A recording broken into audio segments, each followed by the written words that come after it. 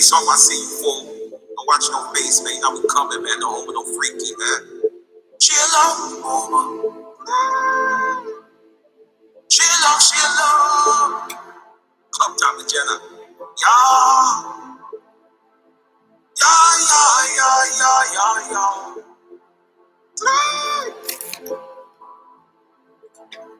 Our builds on the track. Chill out for the boomer facts. Chill out for the boomer facts. Chill out. Chill out for the boomer. Chill out for the boomer facts. Chill out for the boomer facts. Chill out. Chill out for the boomer. Get them lights up. Swipe box for the boomer. Get rich for the boomer cuts. On the top for the boomer. On the mop for the boomer. Spin blocks for the boomer. Left lock for the boomer. Chill out for the boomer. Mama always told her, get a college man. I am here. Don't fuck with a product, cause he is a weird smart man. Get you a bald head and not a rasta man. But every time I come around, it's a fluctuation. Right, show. Every time I come around, it's a fluctuation. Every time you come around, it's a fluctuation. I don't understand. I don't understand. Chill out with the rasta, cause I'm not an imposter. Chill out with the boomer. Chill out with the boomer. Chill out. Chill out with the boomer. Chill out with the boomer facts. Chill out with the boomer facts. Chill out. Chill out with the boomer. Chill out with the talk. Chill out with the shot. Chill out with the crocodile. Chill out with the talk. Chill out with the shot. Chill out with the reptile. But the mama don't like it. She hate me in the private.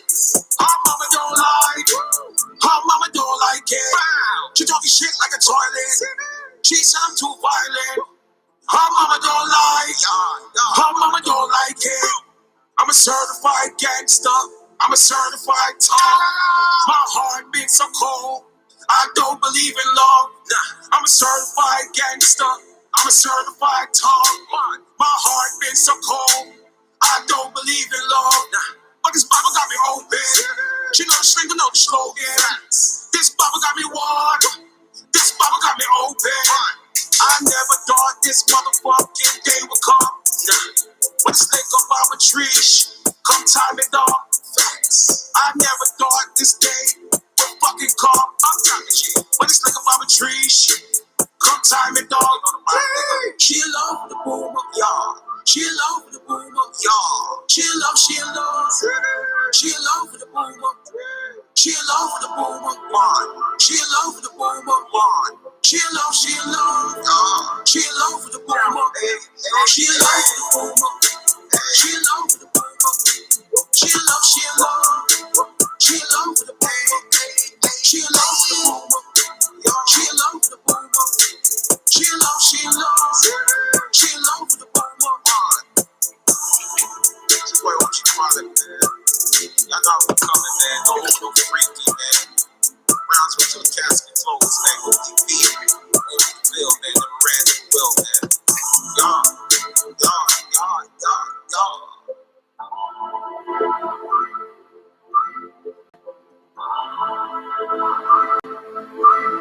Hold on for people. Hold on for a second.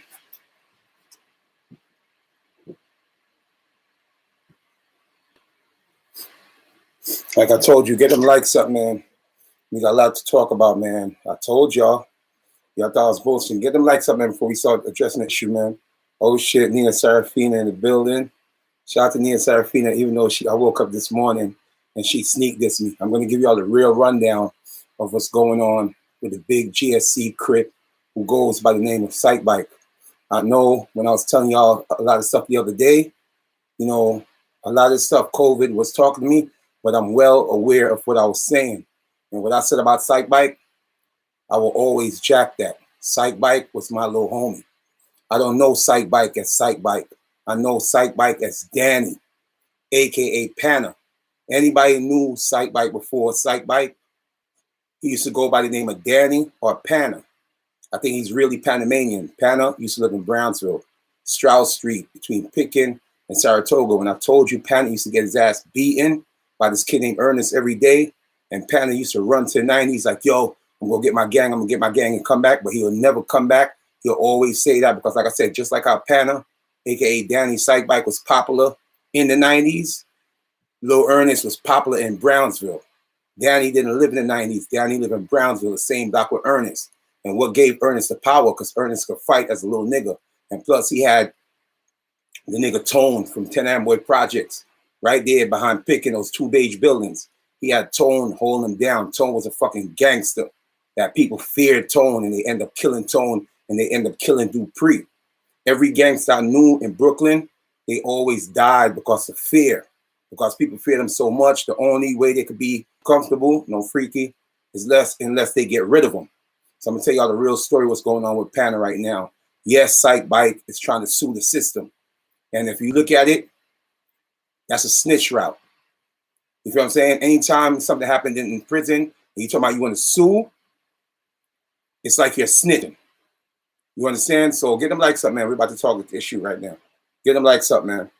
See, I know Sike, he was Panamanian. They used to call him Pana. Lil Danny. The reason why they used to call him Lil Danny, because he couldn't grow. He was just a small little kid that, you know, used to wear a little bit of Panamanian jewelry. You understand? A small little kid that was popular. Before Pana, Sike Bike, it was Earl, aka Lil Earl, Baby Homicide. He went crazy. And this is what I'm trying to tell y'all. Y'all was joking around with my situation. I could have died. I could have went crazy for life. The difference I'm trying to tell you, anytime a person have a mental breakdown, you got to give them praises to come back from that mental breakdown. Look at Lil Earl. Lil Earl was the nigga before it's Sike Bike. Lil Earl, he could snap his finger like this and get every top 90s man to come together. No Homo, No Freaky, Prince, Muggsy, Shaggy, who else? All the niggas in the 90s at that time, I can't remember all their names, but I can remember the top niggas like Prince, Muggsy. You know what I'm saying? Muggsy became a money getter. You know what I'm saying? I'm original 90s nigga, man. You know what I'm saying? A lot of niggas don't know that. I just moved to Brownsville because I was given so much problems in the 90s. You know, they had to get rid of me. That's how I ended up coming back to Brownsville, No Freaky, right? So I'm trying to tell you right now, I don't know the whole story, but I know what's going on.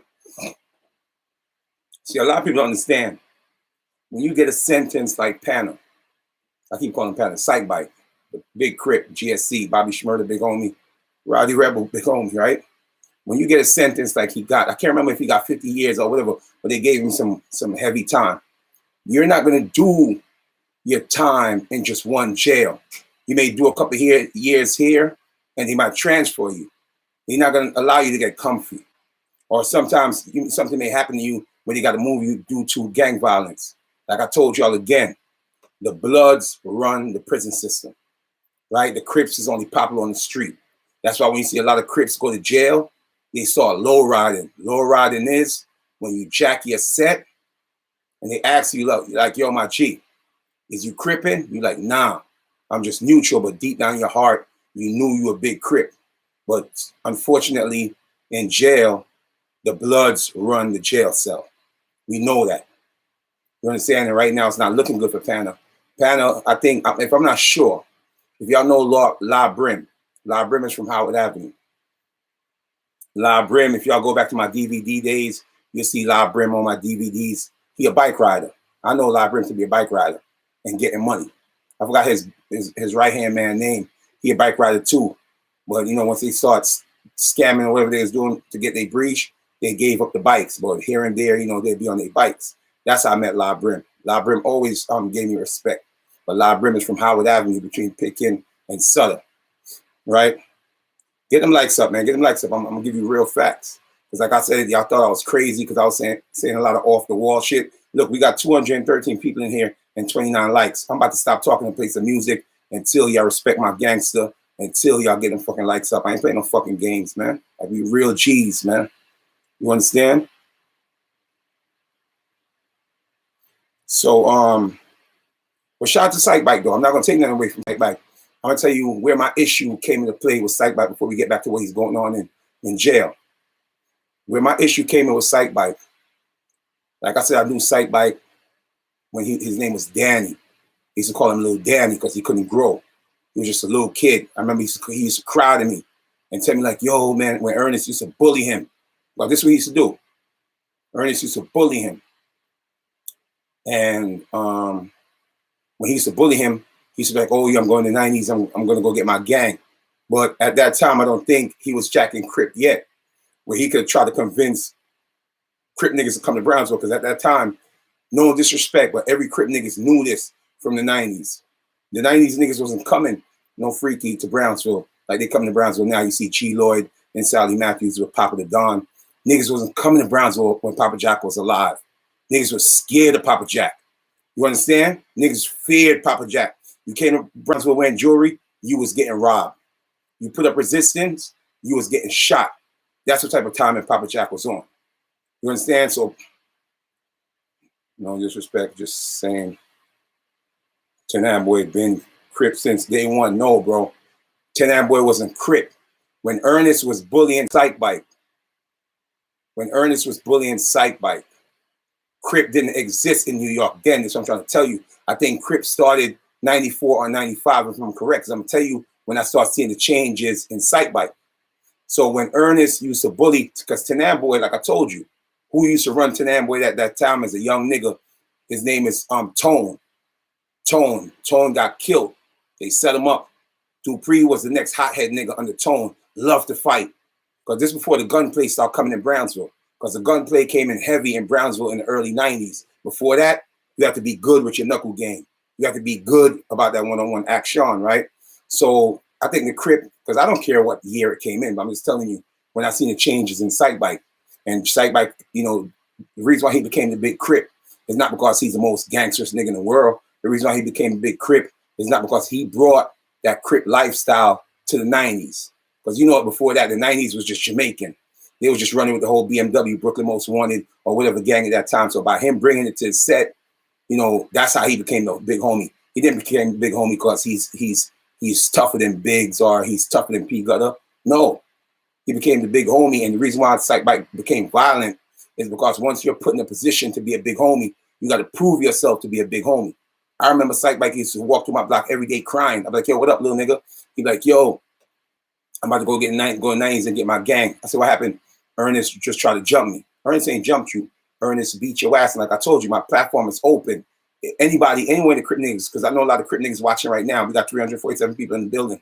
Anyone in Crip niggas, just like how Ziggy Zal called me, and I'm about to get Ziggy Zal again, where he could call me on the phone while we live. I just got to reach his baby moms, because Ziggy Zal fucks with me. Sike, my platform is open. Anyone in Crip niggas could tell you. It's like, yo, Product is talking, Product not dissing you, but Product is saying that you was never about that lifestyle. And then he could call in and we could talk it up as men. And I guarantee you, what I'll tell him, he could never say I'm lying. So one day, like I told you, he used to always walk to the block and talk to me. Then one day, this when the Crip shit started coming in, no freaky. And he's starting to change, because I remember I used to see him dressed like a Mexican. And at that time, I used to laugh. Me and my cousin used to sit on the porch and laugh, because only people that we see him dressed like that was Mexicans and gangbangers from LA. He used to wear some button-down shirt, right? The button-down shirt, and then he'll just tie one button up here and then just keep everything open. Because, you know, he used to try to portray that image. He's a bad man from the 90s. Panna, Sike Danny, he's from Brownsville, right? Anybody know I'm not capping. He's from Brownsville, Stroud Street, between Pitkin and Sutter. So like I told you, one day, I started seeing the changes in him now. So he coming down the block, I try to talk to him. He just looked at me like I was stupid. Because this now when they started giving him the big homie status. Because remember, when you was going to the 90s, Panna was just a popular dude. The real dude in the 90s that was popular, his name was Lil Earl, a.k.a. Baby Homicide. He went crazy. Same thing that happened to me. Me and him went through the same shit, but guess what? I was strong enough to come back. He's messed up for life. Anybody know Lil Earl, Baby Homicide, from the 90s, from 94, from Wilmore? Whatever shorty laces, weed, or whatever. Because I remember Earl was a popular dude. Me and him had a fight. We loved to fight. You understand? That's how Lil Earl got popular, because the things that he used to do as a kid, a lot of OG respect his shit. And even if Lil Earl watching now, somebody could tag Lil Earl in this. Lil Earl could never say I'm capping. Ask Lil Earl who used to run the 90s as kids. Me, him, and some other niggas, man. We used to love to fight. Earl watches right now, he gonna be like, yo, he called me Alex. He gonna be like, yo, and that nigga ain't lying. You understand? Sike came up looking up to Lil Earl. Baby Homicide, but what happened was Lil Earl went crazy. Lil Earl, some girl he was messing with, slipped him a woolly blunt. I don't know if it was angel dust or whatever. That shit had Lil Earl go crazy. Lil Earl never been the same. And sometimes I look at Instagram and I see they be posting up Lil Earl and clowning Lil Earl. Only if y'all knew that Lil Earl was a G. Baby Homicide would whip y'all niggas ass ASAP.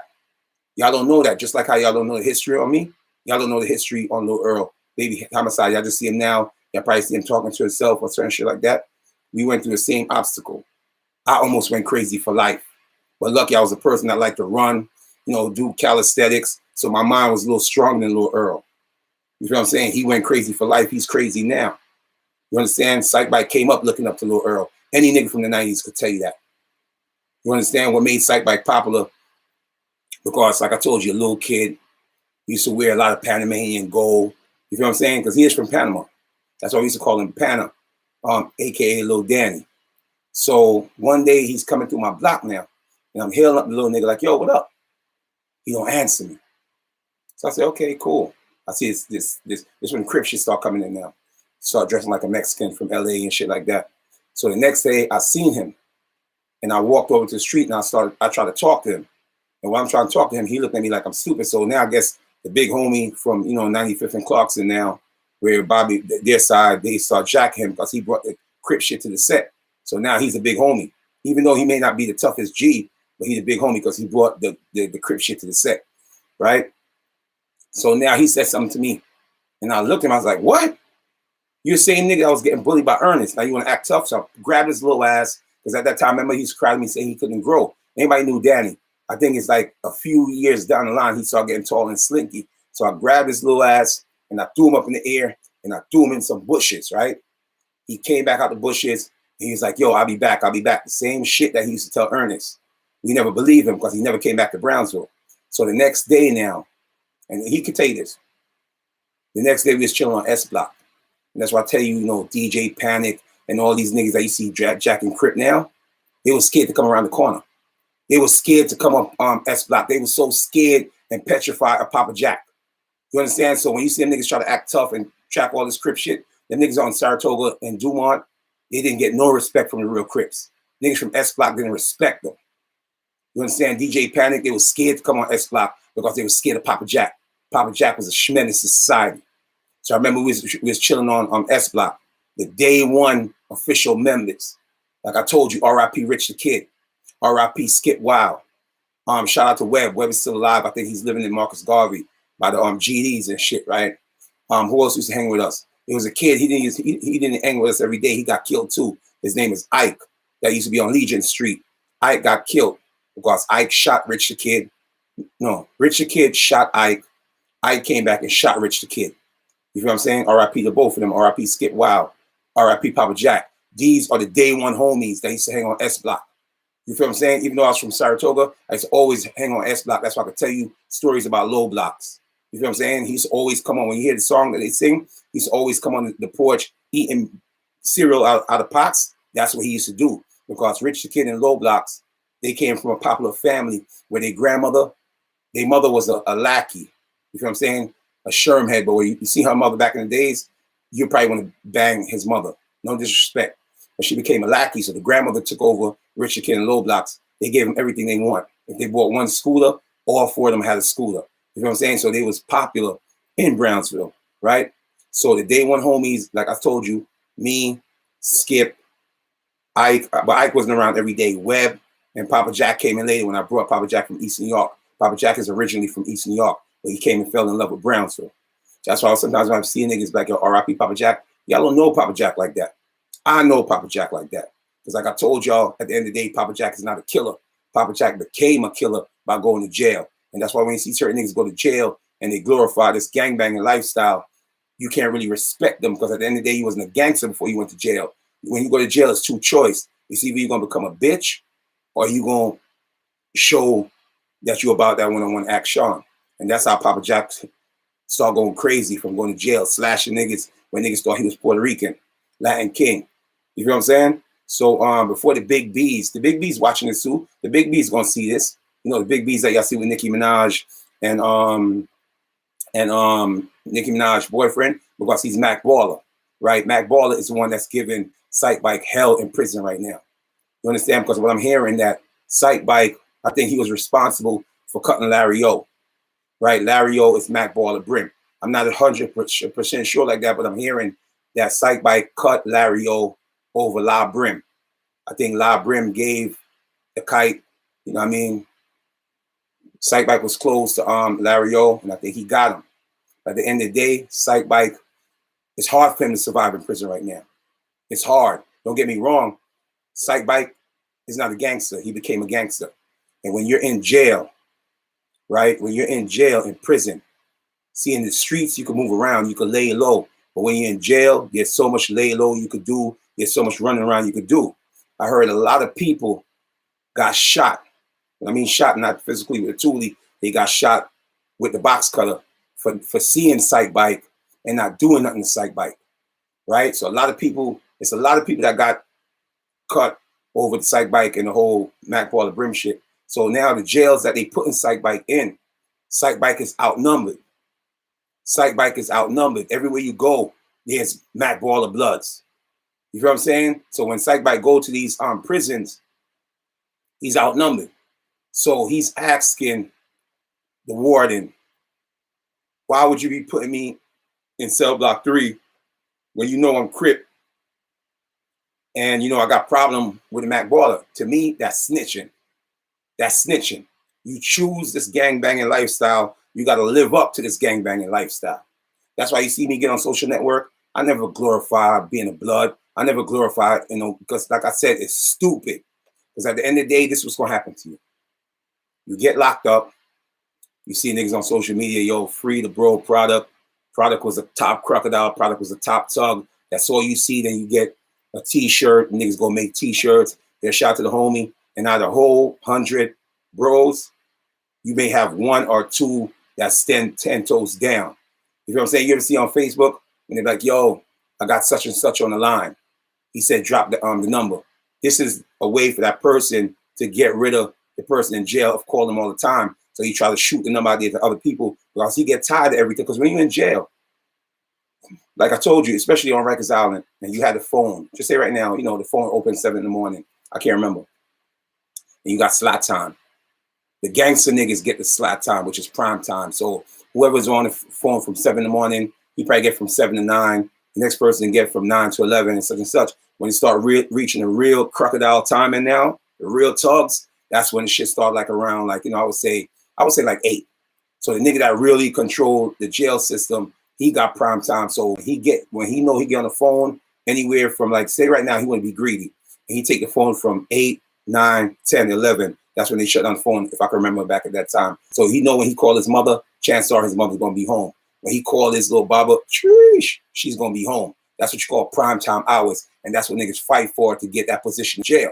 If you get a slot now where you call, they're like, okay, we're giving you 5 to 6 or 4 to 6. Chances are your girl may not be home at that time. You know what I'm talking about? So that's why you see people fight for prime time hours in jail. So when you look at a nigga like Sike Bike, and I keep telling you, I know Sike Bike, to his big, small homies, they probably look at me like I'm crazy, like I'm disrespecting a big homie. Facts is facts. Truth is truth. Just like how you can sit there and listen to other GD stories and listen to, I'm telling you, because I know Sike Bike personally. And if he think I'm lying, because I don't need to lie, my line is open. Y'all got my number. Only thing y'all got to do is hit me up on IG, like your product. We're going to set up Sike Bike to call in. And then everything I'm telling y'all right now, I'm going to tell Sike Bike again. So like I said, after I picked his ass up and threw him in the bushes, we was on S Block, right? S Block, Stroud Street, between Blake and Dumont. And the only reason why Panda came to S Block, because I told you a lot of 90s niggas wasn't coming to Brownsville. You mentioned Brownsville, oh shit, Papa Jack, no, we ain't coming, right? The only reason why Panda came to S Block after I threw his ass in the bushes, right, for playing disrespect, because Panda lived in Brownsville.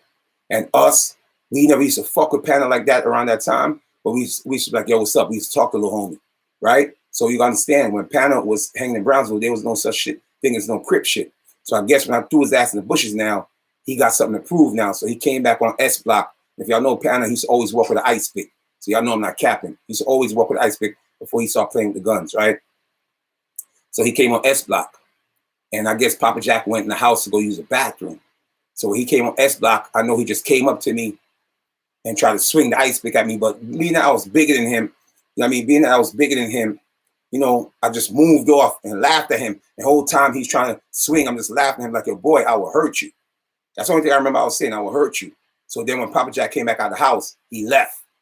You understand? Because I'm telling you, bro, ask anybody around the Papa Jack era.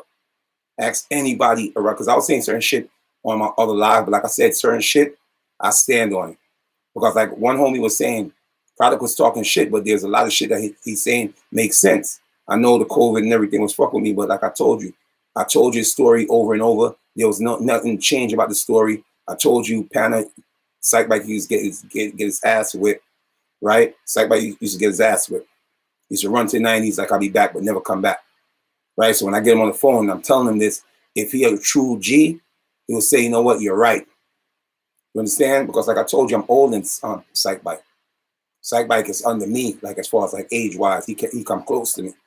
So like I told you, that's why you never see me get on social network and preach that gang lifestyle and tell you all that story. Because at the end of the day, jail is no joke. If you're not built for it tough, it's either you're gonna be a bitch, somebody's gonna be greasing up your number two. You know what I'm talking about? And you're just gonna be in the nigga.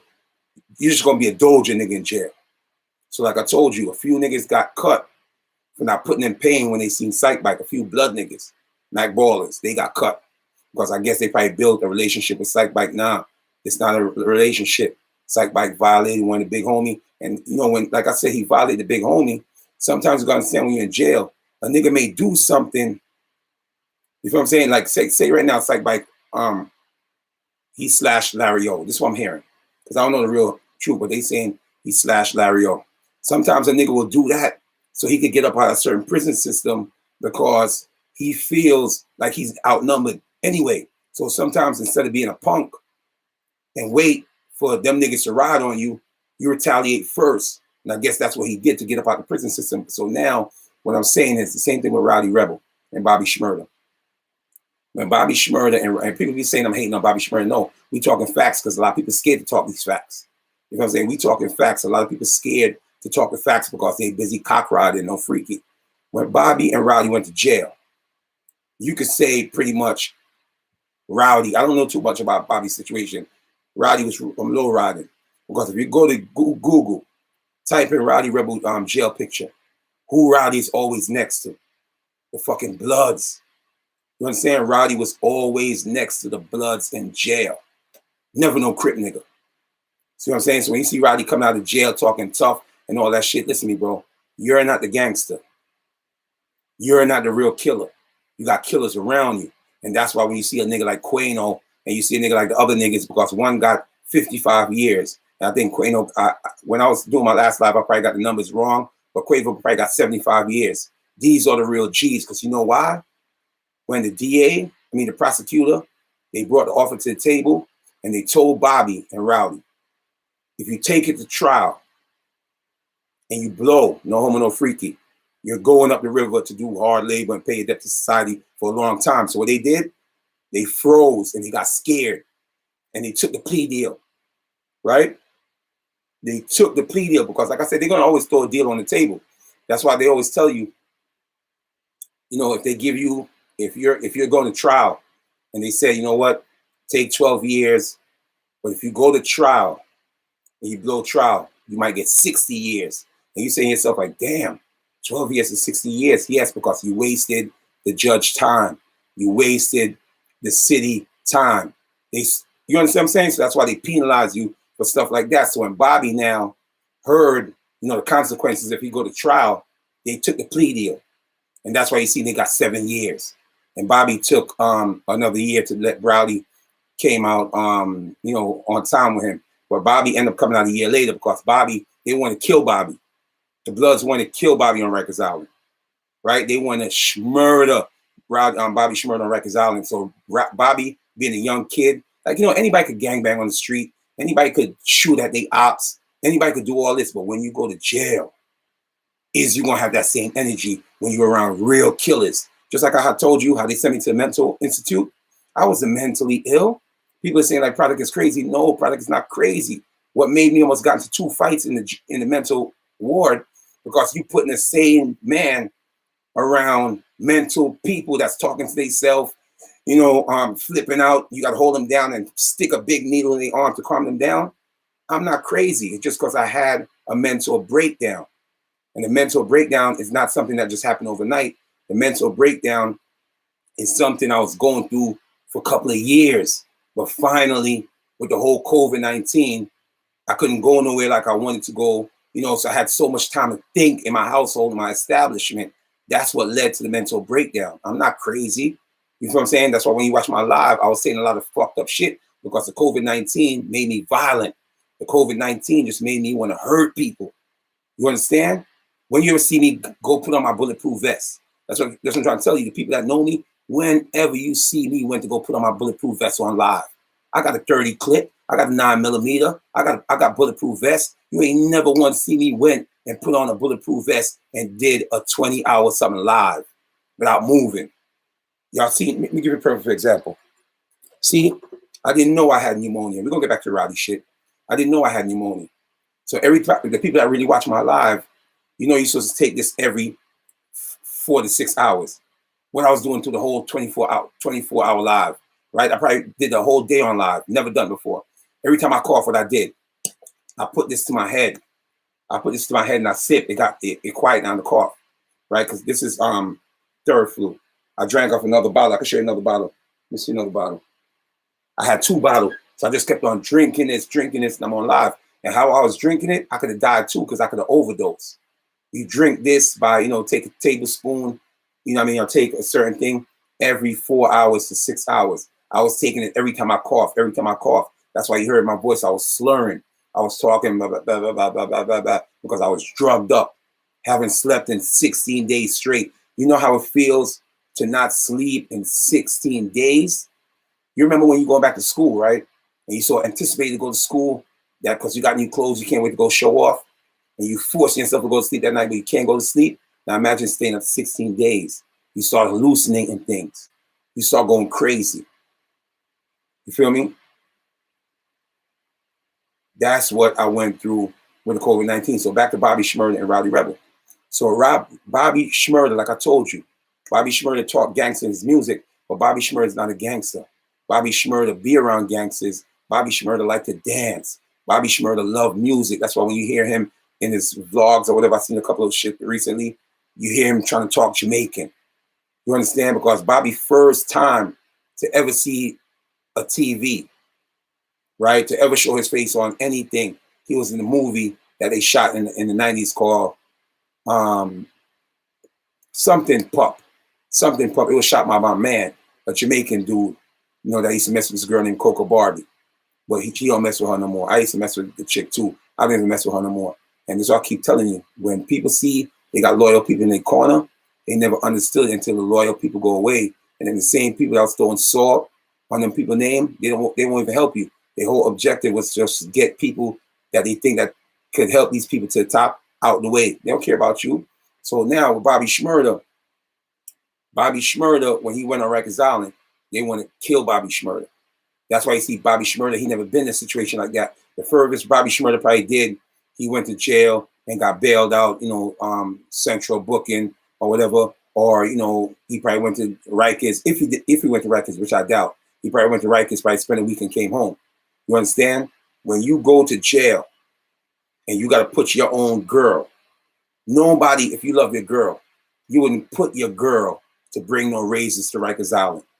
You understand? You wouldn't put your girl to bring on raises. That's what Bobby did. Instead of calling one of his homies. And that's why I keep telling you, gangbangers, they only here for you in the street. Gangbangers, they don't hear, they're not going to be there for you in jail unless they're in jail with you. Now, so out of all the Crip niggas, GS9, GSC, whatever, you couldn't convince them to bring you a razor to Rikers Island because you know why? They're going to tell you they're not going to do it.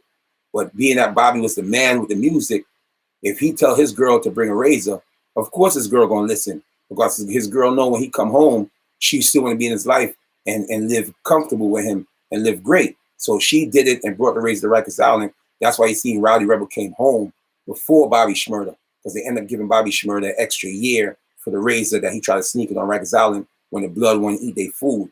People, I'm telling you, every Crip nigga could tell you this. Every Crip nigga could tell you this. Bloods run the prison system. And it's catching up to Sike bite. no matter how much work you put in. And number two, when you jack yourself as a big homie, you got to prove yourself as a big homie. Sike Bike is getting older now. His body is breaking down. You understand? You can't be in jail. That's why you see the most notorious killers that was once in jail, whether you know your Mexican mafia, your Aryan Brotherhood, you see after years what all these so-called gangbangers do. They turn their life around. They go to the warden and speak to the warden. Look, I'm not gangbanging no more. Put me in protective custody. Because like I said, when you're young and you're in prison, you got the energy. You want to fight. You want to cut niggas. But after years in and years out, no homo, no freaky, your body's starting to break down. And that's why you see a lot of these OGs, they end up giving up the gangster lifestyle, the gangbanging lifestyle, and they end up going to PC. So like now you see, it's catching up with Sike Bike. Sike Bike is not getting younger. So now you put him in a jail in cell block 3 with a whole bunch of Mac Baller brims. He's Crip. Mac Baller's brim don't like him. So what you think they're going to do? Eventually, they're going to move on him. They're just waiting for the right time because like I told you, a few people got cut for not riding. For not riding and cutting Sike Bike or putting in pain. They got dealt with by the Bloods.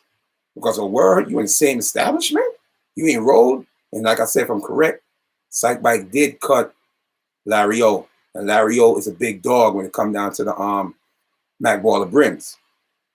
So now, Sike Bike, he got to think. If I could pop off first, chances are I could get out this prison system. You understand? Like a lot of Crips was he there. A lot of Crips, you understand, they outnumbered in jail. That's why when I say a guy like Loki Shmurda and his brother Spook Glizzy, they act tough in the street, but they will never survive in prison. They will never, because I look at these kids, man, and sometimes I laugh. They act tough and they throwing up all this Crip sign and gangbanging Crip sign because they look cool on the outside world. When you go to prison, you're not going to be on that same type of timing, bro. Because niggas, let me tell you something about Bobby Shmurda. Yes, Bobby Shmurda was the biggest shit in hip hop when he went to jail. But guess what? In prison, you're not a celebrity no more. You're just as equal as the homies that's in cell block 3. They're not going to put you, the only way a nigga will hold you down in prison and treat you like a celebrity is unless a nigga wants something out of you. Where he figure like, okay, Bobby Shmurda coming home in 7 years. I'm coming home in 7 years. If I could hold this nigga down and make sure nothing happened to him, when I come home, he probably could put me in a position to chase a check and get a bag. That's the only way they will treat you as a celebrity. When John Gotti, one of the most notorious Italian mafia, went to prison, right? Nobody couldn't do shit to John Gotti in New York City. John Gotti was one of those Italian mafia that changed the rules and regulations of how to conduct yourself as a mob. Before that, you didn't even know who was a mob unless you was the feds. John Gotti, he was flashy, expensive suit. He loved the camera. He broke a lot of rules when it came down to the mafia. When John Gotti went to prison, John Gotti, I think he died of cancer. But before John Gotti went to prison, they was extorting John Gotti. So therefore, all the power you have in the street, if you're not built for it tough all around, you're going to go to jail and you're going to become a stain. John Gotti, a notorious killer who shot that other Italian boss nigga to get his power and took over his position, he shot him dead in broad daylight in Manhattan, my steakhouse. So I'm trying to show you. When I look at Spook Glizzy and them niggas, Loki Shmurda, I laugh because yes, anybody could own a gun in the real world. But when you go to cell block 3 and it's time to throw these, is you gonna have the heart to be still jacking Crip and you know what I mean? Trust me when I tell you. And Rowdy could tell you because I know he's watching this live or he's gonna watch this live and he's gonna watch it on the fake food. Or he probably watching on the Food Goggle account. But like I told you, it's not like Rowdy don't know me where he gonna be like, oh yeah, I'm not gonna watch it live. No, all these niggas know me. Chef G, Fabio Foreign, all them niggas know me. You know what I'm saying? Before Pop Smoke got famous, Pop Smoke was watching my vlogs and was wondering one day how could he get on the product. R.I.P. Pop Smoke. Well, he blew up so fast, he didn't need to get on the product DVD. But Pop Smoke was one of them young niggas that used to watch my DVDs, used to watch my YouTube videos. You understand? This is the set of LK. Here we go, OGP. God bless OGP. Shouts to you, son of Sam, son of God. Used to be a day one supporter. I don't even see you supporting no more. Son of God. Used to be one of the niggas support my music and give me encouragement. I don't even see you come around and support my music no more. But shouts to you. You understand? Yeah, so I'm trying to show y'all this. Bloods run the prison, man. You understand? And like I told you, being that Sike bike is put in a position of being a big homie. He can't let down his little niggas. He can't let down his little niggas. He got to hold it down. So when y'all hear that, Sike bike allegedly cut Larry O, sometimes he probably didn't even do it because he wanted to do it. Because what I'm hearing is that La Brim, because I think they got some shit called Jet Woo or Jet something, where it's like the Bloods and the Crips or whatever. I mean, I'm not sure about that, but there's something like that, how they had 11 boys out here, 5 plus 6. 5 is for the Bloods, 6 is for the Crips. And, they came together. I heard they got some shit in there. And I think that even though La Brim is Blood, but I'm not sure if La Brim is Mac Baller. He probably could be jacking a different set, right? But him and Larry O, they're not seeing eye to eye. They got an issue. And just like how, La Brim probably put out the kite because Sike bike was close to Larry O where he could have slashed him or whatever. And he put out the kite. And even though Sike bike probably done it for his reason, for him to get out of jail cell because, like I said, he was outnumbered. And eventually they would have got him. So he did the safest thing to boom first, right? Cool. Jail is no joke. That's why when I look at these little niggas like Panic and them, they never been to prison before. Ask Panic. I've been in and out of prison. Them as young niggas, yo, where Product at? Oh, Product on Rikers Island. Oh, damn. Every time you look around, I'm going in and out of jail. And I ain't never been a sucker in jail. Never been a sucker. Always held my own. When I told you, look, I'm gonna give you a perfect example just to show you. When I tell y'all a story, it's never fabricated because I can tell you the same story over and over again. And you can just go back to all my vlogs and be like, hey, you know what, Product ain't capping. When I went to C76, like when I told you Dirty Dave, Scheme Team, his big homie that he look up to, Sport Blood, I call him Sport Low. He used to braid niggas' hair on Rikers Island to get commissary. I never done that. C76, me, these are only the name I can remember. These are the only name I can remember because it's been almost like 30, 40 years. But these are the only names I can remember that was in because they had some kind of name in the street. Smooth the Hustler, that had the, what the hell I'm holding this for? It looked like I'm sipping lean. Smooth the Hustler, which was signed at Def Jam, and he had his brother, Broken Language, whatever, Trigger the Gambler. I remember him serving a year with me, but he came in later when I was halfway through my bid, and he left early. I guess they transferred him to do like 4 months. But Sport Low from Albany Projects, the Big Blood, that's when Dirty Dave was like, oh, you got to go through Sport Low. Sport Low is my son. If you get him on the phone right now, somebody could tag him right now, he call in, I could tell Sport Low to his face, you my son. Sport Low cannot deny that. Because while y'all call him Sport Blood, I knew him as Sport Low. Because at that time in Brownsville, in Brooklyn, period, there was no Bloods and Crips. There was no GDs. It was either you low lives or you was Decepticon or maybe some other low-key gang, right? I was low lives, right? I used to run with Frank Lowe. Y'all know y'all Crip nigga Face Low from Howard. I used to run with Face Low. He could tell you can ask Face Low. That's why one time I seen Face Low comment on one of my YouTube videos and I put him in his place. I said, bro, never forget where you came from. All these niggas that's around you, cripping, they knew I'm a day one nigga. You understand? And when I put him in his place, he left it alone. If he's watching this right now, he'll tell you that. That's exactly what I told him because he was commenting on one of my YouTube videos hating Face Low. That you see niggas look up to and talk about, oh, he's a big Crip. I mean, he's wearing a big homie, big Crip. Face Low and me used to go shoplifting, right? Just like the nigga from New Jersey Drive. Sharon. This is what I'm trying to tell you who I've been around. If you ever watch the movie New Jersey Drive, The nigga Shy, the brown skin nigga with like the little cut on his face. He got like a little scar. He didn't make it big. He just got into New Jersey Drive, and he was in the movie The Principal. I don't know if it was The Principal 2 or 3 winner, but he was the movie Principal. But the reason why the light skinned nigga Phase on, he made it bigger than Shy because his mother was a manager in the movie field. So that's why you see him on Clueless, and his career took off. Shy just came home from jail, right? That you see, I think he had a book out that Killer Kev was talking about. I forgot the name of the book. I think it was called Browns or whatever. Me and Killer Kev had a conversation. Shy used to live on Saratoga and Pitkin, right? So it used to be me, Face Low, Shallow, Shallow, and this kid named T. T's another grimy nigga that went crazy. And that's what I'm trying to tell you. I see him in the hood talking to himself by the corner store begging. He came from a good home. T came from, going out there and getting money. But some way, somehow, I told you again, if I had a mental breakdown, he never came back from it. Up to today, if you see T now, he's digging out the garbage and he went crazy. So that's what I'm trying to tell you. What I went through is very, very serious. So when y'all want to make jokes about it, make jokes. Because one day you may go through it, or somebody in your family may go through it, and they're like, oh shit, that's what OG Product went through, but he was strong enough to recuperate. I know I could name 10 people on my finger right now that had a mental breakdown. They never came back from it. They went crazy for life. And these are the people you may not know, but you see them in the street talking to themselves and just doing crazy shit.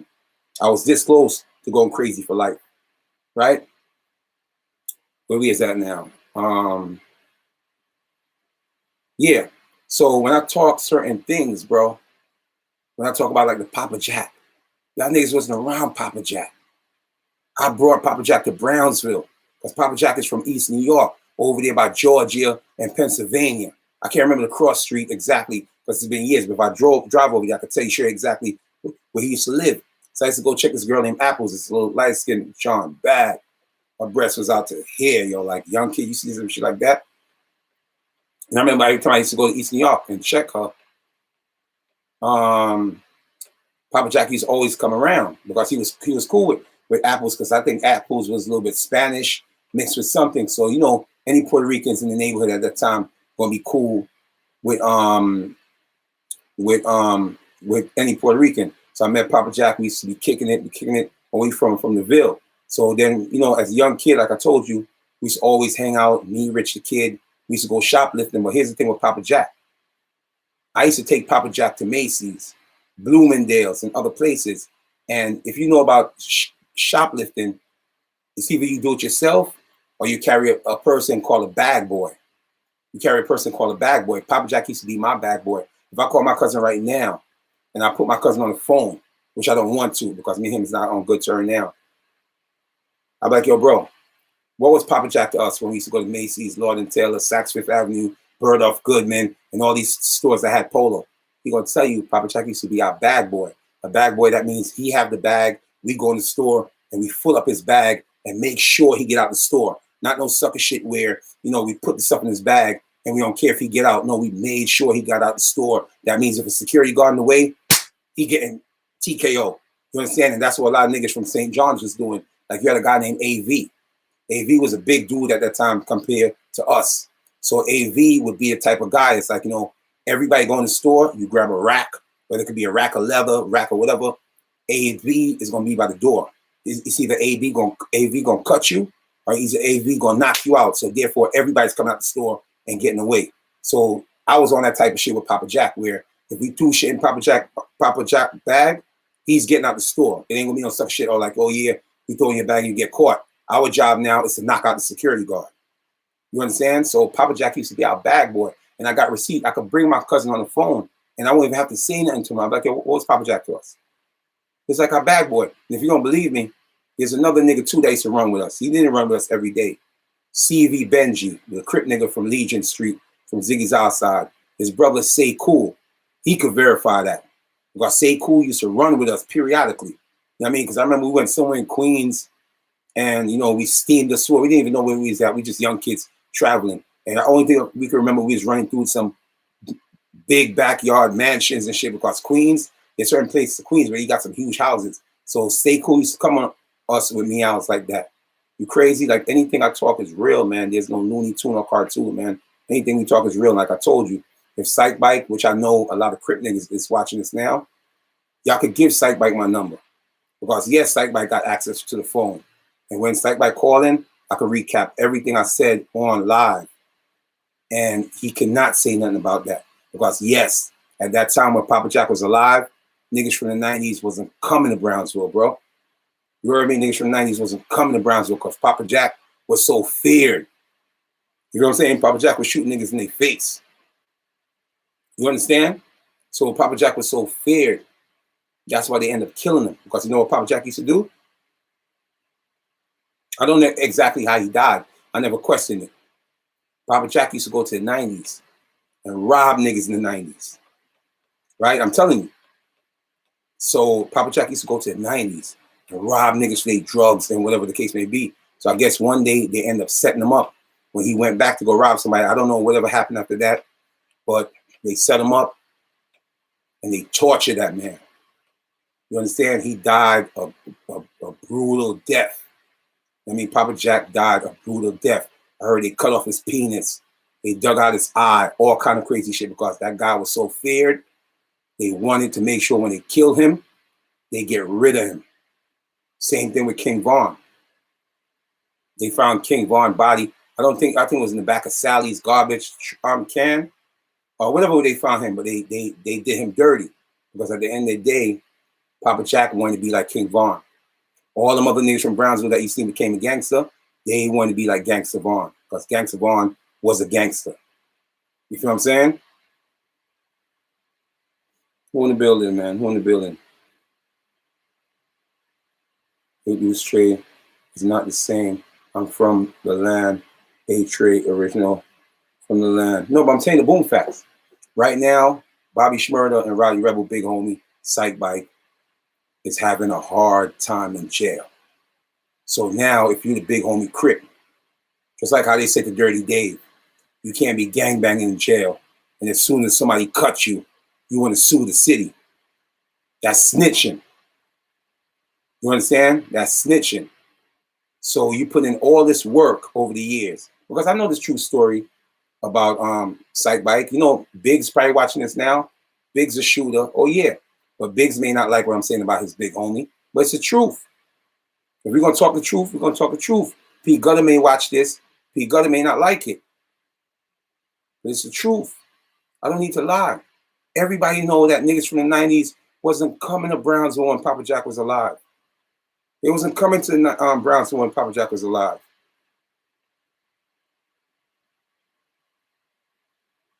Okay, see, you're a clown. I can tell you he's a goofy nigga. He said, homeboy mad because Bobby Shmurda and Rowdy Rebel. Let me tell you something. You think I give a fuck about an interview, bro? You know how long I've been interviewing people, bro? You think I care about if Bobby Shmurda and Rowdy Rebel give me an interview? No. This is just something that the public need to know about Rowdy and Rebel, Rowdy and Bobby. This is just something that fools like y'all don't know. So when y'all hear the truth now, y'all think a person is hating. No, I'm not hating. I kept this in almost like 5, 6, 7 years. I haven't spoke about it. I haven't spoke about the day when Rowdy Rebel pushed my camera. And I said to him in my mind, if I hop on this little nigga ass now, even though I'm a tug, I'm a crocodile, I will get my ass beat. And I'm not going to say I will get my ass beat from Rowdy because Rowdy can't beat me. Even though Rowdy came out of jail, Rowdy got on a few pounds, Rowdy can't beat me regardless. Because I'm about that lifestyle with my hands. No freaky, right? But I knew that day. Remind you, you're the hottest shit in the city right now. I didn't went to Connecticut to film Rowdy or Bobby. I went to Connecticut because I went to go film Ronnie Guards. And I forced Ronnie Guards to go to Connecticut that night. I said, bro, you're about to be the biggest shit in New York after Bobby and Rowdy. You need to go open up for them at the show. D-Boy Low wasn't going. D-Boy Low, Mitch called a body like a week ago. D-Boy Low wasn't going because he was comfy. Because like I told you, D-Boy Low and Bobby is real tight. They not from the 90s. They not original 90s head. I'm original 90s nigga. Right? They not original 90s nigga. Bobby, even Rowdy is not original 90s nigga. Rowdy is from Brownsville. I'm a 90s nigga that moved to Brownsville. Rowdy, I think his mother was living on Ralph between East New York and Sutter before he moved to the 90s with his pops. Right? His pops is watching this right now. I know his pops is watching this because he followed me. Whether he's on the Food God account, Jaime, salute. You know what I'm talking about? So Bobby and D-Boy Low, Mitch, they from the 50s. They moved to the 90s. So Mitch got so comfy. Bobby Shmurda is the biggest shit in New York. That's why sometimes I look at Mitch's career when he came out of jail. He probably thought the GS9 shit was still popping, and he put out a couple of songs, and the shit didn't go nowhere. He realized the whole GS9 movement was over because you thinking you're going to jail now. You left the biggest thing in New York, so you coming back now. You see Fetty Luciano trying to do music. I'm the first nigga that did a vlog and said Fetty need to get in the studio instead of just sitting home. Shit's on YouTube, right? D-Boy Low came home. He probably thought the whole GS9 shit was shooting. And when Mitch, he's probably watching right now, because every Crip nigga, right, think we got almost like 700 people heavy in attendance, right? All them niggas watching me right now. You know what I'm saying? So Mitch, like I told you, he didn't want to go to Connecticut to do the show because, one, he's Bobby Shmurda man. So every time Bobby Shmurda go do a show, Bobby Shmurda will give him a little money for his pocket. Mitch and Mitch and Ronnie Guards, they had a perfect chemistry. Real good chemistry. You know, Are You Dumb? You remember that song? Are You Dumb? The Dumb Dumb Dumb, the Dumb Dumb Dumb. And World War III and stuff like that, they had a perfect chemistry. But what happened was Mitch wasn't pursuing his music career with Ronnie Guards. He had the hopes that Bobby Shmurda was going to say he's going to be on GS9 Records. So I guess that's what he was running with. So somehow, some way, we convinced Ronnie Guards to go to the show after like 3 hours on 96 between East New York and Rutland. Whatever, 96. No, not 96. 95th. That's where Ronnie Guards from. And then Ronnie Guards moved to Brownsville. But at that time, Ronnie Guards didn't want to go because Ronnie Guards, you hear me saying whoopty. Whoopty is an expensive foreign car. A hoopty is a broke down hood car, no freaky. And at that time, Ronnie Guards, he had a Chrysler, a blue Chrysler. Anybody know Ronnie Guards? He had a blue Chrysler. The shit was making the most craziest noise. The shit drive uncomfortable. But see, Ronnie Guards was supposed to be the next nigga to blow, no freaky. So Ronnie Guards had a lot of yes men around him. So he finally convinced one of his friends to drive. That's how we went to Connecticut. So now, after, you know, everybody finished the show, we getting off the stage. Here comes this fat, sloppy Dunkin' Donut eating, you know, Tobias sipping motherfucker. Rowdy Rebel gonna push my camera out of the way. Because Rowdy Rebel's a fucked up nigga. I'm gonna tell you why I'm gonna say Rowdy Rebel is a fucked up nigga. We're gonna get to that. So he pushed my camera out of the way. So instantly, I remember I'd be in the club and nigga push my camera, I just bark on him. You understand? Because I remember on Rowdy, before when they did the tribute to GS9, and there was a nigga from Far Rockaway, Queens. I forgot the rapper name, man. But he had a little buzz, little fat spaghetti eating nigga. He had did a song with Rowdy Rebel. And I remember they came to the club like 50 deep. 50 deep in Far Rockaway niggas. I forgot the name of the nigga. Look, nigga said, nigga, shut the fuck up. You one of them little Crip niggas too that's on the fake account just talking shit. What I'm talking about is real. Sike Bike could get on the phone with me right now and I tell Sike Bike to his face. You understand? I'm a big homie, man. You know what I'm saying? Y'all look up to Sike Bike as a big homie. I'm bigger than Sike Bike. I'm older than Sike Bike. You understand? So I don't need to lie and bite my tongue. So we got to the show. So I'm doing a whole exclusive with Ronnie Guards from New York City. We driving on the road. You know, we in a club, Ronnie Guards perform. We get behind the scenes. So that's how I met Bill Blacks and all these niggas from Connecticut, right? So Rowdy Rebel fat ass got off the stage and not knowing he's not the nigga. You got put on because of Bobby Shmurda. Before Bobby Shmurda, you was the man. You used to do 2 songs and Bobby Shmurda would just perform 1 song. So he cocky now, he made it. You see my camera, he pushed my camera out the way when he got off stage. I never talk about this in 7 years. I went and waited for him to come home, no freaky, so I could address the issue. Y'all never see me once throwing salt on Rowdy name or Bobby name when they was in jail. I was waiting for him to get home so I could really express how I feel. I'm not gonna talk dirty about you when you're in jail. You can't answer back. So I waited for the 7 years for them to come home, no homo, no freaky, so I could be at their throat like a turtleneck, right? It's not because I'm hating on them, because Bobby Shmurda and them, they don't got nothing that I'm jealous of. Rowdy Rebel don't got nothing I'm jealous of. Y'all may look at them and think they're getting money. They're not getting money like that. You understand? So now I'm thinking to myself, because I remember that same fat nigga from Queens. Anybody know a fat rapper from Queens, from Far Rockaway? He was putting on a couple of years ago, but he didn't went nowhere. I forgot his name. He did a song with Rowdy. So they came to the club deep, like 50 deep for Rockaway niggas. And I remember one of these old G's that he came with couldn't handle his liquor. So he kept on pushing my camera. And I remember like, yo, bro, if you push my camera again, I'm going in your fucking mouth. And that's when I looked around and I see he went back to his crew. Because at first I just thought he was a regular nigga acting stupid. He went back to his crew. And then when I looked out, seen the whole shit, I was like, damn, these niggas like 50 deep. So now when I'm filming, I gotta watch my back now. Because I don't know what he went back there and told him. But nothing ain't happened. Now, Rowdy, the reason I'm telling you Rowdy Rebel is a fucked up nigga. Not after I gave you a first fucking interview. And not only that, the vlog that I did for y'all made y'all sign that deal with fucking Epic Record. You know what Rowdy did? Rowdy was the one that fucked up my relationship with the niggas in the 90s. Rowdy got so cocky. The same thing that Bobby did with A Billion, the same thing Bobby did with Corey Finesse, the same thing Bobby did with all them niggas as far as like Richie P and all them niggas.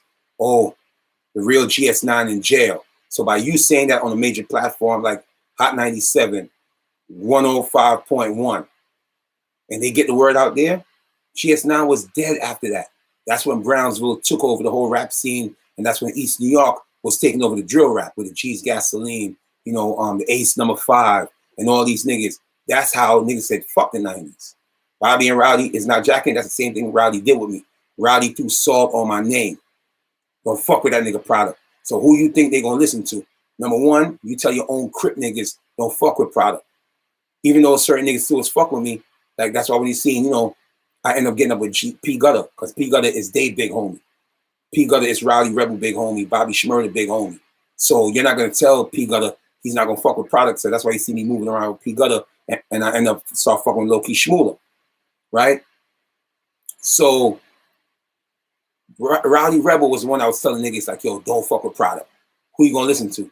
You got the two hottest artists in the city right now, plus they Crip. You gonna tell a nigga don't fuck with a nigga like me? Of course they not gonna fuck with a nigga like me.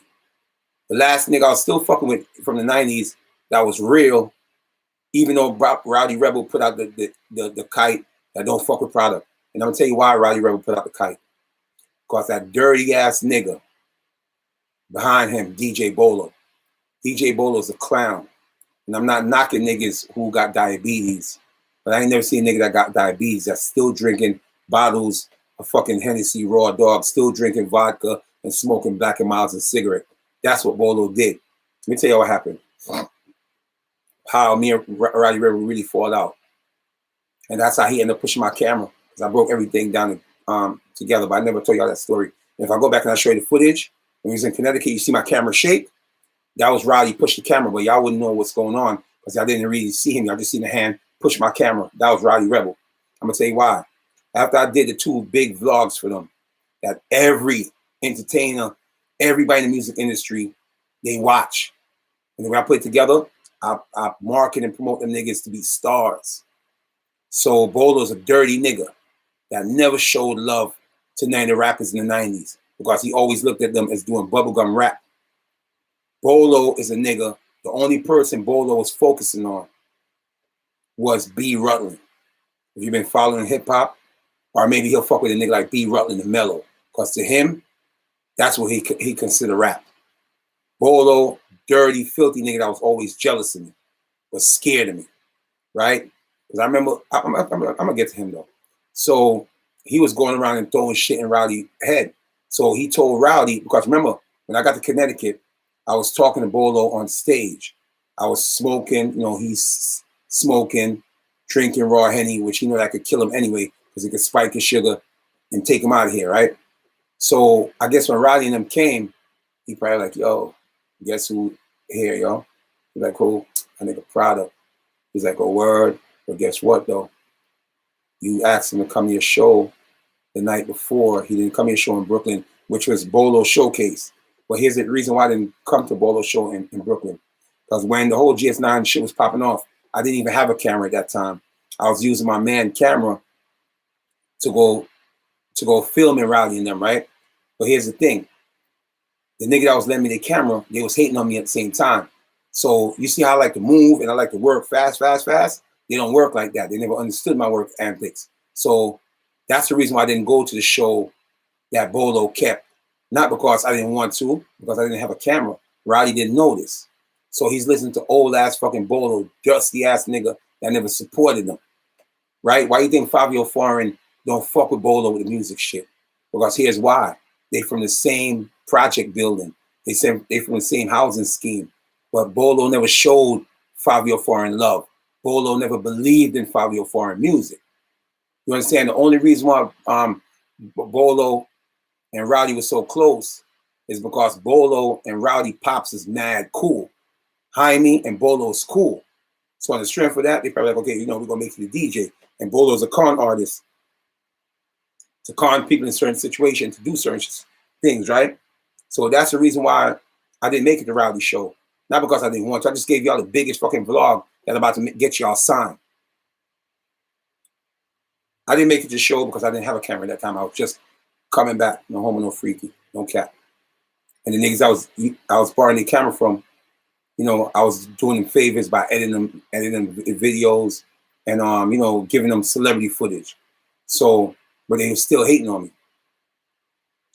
And that's the reason why when we got to Connecticut, Rowdy probably was saying in his head, because he was drinking. You see on stage, he was drinking a whole bottle of Moet. And you know, he probably was smoking in the car before popping pills and sipping lean, because you know Rowdy, he popped pills and sip lean and shit like that. He's from a younger generation. He's not young, because Rowdy's about to be 30. I think he's 30 now, 29 or whatever. In the next couple of years, Rowdy gonna be almost my age. His career is gonna be over. You understand? That's the difference. My career is just beginning, and I'm an OG. His career is on the countdown, so that's the reason why he probably pushed my camera like, oh, nigga, you didn't want to come my show in Brooklyn, where you travel all the way miles to Connecticut. And that's when he pushed my camera. And I thought about punching Rowdy in his face, but I said, you know what? I won't stand a chance.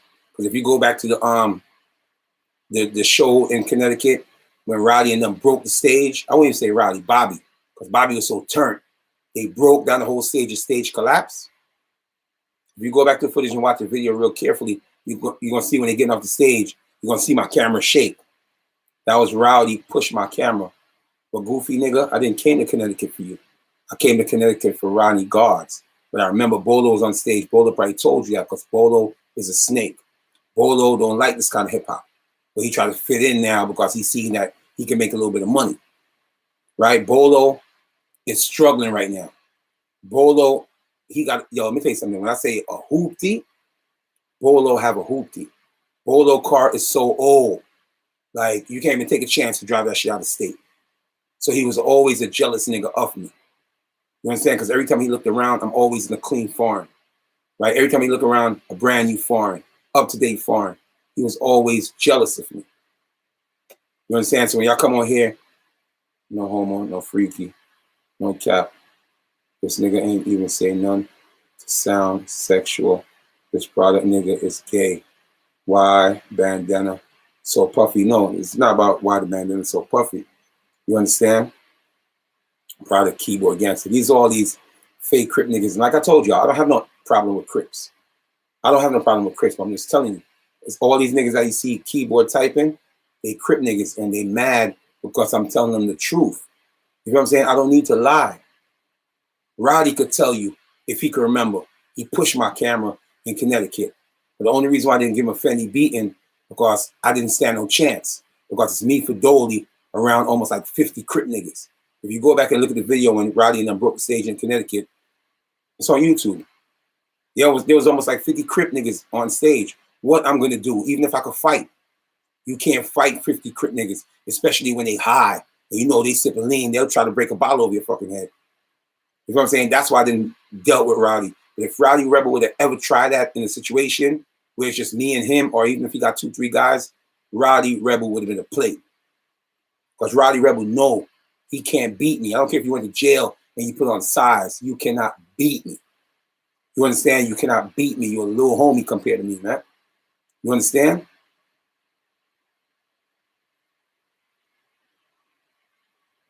And this is what I keep trying to tell Rowdy. The difference between me and Rowdy is not a gangster. Rowdy's a nigga that, you know, he's around gangsters. And you can see when he went to prison. He never been in a situation like that. You know, you just get up every day, smoke his blunt, sip a little Henny, pop perks, sip lean, and talk shit in his song. But he never been in an environment where, you know, you're around real wolves. Like, see, when you go to jail, you gotta understand. Not say you may have 51 inmates in a dorm. Because I remember when I did my time, it was like 51 inmates you're staying with in one house. Right? Not every 51 inmates in there is gangsters. Not every 51 inmates is killers. Not every 51 inmate want to cut you. No. You're just going to be a certain amount of niggas that try to cut you, which is like, you know, the niggas who's running the house, the troublemakers. Because you got some niggas in cell block 3, they're troublemakers. They get bored, they want to look for trouble. And trouble leads to fights. Somebody may get the best of one of the niggas that's running the house. He get his ass whipped. Now he want to come back and cut you. That's how jail go. So you see with Rowdy and them, they're not gangsters because when they went to jail, they don't demand to take over a house. That's what you call a real gangster. They don't demand as soon as on the walk through, who house is this? They're not going to do that. They're just going to come in, sit down, play their bunk. They see a nigga come over and talk to them like, yo, what up, where you from, beloved? I'm from the 9. A word? So you jacking Crip? No, I'm not jacking Crip. They'll do shit like that. You understand? But then they come home and try to act like a gangster. You ain't never once see me on social network bragging about them, the big blood, what I did. You know what I'm saying? Because if you know me, you know who I've been around. I've been around the G-Baby. G-Baby's of blood. I've been around the Rod Diggs of blood. I've been around Ziggy Zod's a Crip. I've been around all these niggas, man. Whether they dead or alive, I've been around Chinaman. You feel what I'm saying? Before Nuke robbed Chinaman. Matter of fact, I'm gonna do it on the next vlog. I'm gonna do it on the next vlog live. I'm gonna show you Nuke with Chinaman chain and stuff like that. I've been around all these niggas. R.I.P. Schoolie.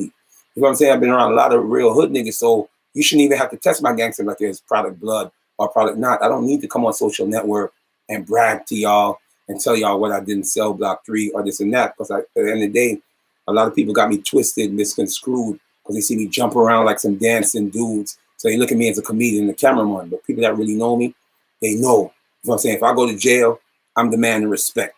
On the walk through, who house is this? Rowdy and Bobby, they're not going to do that because they've never been in a situation like that before.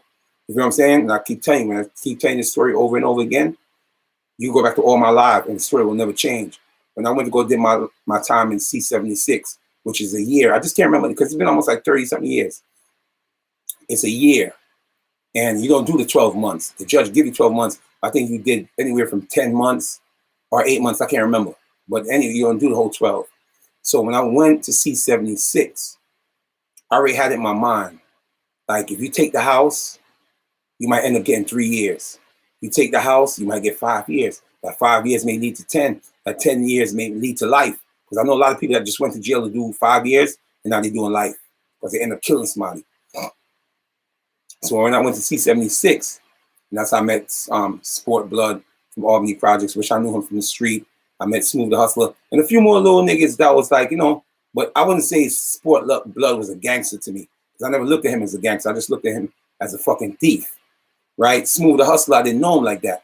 Smooth the Hustler thought I was my brother. That's when he approached me and we started kicking. I said, nah, it's not such and such. It's me. But there was a few more gangster niggas in there, like I told you, but it was from uptown, the Bronx. So when I walked in the house, I said to myself, like, man, is I'm going to try to take the house over, or I'm just going to just do my year and go home. Because at that time, I had a family. Nobody want to be in jail when you have a family unless you're a waste nigga. A lot of niggas that you see love being in jail because they came from nothing. They was pretty much homeless in the street. So for them to go to jail and get 3 meals a day, and they got a chance to rob a nigga for their sneakers, they got a chance to rob a nigga for their clothes, they going to love it.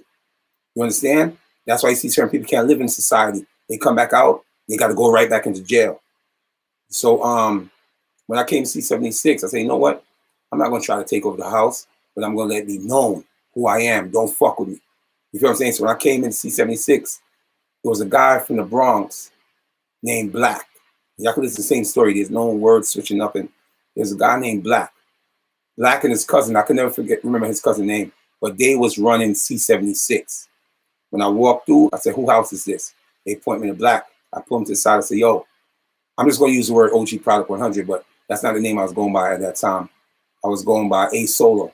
So I pull him to the side. I say, yo, this your house, my G? He said, yeah.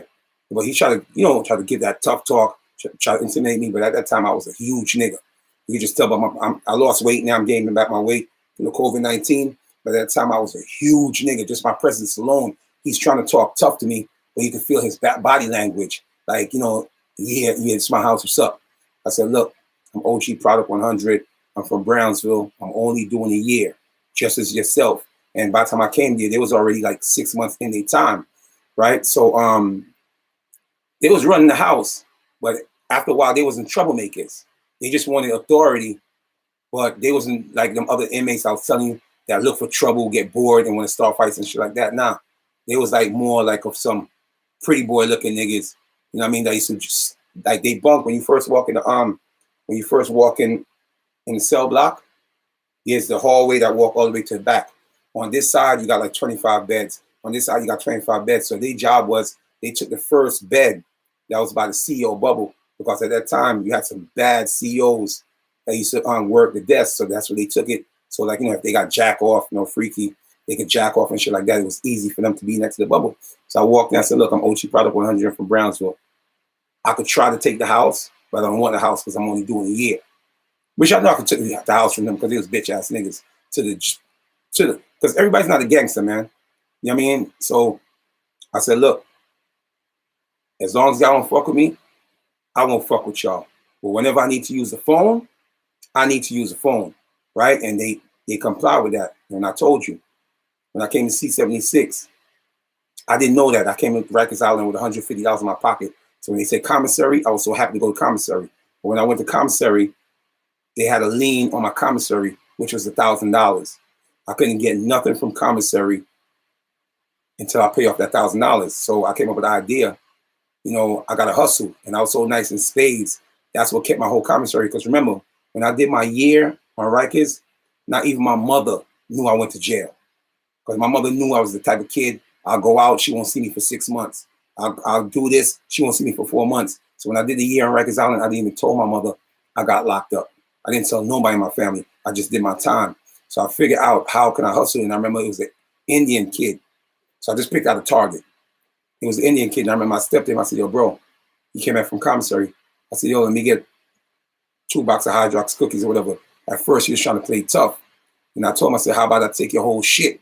So eventually, he ended up giving me 2 boxes of Hydrox cookies. And that's why I used to gamble, to get pound cakes, to get Kool-Aid, and to get all this crazy shit. That's how I survived in jail. Because I didn't have the $1,000. If I'd have called Mom Dukes, yes, she would have given me $1,000. If I'd have called a family member, yes, but I didn't want nobody to know I was going to jail. And just like I tell you about Peter Panic, they know me. They know I'm not just talking shit. Yes, I'm from the block. Yes, I used to be going in and out of jail. Them niggas never been to jail. They never been to jail. That's why when I told you, when I look at Spook Glizzy and I look at Loki Shmurda, I'm trying to be tough, they're not going to survive in jail, bro. They're not going to survive in jail because look at your big homie. Look at your big homie. Sike Bike is Loki Shmurda big homie, right? Sike Bike is Spook Glizzy big homie. He's having hell in jail right now, and he put in more pain than Spook Glizzy and these so-called DJ Panic. Because I told you, DJ Panic is a sucker. Them niggas were so scared when Papa Jack was alive, they wouldn't even come on S Block, and they live right around the corner. So to watch them niggas on social media now acting tough, and I just laugh.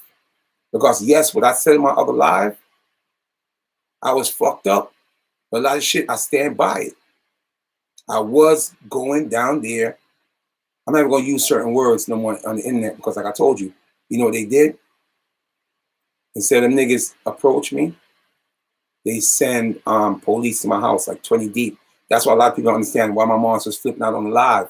My mother wasn't flipping out on the live because, I'm on the internet. No, this is why my mother went crazy. A lot of y'all don't understand, like, oh, his mother was going crazy. His mother this. Y'all don't know the boom facts. Y'all got to listen. My mother went crazy because here you got a lady living her life. She retired because I stuck around with my mother because, my mother got a house by herself, right? My mother now, when it's snowing, y'all see how it snowed before I caught COVID-19. The last time it snowed back to back, back to back, back to back, back to back. My moms can't deal with nothing like that. She's an old lady, right? So I got to be here to shovel the snow for my mother. I got to be here to clean up all the leaves when the leaves fall in the backyard. My moms can't do that. So I'm trying to convince my moms to sell the house when she's gonna sell the house, right? You got your husband in Miami. You don't need to come back to New York. For what? Sell the house, move to Miami. You got a 12-bedroom mansion in Jamaica. You just go back and forth to Jamaica, enjoy your life with your husband. So the reason why my moms came down here and flipped out, because my moms don't even come down here. How many times y'all see me on live or doing what I do? You never hear my moms come down here. The reason why my moms came down here, because some niggas did some sucker shit. They called the police and send, because remember that day I gave out my address, which I don't care. I gave out my address. They're like, yo, why you gave out your mother's address? Because you know why? If I tell you where I'm at, you can't come to my house with no bullshit. If I tell you where I'm at, you can't come to my house with that fuckboy shit, because it's a private house. You step foot on my property, then you know the consequences, right? So they're like, oh, this is what I'm telling you. So they sent 20 police to my mother's house. Cops came. We heard your son shot somebody inside the house. These are my so-called opposition. You know, instead they come see me because I gave them my address. They rather call the cops and tell the cops, you know, I shot somebody. So the cops came to my mother's house, 20 deep. My mom's not involved in cops. So for that right there, got her shaken up. Then later on down the line, somebody sent pizza to my house like what they was doing at Hassan Campbell. You know, they send pizza and send all kind of fuckery shit to Hassan Campbell's house. So that made my mother start flipping out. Oh, first 20 cops come to my house, tell me you shot somebody. Now I got pizza delivery guy. That's what triggered my mother off. And then when my brother see me on live,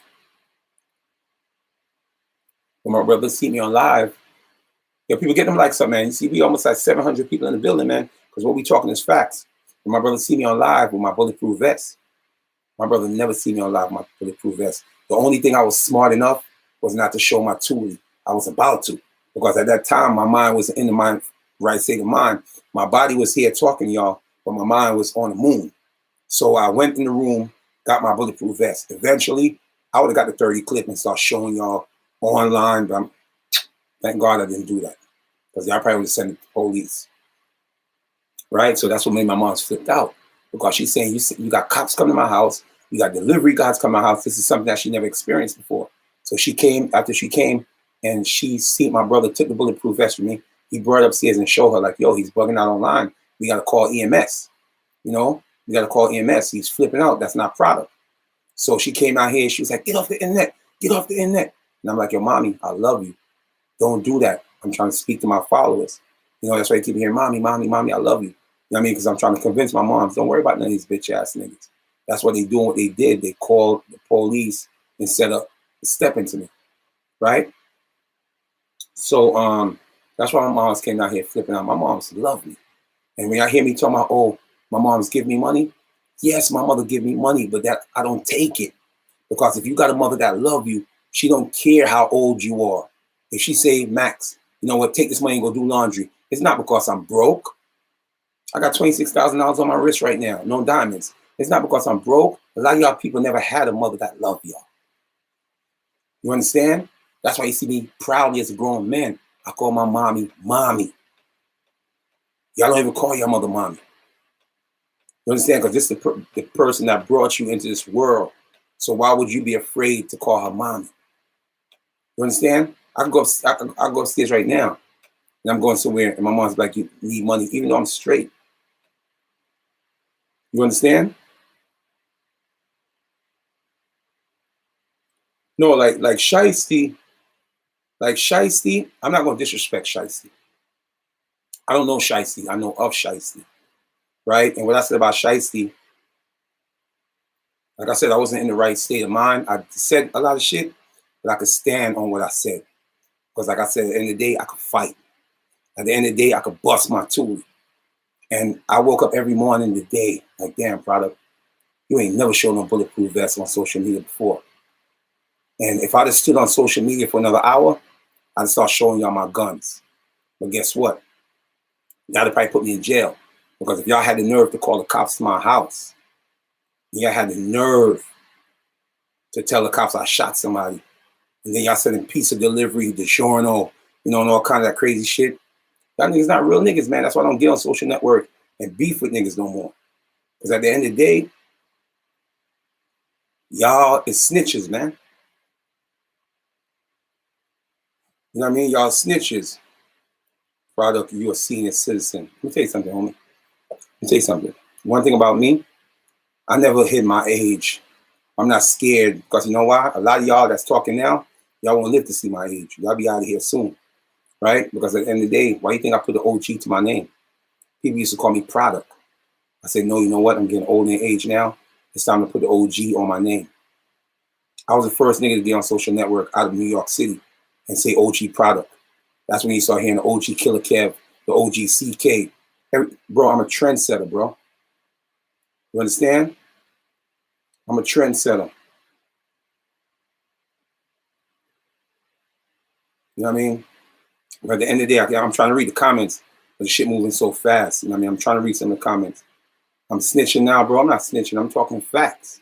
Like I said, there's nothing that I won't tell Sike Bike because Sike Bike know me. I told you, I picked up Sike Bike.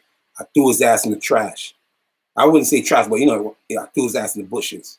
That's y'all big homie. Sike Bike is not my big homie. You understand? To me, Sike Bike is a little homie. And that's why all y'all Crip niggas in the comment section, y'all tight. Because y'all don't want to hear the truth about y'all big homie. Right now, your homie, when you say I'm snitching, no, what Sike Bike is doing now, he's snitching in prison. Because anytime you're gangbanging, right, and you violate the gangbanging code by talking about, oh, you want to sue, that's another form of snitching. Sike Bike is trying to sue the jail system. Because you know why? Instead of him saying, damn, you know what? Because I told you, the more older you get, you can't fight the battles that you used to fight in jail because your body is being broken down years in, years out. It's catching up to Sike Bike now. So instead of Sike Bike snitching, right, he rather the warden say, you know what, let me put you in protective custody. Because if the warden put you in protective custody, it's not gonna look like, you know, you went out like fuck nigga.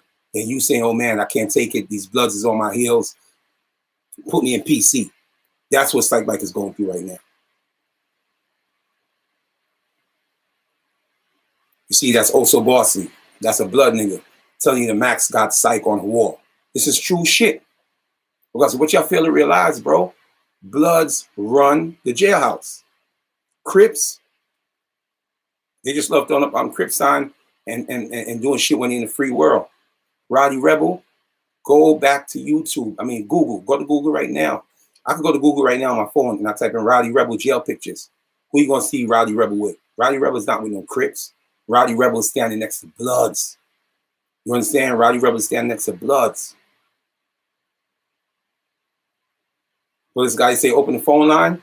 Nah, the reason I'm not going to open the phone line, Bullis guy, I'm going to keep it 100 because I notice when I open the phone lines, and not saying for you, for other individual, they end up slowing down the live. You know what I'm saying? Because they may start talking certain shit, and sometimes they change the whole narrative of the live. You know what I'm saying? And I noticed that, like, you know, sometimes it'll just drop your numbers. You see, we've been at 583, 700, close to 700, but we still at a certain volume because sometimes you'll have somebody calling in, even though they don't mean no bad, but they may just change the whole topic and start talking about a whole different thing. People is here for the light show. They're here for the gossip. So what I'm trying to tell you is this. Sike Bike, he have my number. I mean, Sike Bike, he know me. Sike Bike, like I told you before he became Sike Bike, his name was Danny. Little Danny, because he was a little nigga that's always complaining that he can't grow. And everything I'm talking right now, when I speak to him and I refresh his memory, he's going to tell you that's correct. Sike Bike, he used to name Panna. Sike Bike became Sike Bike. Maybe he was Sike Bike to the 90s niggas before, I'm not sure. Because I never used to hang with Sike Bike. I know him. Sike Bike used to hang with one of my best friends, which is Lil Earl, a.k.a. Baby Homicide. That used to run the 90s. Not saying run the 90s as the gangster, because when you talk about running the 90s, we talking about Randy and them niggas from Rutland Road. We talking about Wiley Dread from Clarkson and 95th over them in the area. And remember, this is Randy is in jail now, so you can speak about stuff like that. Randy was like on Rutland Road in 96. Every nigga that was around Randy had a body, right? They were straight up Jamaican killers. Randy ended up going on Bobby Shmurda and them side and end up killing a nigga named Wiley Dread. Because Wiley Dread, I guess he used to control that ends over there on Clarkson.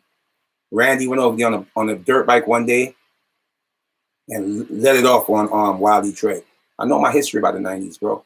I'm an original 90s nigga, right? But Lil Earl wasn't on that gangster shit like that. But Baby Homicide, it was on that fighting thing. They was with the fighting things. And because gun wasn't heavy into play at that time, gun started really, really surfacing in, the streets around, like, I'm gonna tell you, like in the early 90s. But before the early 90s, it was about fighting, right? So Earl, he was just popular. And Earl could click his finger like this, and he'll have like 100 niggas from the 90s ready to go. You know what I'm saying? Not ready to shoot, but, get money or, to go fight somebody or whatever. You know what I mean? So that Patton Sike bike came up under looking at Lil Earl. Wanted to be like Lil Earl. You understand? So I know, like, everything I talk, man, like I told you, any one of y'all Crip niggas that's in attendance right now. And so what I was crying. I'm a man. Hold up. The 90s was ran by Jamaicans. This is what I'm trying to tell you. One of the most dangerous niggas in the 90s was Randy. Randy is a straight up killer. Randy's in the feds now. Randy, every Jamaican niggas, like, let me tell you how much power Randy and them niggas had. I don't care if you was the hottest reggae artist in Jamaica. If you came to New York City and it was the time of the block party, because every summer they used to keep a block party on Rutland Road between 96 and Rockaway. What I mean, this shit used to be lit. We had the American niggas from Brownsville. They used to cross the borderline in the 90s and just to come hang out. At that time, they was just learning about reggae music. You know what I'm saying? Because at that time, it was politics and hip hop where if you listen to hip hop, you couldn't play reggae music in a hip hop party. And vice versa. You have a reggae party, you couldn't play hip hop. And that's why you see up to this day, it's still like that. But what they do now, if you go to an all hip hop party, they'll play reggae, but they'll play the latest version of reggae, the hits of reggae. They're not gonna play the hardcore reggae and stuff like that in the hip hop party. They're gonna give you commercial music. Same thing with reggae. You go to a reggae party, they'll play a little hip hop and R&B, but they're not gonna give you the hardcore hip hop. They're gonna give you the more commercialized hip hop. So I know about the politics when it comes out to music. Oh damn, the light went out. So I know the politics about hip hop and stuff like that. And Randy and them had so much power. Any artist that came from Jamaica, they had to touch down in the 90s to perform. You understand? Because Randy was a bad man. You understand? The Jamaicans ran the 90s, even though the 90s was mixed with Americans and Jamaicans. Jamaicans ran the 90s. Where it was Clarkson by Bobby Shmurda side, Jamaican ran that side. If you Rutland Road, Jamaicans ran Rutland Road all the way down. You understand? Even though where Bolo and Rowdy Rebel and them be out in the building, it's nothing but Americans. But Jamaicans ran the 90s. You see, okay, you ever seen any one of them niggas on that block? You ever seen where 95th and Clarkson, where I used to be filming on anytime you see Richie P and them going live, you see that big building on the corner that they be in front of that corner? Let me tell you something. That building is so old. But that building was the drug building of the 90s on Clarkson Avenue. Because I remember when I was in Brownsville and I was selling my little 8 balls, that's where I used to go pick up my 8 balls as a young youth hustling. I used to go right there on fucking Clarkson in that building because that building was a drug capital. You understand? Y'all play tough on the internet. No, let me tell you something, bro, about me. I don't play tough on the internet. That's why you don't see me on my live always arguing. The reason why you see me spaz out the other day, because I had a mental breakdown. The mental breakdown came from years of me helping people, spending my own money out my pocket, never asked for a dime. Years, and then you end up seeing something like Rowdy Rebel come home, no freaky. And one thing about me, I never asked Rowdy for a dime. Never asked Bobby for a dime. Some people like, yo, bro, you gotta bless me, bro, because I'm the one that helped y'all got put on. Never said that to them niggas at all. But what kind of hurted me? It's not because Rowdy and gave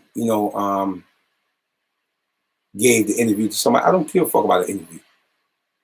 Look, let me show y'all something. It's a 4K camera. Look, it's a 4K camera, right? Almost $3,000, $4,000 for this little shit. You may look at it, professional quality. That's why when you see, I pick and choose who I interview. When I go interview Nina Serafina, I got my camera. If I want to do an interview with any celebrity, I do that. But right now, you understand, I don't care about an interview. I didn't call Bobby or Rowdy like, yo, bro, let me get the interview. No, I just watched them did them. So when they came home, there's a girl on the internet, a huge Karen Civil or whatever her name is. Karen Civil would never came to the hood, no homo, no freaky, and interview Bobby or Rowdy if they didn't have a name, right? I would have went to the 90s and interviewed Bobby and Rowdy. I'm the one that put them in position to get on Karen Civil. I'm the one that put them in position to get on any big other vlog site. But as a true black man in the hood, they show you what every black people do once they get on. They forget the people that helped them. Now you see them with the Jewish man. Now you see them with the white man. You understand? That's to every rapper. It doesn't matter who it is. Not only Bobby Shmurda and Rowdy Rebel. Watch all these rappers that make it. Now you see them with the jeweler. He's a Jewish man. Now you see, oh, yo, shout out to my jeweler. Now you see what Bobby and them was saying. Corey, he finesse. Epic, they cut the check. You know what I'm saying? So they forget about the people that helped them on the come up. So now they just glorifying Epic, this and that. Bro, Epic don't give a fuck about y'all. Because when y'all got locked up, let me tell you the truth. And that's why I say Bobby Shmurda and Rowdy career is over. The only reason why you see them right now, because they just came home. People stood by their word. We're going to celebrate these niggas because they kept the 10 toes down. But by next year, people won't even be caring about if Bobby Shmurda or Rowdy Rebel kept it real. Because at the end of the day, it shows you 6ix9ine is a snitch. Sorry, nigga, I'm trying to come home. 6ix9ine is a rat who eat cheese. And 6ix9ine get more praising. 6ix9ine get more rewards for being a snitch than they did being a real nigga. It's just like you saying, oh yeah, I'm not making no commercial music. I'm gonna keep it real for the block. How long you think you can keep it real for the block before your career is over? MOP, perfect example. And a lot more rappers I was trying to keep it real for the block. It's not about the block. You're in the music to make money.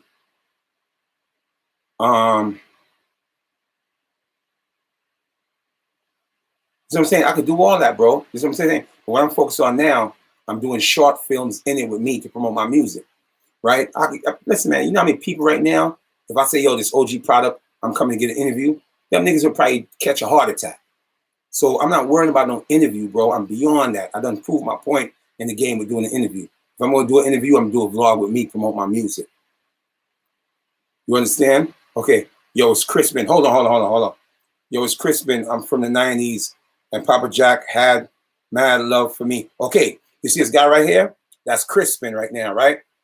Crispin is another nigga from the 90s.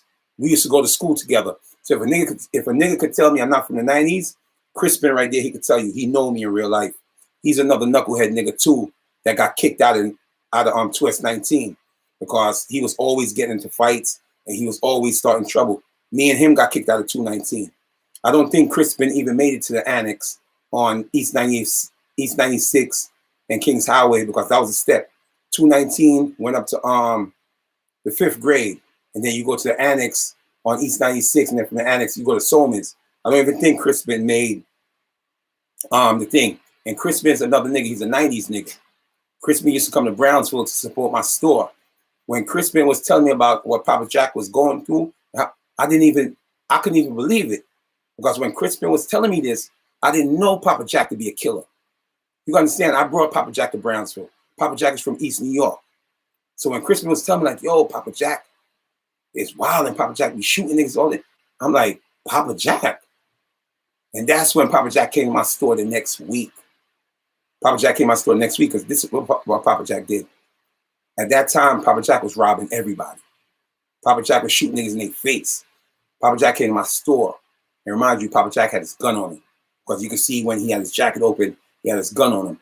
But Papa Jack had so much respect. Like he said, Papa Jack respected Crispin from the 90s.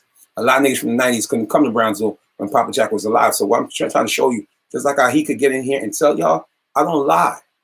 I don't lie. And that's why I say if I get Sike back on the phone, whatever I tell y'all right now, I'm going to tell him to his face. And if he's a G, like how y'all say he's a G, you're going to be like, you ain't no product, you're right. You know what I'm saying? But if you try to make yourself look like the big homie, and you know what I mean, then he going to lie.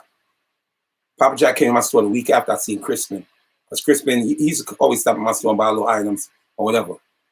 Papa Jack came to my store. And remind you, Papa Jack he didn't have no respect for a lot of people. You know what I mean? Because if Papa Jack didn't respect me, Papa Jack came to my store and spent $300. Papa Jack could just came in the store, backed out his gun, and just took what he wanted to do. Because that's what type of timing he was on. He came to my store, he spent $300. When he looked across the street, I was the first nigga to have a rap van.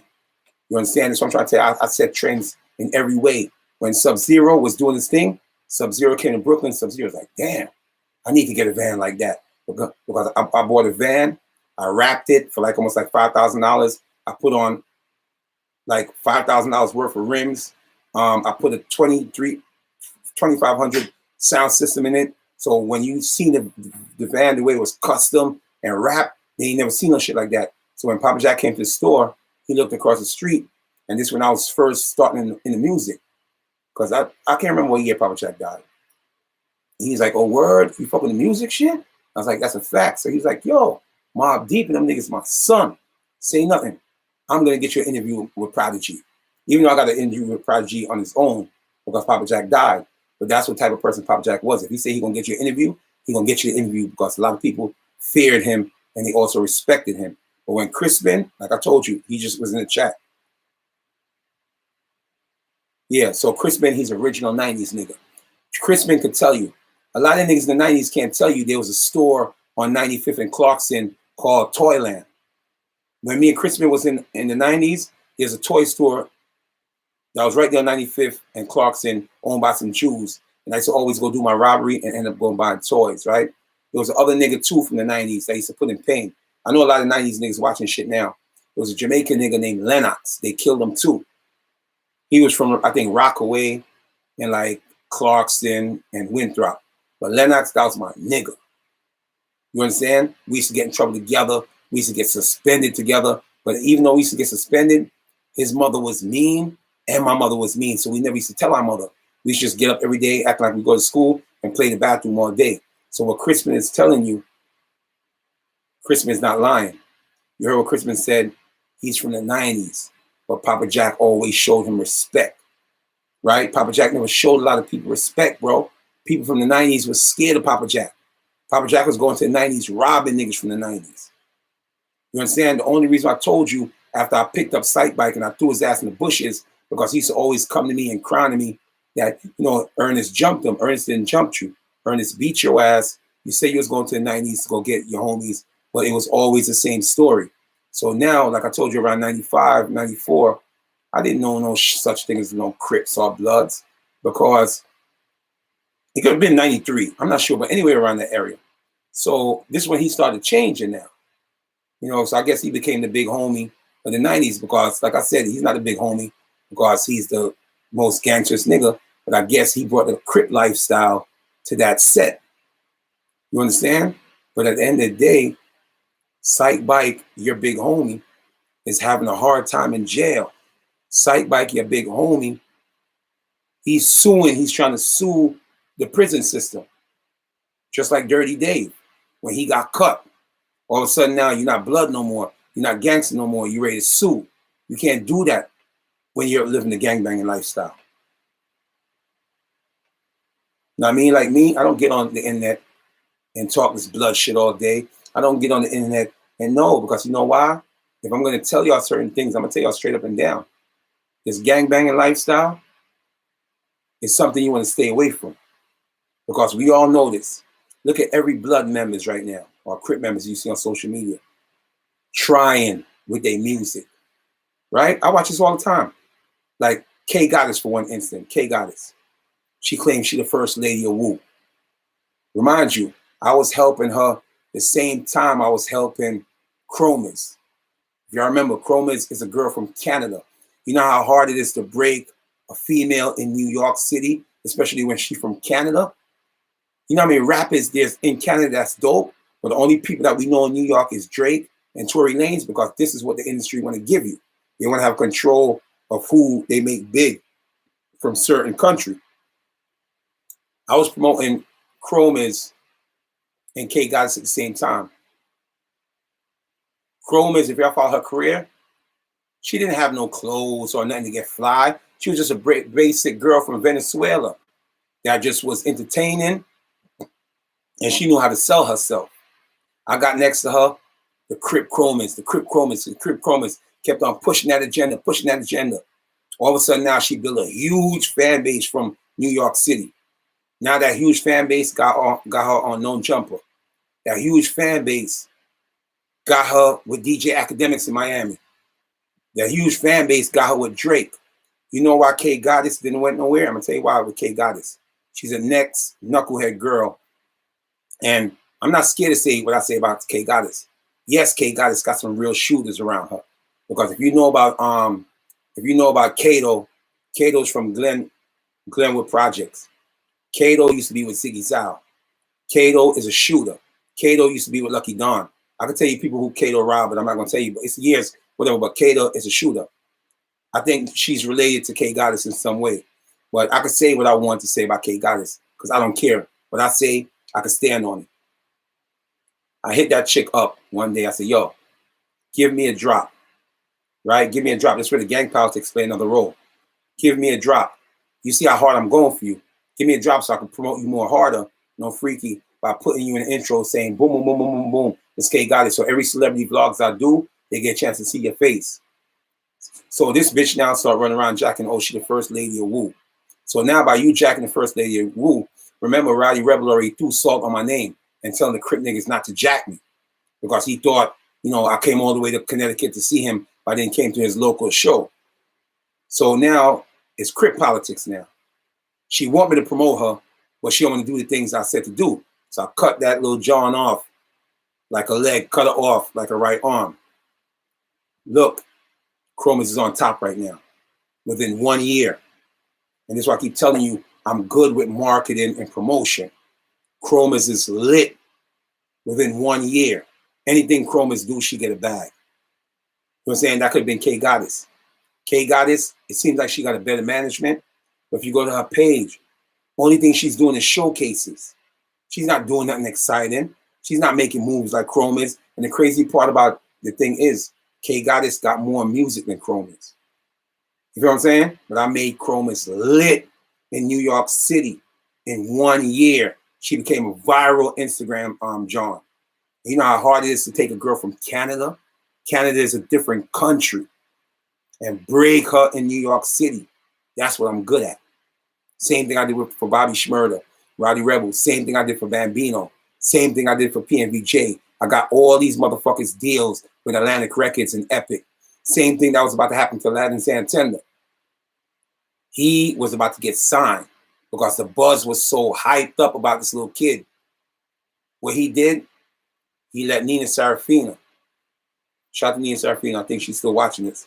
He let Nina Serafina because he never had bitches. You know what I mean? This is a kid that came from a good home, got fascinated by the gangster lifestyle. He want to be GD. Same GD niggas beat him down and piss on him.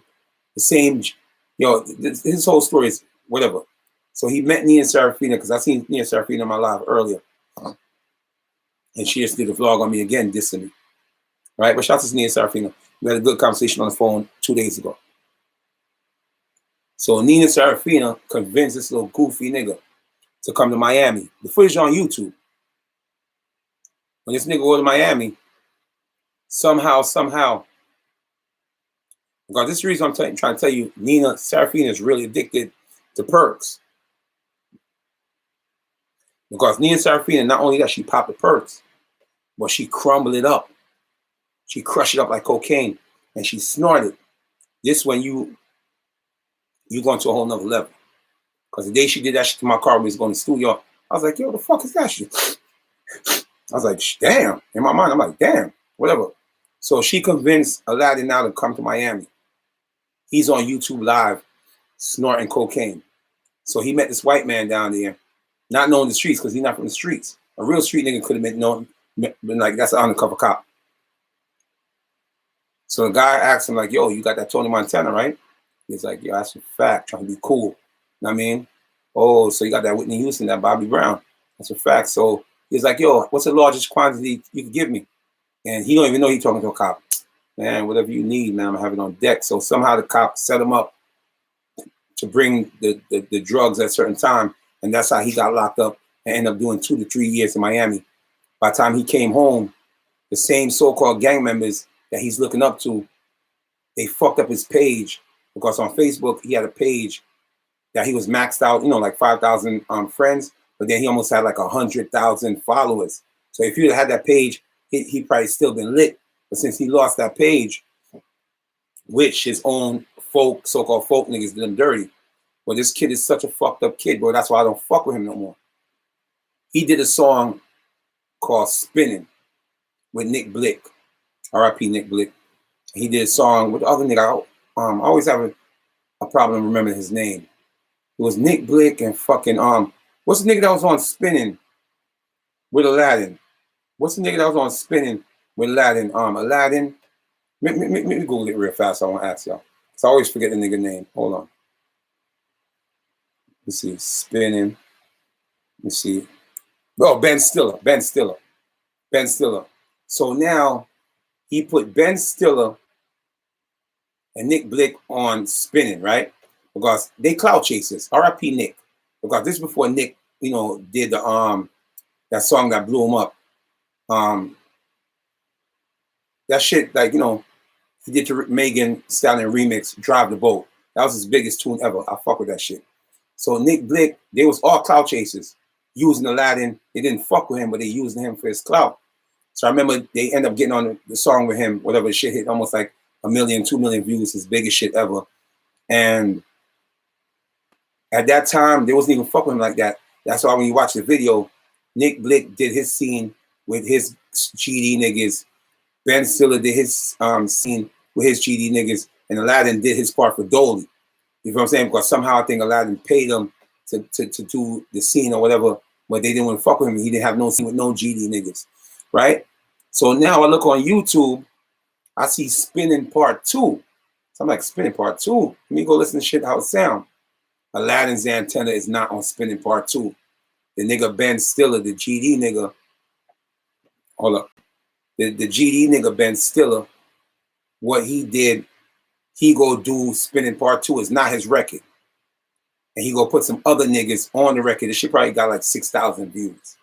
You understand? But just to show you, I seen Aladdin's antenna and him on somebody podcast or whatever.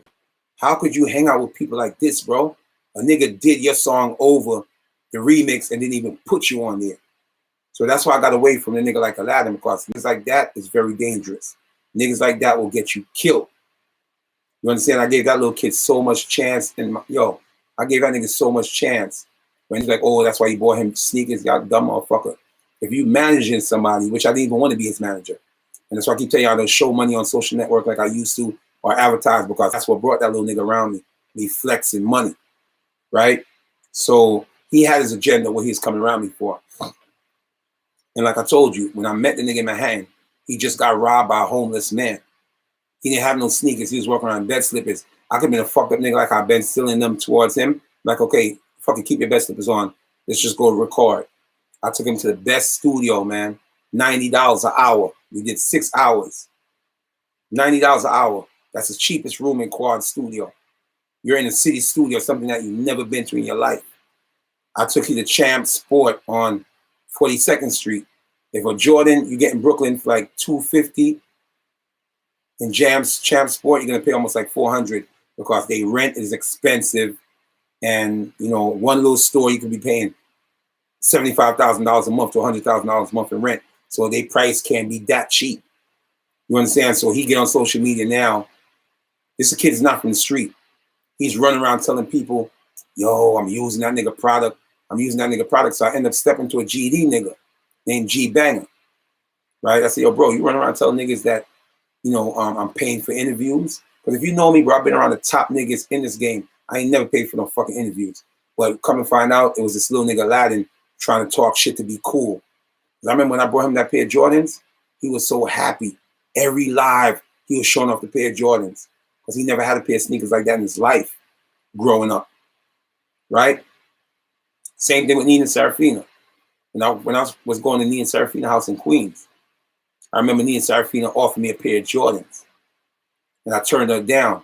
I said, bitch, you know how much sneakers I got? I could go right now and show you 20 pair of sneakers I never wore yet, right? But something with me, I love my red Chucks. So she probably see me in my red Chucks probably like 2 or 3 times. That she probably thought, you know, I didn't have no sneakers. No, bitch. I got my sneakers because right now I show you brand new sneakers that I haven't wore yet. So she tried to give me some used Jordans. I told her, I said, nah, I don't need that. I'm Gucci. You know what I mean? You think me coming to do an interview with you, I got to dress up and throw on this? No. I'm coming to see you to do an interview. So I'm coming to see you. I'm throwing on my fucking Chuck Taylors. I love my Chuck Taylors. You understand? And that's why when she said she tried to offer me some sneakers and I turned it down, I don't take things from people like that. Imagine I took the sneakers from Nina and made her fall out. She'd have been on social network like, oh yeah, bitch nigga, that's why I gave you some Jordans and you took the Jordans. No.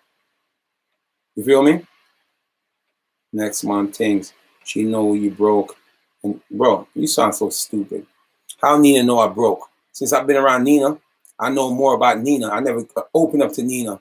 I never opened up to Nina and let Nina know about me. That's why she can't tell you, but she only could talk certain things about me. Because it's not like me. I went over there, you know, I'm feeding the fuck, you know what I mean, blah, blah, blah. So I'm trying to open up to her, tell her. When I got around Nina, I said, I'm not going to go through this with the same Aladdin shit. I'm going to tell her less about me. You understand? Nina could tell you, I'll be around Nina, I don't talk about me. So she don't have a lot of things to talk about me. Only thing she could tell you, she offered me a pair of Jordans and I turned her down. Because me, I don't take things from people, free or not. Bro, it doesn't matter where I live at. When this house is sold within the next 4 to 6 weeks, when this house is sold, remember, I'm getting $150,000 out this house. What you getting? You probably live in public housing. That's what you fail to realize. I'm not here because I don't have no place to go. You understand? I'm here because my mother retired. There used to be 5 brothers living in this house and 1 sister. My mother is a single woman. She can't maintain this house, right? So we've been trying to convince her to sell this house. You think when it snow, and you see how snow it was snowing last time, if y'all live in public housing, if y'all live in the projects, y'all don't have to do nothing. There's people paid to clean the sidewalk. There's people paid to clean the trash and everything, to bring out the garbage. Y'all don't got to do nothing but live rent free and live off the system. And that's where they trap a lot of black people by putting y'all on welfare, putting y'all in the projects, putting y'all in public housing. Y'all get comfy. Y'all don't want to move. Y'all don't want to do better because in your mind frame, like, man, I could sit in here with my AC on 24 hours a day, 365 days a year. I could burn light. Why would I want to move from this? And not knowing you're in jail besides jail. Because the way the projects is set up, especially in Brownsville, the way the projects is set up, you see, we've been at 500 people in the room consistently. It goes up to 600, almost 700, but we've been at 500, right? Because they know what I'm talking is real. My mom's on a private house. You think all that snow that my mom's, that snow back to back, you think my mom's could go out there, do the driveway, do the way to the road? Because you know, every time you clean up, the snow truck come and block you in. My mom's in her 60s, going on 70s. You think she could do that? And me, as a son that loved my mother, could sit there and watch like, okay, she's not going to keep the house too long.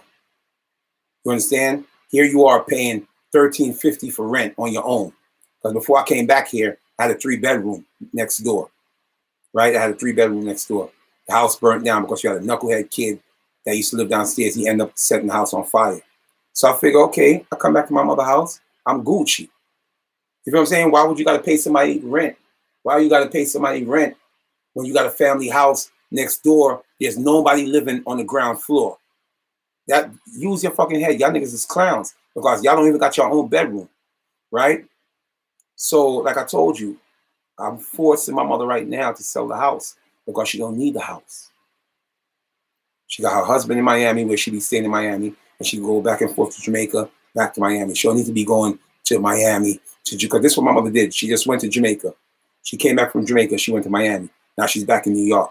You don't need to go 3 places at one time. You just need to spend time with your husband and go back to Jamaica to your little mansion. That's what I'm trying to convince my mother. You think I want to be here? No. I'm with my mother to make sure nobody do nothing to my mother. Because you know how it is in the hood. The more old you get as a parent, then you got these little niggas want to try to snatch your mother pocketbook. Try to do all these dumb shit. This is what I'm here for. So y'all can talk all the shit y'all want. Y'all don't know me. Y'all can never show me $26,000 in your wrist right now without no fucking diamonds. So how the fuck could you talk to me? Anytime you see me, I'm in the latest fucking foreign whips. Go on my Instagram. Anytime you see me, I'm in the latest foreign whips. You think I got to sit here and throw on Balenciaga to make sure y'all niggas think I'm doing good? Let me tell you something. Sam couldn't verify this. When I was going to Sam's studio, every session I did with Sam was 10 hours. I go to Sam's studio, Sam made me a beat for $300. This is consistently every week, every week, every week, every week. You understand? When y'all go to the studio, y'all just do 2 hours. Y'all get a little money together. Oh, I'm about to do a stew session. Y'all go to the studio for like an hour, maybe 3 hours the most. I'm locking in 10-hour session, 10-hour session, plus making beat. When I go to studios, if Sam watching this, or he gonna watch this, because Sam follow me. Ask Sam. Every time I go to the studio, I bring Sam a bottle of Hennessy. Sam need weed, I buy weed, yo, hold that down, my nigga. This how I treat people when they're around me.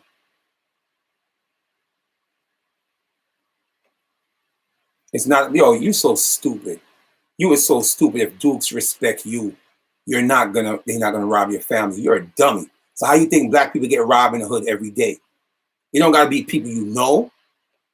Remember I told you a story? The same nigga that took me to go see Rod Diggs, right? He a blood nigga, right? The same nigga that took me to Rod Diggs.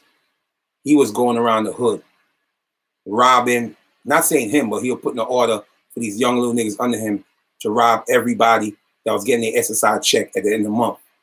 When I found out it was him, instead of me turning my cheek like all these other OGs, and that's why you see the hood go crazy and all the violence in the hood. A lot of these OGs, instead they talk to young homies and put them in their place, they just let the shit go. So when I found out it was him, and he knows that, at that time I was a monster. I was a monster by you just looking at me. Act right. Act right, I can tell you. Matter of fact, I'm gonna show you how I looked at it. I'm gonna show you how I looked at it right now when I stepped to him. I'm gonna show you a footage with me and Act Right on YouTube.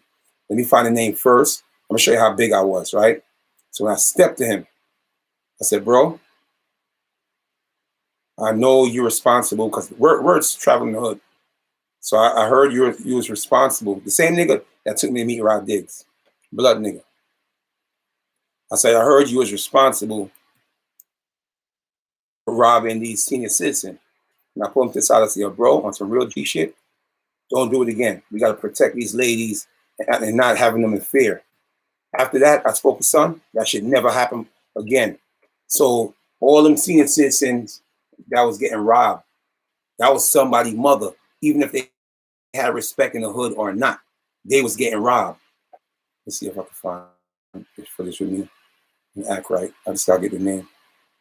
Even Act Right, I was shocked when Act Right flipped on me because I gave Act Right his fame. Before the whole internet, Act Right used to come like, yo, bro, man, people run up on me. Yo, I seen you on the product DVD. I gave Act Right and all them niggas they fame. You understand? Let me see if I can find the footage of me and Act Right. This is when I was really in the hood. You know what I mean? And this is just one of them. Hold up. OG product, 100. Brownsville Day. Let me see if I can type in Brownsville Day. Product. This when me and Act Right was really in the field. 100 deeps on any fucking block. But just because I gave up the street life, I don't need to be hugging the block no more. Why would you hug the block? Okay, this is one of them right here. OG product, welcome to Brownsville. Okay, you're gonna see Busy Womack on here. This one's Slow Bucks t-shirts was popping. Yo, trust me, bro. OG product. I'm gonna give you part. This is where you're gonna see how huge I was. I was an animal. You heard me? So when I stepped to son, like a lot of these younger kids, they don't know me like that. They just know me for being a cameraman. You understand? Let me give you a footage of how I used to look. You understand? So let me give you a footage. So a lot of these niggas now, they don't know me. They just look at me as a cameraman, a comedian on YouTube. But the niggas that really know me, they know Act Right know me. I'm the one, the nigga that influenced Act Right to start working out. Because when Act Right used to see my body, no freaking, that nigga used to always get my props. I'm gonna show you one of the scenes right now. This when I used to really be hugging the block. I came to a conclusion like, man, why I got to be on a block? You got to worry about when the cops come, you got to throw your weed in, when you can just be in your household burning and enjoying life. You know what I'm saying? That's why when I see certain old niggas that's still on the block, I laugh, man. Because you know why? These young niggas treat them like clowns. You'll go to the store, get my roll up. Do this, do this. Hold on for a second, people. I'm just gonna show you a quick footage of how I was and when I used to really be in the field. Like, you know, when you see CK do certain things and he go check the bloods, I don't need to do that. I've been doing that. You understand? Show y'all something right now, how I used to look, man. And I'm still like that though for my age. But like I said, with the coronavirus, I lost 30 pounds. I'm just not getting it back. Let me show y'all something. Yeah. Let me just get the name. And this is just one of them. OG product. Yo, I'm not answering no phone calls right now, bro. I'm not answering no phone calls right now because if you see my live, I've been maintaining almost like 500 people in the room. When y'all get on the live, I know y'all trying to shout me out, whatever, but then y'all gonna change the whole conversation and y'all gonna make the fucking live boring. You heard me? Let me just show you right now. Look, OG product. Show you. It's me and act right. OG product. Welcome to Brooklyn, New York, part 2. So if y'all want to watch part 1, y'all can see part 1. OG product. Welcome to Brooklyn. Let's just type in part 1. No. Matter of fact, whatever. Welcome to Brooklyn.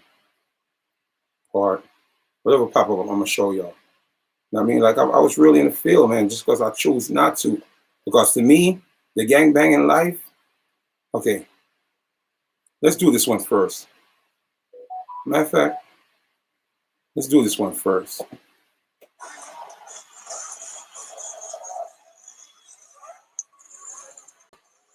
Let's do this one first.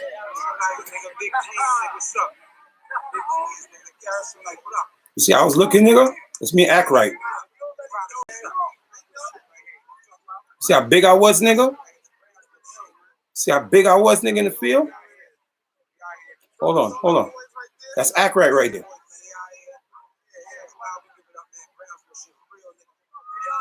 You heard me? This how we was giving up when I was in the field, nigga. And listen what act right gonna say. This is what act right gonna say about me. You see this nigga right here? That's the nigga I was trying to tell you that that Sike ended up shotting himself, act right brother, because he had beef with my son right here. Look, this is my nigga Quavo. Look, that's Quavo, young up and coming goon.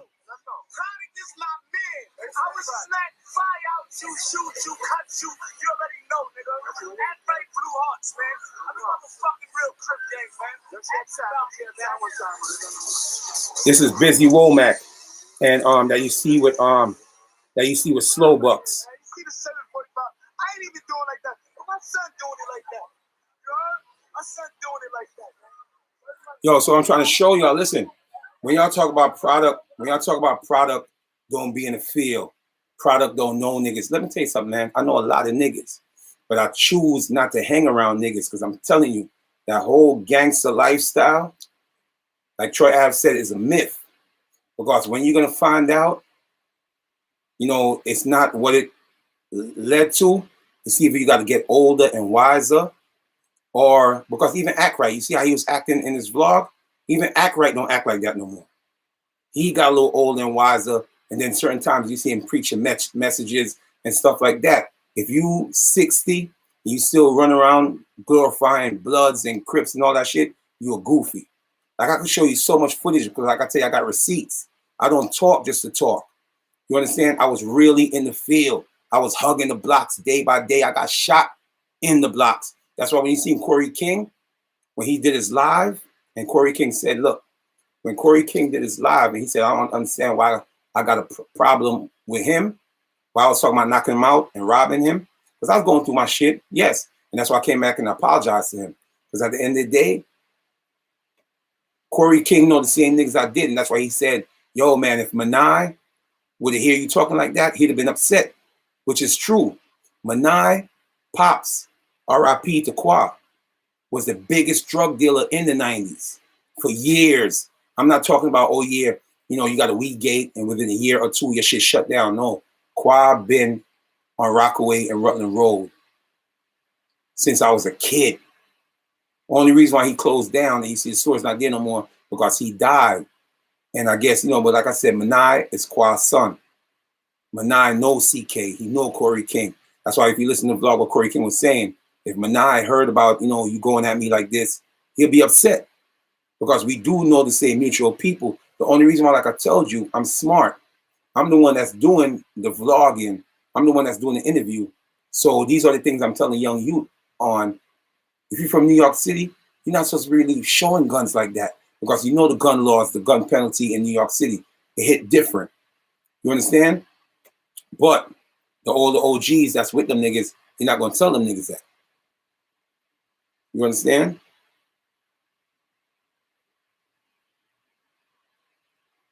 So what I'm trying to tell you is like this. You know, Corey King, the big blood, whatever, you know, what he said in his live is true. If Manai found out that, you know, I was going at him like that, he'd be upset because Corey King know Manai. I know Manai. The first time I got shot trying to help them same niggas on Ralph Avenue, and this one I'm trying to tell you why you see me stop hugging the block. I had just moved on Ralph because I just came out of cell block 3, met my baby mother, whatever. Just moved on Ralph. I wasn't fucking with a lot of niggas on Ralph. But there was a nigga named Trouble. Trouble had connections with niggas from the 90s. That's how me and him became cool. Because remember I was telling you about a nigga from the 90s named Dickie Reds? Any Jamaican niggas right now watching in my live, y'all know about Dickie Reds from the 90s. He was from Winthrop between 91st and 92nd. He used to hang with a light-skinned nigga named Chris. Dickie Reds was the first nigga I seen with an AP9. Dickie Reds, when he used to go to clubs, we all getting in for free. If it's 50 niggas, we skipping the line, we getting in for free. No searching, nothing. You see, like when you see Mano and them niggas go to the club, even Mano's celebrity, his whole entourage got to get searched. We wasn't getting searched. We go in the club, at that time there was no bottle service. Send somebody to the bar, get like, you know, 6-pack of Heineken, couple 6-pack of Guinness, and a couple 6-pack whatever. Bring it back to your section, you drink it off, then you go back to the bar and do the same. The bottle shit came out when Jay-Z started pushing that agenda. When you leave the club, these niggas had so much beef. But this is how I know how to start moving. When you leave the club, you know, 9 out of 10, you want to hang around the club and try to get like a girl and shit like that and see if you can get. Them niggas leave out the club, straight to their car. Run the first 5-6 red light. They don't care about cops. Run the 5-6 red light just to get back to the 90s side. Because the club that I used to go to was the old Dynasty Rendezvous on Utica. That club got shot up so many times, they just kept on changing the name, but same owner. That's how I met Dickie Reds from Flatbush through Trouble. I met Trouble. Trouble was living on Ralph.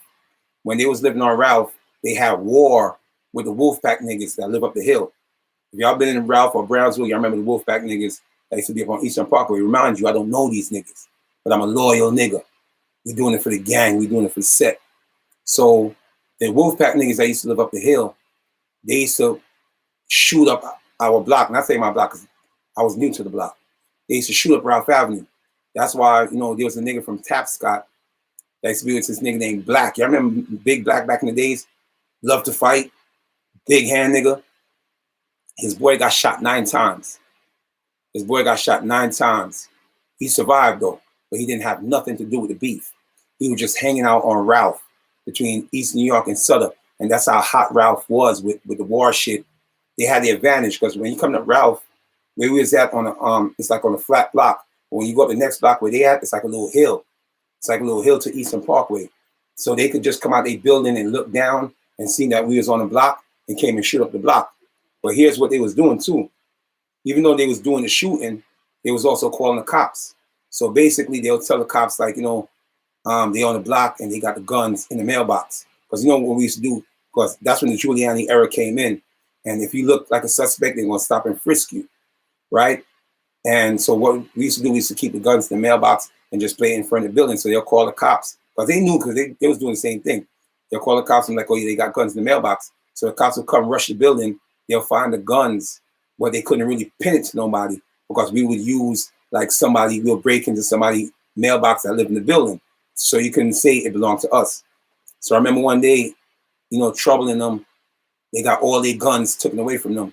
And at that time, I was walking around with 2.5, because at that time, in that era, 2.5 trade deuce was popular. Because now you see niggas with 30 clips and all that shit. But back at that time, in the early 90s, if you had a 2.5, that's something you could walk around every day. I remember I used to carry this shit in my hands sometimes because I had an issue with this nigga. I ain't gonna mention his name. He a vegetable now, right? I had an issue with this nigga. And I was like, man, if I ever see this nigga, it's on sight. So I used to always have the 2.5. Maybe I put my handkerchief over it and I walk with it in my hand. Or sometimes you just put in your back pocket and put your wallet over it. So I used to love it. But the way that 2.5 kick, it was from a company called Raven from Africa. The way that 2.5 kick, it sounded like a 380. It sounded like it was loud. So I remember Trouble came to my house. I was just going home. Trouble came to my house and Trouble's like, yo, product. You know, we got beef with them Wolfpack niggas. They come in here shooting on the block, and that's how homeboy got shot 9 times. So here I am now. I just met Trouble. Well, you know, being I was hanging out with him with Dickie Reds and them in the 90s, I became cool with Trouble. So I was like, say no more. I was on my way home. I remember I stepped to Trouble. I said, let's go handle the problem right now. We walked down to East New York. Because remember, if you're familiar with Ralph in East New York, there's a little store where Union cut right there. They used to be right up there by that store right there hanging out. I forgot the nigga's name, man. Tech and some other, I forgot the nigga's name though. It's been years, whatever. So I remember they was on the corner talking mad shit. And I remember I had my 2.5 and me and Trouble walked to the corner. And remind you, I don't know these niggas, but I was about to let it off for these niggas. You feel what I'm saying? That's why I tell you the street will take you down, bro. And don't get me wrong, Trouble is a real nigga, but I didn't know him like that. But I still walked to the corner. And I remember saying, yo, all y'all niggas is pussy. I'll let that shit boom right now. These was my words I was saying. So somehow they left the building or whatever because they wasn't soft neither, but they was doing soft shit. And when I left the building, they probably was like, okay, yeah, we're going to grab our gun. We're going to bust a move on them because they act like they was about to shoot shit up, whatever. So now we went back to the block. And this, I told you how Qua was the dealer in the neighborhood. He's dead now, so I can speak that. So everybody used to go to Qua on Rockaway and Rutland Road to go buy the chocolate tie.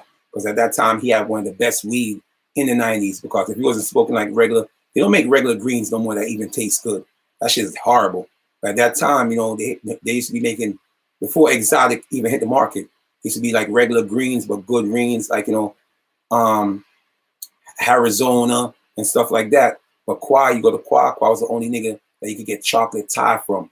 Qua weed, even if you smoke Qua weed now, in the era of exotic, you'll still get high. Because Qua was one of them drug dealers. He never switched his product. He always kept the same weed year in and year out. Not like these niggas, 1 minute they got sour, next minute they got cookie, next minute they got this. Qua weed was the same. So after I stepped the niggas on the corner with Trouble, we went to go to Qua to go get some weed and smoke. Remind you, all these niggas I was with was pussy. I almost died for these niggas because if you go back to Quad store right now and I stand up right to where the bullet was aiming, the bullet was aiming for my head.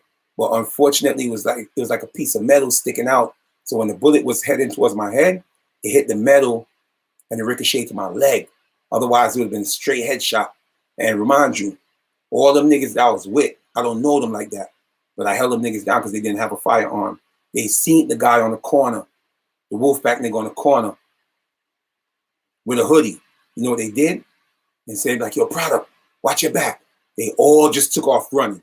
That's why I don't speak to them niggas up to this day. And so I tell you, hugging the block and being around gang is not worth it. So remind you, that was my second time getting shot. A lot of people never got shot before, so they won't know. The first time I got shot, I didn't know I got shot. You know what I mean? But then the second time I got shot, I'm gonna tell you how I got shot. If you remember how Quad's store was, it was an entrance on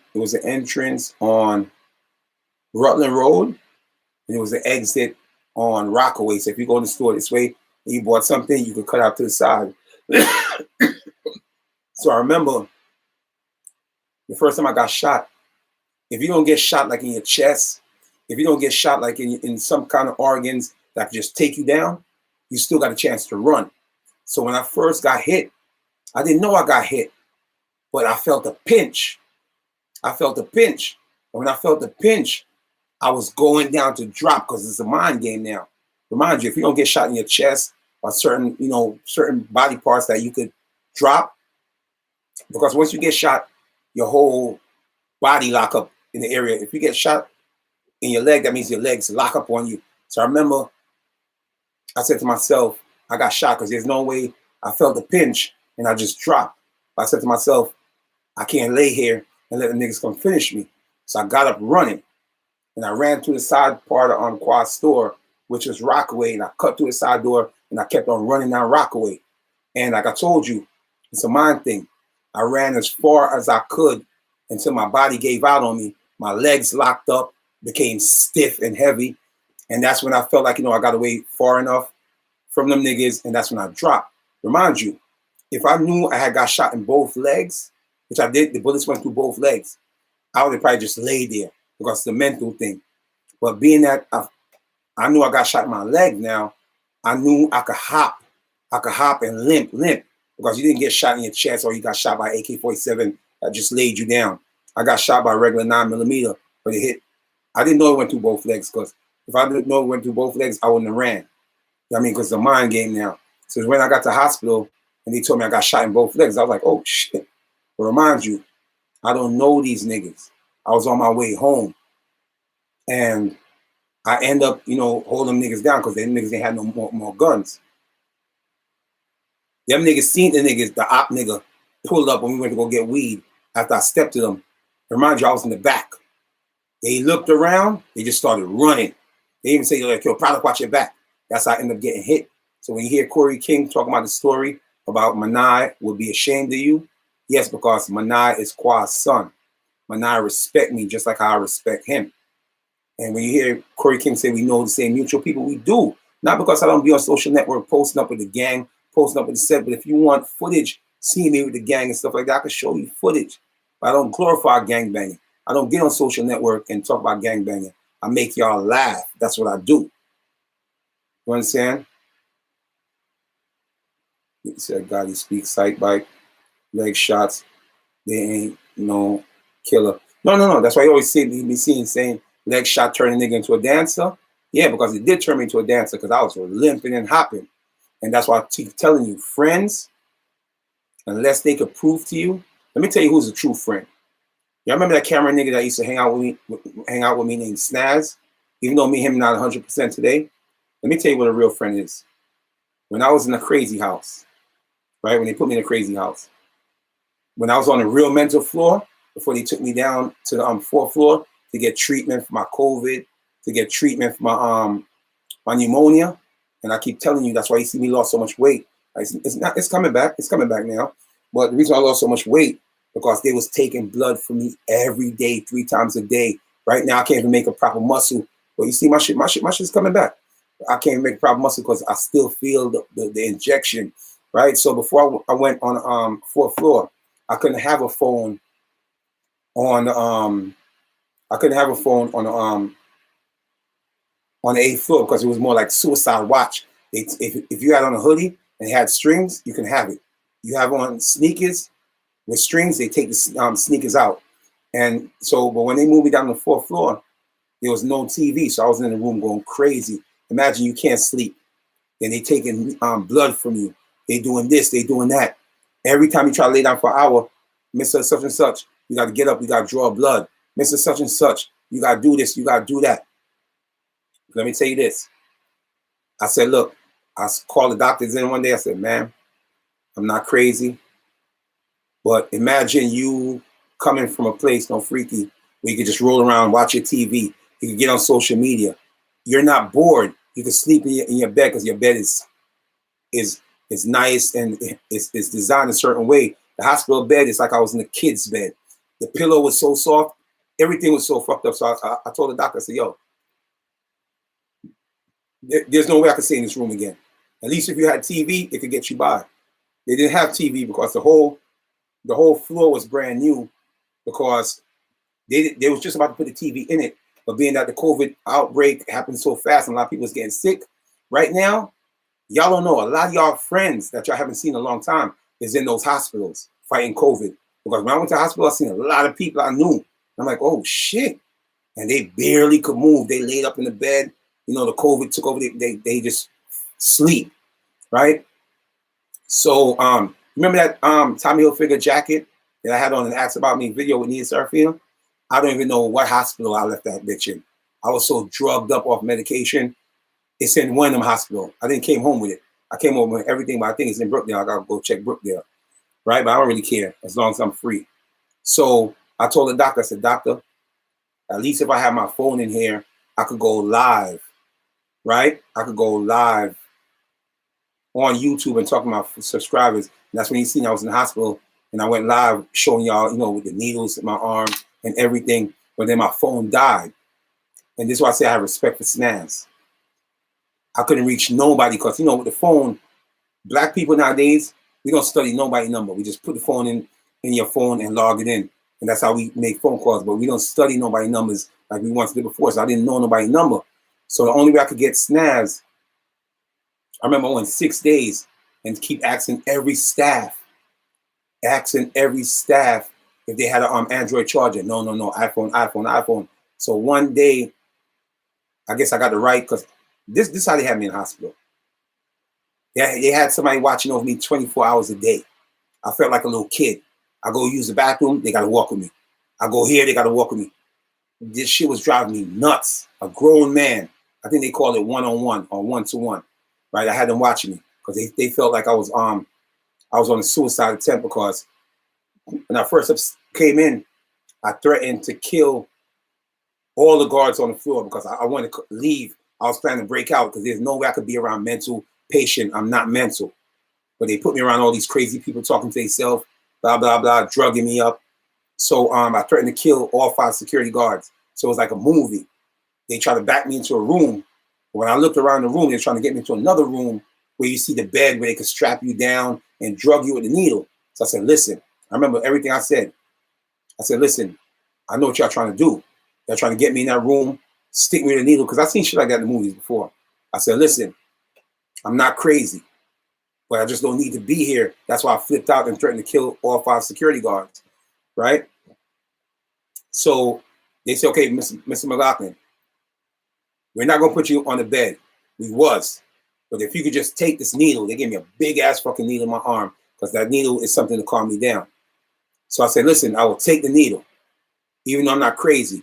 But I need for all y'all to back up from me right now, because they were just making me like nervous, like, because the room was so small and hot. They were just clutching me. So they backed up. The doctor drugged me. But I told him before like this, I said, listen, if this is a trick where you're going to give me the needle, make me fall asleep, and then y'all going to bring me in the room and strap me up to the bed, there's going to be problems. I'm going to hurt somebody.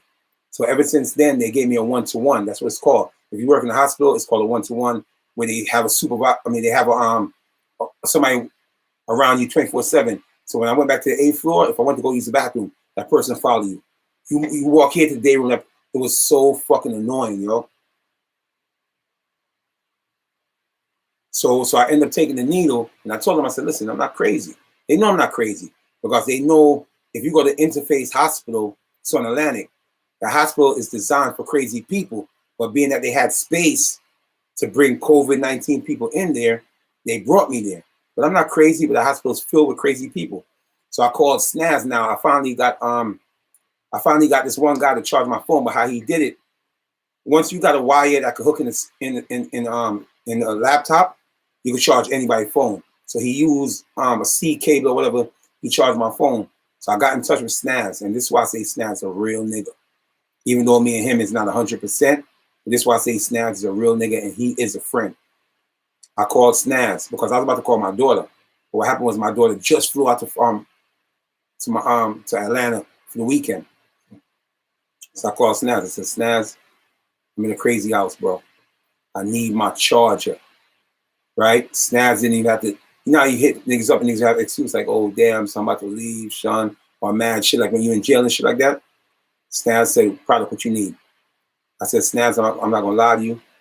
I only got, what I had on me at that time. I said, I only got $11. But downstairs, you see when I came home with the $500 I showed you on whatever, that was in my personal belongings. But what I had on me upstairs was $11. I said, Snaz, if you could come bring my charger, I will give you $11. Snaz said, I don't care about the money. What you need? I said, to be honest with you, I'm in here starving. Because the hospital food is not what I'm compared to eating. They give you little trays. I like eating big meals. So Snaz brought me a whole bunch of fucking snacks like M&Ms, and I wasn't allowed to have those in there, but he snuck it in for me. You understand? Brought me M&Ms, pistachio, all kind of crazy shit, gummy bears. He brought me these too. These are reading glasses because you know that I'm in the hospital. My eyes is not that good when it comes to reading small words on a cell phone. You know what I mean? So he went and bought me reading glasses and everything. I told Snaz, I said, Snaz, to be honest with you, bro, I'm dying in here, bro. One more day in here without no entertainment, I'm gonna die. Snaz came to the hospital in the next half an hour. You understand? Boom, product, boom, boom, boom. That's what you call a friend. When a person could come in your need at times like that. And y'all know the light-skinned girl that used to always be in my house, be smoking weed or whatever. I don't mess with her no more. I'm gonna tell you why. I called her one day, and this is a girl that stood years in my house, smoking, spending the night at my house. We sleeping in the same bed. You understand? So I called her to test her. I said, yo, what am I to you? A friend, associate, or family? She said, you like family. So I said, that's when I was going around addressing everybody.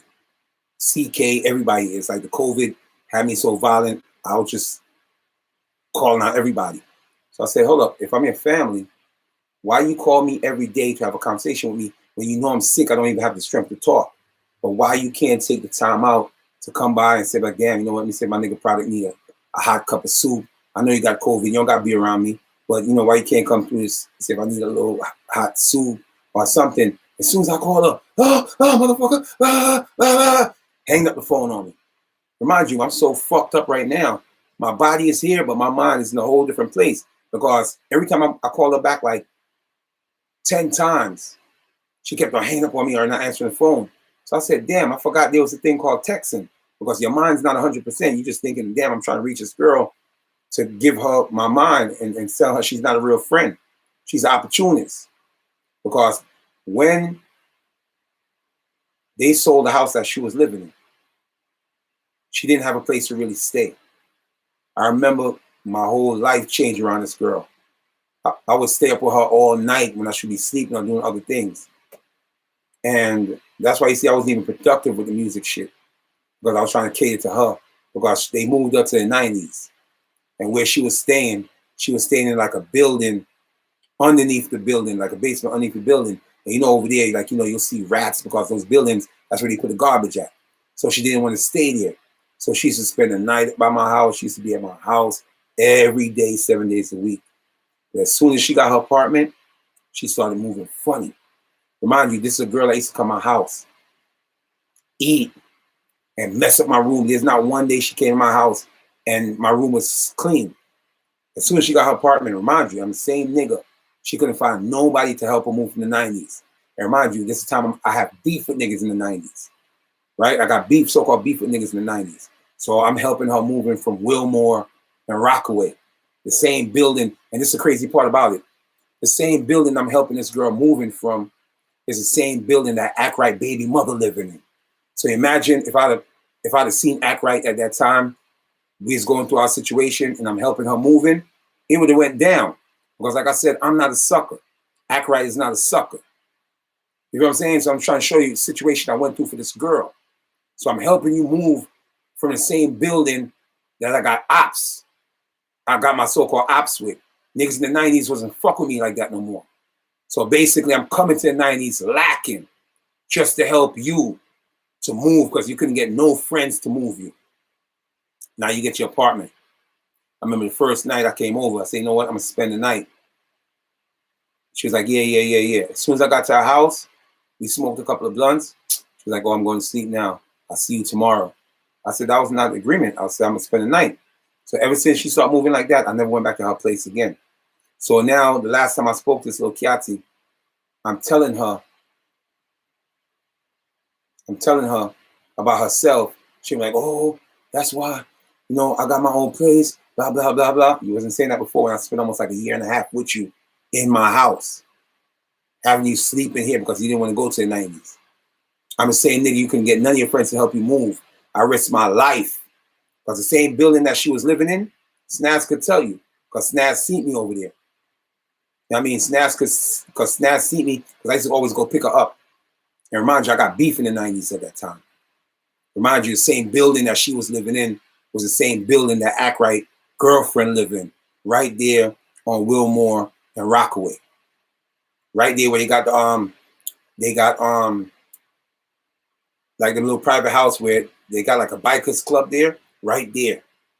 And I remember when I was helping her move out, it was nighttime. So if a nigga wanted to have the drop on me, they could have smoked me because I was lacking. I'm helping bring out couches, beds, dresser drawers. If a niggas wanted to smoke me, I could have died in the 90s trying to help this girl. So what I'm trying to show her is, I said, listen, first of all, you know me. I always been getting money. 2, when this house gets sold, it's up to my mother. She might give me $200,000. She might give me $300,000. But what I'm just saying is, I know she's gonna give me at least $100,000. You understand that $100,000? I'm gonna take that and open my recording studio. Everything's already into play. I mean, I'm gonna record a double room recording studio. You understand? So I risked my life for this little Kiati. Because the only thing I had to tell her, like, yo, I can't do it. Because by me helping you move and the way she lived, you didn't go to the front. You have to go to the backyard right now on, because if Act Right watching this, he's going to tell you it's not cap. There's 2 ways to get in the building. On Wilmore, when you go to the backyard, and that in the backyard, it was dark. It was so dark, especially at night. So imagine now I got beef with niggas in the 90s. And I'm willing to help a girl that I thought was a friend that stood in my bed every fucking night, slept in my bed. You understand? Smoke with me. The whole time I'm thinking, my friend, I risked my life because niggas know the 90s ain't nothing to fuck with. The 90s ain't nothing to fuck with. You see what they did to Troy Ave? They caught Troy Ave lacking and tried to assassinate him on Linden. The 90s ain't nothing to play with. So just like I risked my life by going, pulling out my gun for niggas I didn't know, and, we went to Quad to go get some weed, and these niggas seen the ops came, and before they let off the shot and said, like, yo, product, watch your back. They ran off and left me. Same situation again. This is when I'm going through the shit with the whole Crip niggas in Brooklyn. The whole 90s, thanks to Rowdy Rebel. That's why I said I could never have respect for Rowdy Rebel again, because he threw this out there to let the Crip niggas start hating on me. So remind you now, I'm in the 90s. Got beef in the 90s, so-called beef in the 90s. Not every Crip niggas don't fuck in the 90s. Shouts to Biggs, shouts to P Gutter and all them niggas. But, the younger Crip niggas. So I got issue with Act Right at that time. And I'm going to the 90s. Not like I'm going to the front door on Rockaway, where's the entrance. I'm going to the back part of the building where niggas probably back there smoking weed, blah, blah, blah, blah, blah. My guards is down. Right? And that's why I tell you, I don't trust people no more. That's why I used to go by Nia and Serafina house. I'm like, yo, who's in your house? I don't want to be around people. Because that's when I started, because that mental breakdown didn't happen overnight. The mental breakdown was years in the making. But unfortunately, when COVID-19 came around and you couldn't do the same thing you normally did, that's when I ended up catching the breakdown. But it was years in the making of stuff just piling up and piling up. So I went to Act Right baby mother building. And this is when me and Act Right had our situation on social network. Y'all don't know this, but I'm telling y'all this now. And if Act Right, he's going to watch us live, he's going to be like, your product's not lying. When Tasha was living in his baby mother house for almost like not house, but the building for like a year. Because I seen Snaz over there. And that's when I found out that's Act Right baby moms live in the building. But I was over there every day. Snaz seen me over there a couple of times. I was over there every day because I had to go pick up Shorty. Right? So I was risking my life going in the ops zone just for a girl I thought I was a true friend. But when COVID came around, she'd rather call me on the phone knowing I don't got the strength to talk. I didn't even have the strength to talk to my mother. And I'm asking her one day, because I was just going around, just like I addressed CK, everybody, also boss everybody. And one thing I can say about also Bosley, I ain't gonna lie, even though me you had issues or whatever, I didn't have no right mentioning your kid. You understand? So that I could say I'm sorry. Because at that time, like I told you, my body was here, but my mind wasn't here. But a lot of stuff I mentioned, I could stand on it. Same thing with the Sike bike situation or anybody else. I could stand on what I said. Because at the end of the day, is like I'm not mental. I know what I'm talking about, but I'm drugged up. You understand? But I remember everything I said. And I was making threats. That's why I took the video down. I was making threats. The video did a lot of numbers. But to me, it's not about numbers. It's about respect. And I was making threats to a lot of people, family. But that's how I felt that day. Because like I said, if my brother didn't came to my house and took the bulletproof vest, I was on my way down the block and I'd have been in jail right now. Even though chances are I would be the case because they got footage on YouTube, they threatening to kill me. They got footage on YouTube saying, oh, I would shot the nigga right now, but he lucky it was daytime. So that evidence right there would end up making me a free man or making me get at least like 10 years. But I was on my way down the block to eradicate a situation. And that's why I said, my brother, he don't even watch my lives. He don't even watch my lives. But that day, he decided to watch my live and he said, you know what? He came all the way miles away because he never seen me on live with my bulletproof vest before. He never seen me on live. You know, let them have gave me another hour on live. I'd have showed y'all my guns. I'd have showed y'all my guns. You know what I'm saying? Because anybody could own a gun. You having a gun don't make you a killer. You having a gun don't make you a gangster. It's just something every gangster have is a gun and a bulletproof vest. Half y'all don't even have a bulletproof vest. But me, I invested in a bulletproof vest because I know if it's time to go to war, I need stuff to protect me so I can have the upper hand on my opposition. A lot of people, you know how many people could have been alive right now if they had a bulletproof vest? But they invest in Balenciaga, they invest in all these Dior, but they never took the time to go buy a vest for $300, $400, $500. That's the first thing I made sure it did because if I'm coming to see you, I'm not coming to see you. No, I'm putting on my bulletproof vest. Even if I could have had a bulletproof hat, which I know they don't have it, but you know, they probably have it by now. I would invest in stuff like that because when I know I'm coming to war with you, I have the upper hand. Even if you get lucky and a bullet hit me, I might not die. You understand? You got a 9mm, I got a 30 clip. You're gonna run out of shells before me. You understand? So these are things that.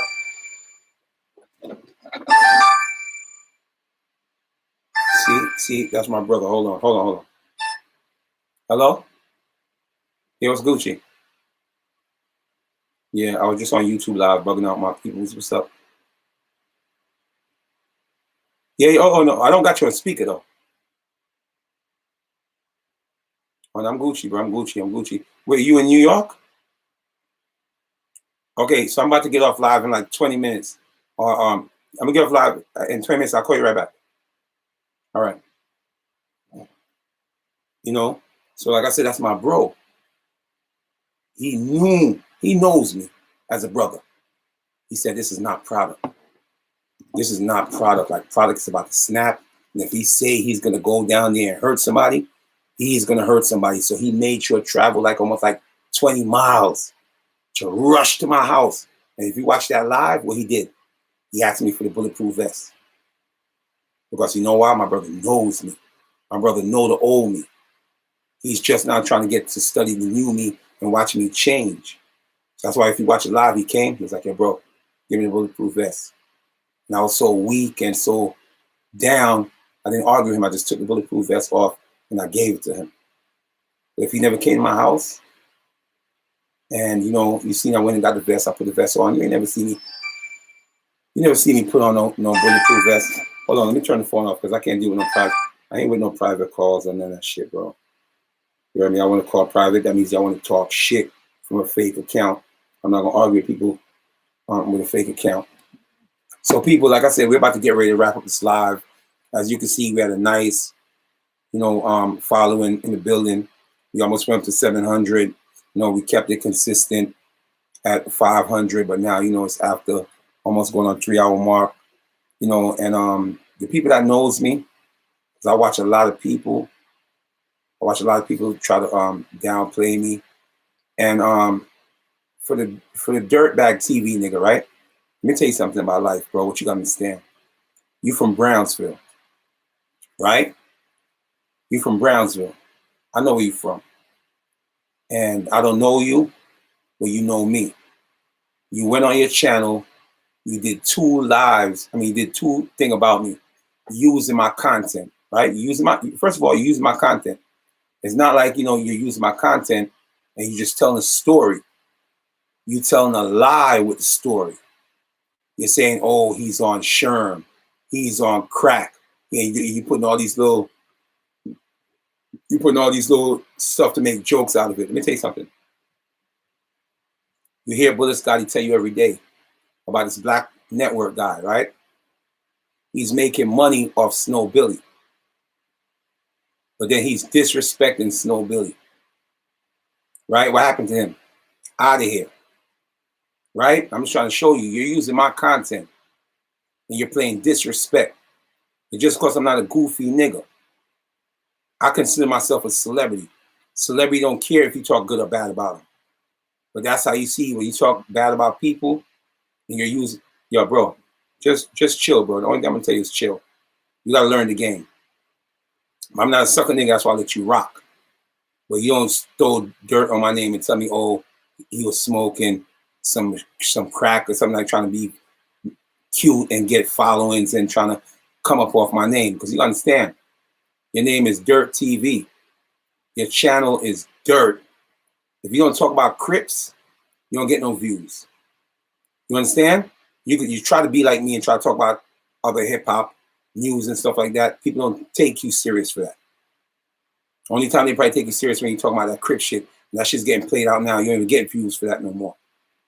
You're from Brownsville. Instead, you look at me, you know me. You should have been like, oh man, that's not product. I never seen product got on the internet and put on the bulletproof vest. You gotta understand, if you watch that live, which I took it down. I was running through NyQuil. You supposed to take your shit every 6 hours. Every time I cough, I took a NyQuil. I was watching the live. Every time I cough, I took a NyQuil. The NyQuil slowed down the cough. I was drugged up, medicated up, fighting COVID-19 and pneumonia at the same time. When I went to the hospital, the doctor told me they don't even know how to deal with this before, because bad enough the COVID-19 is new. They trying to figure that out. But now he got a mixture of COVID-19 and pneumonia. That was a death sentence. And that's why I said if my brother and my mother didn't admit me in the hospital, I would have died. Because the whole time I'm thinking I just had the flu, I had pneumonia. That's why when you heard my live, I was coughing and it sounded like that heavy, dry cough. That's pneumonia. I done let it got too far. So that's why when you see they took me to the hospital, I was on IV. They're trying to flush out my blood. I was taking needles after needles, medication after medication, because they took my feces. They told me to feces in a cup, because they have to investigate. They got to check out, is I'm gonna make it through this shit. Urine tests, all different kind of shit. I remember one time they stuck a needle in me. They took out one vial of blood. They stuck another thing in. They took out another one. By the time you look, at one time, they took out 9 vials of blood in one take. That's why when I told you when I came home, I thought I was good, but I wasn't good. It's going to take me at least 2 months to recover. Now you see me gaining back my size a little bit. You know what I'm saying? Slowly but surely. Now you see me gaining back my size a little bit because they took so much blood from me. My body was so weak. It's like I was in a zombie stage. You understand? Oh, yeah. So now what happened was I heard one guy on the vlog was saying, oh, product call the cops. Goofy nigga, why would I call the cops? When you heard my mother talk in the background and she said, oh, you call the cops. She wasn't talking to me.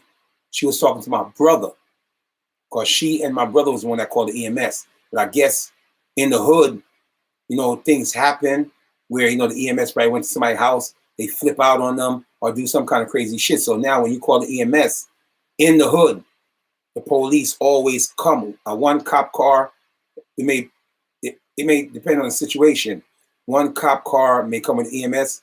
If it get drastic, then they have 2 patrol cars. But watch, anytime you see ambulance come to anybody's house, even if you're just hanging on the block, and you see ambulance come to somebody's house, it's gonna come with the police. So that's why you was hearing my brother telling my mother, go upstairs. Because I'm on live now. You don't hear my mother downstairs. My mother got respect for me as a man and give my respect. She don't come around me, and I don't come around her unless we need to interact. You never hear my mother come downstairs when I'm on my live. But the reason why I told you my moms came downstairs and flipped, because the same so-called gangsters, they called the cops to my house. They said I shot somebody in my house. My mom's was like, what? My mom's a church lady. Same gangster niggas called, the pizzeria to my house, the journals and all that shit, right? And they was gonna do more. So my brother came to my house and told my moms what was going on. He's been on live for almost like 20 some hours. He haven't slept. You know what I'm saying? He got to go to the hospital. So when you hear my mother, you're talking about, oh, yeah, I understand Jamaican. His mother said he called the cops. Why the fuck would I call the cops? I didn't even have the strength to move. You know what I'm saying? Only thing I could do was get out my bed and get on the internet. I didn't have the strength to move because I remember my brother came here because we both caught it together, right? His shit went away in 2 weeks. But you know why his shit went away in 2 weeks? Because he wasn't fighting pneumonia. He was just fighting COVID. And I remember he was trying to convince me to, he was like, you gotta walk with me. You gotta walk with me. You can't let this disease fight you. You gotta fight back. Man, listen, it's easy said and done. I haven't slept in 16 days. I haven't ate in 16 days. You know what I'm saying? I haven't ate in 16 days. I'm hallucinating. All kind of crazy shit going through my bed. So I remember he finally convinced me, product, you gotta get up, bro. Walk with me upstairs. Walk with me upstairs. And he wouldn't stop talking until I say, you know what, I'm gonna try. Even though I tried, it took me like, oh my God, the longest time. When I got to the staircase and I looked up, I was like, there's no way I could walk up the staircase. But just to let him leave me alone, I forced myself to walk up the staircase. I remember, when you lose your appetite, I understand you can't really eat hard food, but even if you go eat some fast food like Burger King, stuff like that, your body might let you eat it. I couldn't even eat that. Because y'all know the Burger King at in the 90s, right? So I drove all the way through the 90s. I went to the Burger King on Church Avenue. I went to the Burger King on Church Avenue and Remsen. Bought mad burger. Brought that shit back to my house. I couldn't even eat it. After 2-3 days, that shit was garbage. You don't understand the nightmare I went through. So y'all get on social media.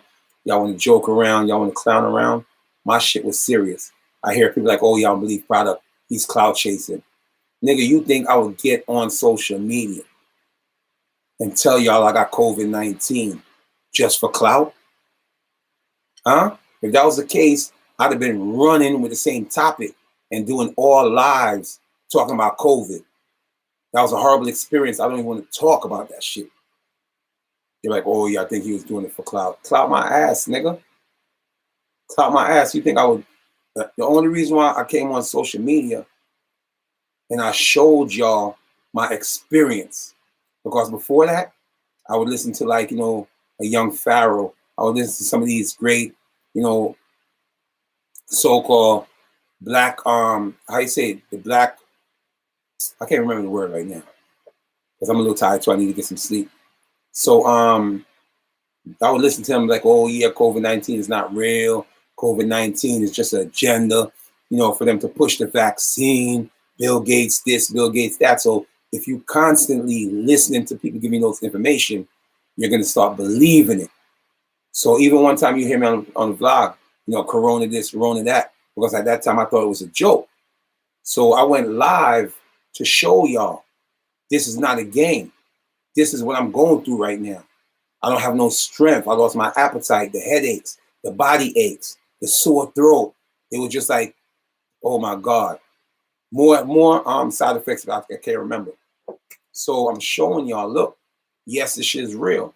This is what I'm going through now. Why the fuck would I get on social media and cloud chase? And y'all know if I'm going to cloud chase, I won't even cloud chase using no fucking Corona. I went live so y'all could see my lifestyle, to let y'all know, don't listen to these black YouTubers. They doing it for views. They doing it for money. They giving you false information.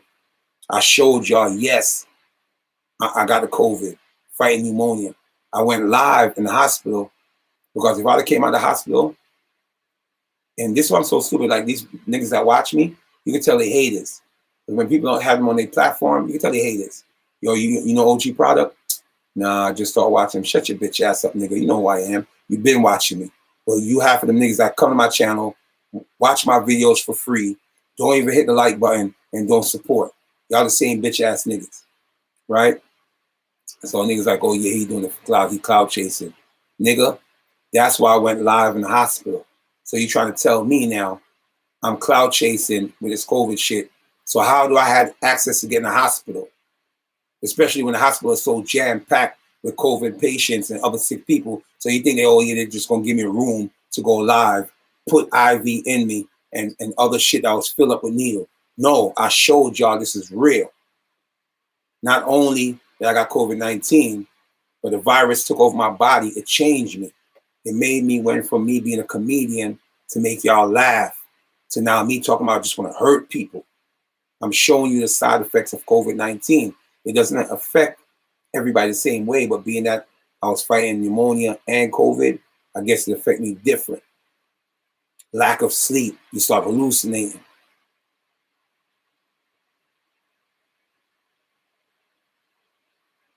You understand? But listen, like I said, you don't have to fuck with me.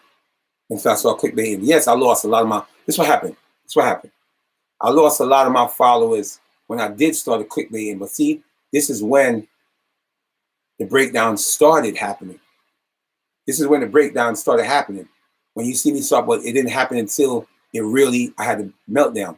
When I started doing a little clickbaiting, because I'm like, oh man, all the real shit I'm giving these niggas, and they not appreciating it. Because yes, it hurts. When I take time out to do vlog, and y'all bitch ass niggas come to my channel, y'all watch my content, and y'all don't even hit the like button, but y'all come here for free entertainment every day for laugh. So I was like, fuck y'all. I'm just gonna give y'all bitch ass niggas clickbaiting.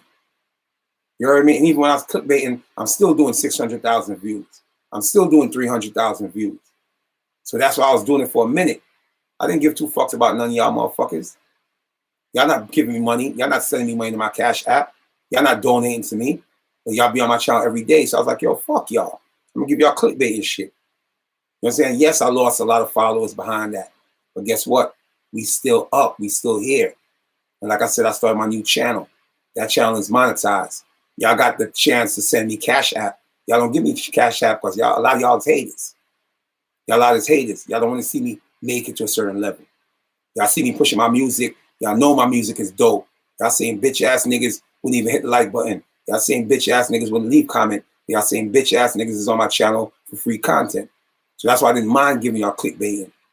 You understand? But now I don't do that shit no more.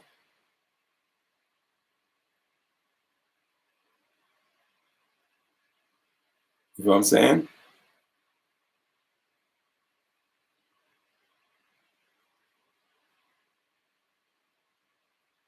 I mean, like all the hard work I gave y'all. That's why when I meet people, I don't want niggas to tell me about my past. Oh, product was a nigga. Don't tell me shit about my past. Focus on my future. Like I told you when I didn't want to mention this clown name. But when I got around this nigga, he's like, yo, product, I know you from the. Don't tell me about that shit, nigga. Because you're not a real supporter. You're a hater. Just like everybody else that could get on people's other channel. Let me tell you something. I watch a few vlogs about me and my mental breakdown. And I see people got me on my name in their panel or whatever. And you can see all these weirdo niggas that they be having on their platform because these weirdo niggas, they can't go on the other niggas' platform. And that's why I told you I don't really do the phone lines like that no more.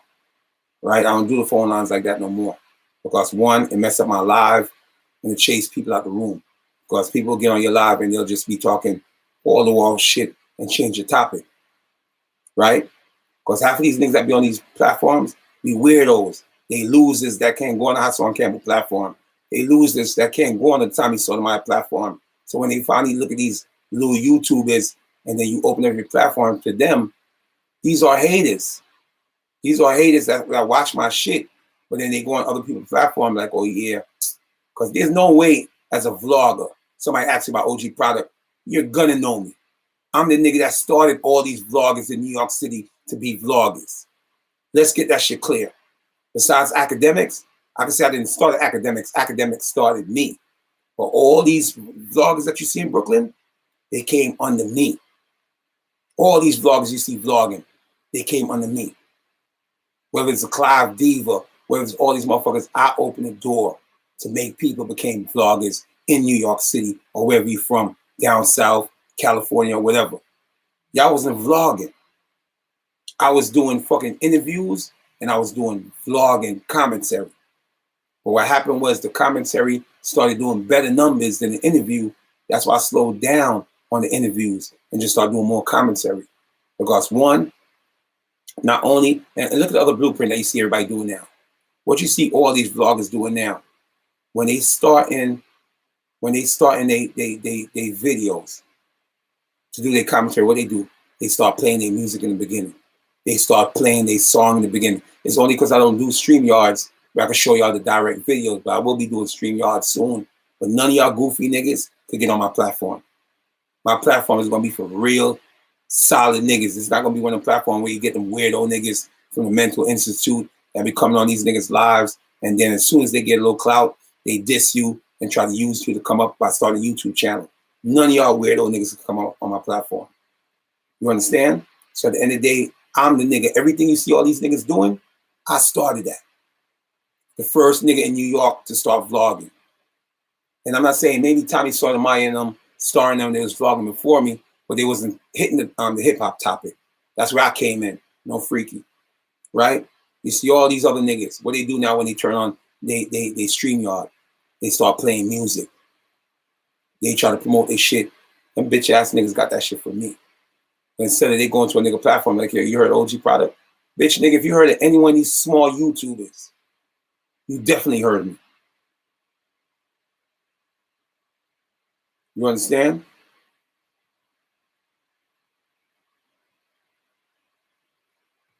If you heard of any one of these YouTubers, you definitely heard about me. So y'all niggas need to stop capping. You know what I mean? Even the Blackout Network nigga. He ain't never supported my channel. I ain't never see him hit the like button. I ain't never see him left a comment. I'm like, yo, product, I'll fuck with you. As soon as I got on this goofy nigga, I ain't even gonna call his name, the nigga from Jersey platform, and I'm trying to help him to build his channel back up. Here comes all these weirdo niggas want to hold a conversation with me. Yo, product, this is Blackout Network. You know, I've been fucking with you from the DVD era. Bitch, nigga, you a hater. And that's why I told Ice, when I'm on your platform, I don't want none of these goofy niggas come around until I'm finished talking. Then I could leave and then you can bring these goofy niggas up on your platform. Because all these goofy niggas is haters. And you can't fool me. Or how you can tell me all the history of what I've done to the game, but I ain't never seen you support my channel. But you look around, you on these little YouTuber niggas channel that's hating on me, and you supporting them. You understand? That's why I stay away from niggas, man. I'm always in my dolly loop, man. I know people, but I don't fuck with people.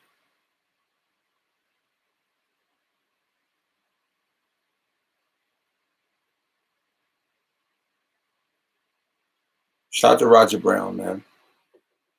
You heard me? So that's why I got away from people channel like that. If I'm helping you building your channel, I don't want these goofy niggas that be on these platforms around me. Because like I said, this is not my platform. I'm bigger than this. I'm just coming back here to show you love and try to build your channel back up that was in the dirt.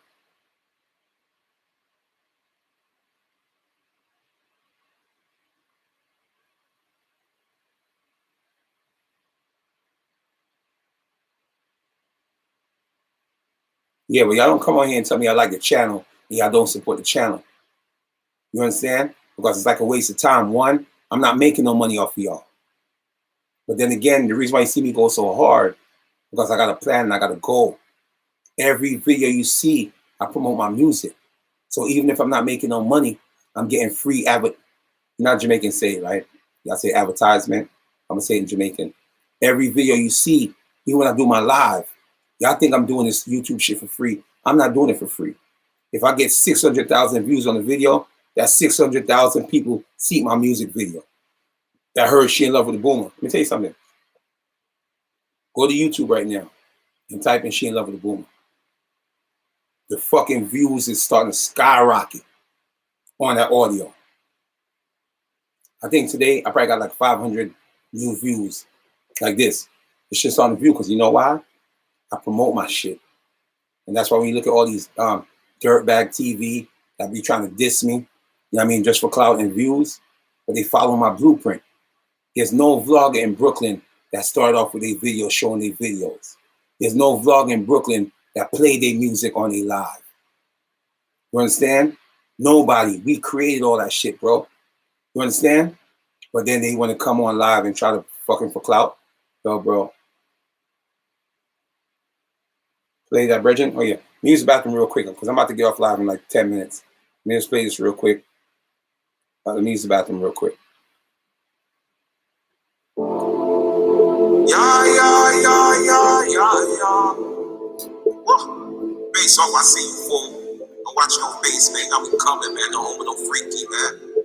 Chill out, homo. Chill out. Come down to Jenna. Yeah.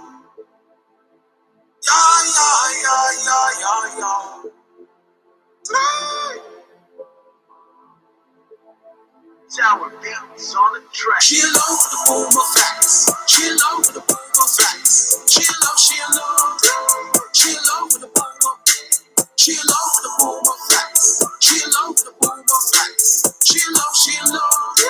Chill out for the boomer. Swipe cards for the boomer. Get rich for the boomer. Cuts. On the chop for the boomer. On the mop for the boomer.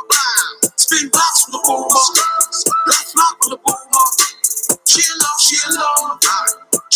for the boomer. Mama always told her, get a college man. How you mean? Don't fuck with the product, cause he is a weird spawn. Get you a bald head and not a rasta man. But every time I come around, it's a fluctuation. Right show. Every time I come around, it's a fluctuation. Every time you come around, it's a fluctuation. I don't understand. I don't understand. Chill out with the rasta, cause I'm not an imposter. Chill out with the boomer. Chill out with the boomer. Chill out. Chill out with the boomer. Chill out with the boomer. Facts. Chill out with the boomer. Facts. Chill out. Chill out with the boomer. Chill out with the talk. Chill out with the shot. Chill out with the crocodile. Chill out with the talk. Chill out with the shot. Chill out with the reptile. Short Steam. But the mama don't like You it. support my music. She hate me the private. You heard me? Her mama don't like. Her mama don't like it. She talking shit like a toilet. She said I'm too violent. Her mama don't like. Her mama don't like it. I'm a certified gangster. Yo, hold on. Before we get out of here, right? Before we get out of here, shout out to Shard Steve. He's a official supporter, especially when it comes out to my music from day one. Because I know a lot of people, they started supporting me because some of them probably thought it was a joke. Like, probably really can't rap, probably really can't do music. But as soon as they see me getting the clout and more people start rocking with me, they became haters. But that's just typical of black people mentality. I mean, you can't blame them for that. That's just how it is.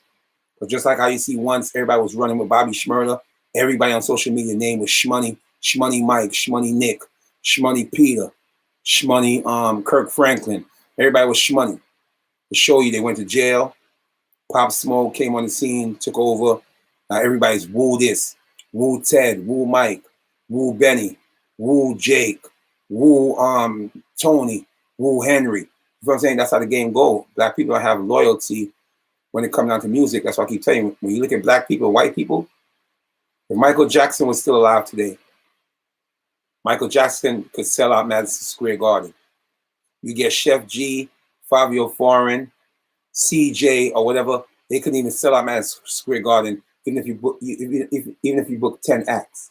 That's why when you look at summer jams, people don't understand why summer jams, you'll see, I wouldn't even say Jay-Z, because Jay-Z could sell out Madison Square Garden by itself. There's only a few black rappers like Jay-Z, Kanye West, or Travis Scott.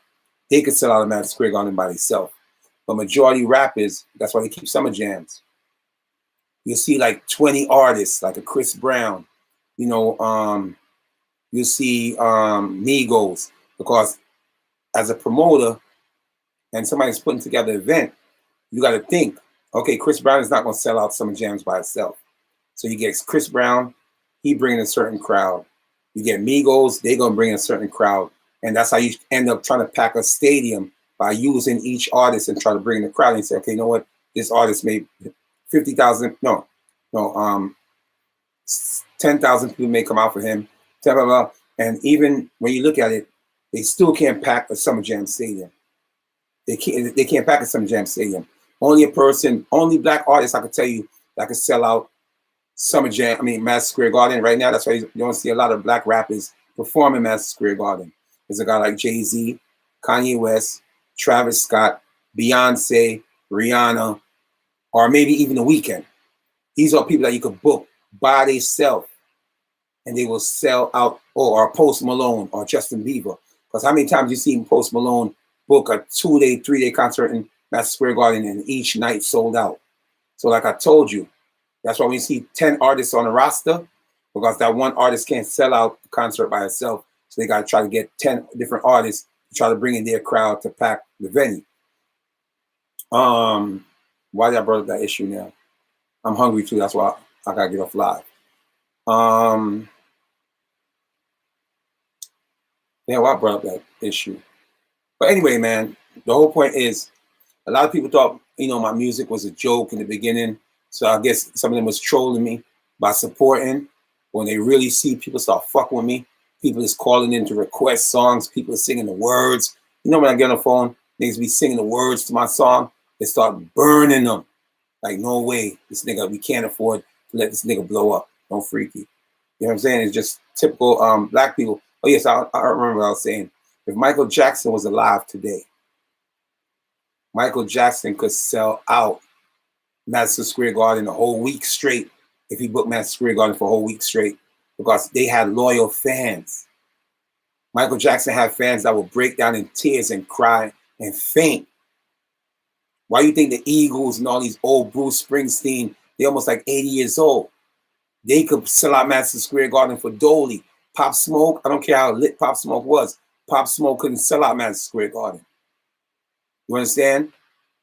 6ix9ine, I think if 6ix9ine was hot when he first came out, 6ix9ine probably could have sold out Madison Square Garden, because 6ix9ine not only have black fans, 6ix9ine have Latino fans, and 6ix9ine had the white fans. A lot of rappers, they just have a majority of black fans. So 6ix9ine in his prime, I don't know about now, after he snitched, but 6ix9ine in his prime, I think if he ever had the chance of, he could have sold out Madison Square Garden in his prime, when everything was going Billboard. It's not easy for black artists. That's why you don't see a lot of concert in Madison Square Garden by black artists. You see Madison Square Garden, Bruce Springsteen, the Eagles that haven't performed in 35 years, 40 years. They could do a tour at the age of 80. And it happened all the time. You see Celine Dion go on tour at almost like 60, 70 years old. And they'll make almost like 300 million on a worldwide tour. Then you got these young kids that they come out, they give you 2 hits. They in a recycling bin like a designer. Who else? A 2 milli. You know what I'm saying? Hit, recycling bin. Because you know why? Their fan base is not like real fans. They just go in with what's hot. You understand? Let me give you an old group right now. If Bon Jovi, which I think all of them is almost like 80 years old right now. If Bon Jovi say they're going to do a world tour, right? Which they do that once in a while. Bon Jovi could make anywhere to almost like $800 million off a world tour from New York, Canada, UK, and do the whole Europe. They could generate almost like $1 billion off tour, and they're 80 years old. That's the problem with black people. Oh, product, you too old. Nigga, I'm not too old. I'm not a rapper. I'm an entertainer. Black people, we always put a time frame on what you can do and what you cannot do. White people, you'll see motherfuckers like Cher. Cher's almost like 80 years old. She's still performing and she's still got a fan base.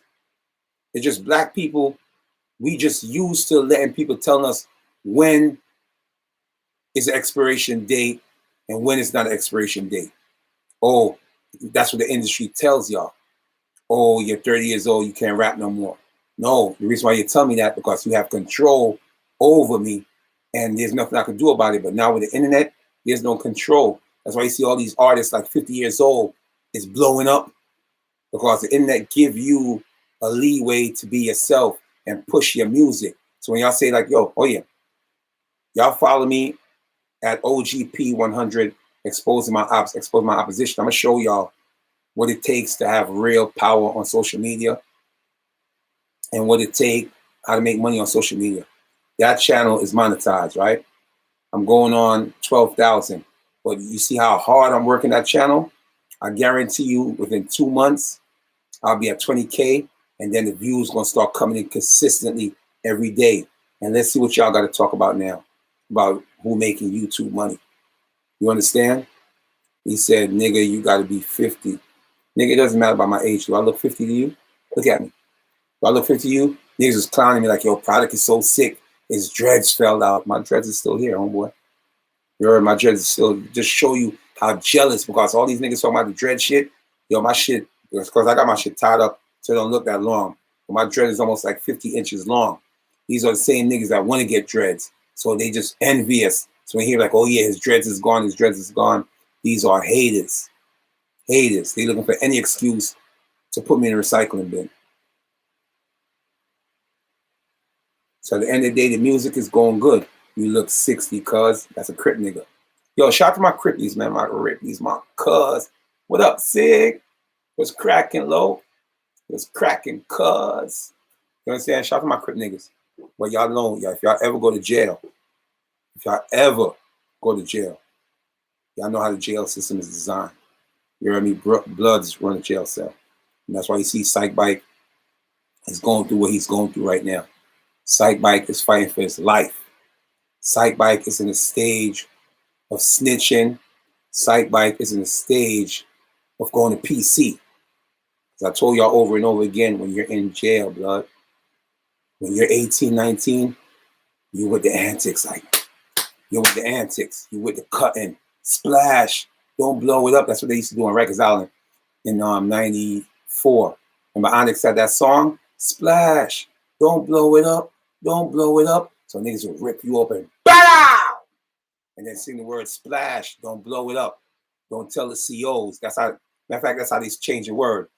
Onyx song, splash, don't blow it up. They will cut you. And then they start singing splash, splash. Don't blow it up. Don't blow it up. Don't tell the CEO, splash. Yo, let me tell you something. If a nigga was supposed to cut me in jail, and not saying it can't happen, because just like how you see what Sike Bike going through, Sike Bike got cut too. Sike Bike got cut, but he don't got a cut in his face. Sike Bike got cut on his body.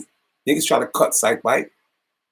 And like I told you, a lot of niggas, blood niggas, end up getting cut because they had to drop on Sike Bike and they didn't put in pain. So a lot of blood niggas end up getting handled. If a nigga tell you go put in work, you don't put in work, you're going to be dealt with. Same thing with the Aryan Brotherhoods. If you're not a killer, but you decide to get down with the organization and they tell you they want you to kill somebody, but the way they want you to kill somebody, and this is why the Aryan Brotherhoods is so dangerous. When you think about prison, you're like, man, there's not a lot of real hardcore white boys in jail. But when you're dealing with the Aryan Brotherhoods, they so outnumbered. That's why they make their crimes so gruesome. So if they want to kill you, they're going to make an example. They're going to tell, see right now, there's a footage on YouTube. If you type in YouTube, there's a racist white guy. He was doing life. So somehow he brought this little white guy underneath his wing. The black guy was only doing the white guy was only doing 5 years. And then he was coming home. But he let this Aryan Brotherhood nigga brainwash him. You understand? That's what a lot of these gangbangers do. They'll brainwash you. So they brainwashed the guy that was doing 5 years. The guy that was doing life, he brainwashed the guy. And they set up this black guy. So I guess the black guy couldn't get along with the Aryan Brotherhood nigga. And the black guy was talking shit. Maybe he didn't know how dangerous these Aryan nations was. Yeah, besides the Mexican mafia, they're very dangerous because the Mexicans is dangerous in prison. And if the Mexicans give the white race respect, they give the white race respect in jail than the black people. That's a fact. So they set up the black guy now. Maybe that was the black guy first time going to jail. He didn't know the politics. He didn't know that the Aryan Brotherhood, they'll kill you. It's not like how black people run around jail and cut you and just to have something to talk about. They're not cutting you. They poking you until you're dead. So Google it. The footage on YouTube. So they set the black guy up and sign him up for infirmary. So when they sign you up for infirmary, that means you're going to get out your cell. So it reminds you, if somebody want to kill you in prison, not even a correction guard could save you, because their job is to say this: if there's a killing going on and there's not enough correction officers, you know, like even Rikers Island, it's 2 correction officers per dorm. One is in the bubble in safety, and then one is outside the bubble with the inmates. So the reason why the one is in the bubble, if something happened, they will be protected to call backup. But the one outside, they can end up getting killed. So they set up the black guy. He didn't sign up for infirmary. That's why they got a lawsuit. So the family got a lawsuit. So when they came out the cell now, the racist Aryan Brotherhood and the guy that was doing 5 years, they jumped the black guy, and they had the black guy on the floor. They stabbed him 100 times. We're not talking about what black people do in jail, slice you just to make a name and stuff like that. They stabbed this black guy 100 times, killed him on camera. And you know what the correction officers did? They couldn't do nothing about it, because when you're in a situation like that and you're dealing with somebody that's a certified killer, you got to stand down and wait for backups or wait for the riot squad. And that's what they did. But by the time it was too late, the black guy was already died.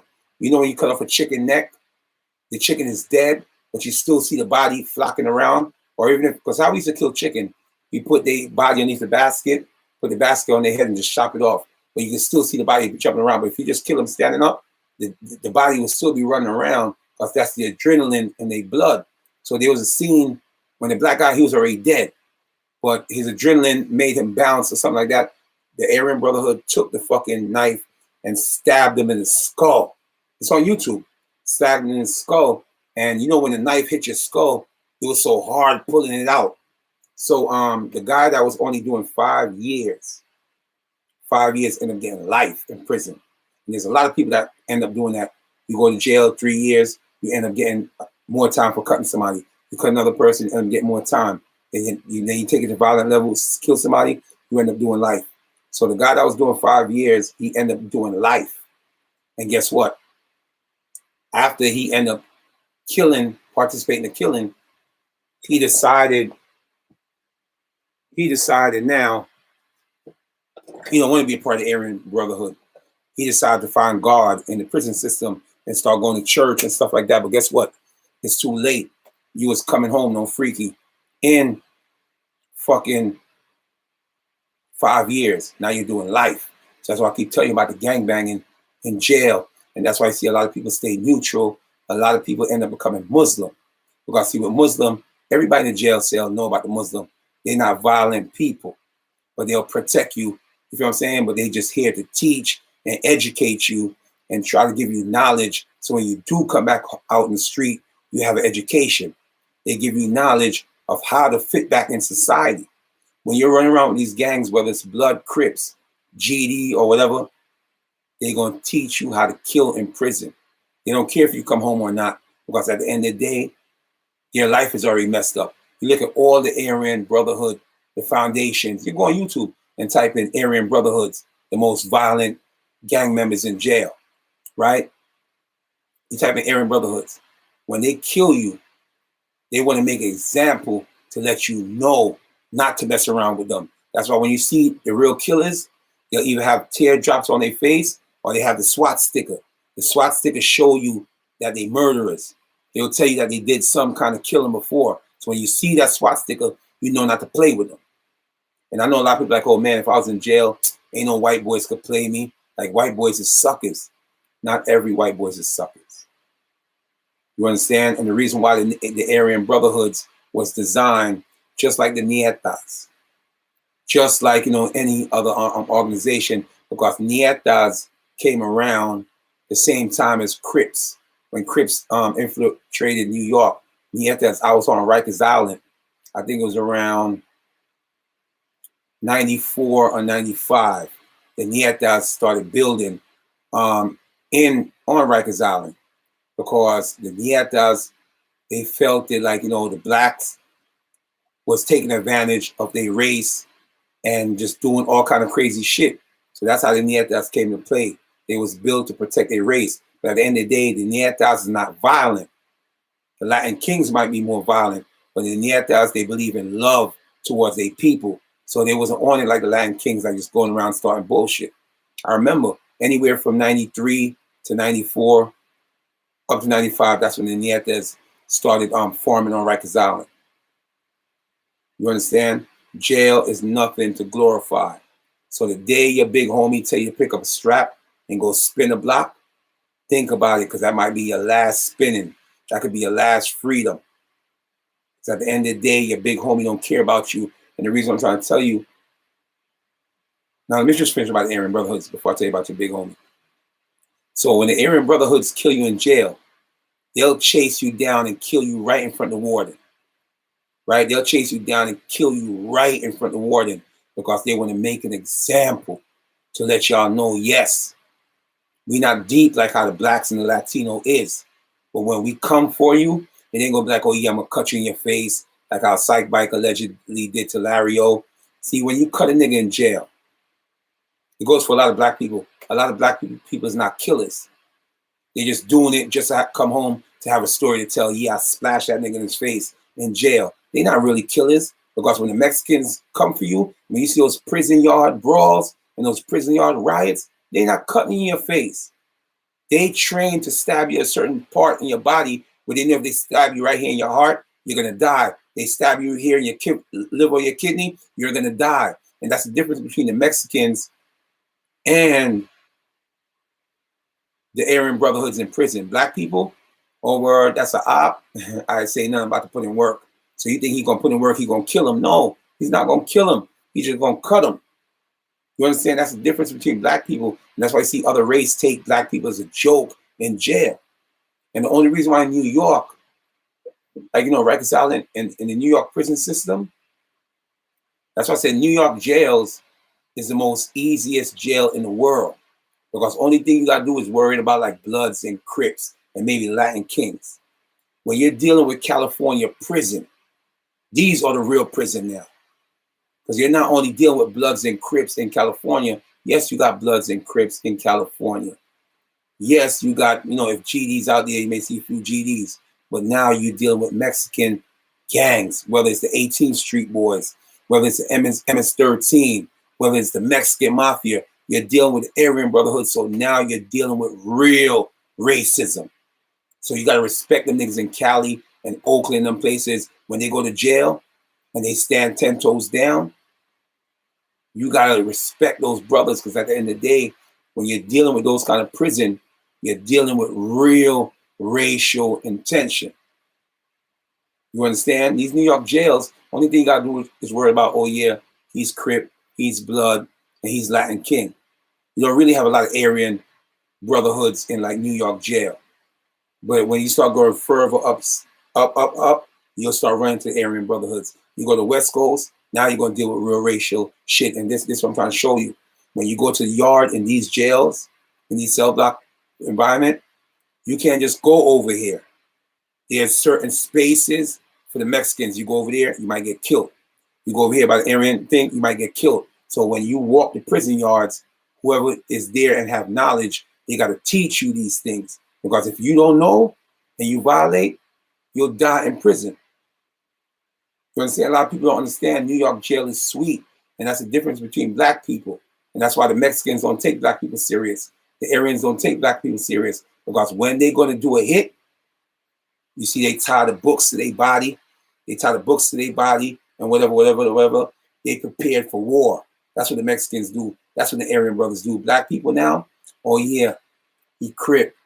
Yeah, we're about to put in work. So you thinking like, he's going to kill a nigga. Black people don't do that. They just want to cut you or maybe beat you down or whatever. The Mexicans, the Aryans, they're going to kill you. You know what I mean? They're going to kill you.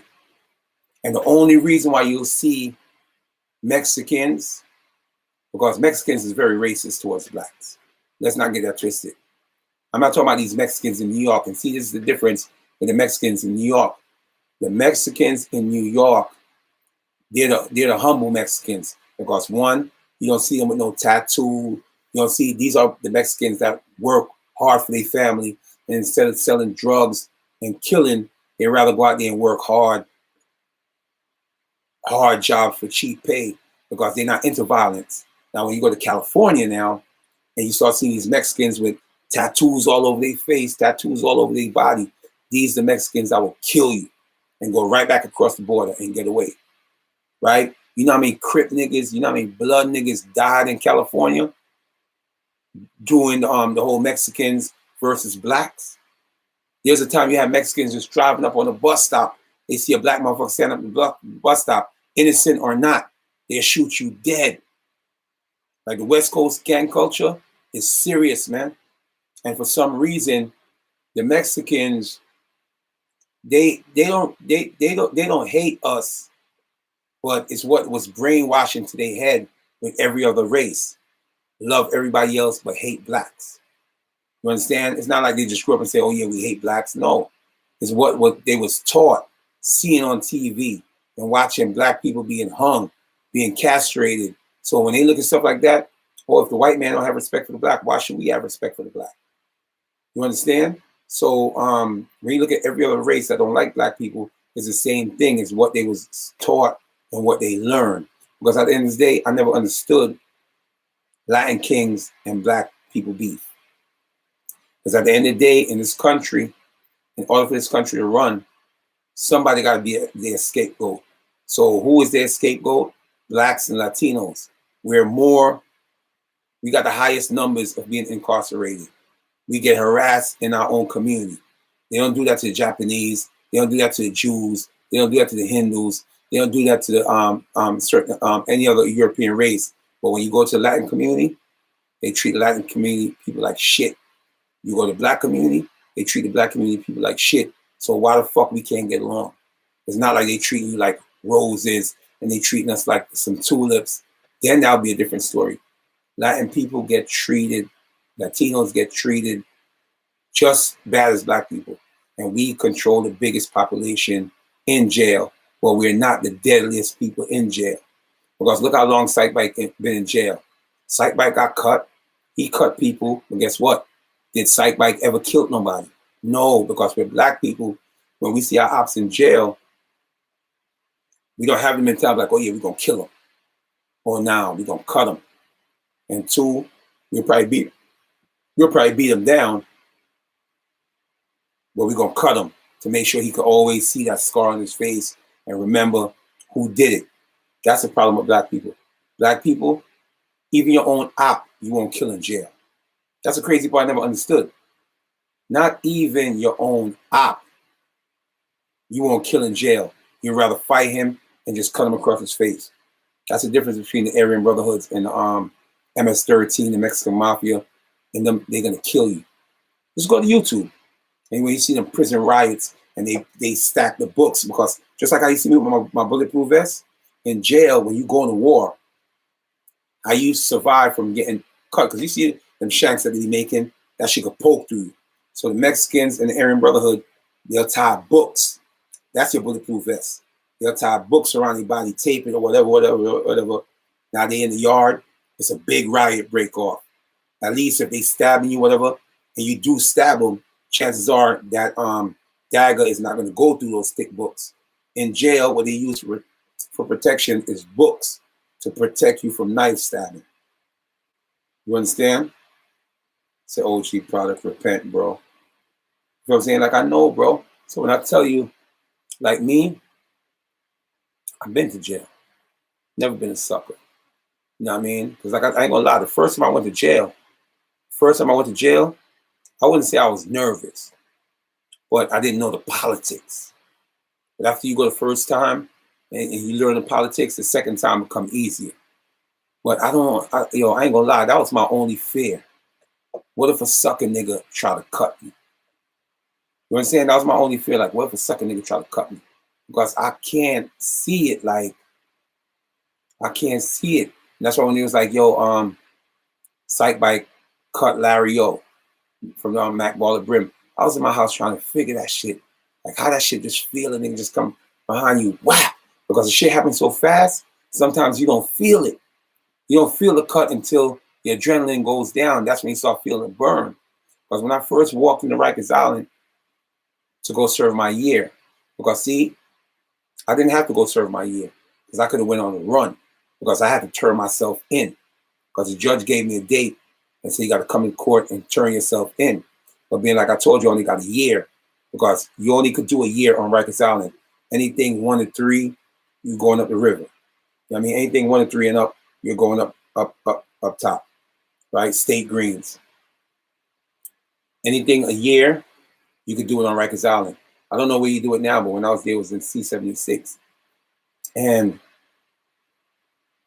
that's one thing I wasn't, even though I was holding my own, I was never lacking to let a nigga get close to me where he could try to cut me. The only way a nigga probably could have cut me is when I was sleeping. Because like I said, I don't care how much, you know, you built for jail, you got to go to sleep. And if a nigga feel like he can't cut you, you know, when you're up because he know you're not going for it, a nigga might try to cut you in your sleep. So I used to always say to myself, like, man, I don't even think, because sometimes a nigga could cut you in jail and there's nothing you could do about it because after he cut you, they move you out the house. And that's what I hate about black people. Why just cut niggas for fun? Just to say you cut a nigga. If that's your ops, kill him. But you know why? They so scared. They don't want that time. They don't want that extra time. They'll take the time for cutting a motherfucker, but they won't take the time out for killing nigga. And that's why I told you the Aryan Brotherhood and the Mexicans, they see things totally different.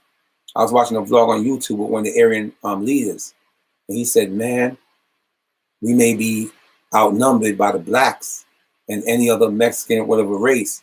But guess what? Matter of fact, I should play it now, but I'll probably get like in trouble. And he said the difference between us, when we kill you, we don't give a fuck if you're in the warden office. We'll come in the warden office and kill you. And if the warden get involved, he'll die too.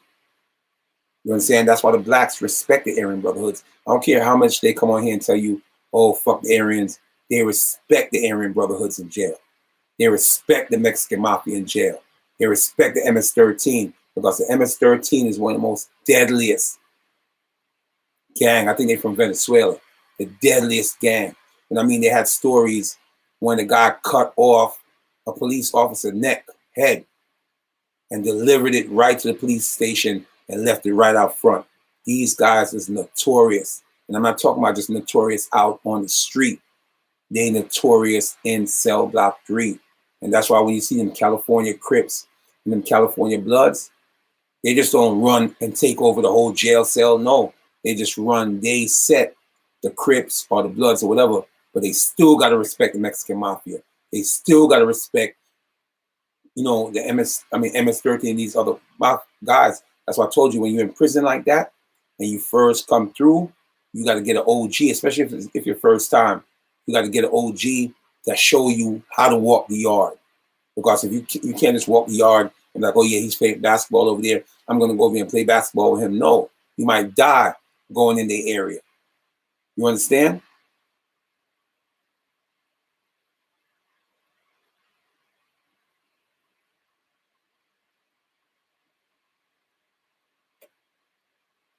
OG product. You can tell that's a hater.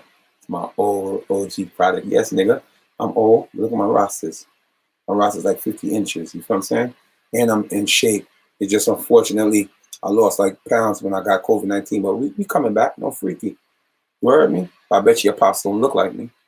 I bet you your pops ain't in shape like me. You heard?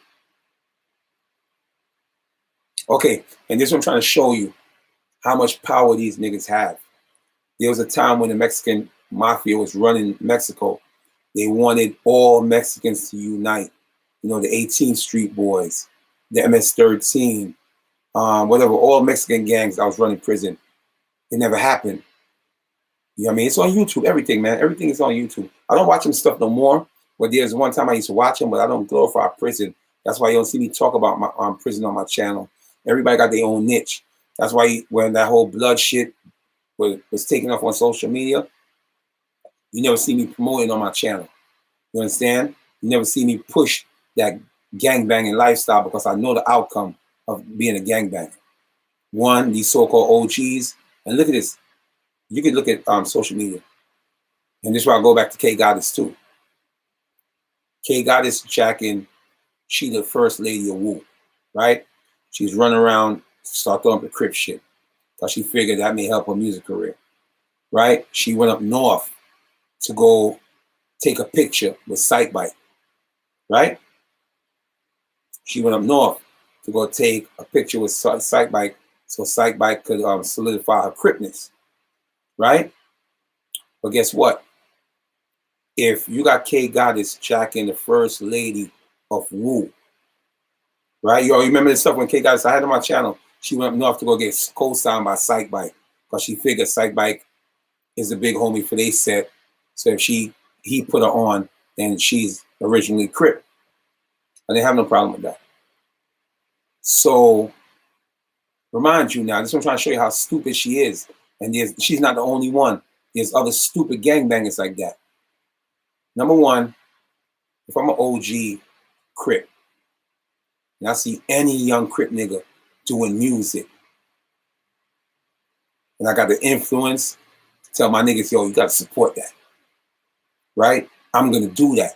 But these gangbangers, especially the big homies, they don't see that. Only thing they want to do is gangbanging and do certain things for petty change, not knowing if that guy becomes a superstar, you're situated for life. And that's the only thing I don't respect what Shotty did. I'm going to talk about that on a different live. I don't respect what Shotty did with 6ix9ine because Shotty and them, they was chasing the bag. They was chasing the check. But I see their vision. Just like I told you, when the big homies see you doing the music, they be the same one that won't even hit the like button. They be the same one that won't even share your video, but y'all jacking the same gang. But now that the big homie got an issue, he's going to not even worry about your music, but he's going to call you, go spin a block. Your dumb ass is going to do it because that's the big homie. K Goddess now. She went all the way up the river to go get co-signed by Sike, jacking that she's a certified Crip now, right? You're the first lady of Wu. Remind you, I was helping her the same time I was helping Chromas. Her shit would have been lit. Right now, she's still going around fronting for the gram, doing nothing but mad showcases. Chromas never did no showcases. Chromas get paid shows. Chromas, anything. She started on OnlyFans right now. She's going to make money. You understand? But now it goes back to the gang culture. She wasn't rocking with me like I was rocking with her because she's Crip now. Rowdy Rebel already put out the statement, don't fuck with product. So every Crip nigga gonna listen. So now it probably got to her head, oh, fuck that nigga product, keep promoting me. That's what it is, but I'm not fucking with him like that. That's her mentality, even though she never said it. You're the first lady of Wu. You ain't got no song with Pop Smoke. You ain't got no song with Fabio Foreign. You ain't got no song with Sosa Gee. You ain't got no song with Chef G. The only song that you had was with a Billion, which never got leaked because Johnny Cashflow, like I said, that's the homie. Johnny Cashflow, he know whoever I co-sign is gonna make it. So when he see me co-signing K Goddess, instantly he reached out to her to manage her because he like, damn, if product is pushing her, it's gonna be an easy lick, right? She switched on Johnny Cashflow because she's chasing fame so fast, she felt like he wasn't moving fast enough. But what you're doing right now, all of your Instagram showcases, you're not getting paid for those. Even though you got a better management team now, I salute you. But you're the first lady of Wu. You don't got no feature with Fabio Foreign because they don't respect you. You don't got no feature with none of these Wu rappers. You know who you got a feature with? You know who you got a feature with? I think you got a feature with JD. And I think you got a feature with Famo Banger. I seen the video with you and Famo Banger on World Star. But guess what, boo? These are people from your constituency. These are people from your hood, no homo, no freaky, right? And you're trying to be down, trying to fit in with people from the 90s. That's your biggest mistake. You're trying to be like Megan Thee Stallion. That shit's played out. Megan Thee Stallion, and so I'm trying to tell you what artists do. Megan Thee Stallion, instead of just coming in the game, being a regular rapper, she probably sat down to herself and said, damn, Nicki Minaj did this, Cardi B did that. How can I be different? And she finally probably put something together and said, you know what? Just like how I do my intro, nobody wasn't doing no intro like that before. Now you got Oddball doing intros. You got all these other niggas doing intros. I'm a trendsetter. So instead of her saying, like me coming in the game and just do a regular commentary, I give you the boom, boom, boom, boom, boom, boom, boom, boom, boom. That's something different. It works for me. K Goddess, right now, she don't even know like how to market her own self. You got to sit down at the drawing board and come up with a play that's never been done before. It'll work for you. But now every time you're performing on stage, you're shaking your ass trying to be like a Megan Thee Stallion. That's played out. Every bitch got an ass on Instagram. Because at the end of the day, that's not your ass. That shit belongs to Dr. Zitzmore. You understand? You went underneath the knife, you got dolled up and scammed, dolled up, whatever.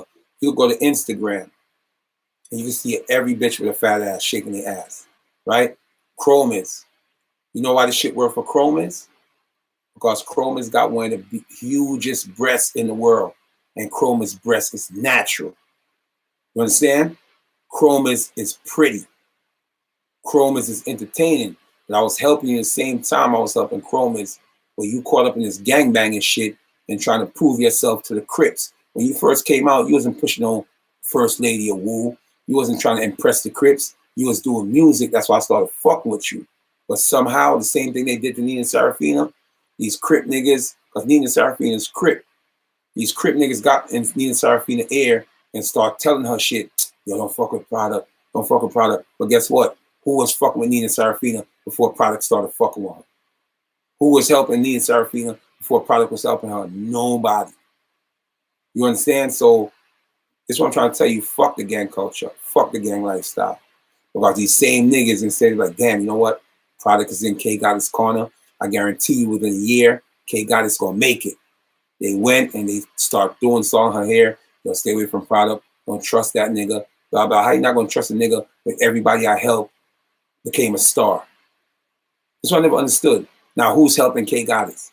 Even though, you know, she's on her Instagram fronting to y'all, all them shows that she's getting, those are showcases. Those are not, I wouldn't even do no showcases. Even right now, I got a couple of lit songs. You can't get me to do a showcase. You want me to come out for a show, it's $1,500 a show. That's the difference between me and K Goddess. Instead of she being patient and stayed down with a nigga that was trying to help her from the heart, never asked her for a dime. You go back to YouTube, you'll see footage with K Goddess, Chromas. I was pushing both of them together. And I asked the little Baba for a drop. So I guess she was like, yeah, I'll fuck with him, but I won't do certain things for him because it's gang politics now. Or word, you Crip and you fuck with Product.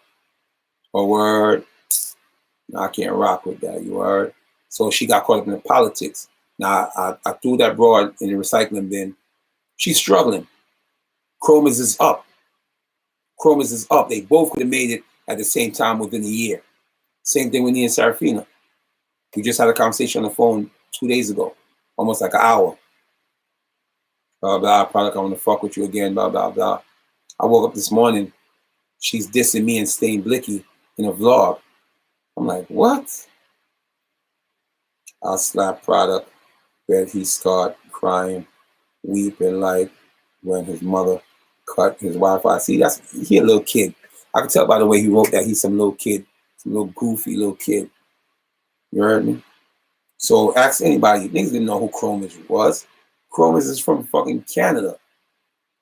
You know how hard it is to break a Canadian artist in New York?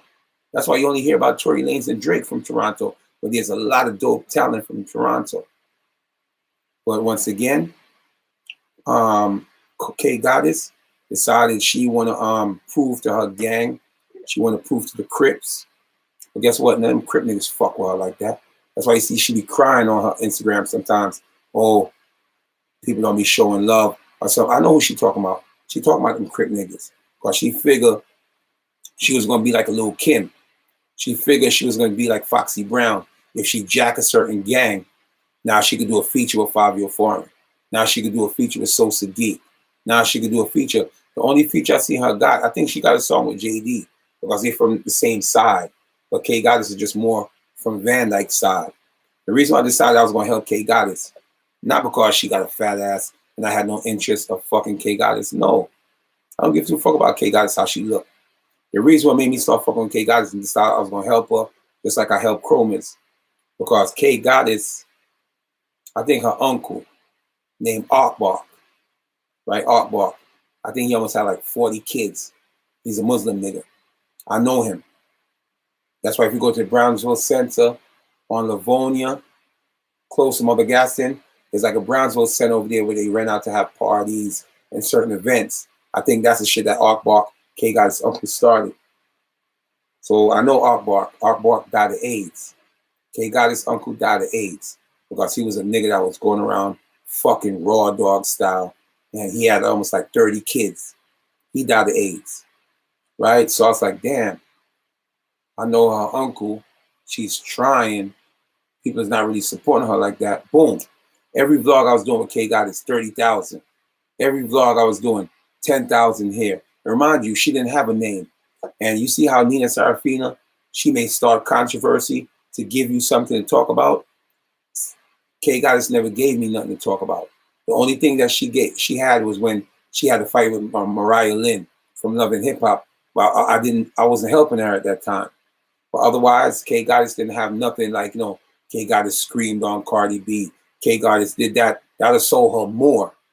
But I didn't have nothing to work with on K Goddess. So I had to build her up where, you know, I talk about a big artist, and I talk about her, you know what I mean, in the thing. And she was doing her numbers. I talk about Star Brim. I did a vlog with her in Star Brim. That shit's almost like 300,000. You understand? That's almost at 300,000. So when the haters start seeing shit like that, nah, we gotta get in their ear. We gotta tell them don't fuck with product. Because they're not telling me to fuck with product. They don't want to see K Goddess make it. And she fell for the bait. All of a sudden, she went from a girl that was just doing music. Next thing you know, she going up north to go take a picture with Sike bike to let people know she's an official Crip. The difference, and I know why she did that. Because when I was pushing Chromis is Spanish. Chromis is from Venezuela, right? Chromis from Venezuela. I'm not going to let this live pass 4 hours. I'm about to wrap it up at 4 hours. Chromis from Venezuela. Or go to Chromis page. Chromis been cripping since she's been like 3 years old. Because Chromis family, just like how you see in any hood, you got Puerto Ricans that's Crip. They're not Latin Kings. They're not Neanderthals. They Crip or they Bloods. Chromis been cripping since she was 3 years old. And no matter how much bad things you got to say about her, it's official because her older brothers was cripping. They got a picture with her throwing it up 3 years old. You understand? So K Goddess seen stuff like that, and she wanted to push that agenda. That's why she ran up north to go get a picture with Sike Bike.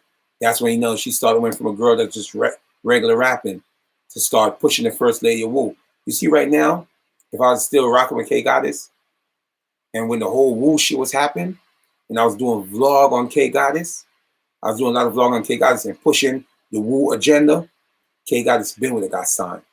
Because like I told you in the beginning, when I was helping K Goddess wasn't giving me nothing to put out. It's now that I'm not helping her, and I seen her release a video with her and Pop Smoke on live. That right there, if I was helping her, that would have took off even more. But I stopped helping K Goddess because she's ungrateful. Only time K Goddess reached out to me is when they had took her Instagram page, and she hit me up from her backup page, which wasn't doing no numbers. And she begged me to do a vlog on her, you know, addressing that she lost her YouTube channel. K Goddess is ungrateful. And her boyfriend right now, I forgot her name. Her boyfriend that used to be on Love and Hip Hop. I forgot his name. He was following me at one time. I guess he probably unfollowed me once I stopped fucking with her. He's a good dude. He took K Goddess out of projects and got her living in Far Rockaway, Queens, a better life where she don't got to see cockroaches. She don't got to see rats. Because everybody know you live in projects, you're going to see rats, you're going to see cockroaches. You open a brand new cereal, oh my God, you got to duct tape it, everything. So as soon as you go eat cereal again and you pour it out, you see cockroaches. She even told y'all that. But her boyfriend's a good dude. I just can't get his name right now. And K Goddess will fuck on that nigga. Just say right now, she had a chance to get to Fabio. Because Fabio was the nigga at one time in music, which he's not no more. She would have gave Fabio the pussy. Just to be next to Fabio. That's what type of girl she is, and what she showed me. You understand? She's just loyal to what people could do for her.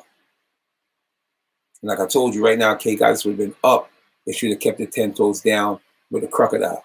But she put gang in it when she didn't start out with this gangbanging shit.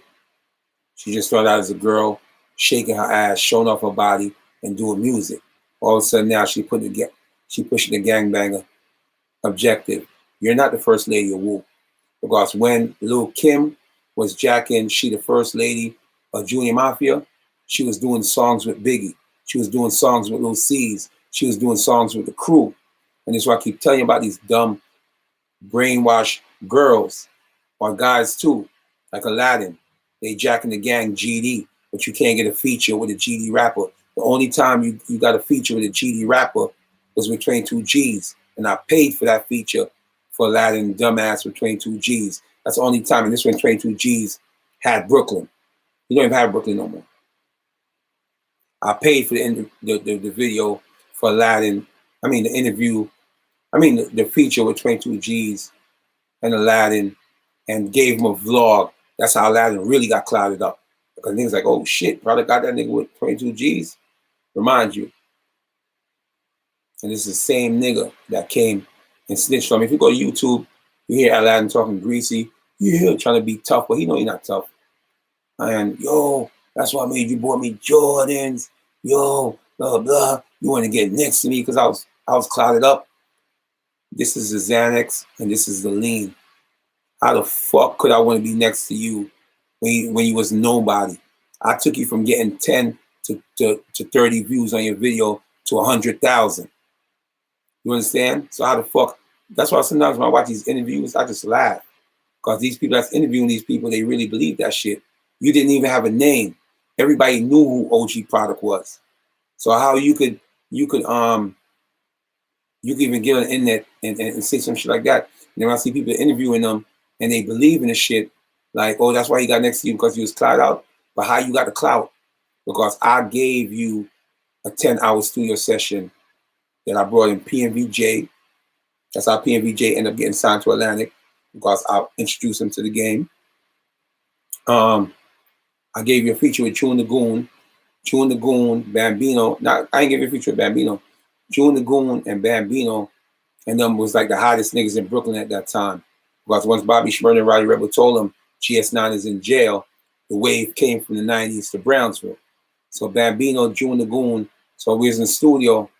Remind you, I spent, 10 hours. He never seen a 10-hour studio session before. He type of little nigga, he'll probably accumulate a little money, like, $80, and he'll probably go do a 2-hour session. I gave that little bastard nigga his first couple of 10-hour sessions. The first 10-hour session, I brought in 22 G's. I brought in June the Goon. I brought in G Banger and PNVJ. Even though I didn't pay PNVJ to get on the track with him, but I paid for the studio hour, and I gave PNVJ his first chance to record. That's what I'm trying to tell you. PNVJ never recorded a song in the studio. I was like, yo, I could have told him, like, nah, it's a Aladdin session. I don't want y'all recording, because you got niggas that act like that. I said, little nigga, you a star. Candy and do your thing. That's when he did a freestyle for me that went viral, right? And the interview went viral. That's when some outside nigga was on the sideline watching me, never supported me, or watch my channel, and then they seen PNVJ being a young little kid walking on the beat. That's when they snatched him up, locked him in the contract or whatever the case may be, pushed him, got him signed to Atlantic. And because remind you, PNVJ used to always been around G Banger. G Banger used to always be doing interviews on 12 TV. Every time you seen G Banger and Main Finesse, before Main Finesse went to jail, they was always doing interviews on 12 TV. 12 never seen the vision in PNVJ. I seen the vision because I'm good with talent. I'm good with seeing, like, who really could get signed. And I said, little nigga, I'm about to turn into a star. And what made him went viral, instead of me just putting J, I put J Blicky, freestyle. And remind you at that time, Nas Blicky, 22 G's, they had Brooklyn. You know what I mean? The GDs had the music. Before the Nick Blicky and them started blowing up, it was Nas Blicky and 22 G's. Those was the two names of the Blicky. So I remember them niggas hit me up from the Blicky page, like, yo, cause they didn't know who this little nigga was. I didn't even know who this little nigga PNVJ was. Whole time I thought he was from Brooklyn. I didn't know he was from the Bronx.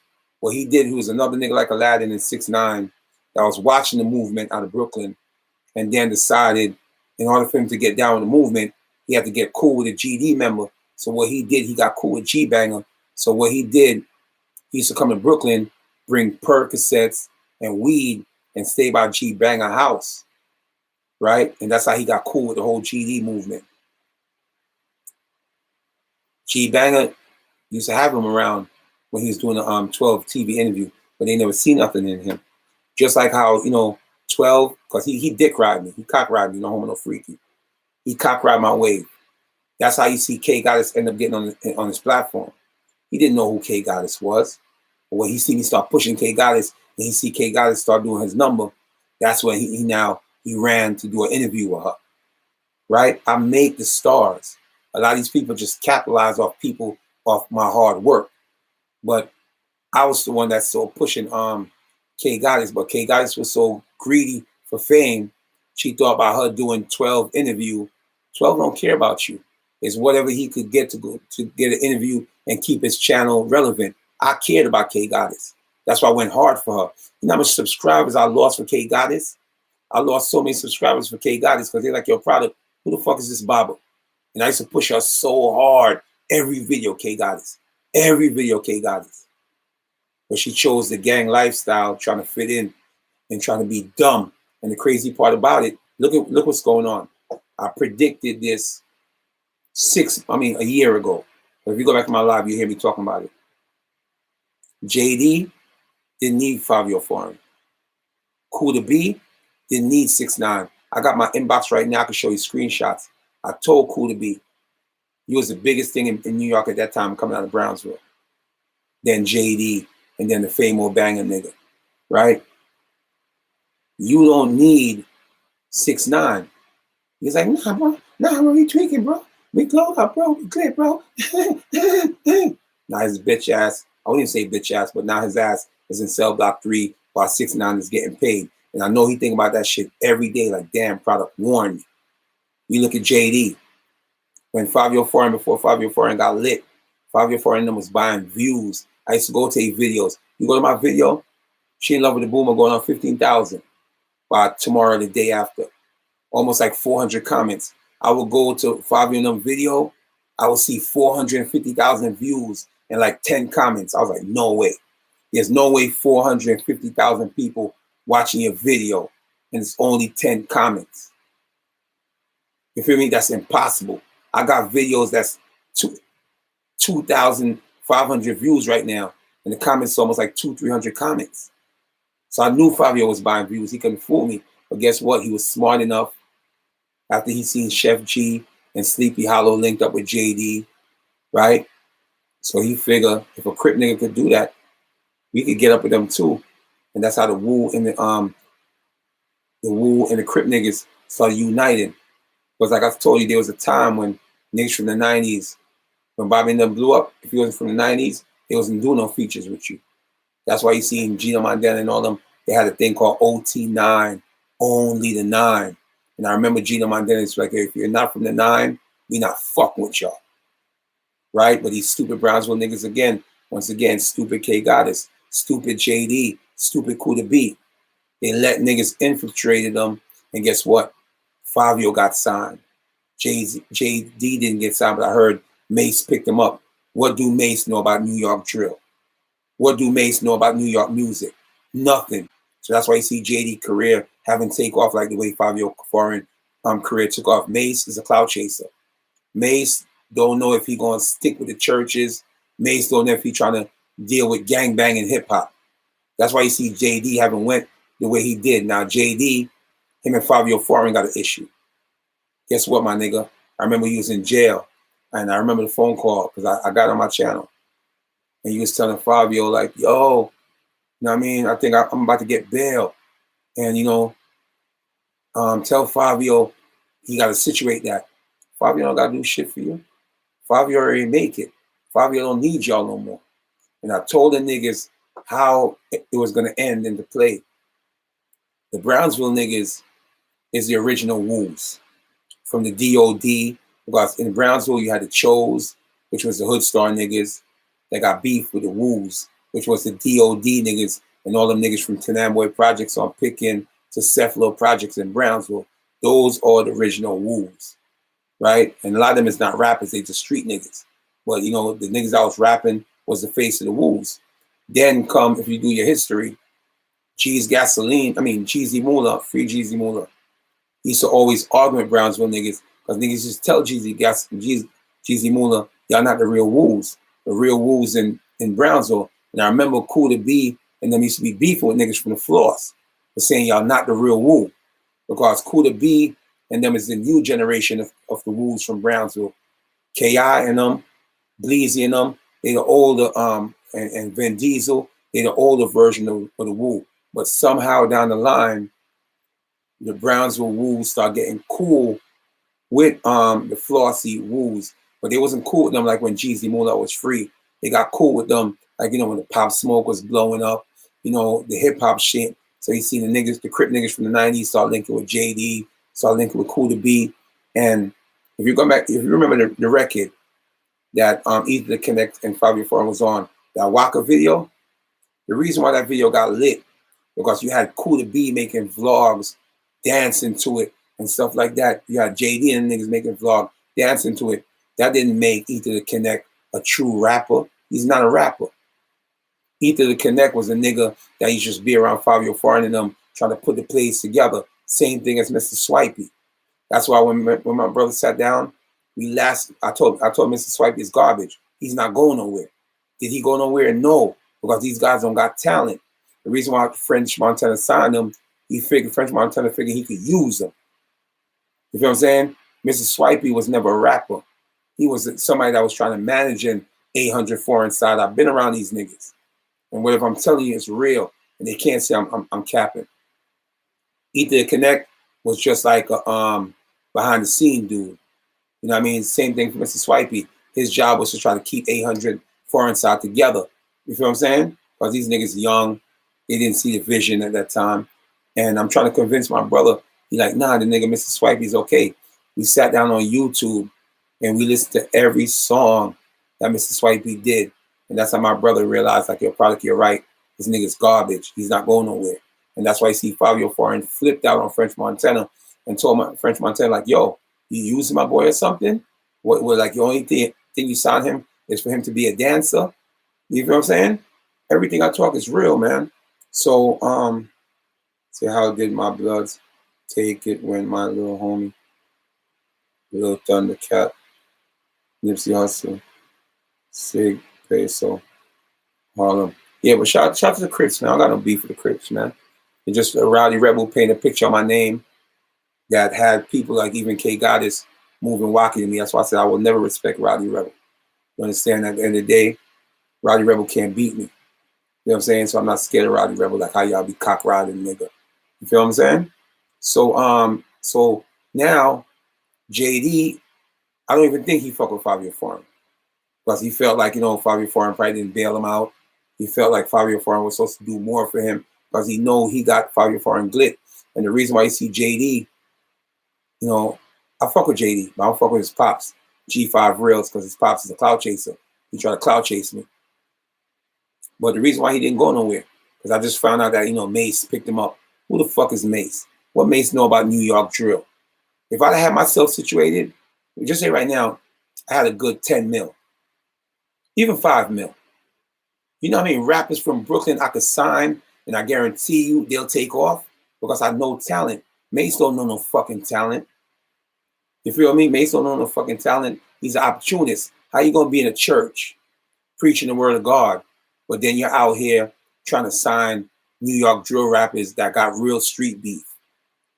That shows you right now, Mace in the church shit is a joke, right? He don't know how to market a JD. JD, and the difference between JD, why Fabio Foreign blew up, because Fabio Foreign is trash. Fabio Foreign is garbage. He just got lucky. off that one Big Drip record. And the reason why he got lucky, because he was under Pop Smoke. Just like how everybody that was under Bobby Shmurda. Bobby Shmurda was booming. Household name, Corey Finesse, Billion, Richie P. Anybody that was Ronnie Guards. Anybody was doing music from the 9, they was doing numbers. Because you got an all-star player that's co-signing a constituency that y'all never heard about before. Fabio Foreign. I knew he wasn't a superstar. He was just riding Pop Smoke wave. That's why I know right now he regret that Pop Smoke died, because all his energy was off Pop Smoke. You seen how 50 Cent was going hard for Pop Smoke? Because 50 Cent no talent, just like me. That's why he was close to Pop Smoke.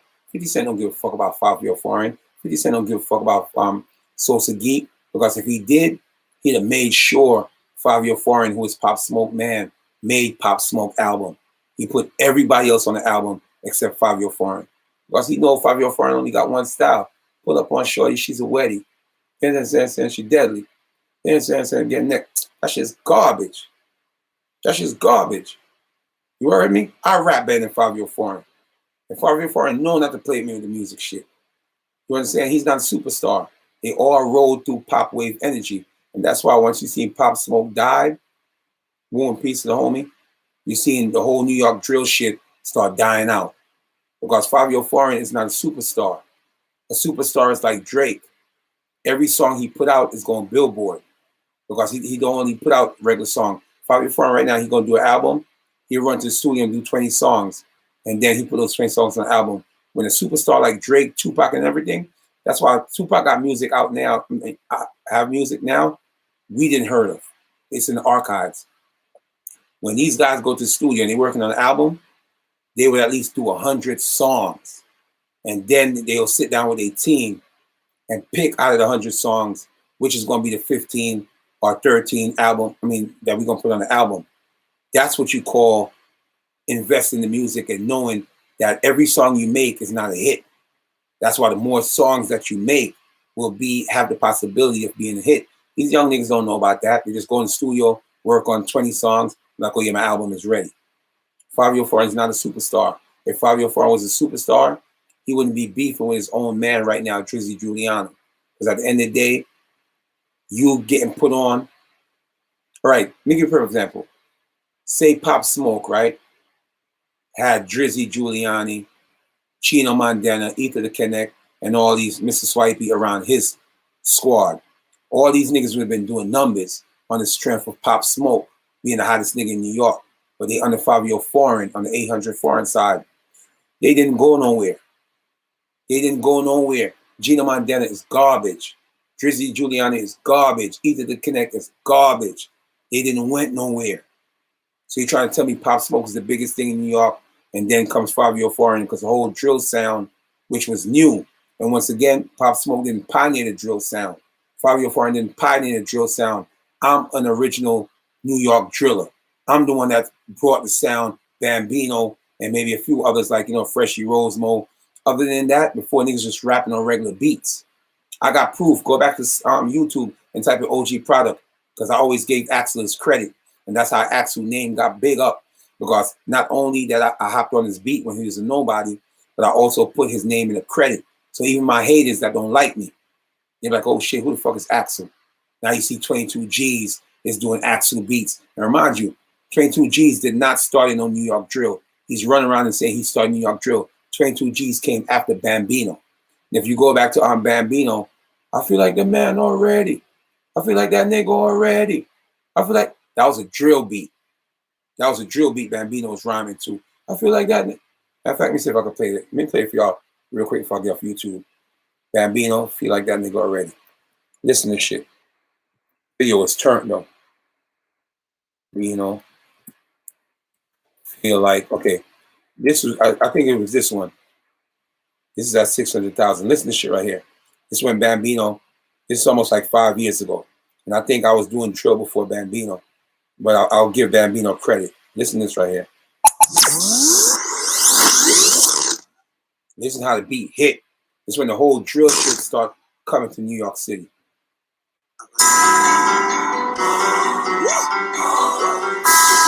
You know what I'm saying? This is Bambino 5 years ago. Wake up and boss these niggas like 2016.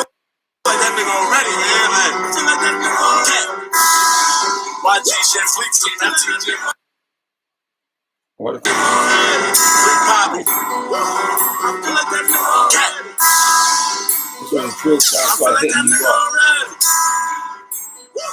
I feel like that nigga already. I feel like that nigga already.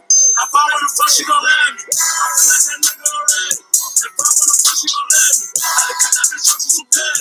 Still trying to move on as a daddy. You gotta watch the video. The video is so hard. By me not doing StreamYard right now, you only hear the audio. What I'm trying to show you is this. I was doing drill beats before Bambino. Because if you go back, because this is my second channel, if you go back and look at the dates, I was doing drill beats. So if you go back and look at the early Bambino, they was doing music, but it wasn't drill. It wasn't drill. That's why I say I'm one of the pioneers. When Pop Smoke, they was watching us. Pop Smoke, they was watching my channel. Right? Even though, like I said, I didn't meet Pop Smoke. He blew up so fast, I didn't get a chance to meet him. But Pop Smoke and them as young kids, they watching my channel because my channel is where the action was. So Pop Smoke didn't start in no drill. 22 G's came after Bambino. Right? So he run around trying to lie, which I'm going to do a vlog on that. He didn't start in no fucking New York drill. I'm one of the pioneers of fucking New York drill. You understand? Because when I was doing Axel Beats, that's before 22 G's. Because if you listen to Axel Beats is a drill producer, but you can listen to, he was just learning his craft when he was doing the beats for me. Now you listen to his beats now, them shit's really not. The bass is heavy. Like, you feel what I'm saying? So,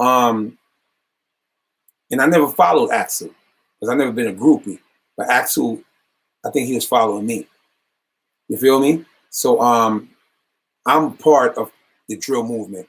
It wasn't Pop Smoke, wasn't Fabio Foreign. They just took advantage of what we put together. And it was Fabio Foreign, like I said, he knows me. You know what I mean? They watching my channel. They watching, they was on live tonight too. So what I'm trying to show you is I'm a pioneer of New York drill. Not Pop Smoke, but to the audience now, they think Pop Smoke started New York drill because he got so huge with it. What they did, just like everybody else, they sat on the sideline and watching what we is doing, and then they stole the idea. So yes, I can tell you Pop Smoke stole the drill sound from us. Fabio Foreign too, because Fabio Foreign is not a drill rapper. Fabio Foreign started doing rock and roll. Go to YouTube. Matter of fact, let me see if I can type this Fabio Foreign before I get off live. I'm gonna let y'all hear what music Fabio Foreign was doing. Let me see. Fabio Foreign OBZ. OBZ. OBZ. See if I can catch a link from here. I'm gonna let y'all hear what type of music Fabio Foreign started off doing. Fabio Foreign started off doing rock and roll music. Hold up, I just can't find the link. But when I find the link, because I might do a live on that. Pop Smoke didn't start in New York drill. And I'm gonna give y'all the real history and the facts. But I'm gonna find Fabio Foreign tune. I just gotta get the right name. It's on YouTube though. But Fabio Foreign started off doing rock and roll type music. Fabio Foreign, then he became a regular rapper. Fabio Foreign was never a drill rapper. Fabio Foreign seen what we built. We built just the same as Pop Smoke. A lot of niggas may not like it, but it's the truth. I don't cock ride, and I never followed Fabio on Instagram. I never followed Pop Smoke. I don't follow none of these niggas. You know what I mean? Because I know I'm the trendsetter. And a lot of things I do, just like when y'all watch these niggas StreamYard, y'all see these niggas start playing music now, trying to showcase their video. I brought that to the table. And I can give you multiple stuff that I brought to the game. You understand? No. When I do my next live exposing 22 G's, Fabio Foreign, and Pop Smoke, they didn't start New York drill. I'm going to make sure I go to YouTube and find that Fabio Foreign video. Fabio Foreign was doing rock and roll type rap, just like our 6ix9ine was doing gothic type rap. That's what Fabio Foreign was doing. There's a video with them when they was on a bus. They ran out like a party bus, and the beat went like this. Tim, tim, tim, tim, tim, tim, tim, tim, something like that. Damn, look, I can't find it right now because I'm a little tired. But Fabio Foreign know the truth. He's not gonna say I'm lying. Fabio Foreign started doing rock and roll type hip hop, and then Fabio Foreign went from hip hop when he linked up with Gino Mondale and them, and they started doing regular rap music. Go to SoundCloud and type in 800 Foreign Side, and you're gonna hear the type of music they was doing. They sat back, just like I told you. They sat back and watched everything Brownsville niggas was doing. Because Brownsville had the game on smash. They studied the drill shit that we was doing, and they started rapping on drill beat. But the reason why this shit didn't work for Fabio, he only got one lucky hit, and he's almost in the recycling bin because Fabio's not a drill rapper. He just seen us Brownsville niggas doing it, and they decided they want to do it. Pop Smoke, he got lucky because his voice fit the drill beat. You know what I mean? He had a voice and he had the sound, and it worked for him. But the difference is with Pop Smoke from all these rappers, Pop Smoke showed you on his last album, he's not just a drill rapper because 50 Cent got in his ear. And 50 Cent let him know, look, we like the sound. Because anybody gonna listen to 50 Cent. Go look in 50 Cent old album, Get Rich or Die Trying. 50 Cent gave you a platinum album. So when he telling Pop Smoke, yes, the drill sound is good, but you're gonna put yourself in a box. Because I know 50 Cent was mentoring him because he said 50 Cent was mentoring him. 50 Cent told him, like, look, your whole album can't just be a drill beat. You know what I mean? It just can't be drill, drill, drill. That's why when you listen to Pop Smoke music, a lot of stuff wasn't drill, but it sounds good. So Pop Smoke show you he's the type of rapper, he just don't sound good on a drill beat. Fabio Foreign, they only sound good on the drill beat. You put them on any other beat because the drill beat already sold itself because the beat is so hard, you could dance without hearing the vocals. So by you putting the catchy vocals like big drip, what? Looking for a lick Crip. Of course the shit gonna sound good because the beat already hard enough and the beat is easy to ride, no freaky.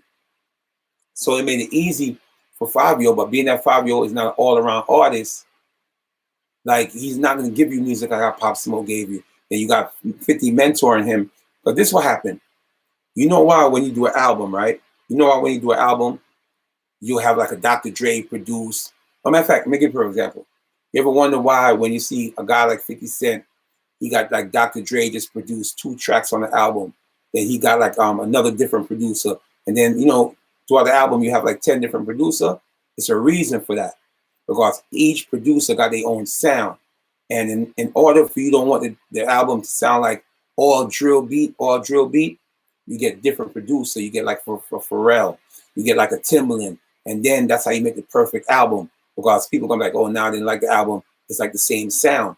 That's why you see Pop Smoke, he broke off in the drill music, but 50 Cent told him before he died, you can't have the same producer and you can't have the same sound to an album because eventually it's gonna get boring. It'll never be a classic album. That's why when you listen to She in Love with the Woo, that's not a drill beat. The other shit that he did with Baby and Rock and such, those not drill beats. Chef G now, I heard Chef G just put out a song. I swear to God, I almost laughed. Chef G put out like a girl song. I think him and Sleepy Hollow. I almost laughed because Chef G done put himself into the box that all his songs that he put out was drill rap. So a lot of people, they're not looking for Chef G right now to do no girl tune. They want to hear, you know, you running down on your ops. They want to hear you beefing with your ops. And that's the same shit that happened to JD. Why JD didn't go nowhere. JD, I remember him and Famo Banger had an argument. And Famo Banger was telling him, you're not hotter than me. The only reason why you're hot, it's on YouTube. Famo Banger argued with JD. I remember Famo Banger told JD, because Famo Banger is a viral kid. He went viral from a lot of his fights and a lot of his fuckery on SoundCloud. And there used to be a channel that called Hip Hop Up Next. He's out of here though, but Hip Hop Up Next used to upload my footage and my music too. And that's why I knew, you know, I miss Hip Hop Up Next for that. He used to upload everybody's music. He used to upload my music. I used to get like 30K, 40K on my music audio. And he made Famous Banger went viral too, because he would upload Famous Banger fights. He was a lot of shit, and Famous Banger went viral to his regular hood shit. So Famous Banger was telling JD, you're not lit than me. The only reason why you're lit is because every song you drop, they're talking about PNVJ. They're talking about this cheaty rapper. Anybody could get views talking about the ops. That's what people fail to realize. Drizzy Giuliano, who's dissing his day one homie Fabio Foreign now, he get views because every song he put out, he's talking about GDK. So it's like with the vlogging world, if you don't have content, you're not gonna get no views. But if you're link up in drama and this, you're gonna get views. Look at JD now. He was the hottest thing behind Cool to Be. But Fabio Foreign took off. Now he's not seen eye to eye with Fabio Foreign. No, it's not about being eye to eye with Fabio Foreign. Even though Fabio Foreign is trash, but he's a better artist than you. He put his songs better than you. Only time JD could get views is when he dissing his dead ops, or he's dissing, PNVJ, or he's dissing the Blickies. You understand? So of course, if you're dissing the Blickies, the hottest thing in New York at that time, of course, people gonna want to hear what you're talking about. Oh, word, he said he's gonna smoke 22 G's. And that's the difference between music in New York. But now it's starting to change. Like you see Nick Blick got killed and a few other people get killed. Before that, niggas would have 50 ops, but it was just on records. Niggas would kill you 1,000 times, but it was just on wax. But now the game is starting to change. You see all these other younger niggas, they smoking niggas now. You understand? Because they really trying to feel like they from Chicago. So the reason why JD didn't go nowhere, because only he can't make music. You understand? That's the difference between me and these young niggas. They can't make music. It's just like how you see I made She in Love with the Boomer. That's a Billboard tune. And thank to everybody that's supporting that song. The numbers goes up every day. We're gonna get big off that song. So they can't make music like that. I just heard, like I told you, Chef G just dropped a song called Love. I was like, nah, that's not it, bro. That's not it, because here he is now. What happened to a lot of these New York artists? They see that the drill sound is dying out, right? They see that the drill sound, because CJ played a role in that too. Because CJ Blue Cheese Remix, a lot of y'all people don't know, that's not his beat. That's King Von beat. I forgot the name of the song that King Von did with Mimo 600. That's King Von beat that you hear CJ on, Blue Cheese. A lot of y'all don't know that though. King Von did a song, I just can't get the name right now because I'm tired. And FBG Duck did the remix. The remix became bigger than King Von record that he did with Mimo 600. So that's what kind of escalated their beef too. I remember Duck was telling him how we hop on your track and we got more numbers than you, right? CJ jumped on the track. Funk Master Flex don't even know that's a Chicago track. You know what I mean? But he's so hyped to keep his career and his job at Hot 97. He's just jumping on anything. Before, Funk Flex didn't care about this type of generation. And I'm not hating on Flex because I fuck with Flex. Funk Flex didn't give two fuck about the drill rapping scene, right? He didn't care. Funk Flex was busy pushing Jada Kiss still, pushing Jay-Z, pushing all these old school rappers on his show. But the reason why you see Flex, got next to Rowdy Rebel and try to get next to all these young niggas, because he know what it takes to stay in position now. He knew if he wasn't going to do it, Breakfast Club was going to do it. And at the end of the day, Breakfast Clubs is bigger than Hot 97. The only reason why you see Hot 97 is still relevant because Flex is there. Flex is a household name. But 105.1 is killing them. Why do you think Angie Martinez left Hot 97 to go work at 105.1? Because that's where the light show is at. Funk Flex, that's why you used to see he always getting in arguments with Lil Pump. I remember when Funk Flex had an argument with Lil Pump because Funk Flex had that attitude. He looked at this kind of music as bubblegum rap. That's what he used to call it, bubblegum rap. Right? Same thing as DJ Bolo. That's why I see Fabio Foreign wouldn't even consider him as using him as his DJ. He didn't care about Fabio Foreign. You understand? The only reason why he got next to Rowdy, like I told you, he's a smart dude. He knew Rowdy, but he wasn't pushing Rowdy music. He was just pushing B. Rutland, right? Because he thought B. Rutland was that nigga because he rap. Only reason I see Rowdy Rebel is close to Rowdy like that because Bolo and Rowdy Pops is cool. They from the same age bracket and they cool. And he probably convinced like, yo, I gotta be Rowdy DJ. He's like, yo, fuck it, that's what it's gonna be. Otherwise, them niggas don't care about hip hop. Funk Flex, you see getting next to Rowdy, He's not doing it because he loved Rowdy. He's not doing it because he fuck with Rowdy. No, it's a chess move. If I could get these younger niggas now, you go on Funk Masterplex platform. You see Fabio Foreign freestyling. See 22 G's freestyling. You see all these younger rappers freestyling. Flex was a hard-headed motherfucker.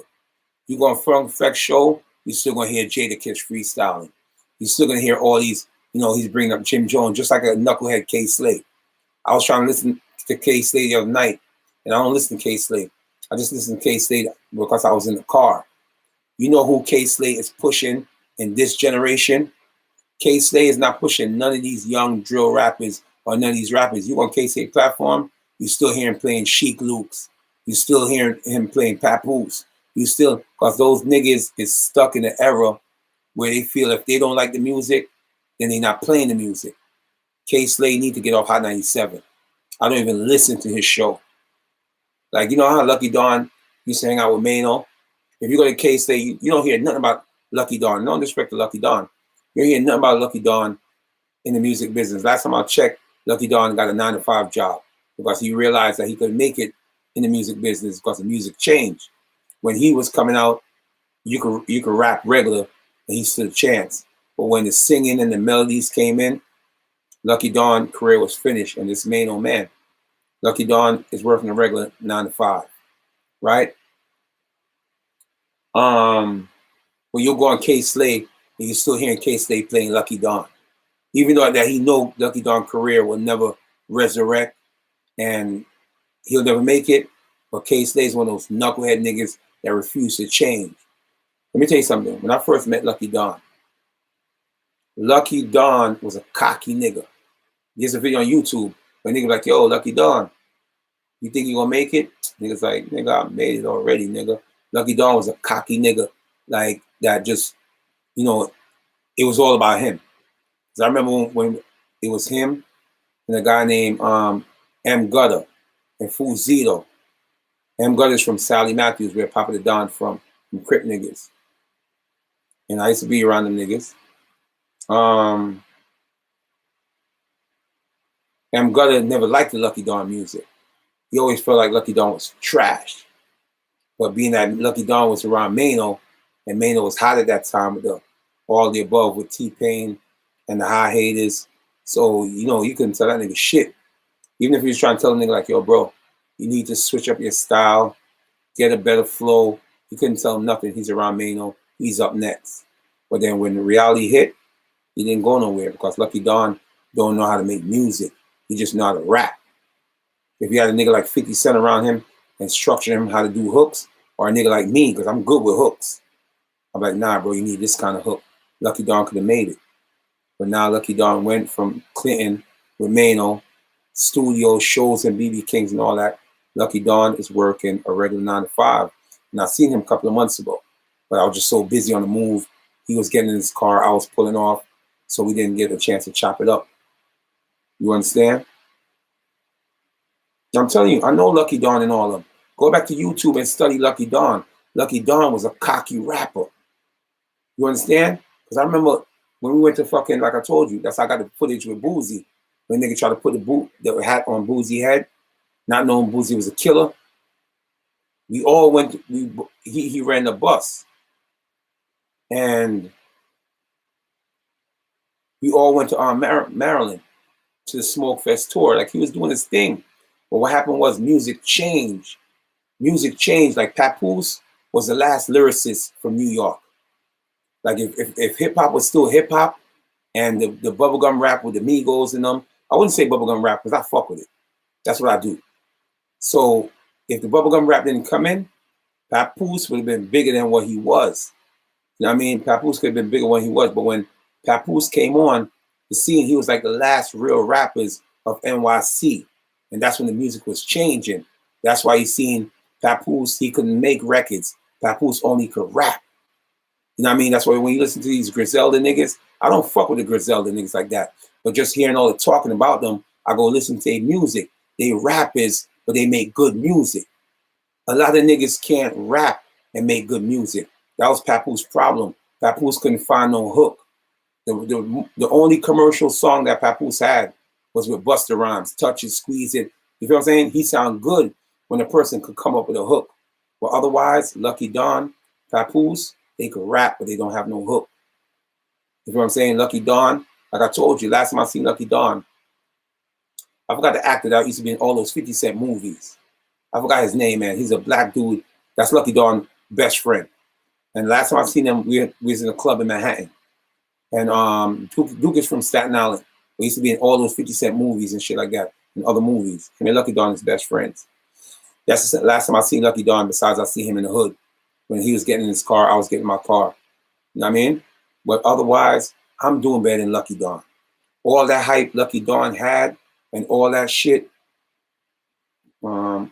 Bucket, Naked, was trash. And I'm trying to show you, Gotti, that shit was trash because these guys, they don't know how to make hooks. And that's why 50 Cent was killing the game. Because 50 Cent know how to rap. 50 Cent know how to make hook. When 50 Cent got up with Game wouldn't have been relevant today if it wasn't for 50 Cent. Because Game is another person. Game is a rapper. Don't get me wrong. You give him a beat and tell him to get busy, Game is going to get busy. Well, that's why Dr. Dre brought 50 Cent around Game to show him, like, yes, you can rap, but you can't make hooks. So that's when 50 Cent did the hooks for him, the first few hooks, and made Game a household name. The same thing with Lloyd Banks. Lloyd Banks is a rapper. See the difference between Young Buck and Lloyd Banks? Being that Young Buck is from the South, it was easy for Young Bucks to make catchy hooks, and it worked for him. Lloyd Banks was just a rapper, spitting bars, no freaky, right? 50 Cent helped Lloyd Banks with his first album to go platinum because 50 Cent was writing the hooks. Lloyd Banks was always a lazy nigga. I met Lloyd Banks a couple of times. Lloyd Banks didn't even want to do interviews. If you go back and see the interview I had with Lloyd Banks in SOBs when he came to support Chris and Neef, and that's the same night Chris fainted on the stage because he got some kind of shit problems where he's not supposed to be taking perks or sip lean, but he chose to do it, and he fainted in SOB. Go to YouTube, and you see rapper faint on stage. I'll put the footage up. Lloyd Banks was a lazy bitch because I had to pressure him to get that interview out of him. Well, that's how I used to do back in the days. A nigga didn't want to give me an interview, I get gangster and start talking that shit, and that's how I end up getting the footage from Lloyd Banks. And I don't even have to tell you that. Just Google his work. Lloyd Banks don't got a lot of body of work on YouTube, unless it's music, right? And I remind you, this is where Lloyd Banks' career got finished. And I keep telling niggas, 50 Cent is a good nigga. R.I.P. Maserati Fox. And that's why I keep telling niggas 50 Cent is a good nigga. Because 50 Cent helped these dumb motherfuckers. 50 Cent didn't have to. Let me tell you something. What 50 Cent did for Lloyd Banks and Tony Yayo and Young Buck, remind you, you the hottest nigga on the planet. Instead of him just going straight to work on his second album, he tried to work on these niggas and put them in a position. And guess what? Look, if I was with G Unit and my big homie put me in position, that's what I'm trying to tell you how my mentality is different from all these niggas. If I'm your big homie, you're my big homie, and you put me in position to become a millionaire, right? Now you got beef, because at that time, 50 Cent had beef with the whole industry. Nigga, I don't give a fuck who you got beef with. You made me a billionaire, my loyalty is towards you. So what Lloyd Banks started doing, he started doing records with 50 Cent ops, right? He started doing a record with 50 Cent ops. He was doing Beamer, Benz, and Bentley with Joel Santana. And at that time, 50 Cent was beefing with Dipset. You understand? So what I'm trying to show you is this lack of loyalty is going to bring you back down to reality. And that's what happened with Lloyd Banks. 50 Cent don't even fuck with Lloyd Banks like that no more. Because niggas get so cocky that they become a millionaire, they forget how they became a millionaire. You know what I mean? They forget how they became a millionaire. And then, the only one I could tell you that stood loyal with 50 Cent, even though at the end, they do argue, but 50 Cent still fuck with him because when you seen 6ix9ine was hot, who you seen around 50 Cent up in the club or certain events? You seen Tony Yayo with 50 Cent. Because at the end of the day, Tony Yayo, even though they go through their little shit once in a while, but Tony Yayo always had a respect and loyalty for 50 Cent because he know who put him into play to become a superstar. You understand? Because couple of 50 Cent, Tony Yayo first track 50 Cent was behind those, bro. That's why 50 Cent said to Lloyd Banks, okay, you want to stand alone? I'm going to let you stand alone, but guess what? You're going to crumble. And that's what exactly happened to Lloyd Banks. When 6ix9ine was popping, you didn't see Lloyd Banks around 50 Cent. Who knows right now, Lloyd Banks is probably broke. You feel what I'm saying? That's why he's staying low key. Lloyd Banks is probably broke. Because here you are, you got a nigga that could just focus on his own career because he was the hottest shit in NYC, the biggest shit in the industry. Every newspaper, every magazine cover, there was 50 Cent every month on the cover. Because I remember that because I used to love 50 Cent music. I used to support him. There was no internet. You wanted information or anything on 50 Cent, you had to buy a XXL. You had to buy a King magazine. You had to buy a Source, and so on and so on. So I know. Before I took down the post in my background, because I felt like 50 Cent did some fuck shit, and I ripped down the poster, it was a XX poster in my room. If y'all go back to some of my old videos, y'all see a no, it was XXL? No, I think it was a King cover or whatever with Young Buck, 50 Cent, and Lloyd Banks. Tony A was in jail, and they all had on the Pellet jackets. The brown one, they always counting money. 50 Cent, I was a big fan of 50 Cent. You crazy? But 50 Cent don't fuck with Lloyd Banks. Lloyd Banks is a bitch ass nigga. Lloyd Banks, because I don't care. Let me tell you something. I don't care what issue 50 Cent got with anybody, because I know if I do a record with 50 Cent, it'll be bigger than me doing a record with Joel Santana. And if you look at the Beamers, Benz, and Bentley, that wasn't Lloyd Banks wrote the hook. You could tell that's a Joel Santana hook, because I've been around Joel Santana. I got mad footage with Joel Santana. Maybe I haven't put it out, but I got mad footage with Joel Santana because, like I told you, I used to fuck with Big B's. Big B's fuck with Slow Bucks. Big B's fuck with Busy Womack. They all be around Joel Santana. Before Classic died, the last footage I had with them, I hopped out on the I-95. I mean, y'all probably seen it, y'all probably not. Jumped out on Joel Santana. He didn't know who I was at that time, but Big B's was like, calm down. That's product, you Gucci. That's why when I ran down on the Benz on the expressway, but that's how I used to give it up. I had the rawest content on earth. So I jumped out on I-95, Joel Santana in a Rolls Royce. Big B's in Classic. That's the last footage I got. I still got it on the tape. I just haven't uploaded them. Big B's in Classic is in the Mercedes Benz. Some other guy was in some other shit, whatever. It was like a light show on the expressway. I could have got a ticket for doing that, but I was younger. I didn't give two fucks. That's how I gave you all the raw content. And remind you, we was going to a Joel Santana show. So to show you, Brooklyn niggas was always holding down Joel Santana. I got mad footage with Joel Santana. So when you hear Beamers, Benz, and Bentley, that wasn't Lloyd Banks' hook. Joel Santana came up with that hook because Lloyd Banks can't write no hook. Lloyd Banks is just a rapper. Yeah, but Mike Beck, shout out to Mike Beck. Mike Beck wasn't a rapper neither. He just a nigga that could spit bars, no freaky.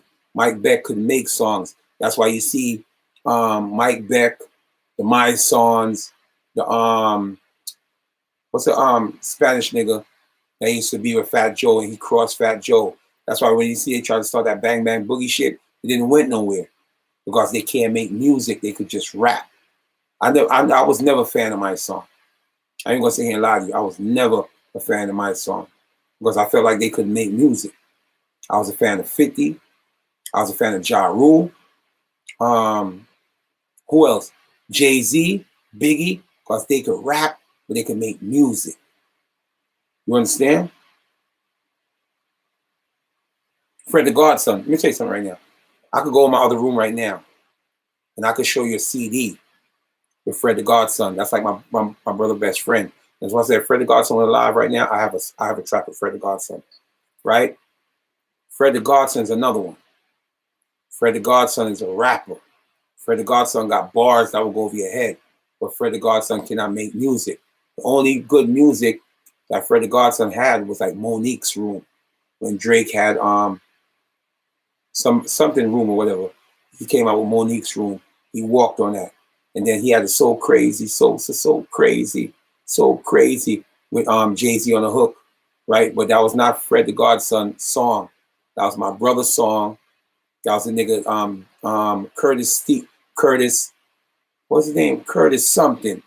Well, he had to change his name because the record label had gave him like 500,000. He fucked up the money. So the record label ended up keeping the name Curtis something because he used to write for Foxy Brown, right? He was one of Foxy Brown writer, but he had got a deal, and I think he fucked up $500,000 for label. So the label was like, nah, we're keeping that name. So he ended up changing his name to Dope Boy Curtains. So it was Fred the Godson, Dope Boy Curtains that used to write for Foxy Brown, and Fred the Godson, and Fred the Godson, and some other nigga from Queens. I can't remember his name. But if you go to YouTube and type in Fred the Godson from FDNY, you'll see a few clips probably pop up. If I go in my room, I can show you CDs with unreleased Fred the Godson tracks that y'all never heard of. So the song that he did that blew him up, he had a song when he sampled Biggie's voice. I'm a bad boy, I'm too fat.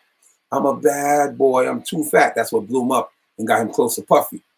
So when he did the Biggie sample, that made him make noise. And then he had a second song, So Crazy, so crazy, so crazy, so crazy. Right now. What happened with Fred the Godson? They always, I'm gonna get off the shit because I don't want to stretch this shit too long. After this, I'm gonna wrap it up.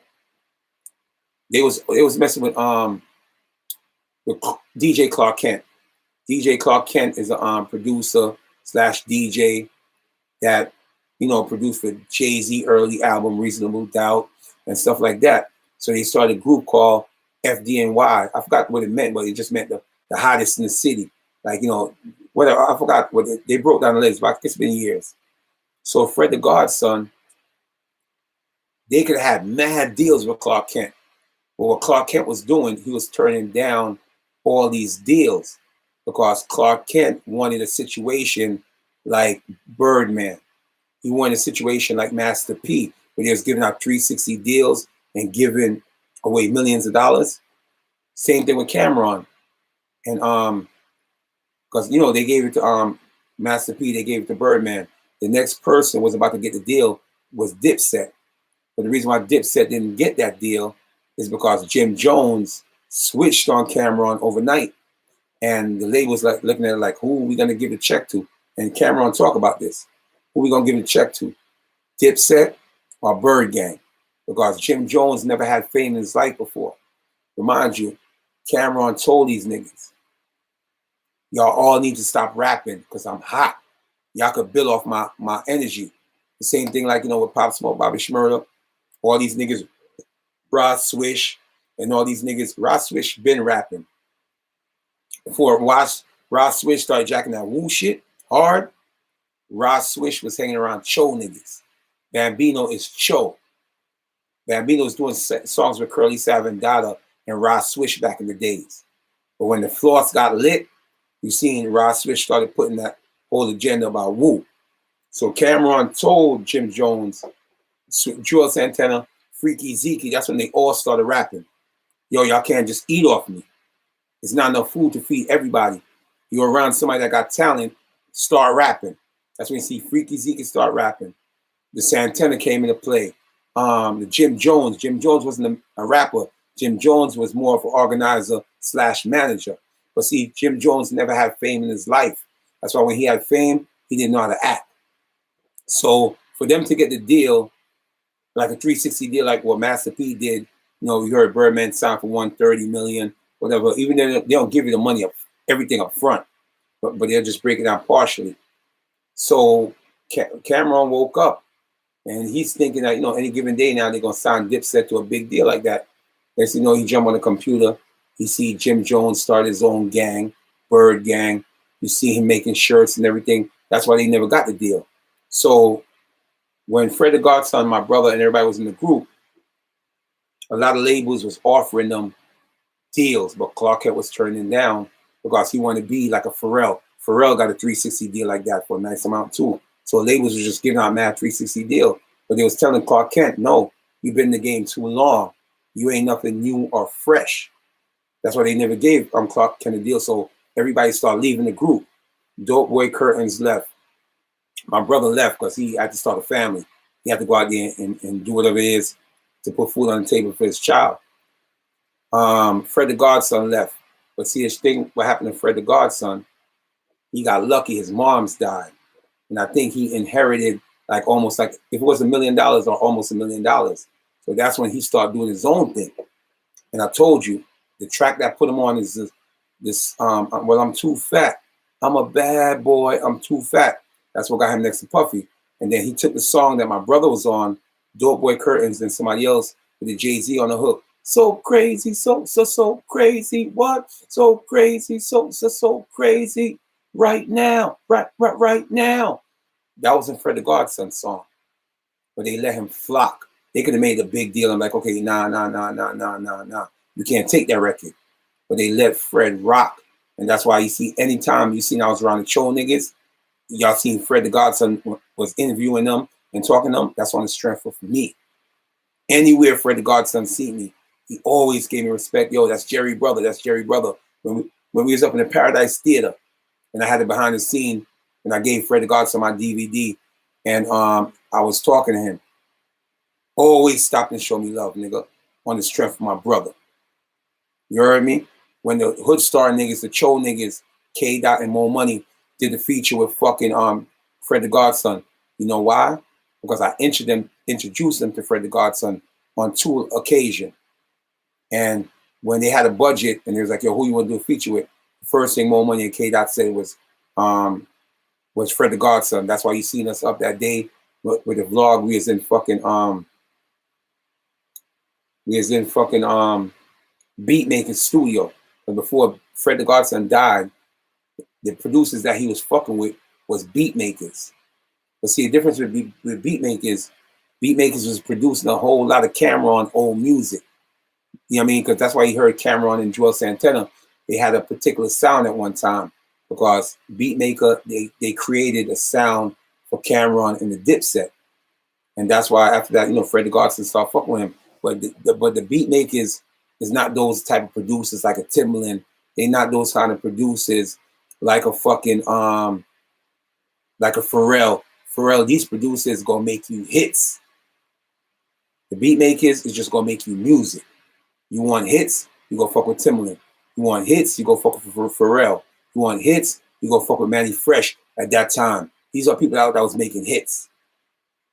Beatmakers wasn't making hits for Dipset. They're just making decent music, and they created a sound for Dipset that was different. It was a slower sound. Well, that's how George and them used to rap. Like they was on lean and Percocets at that time, right? But if you want to hit, you're gonna get Timbaland in the studio. You want to hit, you're gonna get Dr. Dre in the studio. You want to hit, you're gonna get Scott Storch in the studio. So that's the difference between rappers. Not every producer that produce, they may give you an okay song, but they're not gonna give you a hit. That's why when you see Jay-Z, he want to get a hit, he know what producer to work with. Okay, I'm going to Pharrell. I'm going to Timbaland. Because when him and Timbaland lock in the studio, Timbaland be like, yo, nah, Jay-Z, that's not it. We need this kind of sound. He know Jay-Z by now, how Jay-Z spit on Freaky. And with him being a creative producer, that's how hits come into play. You know what I mean? Damn, I've been on this shit almost like 5 hours, and we kept a nice audience. It's just now, you know, it's dropping because it's getting late. But people, I just want to say thanks a lot.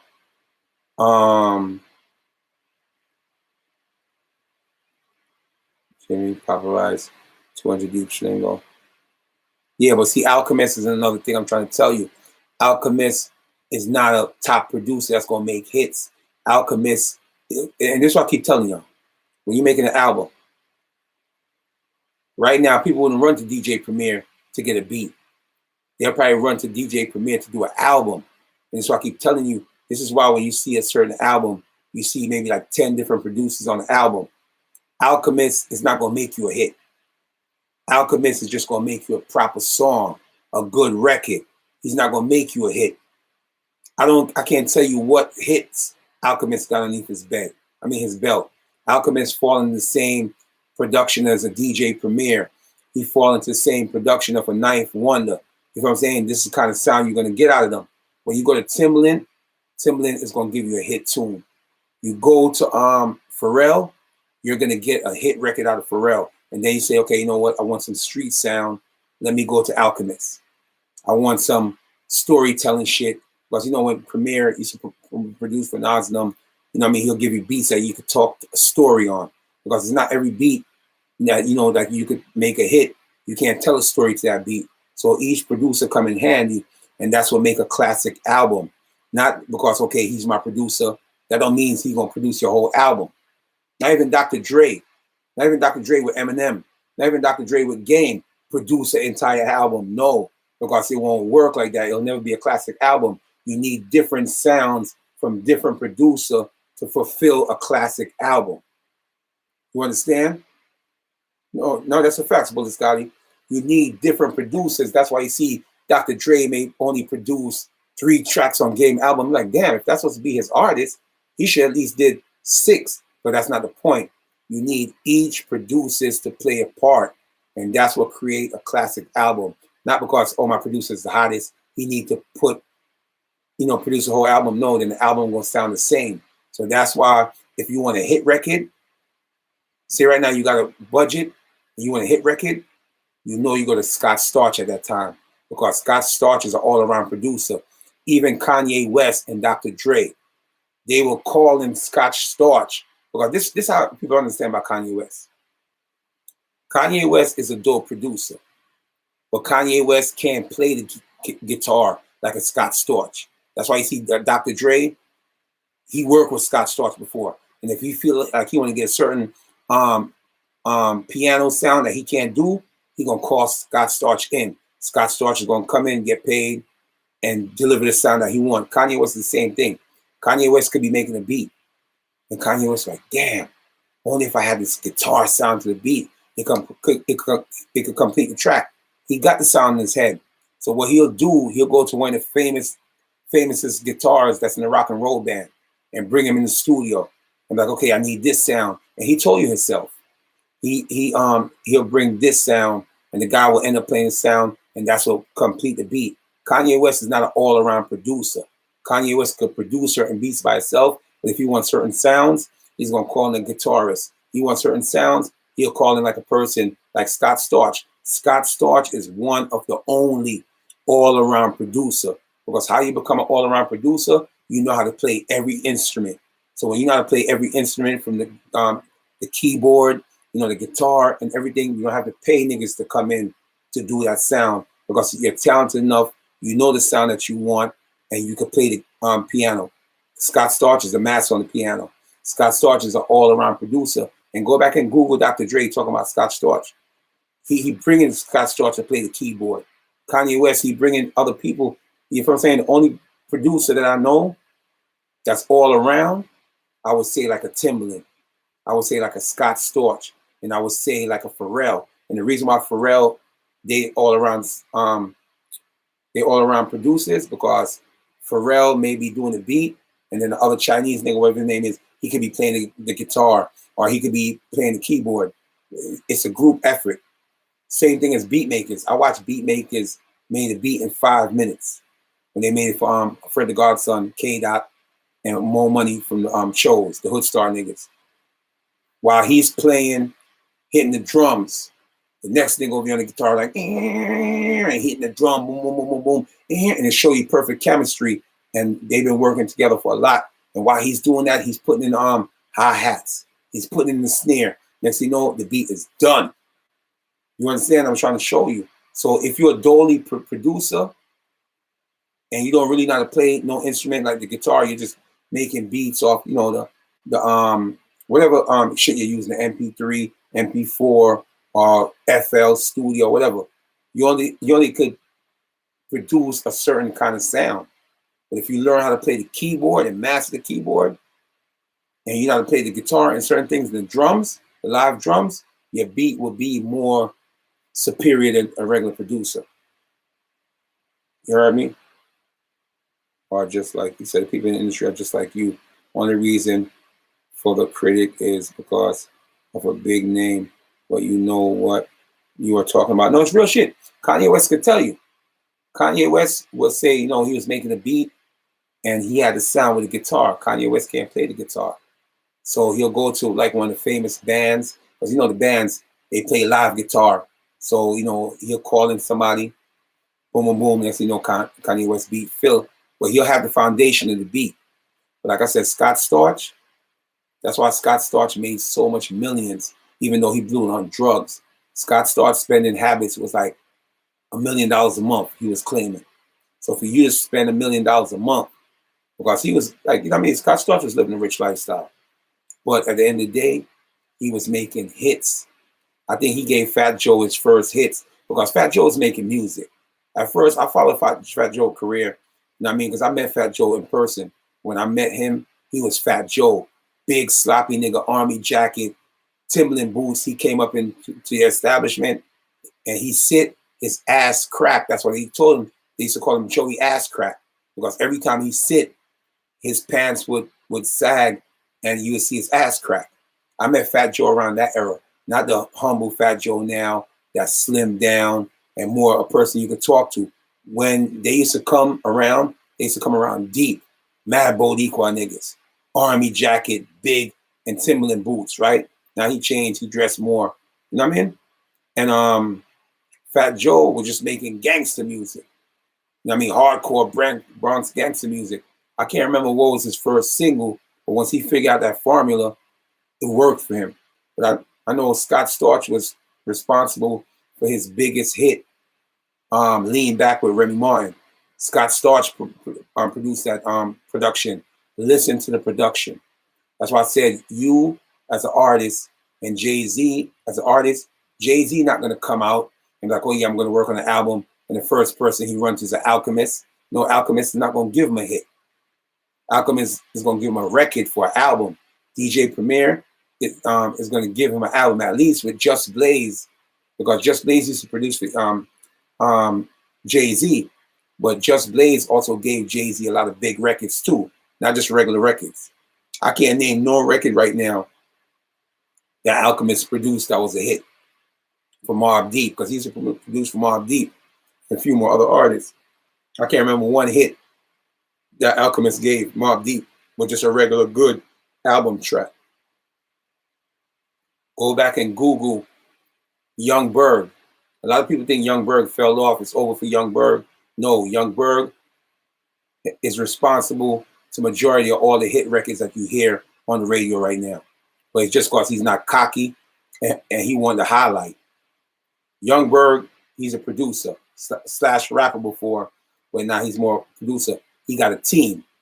They may wake up one morning and be like, okay, you know what? Let's work on a joint for Cardi B. So they'll start writing the song while they building the beat, but they know how Cardi B rap.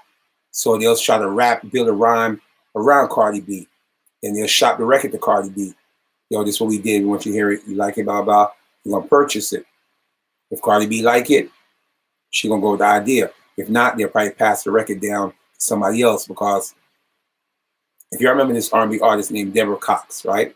I think she said, how did we get here? What? Nobody's supposed to be here. What? I tried this for the last time. That record wasn't wrote for her. That record was wrote for somebody else. I just can't remember who the person the record was wrote for. They turned it down. Deborah Cox, no freaky, got her hands on that record and became a hit. So that's what I'm trying to tell you. That's how Young Berg and them work. They'll write a song catered to how they think Cardi B will sound, make a dope production, and then they'll call Cardi B and blah, blah. If Cardi B love it, she gonna rock with it. If it's not, then they just pass the record down to somebody else. You understand? So that's how the game goes. Don't think Young Berg. The only reason why he got kicked off of Young Love and Hip Hop, because he really got into a fight with a girl and he violated the code and the policy.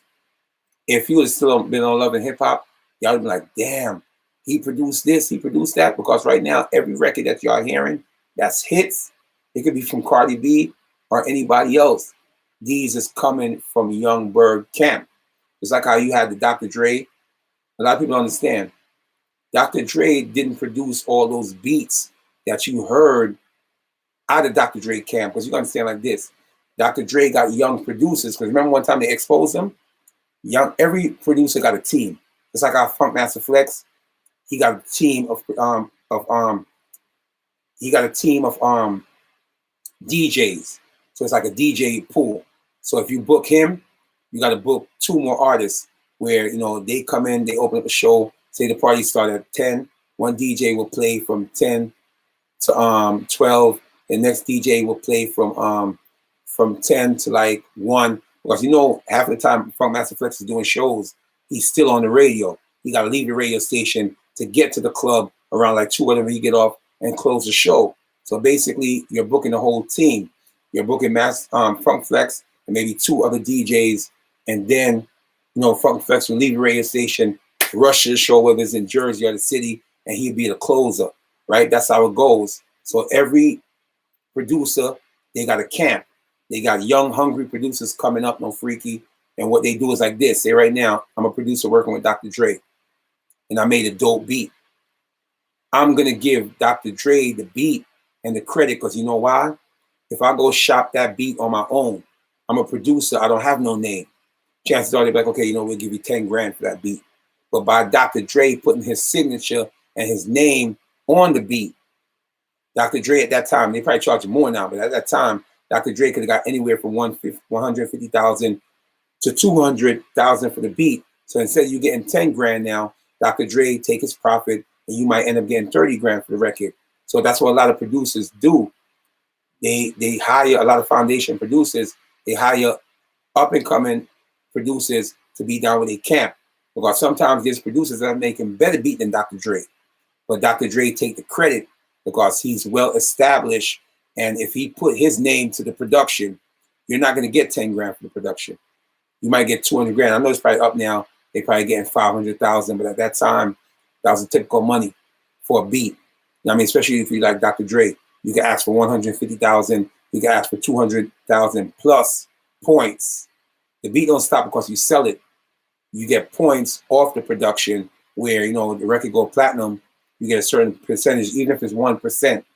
1% times million, 2 million, you're going to see a bag. You understand?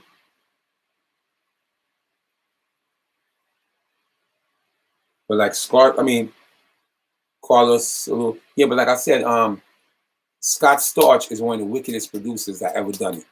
Pharrell is one of the wickedest producers that ever done it. Timbaland is one of the wickedest producers, because look at Google Timbaland.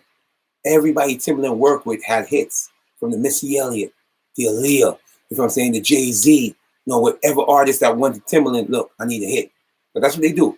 Yo, Timbaland, man, I'm getting ready to work on my next album. I got to get up with you. I need a hit. Go to Pharrell, the same thing. Pharrell, I'm working on my album. I need a hit. And notice Jay-Z pattern. Jay-Z always go back to Pharrell. Jay-Z always go back to Timbaland.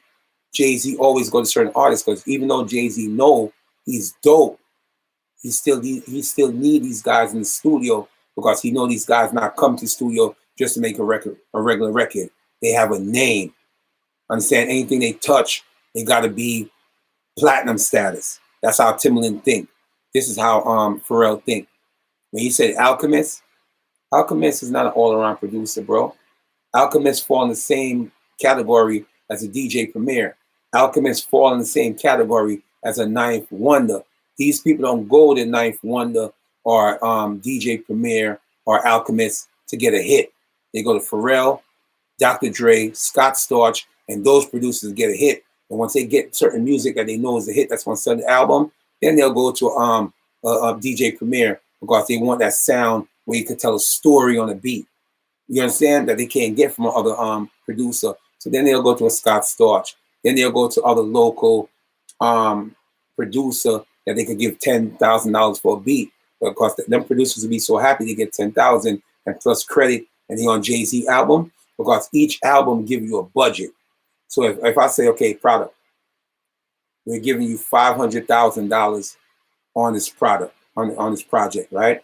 So I got to take that $500,000, and spend it wisely. So that means I can't get 2 beats from Dr. Dre. I can't get 2 beats from Pharrell. I got to say, okay, I got a beat from Dr. Dre. No, forget it. I got a beat from Scott Storch, which I know I got a hit. I went and checked Timbaland. So Timbaland gave me a fucking hit. So I got 2 hits now. And at that time, for black people, unless you was like Michael Jackson, you put out an album, the first single flop, you won't even get a chance to put out a single. You'll see your album somewhere in Bargain Hunter. How many times you went in Bargain Hunter or any bargain stores, and you look in a box by the counter, you see certain hip hop artists for $1.99. I'm gonna tell you why you see hip hop artists for $1.99 and stuff like that. Because when a label take a chance to invest in you, especially in the early 90s, their job is like, okay, your album failed. They need to recoup their money. It's not about making interest no more. They want to make the money that they spend on you and invest on the album. So even if they got to embarrass you and put your record in Bargain Hunter, because I went in Bargain Hunter sometimes and I see a rapper album for $1.99. They don't care about you no more. It's how could they recoup their money. So even if they got to embarrass you and put your album in Bargain Center, because I know if they put it in Bargain Bazaar and you see an album like, oh shit, such and such album, and you love music, you'll buy the shit for $1.99 because you're not spending $13.99 or $15.99 for the album. So when you see a record label do that, they try to recoup their money. So now, this is how it went back in the days. If you put out a single and the single take off, they will invest in you again with another single. And if you wasn't a big artist, you wouldn't get more than 3 singles. You sell 2 singles, boom, the label made millions. They don't care about you no more. The only person that you will see get 4 singles off an album was a person like a Madonna, a Michael Jackson, because every song they put out made money. So it give the label a chance now to make more money by pushing other singles. So back in the days, if they give you $500,000 and say, look, we need an album. You run to a Scott Storch, you got a hit. You run to a Timberland, you got a hit. That's 2 hits. That's the only thing you need for the album. Now you can talk that gangster shit on the whole album.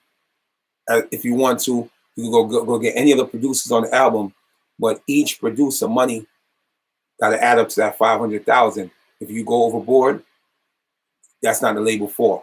So you got a budget to complete an album. Every album give you a budget. Unless you like a Michael Jackson or some of these top people in the industry, Michael Jackson probably get $1 million or maybe $2 million to complete his album. You're not going to get the type of money Michael Jackson get. You're not going to get the money Justin Bieber get. You're not going to get the other nigga.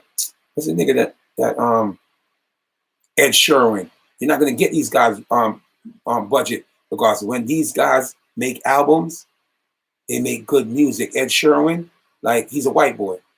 Every songs I ever heard from this guy, that's why I did that song over. I know your catty don't like me, but she like everyone. You know what I'm saying? That's Ed Sheeran's song I remix. You know what I'm saying? He's a dope artist. But like I said, these labels and the politics that was in the industry, if you put out one, like look Ghostface, let me give you a perfect example, Ghostface.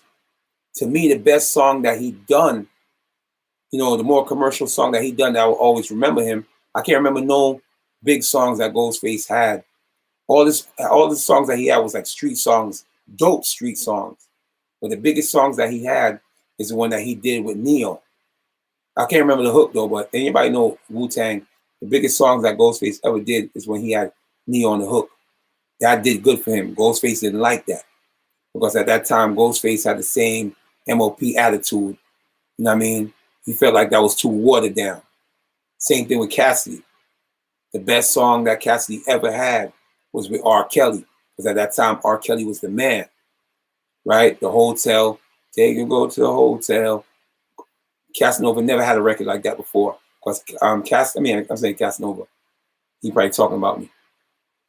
Cassidy ain't never had a record like that with R. Kelly. Because you know why? He's busy.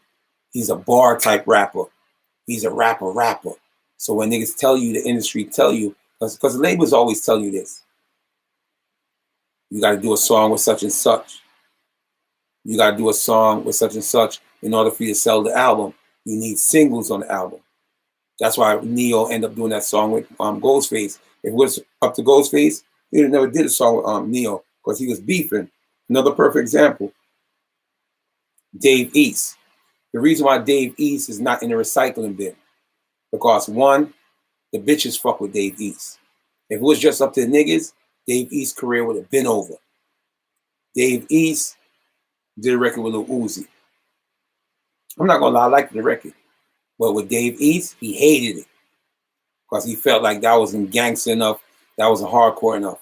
Like I told you, the only reason why Dave East is still around, because to me, Dave East is trash. I never liked Dave East music. And I'm keeping it 100. But the only reason why Dave East is still around because the bitches love him. That's why Dave East still around. Dave East not me. I can't tell you one Dave East song like I could tell you a lot of Jay-Z hits. I can't tell you one Jay-Z song like I could tell you a lot of Ja Rule hits. This is the difference between them. They want to do it for the gangbangers. They want to do it for the streets and credibility. You're not in this bitch, to do shit for the streets or credibility, because the whole credibility days is over. Drake already showed y'all niggas. If Drake is a dope artist, but if he got people writing for him, he's showing you what he's in the business for. And that's why you see MOP, they out of here. MOP is broke. Because at the end of the day, they was the same. MOP is not too far from me. My brother used to fuck with MOP. Just like how he used to fuck with Smooth the Hustler, he used to fuck with MOP, because Smooth the Hustler and MOP is not too far from each other. I think Smooth was more like Bergen, MOP and them was like St. Mark's. My brother used to be all up that constituency, right? But MOP had a pride. They had to keep it hardcore. They had to keep it gangster. They doing it for the streets, the hood, the homie. But guess what? When them same homies give up on you, your career is over. That's why I say I fuck with Ja Rule. You know what I mean? Because Ja Rule, when Ja Rule first came out, Ja Rule had that attitude. Ja Rule wanted to be this tough nigga, rapping hardcore and trying to keep it street. Herb Gotti got in his ear like, look, man, you want to make it to the big leagues? You got to start singing. You got to start doing melodies. You got to start playing with the beat. What Ja Rule did, go back and listen to Ja Rule's first music that he came out with. Straight hardcore. It didn't went nowhere. When he started singing, playing around with the beat, because Ja Rule always had a voice, but he had to find his formula to make music. When he figured the formula out, Ja Rule kept on giving you hits after hits after hits after hits after hits. A lot of these rappers, man, and that's why you see it's over for them, because they only could rap. You understand? And we still got 254 people in the live. I'm about to end the live, though, because I got to get something to eat. Are you really saying Dave East is trash? I'm saying Dave East is trash. He's a rapper. When I mean he's trash, I'm not saying he's trash as a rapper. No, he's trash because he can't make good music. Dave East could rap, but Dave East don't have a voice like Pop Smoke. Dave East never had a voice like Ja Rule. The only reason why Dave East is relevant, because Dave East been out for a minute. The only reason why Dave East is out, bro, I'm telling you, is because the bitches fuck with Dave East. Because he's not an ugly dude, no freaky. The bitches fuck with Dave East. Otherwise, Dave East's career would have been over. Like Chef G, he's about to be out of here. Chef G been around almost like 6 years. Chef G never gave you a hit. You heard me? Mike Geronimo is another one. The reason why his career was out of here, he didn't know how to make music. He was a rapper. Mike Geronimo didn't know how to make music. You understand? Who you see make music, even though, I like the early Nas, but even Nas to this day is relevant. Even Nas to this day is a household name. You understand? Because even when Nas was making music, even though Nas was more like a storyteller, and I liked the Jay-Z before because Jay-Z was making party music. Jay-Z was making music you could dance to. Nas was more like, storyteller and this and that, but Nas was dope in his own way. That's why you see Nas is still relevant today. And all these other rappers is out of here. How many rappers you could name from Jay-Z era that's still relevant besides him, besides Jay-Z? Even Ja Rule is out of here. DMX is out of here. So I'm trying to show you. These are the smart rappers that know how to change with times. Ja Rule was a big household name. If Ja Rule put out a record right now, people wouldn't give two fuck about Ja Rule. DMX was a huge household name. If DMX put out a record today, they wouldn't care about Ja Rule. But I bet you if Kanye West put out a record today, people gonna fuck with it. I bet you if Nas put out a dope record today, people gonna fuck with it. I bet you if Jay-Z put out a dope record today, they gonna fuck with it. A Fab put out a dope record today, they gonna fuck with it. These are people from the golden era that's still relevant today. Even though I don't fuck with Busta Rhymes, but Busta Rhymes have the capability of putting out a song today and people will fuck with it because they understand music. It's not about just being hardcore. You know what I'm saying? It's not about just being hardcore. And Ja Rule, to be honest with you, Ja Rule probably still would have been relevant today. Ja Rule probably would still been relevant like Jay-Z because Ja Rule know how to make music. Ja Rule know how to make hits, right? But the only reason why Ja Rule is not relevant today, because Ja Rule was so cocky. When 50 Cent was going at Ja Rule, if Ja Rule would just answer back to 50 Cent, and even if he didn't win, but he'd have gave 50 Cent a good run, Ja Rule would have been relevant today. But what happened was, Ja Rule was so cocky that he was the man making so much hits. When 50 Cent was shooting and shot at him, Ja Rule wasn't responding. But Ja Rule did respond, but it was too late. 50 Cent already shut his shit down. Because remember, he came back, we gonna clap back, we gonna clap back, we gonna clap back. And the other few records going at 50, it was too late. You done let 50 Cent took over your whole fan base. You done let, because 50 Cent was the hottest nigga. You understand? 50 Cent had a story. He just got shot 9 times. 50 Cent had a full package. He was in shape. His music was hitting. Ja Rule waited too long to respond back to 50 Cent. That's why you see Ja Rule's career is over. If Ja Rule would have responded back like how Jay-Z responded, Nas or whatever, you know what I mean? Jay-Z record that he did, this Nas, it was dope. But it was not only a diss record, it became a dope record that you could play in the club. Nas came back with Ether. They say he killed Jay-Z, but guess what? Nas didn't wait too long to respond. Ja Rule was getting money. Niggas like, yo, you don't gotta respond to that nigga. That nigga's hungry, he's on the come up. Ignore that nigga. That's what Ja Rule did. But when Ja Rule starts seeing his fan base run into 50 Cent fan base, and that's when he decided, he's gonna come with clap back and some other shit, it was too late. Otherwise, I think Ja Rule would have been relevant in this generation because, one, he got the voice and he always knew how to deliver hits. Fab, still relevant. Jadakiss, recycling bin. Method Man, recycling bin. All these niggas recycling bin. They can't come back. No freaky. But a nigga like Jay-Z could put out a record tomorrow and y'all will fuck with it. A nigga like Kanye West definitely could put out an album tomorrow and y'all gonna fuck with it. But I think he started doing gospel music, so a lot of people, you fuck with Kanye, you ain't gonna fuck with the gospel music. But let it be that raw Kanye giving you that, this one is for the douchebags. This one, let it be that type of Kanye West. You gonna fuck with Kanye West. Because these are artists that understand music. Jadakiss, they don't understand music. They just know how to be a rapper. You understand? They're not gonna run to Timbaland and say, Timbaland, I need a hit. They're not gonna run to a Scott Storch and say, I need a hit. They're gonna go to all the underground producers that give that hardcore sound, and they're just gonna make dope records. They're not making no hits. You understand? Jadakiss can put out something that no, listen to me. Jadakiss is in a recycling bin. Right now, you can get Jadakiss for $150 on the feature. Right now, you can book Jadakiss for $500. Trust me when I tell you, bro. You see, when you go to Instagram, you can hit Jadakiss up, and Jadakiss gonna respond to you because Jadakiss need money. I mean, he's not gonna be one of them cocky rappers. I mean, probably see niggas hit Jadakiss up on Instagram, and he reach back up to you. You can't hit Jay-Z up on Instagram, and Jay-Z gonna respond to you. You can't hit certain big artists because they're Grammy artists. They're not gonna just respond to you. Jadakiss is not a Grammy artist.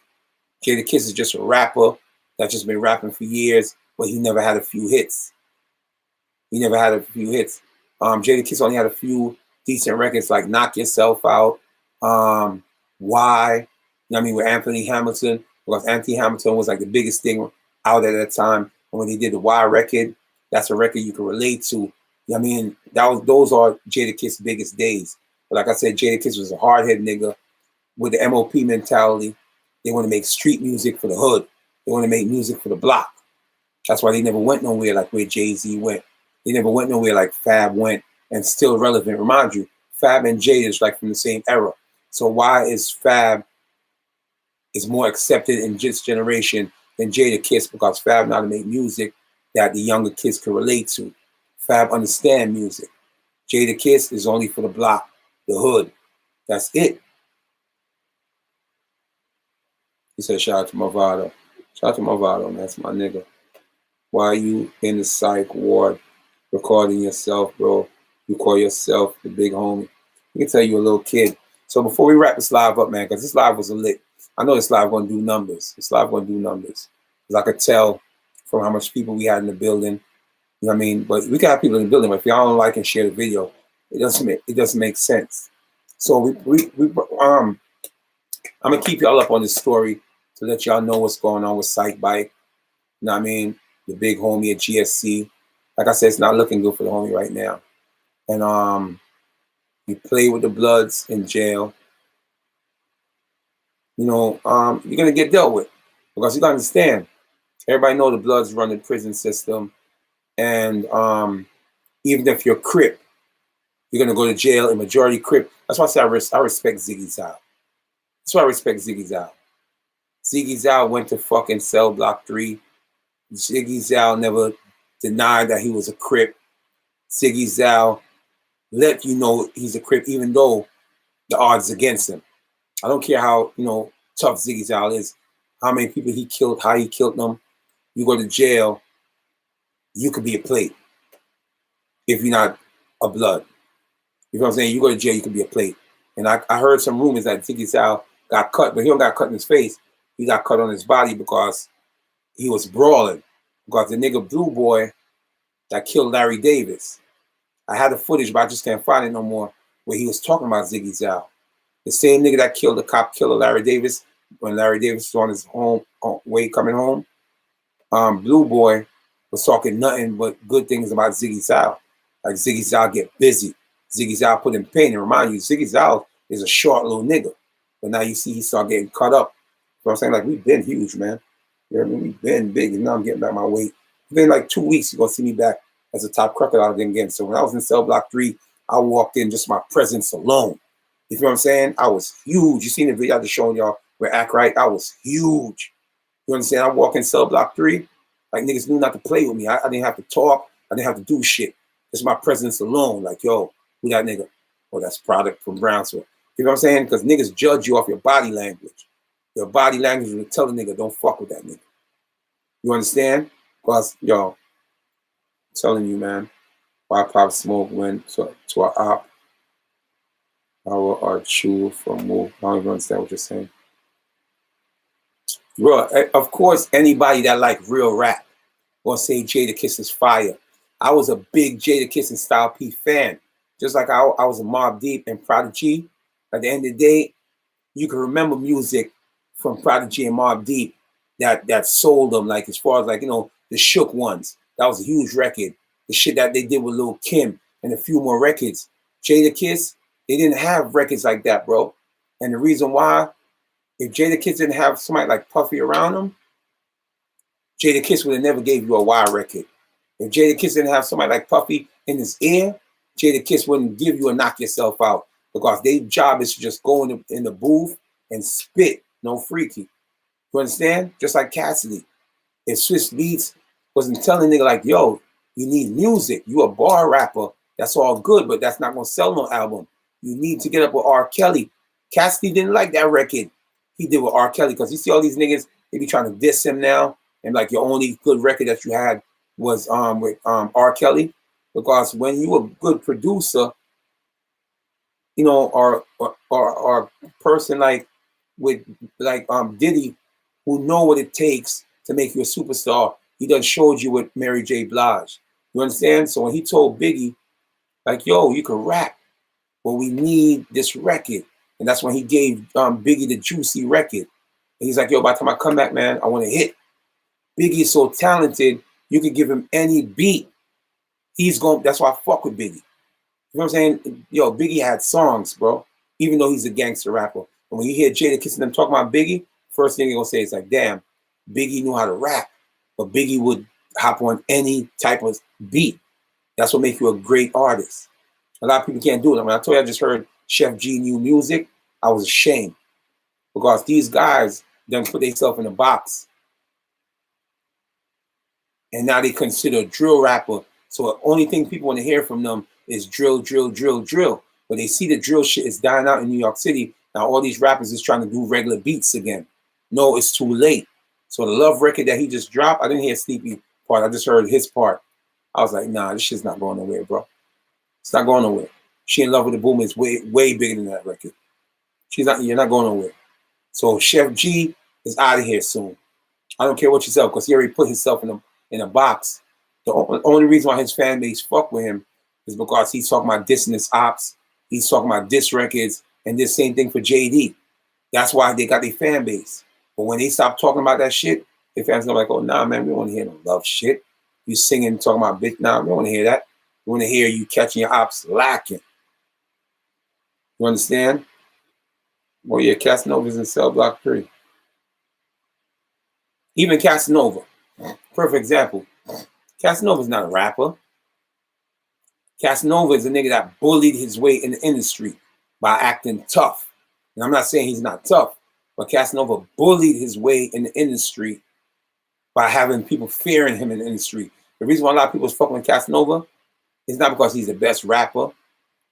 They feared him because they looked at him like a bully, right? Casanova's biggest record, and I keep telling y'all the story. I'm the nigga in New York that started boom, boom, boom, boom, boom, boom, boom, boom, boom, boom, right? I'm the one that was doing it in my vlogs and stuff like that. I've been out before Casanova. I'm gonna tell you how the whole shit, how Casanova started doing, fuck boy, don't run, boom, boom, boom. Fuck boy, don't run. I never told y'all these stories. I was in this, Casanova before he blew up. Where he recorded his first song was the studio I was going to. So like I told you, Sam had a TV in the studio. So one thing I can say about Sam, he would always play my vlogs in the studio. So I guess one day they was in the studio, Sike Casanova got in tune with me. They was playing in the studio, and I guess while they wasn't recording, because How Handsome Baller and them niggas record just like me. But I don't do that anymore. I go to the studio, I'm ready to go. We'll go to the studio, you know, while he's loading up the thing, we talking, we crushing and rolling, Henny sipping, or whatever. I don't do that no more. As soon as I come in the studio and the engineers EQ and stuff, my blunt is already rolled, I'm sipping. So as soon as he said, go in there, test run, I'm ready to go. But Sam's studio, I would spend an hour. Even if I book a 10-hour studio session, I'll spend an hour just talking, rolling up, blah, blah. So I guess I was the same thing with Casanova. They're in the studio, Sam playing my vlog, and he and nigga like, boom, boom, boom, boom, boom, boom, boom, boom. So Casanova was laughing. He's like, what the fuck is that? And I remember everything. He was laughing like, what the fuck is that? What the fuck he screaming out boom, boom, boom, boom, boom for? So next thing you know, it probably hit him. Next thing you know, you hear, fuck boy, don't run, boom, boom, boom. Because the way he said it, boom, boom, boom. If you listen to my vlogs, especially when I'm in the mood, I'm treed up. And I'm like, I can't do it right now because my voice is not 100%. But I'm like, boom, boom, boom, boom, boom, boom. So by him coming, fuck boy, don't run. What you going? Fuck boy, don't run. Boom, boom, boom. That's my shit right there. That's my shit. But I never addressed shit like that because, like I said, I never had a problem with Casanova. And I don't care. But Casanova never gave me credit. Because when you look at all these vloggers right now, they all jack my blueprint. They all jack my wave. Because like I said, there's no vlogger in New York was talking about ops, opposition on a vlog.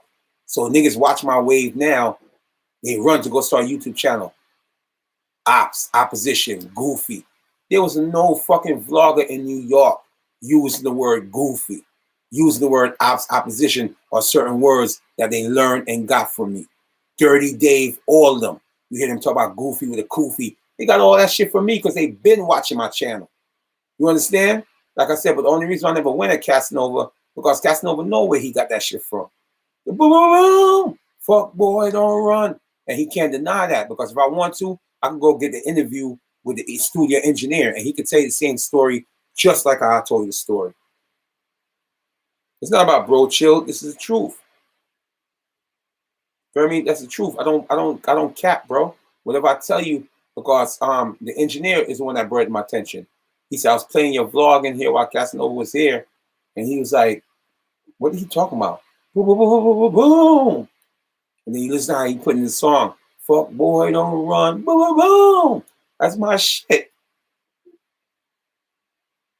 You got all these vloggers. Now they run to go start a YouTube channel just to use the word goofy. Just to use the word, ops and opposition. There was no vlogger in New York using these type of words. They was just vlogging. That's why I say I'm a trendsetter, man. I can tell you so much shit I brought to the table, but these goofy niggas, they'll never give my props. But they know where they got the shit from. That's why certain times I do vlogs, I'm like, niggas quick to go start a YouTube channel just to use the word ops and opposition and just to use the the word goofy. What New York nigga? You know that I was talking about goofy or opposition. New York niggas don't even talk like that. Y'all know that. Especially niggas like from Dirty Dave era. And them niggas, they don't talk like that. Now you see niggas like goofy this, goofy that. But them niggas is watching me. They took my blueprint. You understand? What about crying cause you broke and 50 you start that friend too? Bro, you may think I'm broke. I'm not broke, bro. But I said, like I'm saying, I'm about to get back into the business field. I'm about to open up my first recording studio. I'm not going to tell y'all when. It's going to have 2 rooms on each side. One studio is going to be $60 an hour, and one is going to be $40 an hour. Right? I'm trying to be nice to y'all. So instead, if you can't afford the $60 an hour room, you can get the $40 an hour room. That's my goal, and that's my first step into this direction. Like I told you, I won't be in Brownsville too long. You understand? Once this house situation get together, I get my cut, I just invest that in the recording studio. You understand? So now with the recording studio, you're gonna have 2 rooms to record in, one 60 an hour, one 40 an hour, and the third room is gonna be where you can take photo shoots and I can do my podcast. You understand? Don't listen to them when they know I'm not broke. Because how you think, you're gonna see my daughter getting money and her father's broke? Come on, man. Use your common sense, man. One thing with black people, see, I got $26,000 watch on my arm. But I bet you if I go and put diamonds in it now, it'll be more appealing to y'all. But guess what? When you put diamonds in your watch, I'm not telling you my next watch is going to be an all diamond AP, 20,000 and up. But this one, I will always keep it simple. Because when you go turn in that diamond watch, and I go turn in this, if push comes to shove, I will get more money than you. It's just only black people, we're trained to respect a person just because they got diamond in their watch or they got, a diamond ring on. Like I said, we're about to set that up in a minute, but I don't got to rush to prove shit to y'all. You know what I'm saying? That's the problem with black people. They brainwash you to let you know a watch only worth money because it got diamonds in it. Look at all these rich white men. Look at all these rich white men. They got watches that's worth $1 million. They got watches that's worth $1 million, 300, 750,000. No diamonds, just the name. I think one of them was called Michael and something Philippe, whatever, I can't remember. You know what I mean? Watches that goes up to like 1.2 million. And you'll see a white man walk past you every day. And you'll never know that watch cost 750,000 because you're so programmed, or if it doesn't have diamonds in it, it ain't nothing. You understand? It's very sad. When you see Jay-Z, you know how much money Jay-Z got? But majority of the time, you'll see Jay-Z with a plain watch. But don't think because the watch is plain, it's cheap. It could be 750,000. It could be 500,000. Because Jay-Z understands the more older you get, it's just when you're younger, you're into the diamond shit and stuff like that. Look at every rich white man. They got on a huge watch that costs probably $1 million. But there's no diamonds because the white people, we don't value diamonds like how black people value diamonds. You understand? So this is what you gotta learn and get together, bro. That's what I'm trying to show you, Gotti. Jay-Z rock plain watches now because the more older you get, once in a while you see him throwing his big chain and stuff like that, but majority of the time, you probably see him with what's some watches, man, that everybody wearing? 6ix9ine had those when he came home. Is it something Philippe? Yeah, whatever Philippe. Like, there's no diamonds. But the shit costs a shitload of money.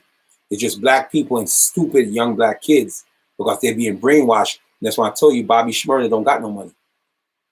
Rowdy Rebel don't got no money. Fetty Luciano, they don't got no money. What you see them having now is certain gifts that they got from certain rappers for being a real nigga in their eyes. Otherwise, they're not making no money. Bobby Shmurda would have made money and Rowdy Rebel would have made money when they came home from Cell Block 3 because people haven't seen them in 7 years and people would love to see them to perform Hot Nigga and Computers. If it's a year from now or 2 years from now, COVID finished in New York, because I see they're opening in certain states like Texas and places like that. If it finished in New York in 2 years, People don't even care about Bobby Shmurda no more. They won't even care if he was a real nigga coming home from jail not snitching. They wouldn't care. The buzz that you're supposed to have right now, coming out of jail, right now, and I know Flex would have made it happen because Flex want to make money, and Flex, you know what I mean, trying to fit in with the younger generation. Now, if it wasn't no COVID and the club was open up, I guarantee you Flex would have put together a tour for Rowdy Rebel and Bobby Shmurda because they know they're gonna make money. Because you book Bobby Shmurda to perform Hot Nigga Computers and Shmoney Dance and stuff like that, people are gonna come out to go see them because one, oh yeah, he kept it real. Even though to me, Bobby Shmurda and Rowdy Rebel didn't kept it real. Because like I said, the real person in GS9 that kept it real was Quano and fucking the other one that got 50 years and 75 years. Because when the prosecutor told him, you want to take it to trial, which they did take it to trial, and they blew. When you take a case to trial, they may say, okay, if you take an offer, you might get 20 years, or you might get 15 years or 12 years. But then you take it to trial, you end up getting life, or you end up getting 75 years, which they gave Quano, because you're wasting the court system time, right? So when they went to Quano and the other guy, I forgot again, I can't remember if it's A-Rod or whatever, because one of them got 50 years, one of them got 75 years. Bobby Shmurda and them, they copped out, because when they gave Bobby Shmurda and Rowdy Rebel the same plea, and said they were like, okay, you know what? Because they felt like they was innocent, right? You heard them before, we was innocent, blah, blah. If you felt like you was innocent and you wasn't scared, because this is their first time was ever in a position like this. Trust me, they're young kids. They probably was running around gang banging, but they never been in a position where they get caught and they get indicted. So to them, when the prosecutor telling you like, look, man, and your lawyer is telling you like, look, man, they give you a sweet deal, man.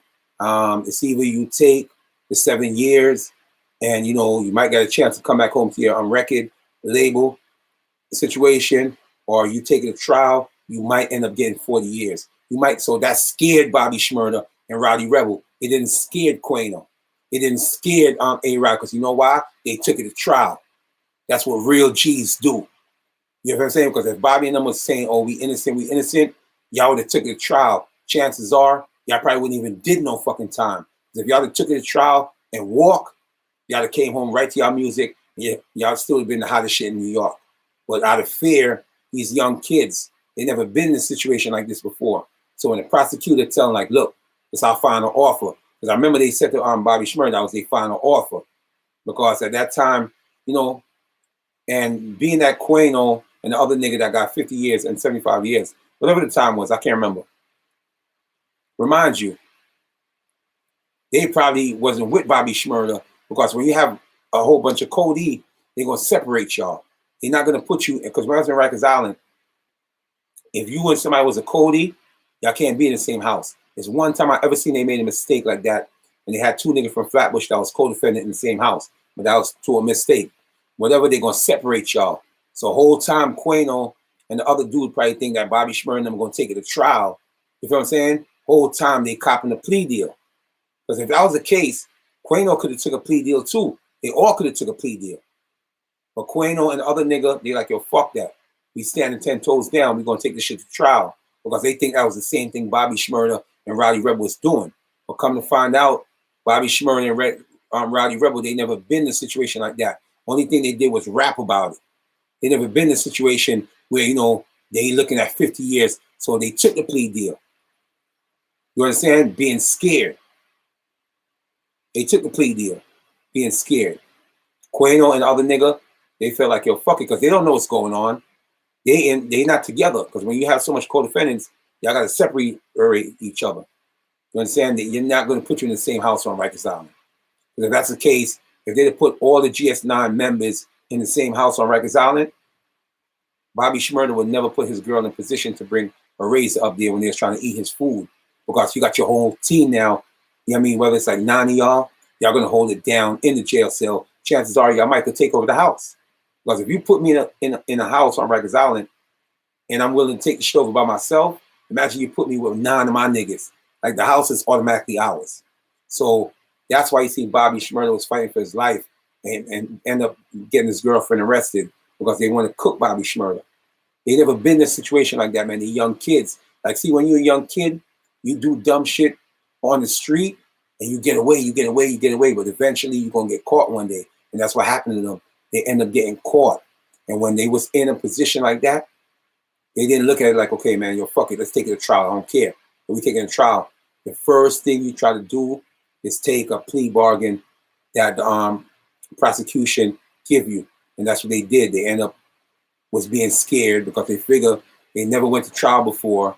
They probably got locked up, went to the bookings, came out. You feel what I'm saying? But now you're in this position now where they're saying, okay, you either take the plea deal, or if you go to trial, you blow trial, because they penalize you 3 times more when you blow trial, because you waste the whole court system time and money. That's why they penalize you. So now you go to trial, you blow trial, instead of getting 12 years, you end up getting 75 years, like what they gave to Quano, because Quano kept it real. He wasn't scared when they offered him, okay, man, if you go to trial, you blow, you're going to get 75 years. He still said, you know what, take it to trial. You feel what I'm saying? Bobby Shmurda and them, they heard 75 years, this and that. They were so nervous, they took the plea deal.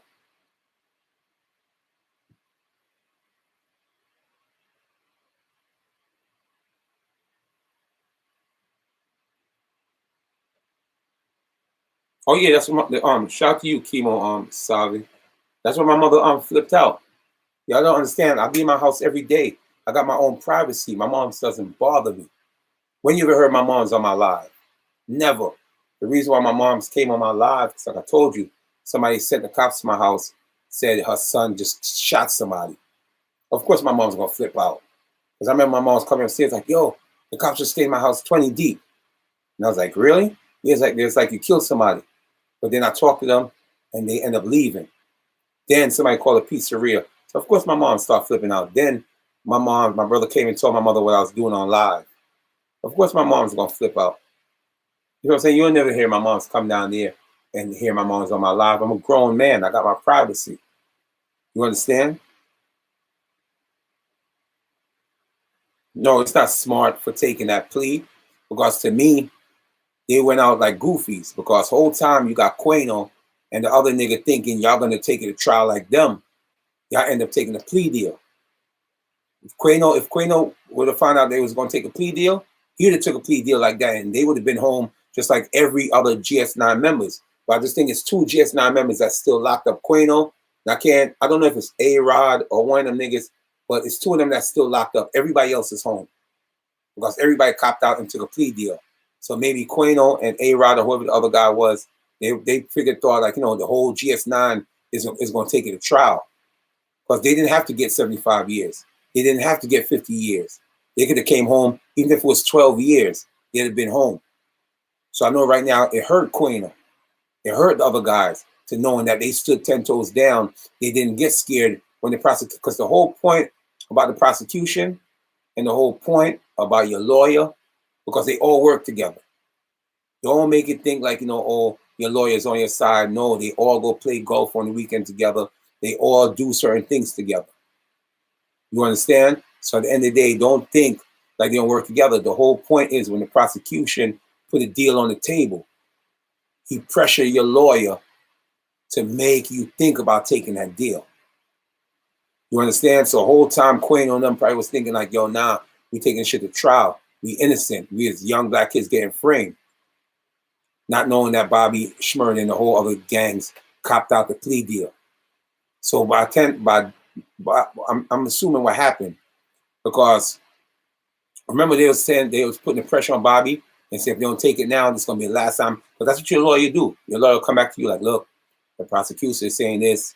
It's the last time they put the deal on the table. If y'all don't respond to it, then it won't be no more offer. You see, y'all taking a trial, y'all blow trial, y'all doing serious time. That's the prosecution job. Is to put stress on your lawyer, to make your lawyer try to convince you, to take that plea deal. Because they don't want to waste time and money. If they could just give you a nice amount of time, and even if they give you 7 years, they still win, because you're 7 years off the street. They stop your music career when you was the hottest thing in New York City. So they still win. But they could win more if you decide to take a trial and you blow trial.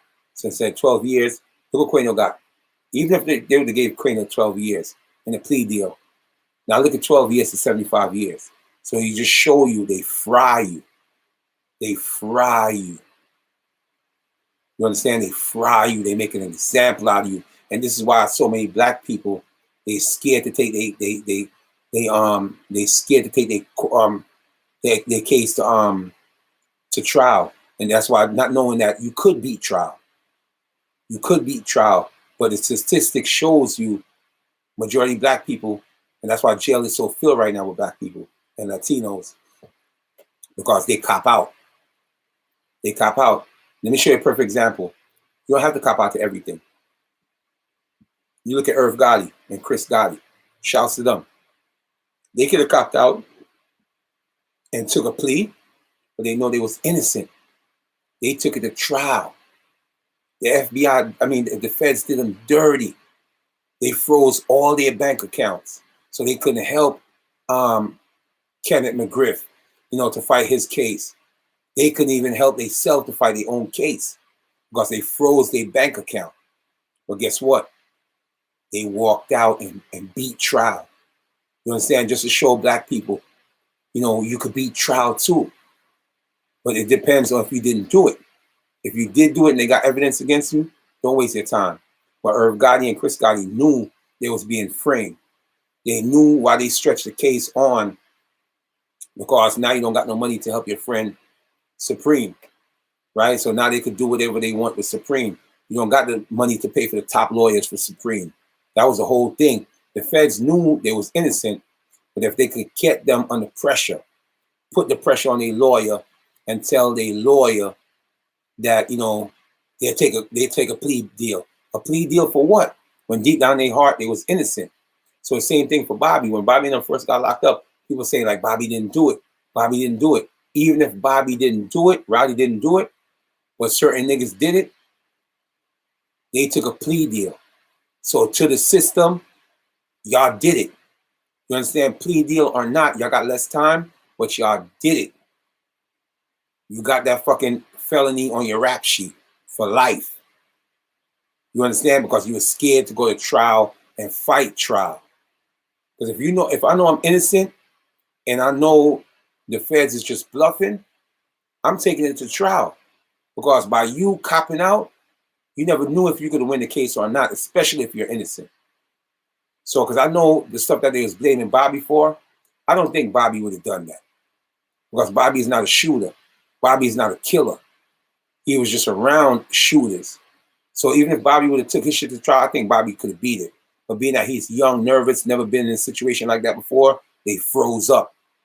So it shows you who is the realest nigga out of GS9. It's not Bobby, it's not Rowdy, it's Quano and the other nigga that stood 10 toes down and didn't let the prosecutor scare them, didn't let their own lawyer put them under pressure. Because at the end of the day, bro, the judge, the prosecutor, and your lawyer, they on the same team. After you go to jail, they still gonna talk. You think your lawyer gonna get mad at the judge or the prosecutor just because you got sentenced? No, it's a money game to them. After you get sentenced, they still gonna go out to lunch and eat together. They still gonna go play golf together. You understand? That's what y'all fail to realize, man. So you're wrong on this. My nigga, there's no such thing as bearing a gang charge in NYC. You bugging. Listen to me, man. If that's the case right now, I'm gonna show you a good example. Irv Gotti and Chris Gotti.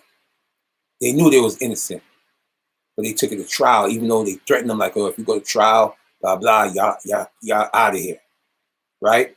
The way they did to Irv Gotti and Chris Gotti, they turned the industry against them, right? So that means no other record label could put up no money towards them, right?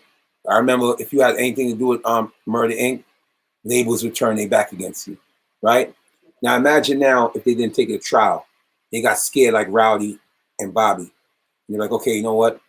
We're giving y'all 12 years. And they would end up taking the 12 years knowing that they're innocent and knowing that if they took it to trial, they was going to beat trial. Come on, bro. It's how, the prosecution and the whole court system, they know how to get black people. They know how to get black people. You put the pressure on them, and they know the statistic shows If you go to trial and you blow trial, you're getting triple the sentence that they once offered you the plea bargain. Come on. It's not about their lawyers was better than GS9, bro. It's because they know they was guilty. Irv Gotti is not a killer. Irv Gotti is a businessman. So what they was being charged for, caught up in stuff with laundering money with Kenneth McGriff and all that stuff, they know that was false. Now, if they was nervous, they took a plea deal, whatever they trying to give them, they did serve them some time. Came back home with a rap sheet. They took it to trial because they know deep down in their heart they didn't do it. And they could beat the case.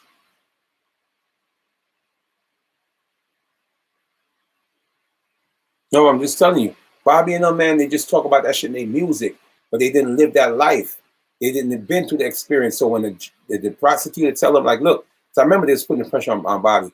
It's like, if they don't take the plea deal is going to be off the table. They took it. Maybe, if they took it to trial, they could have beat trial.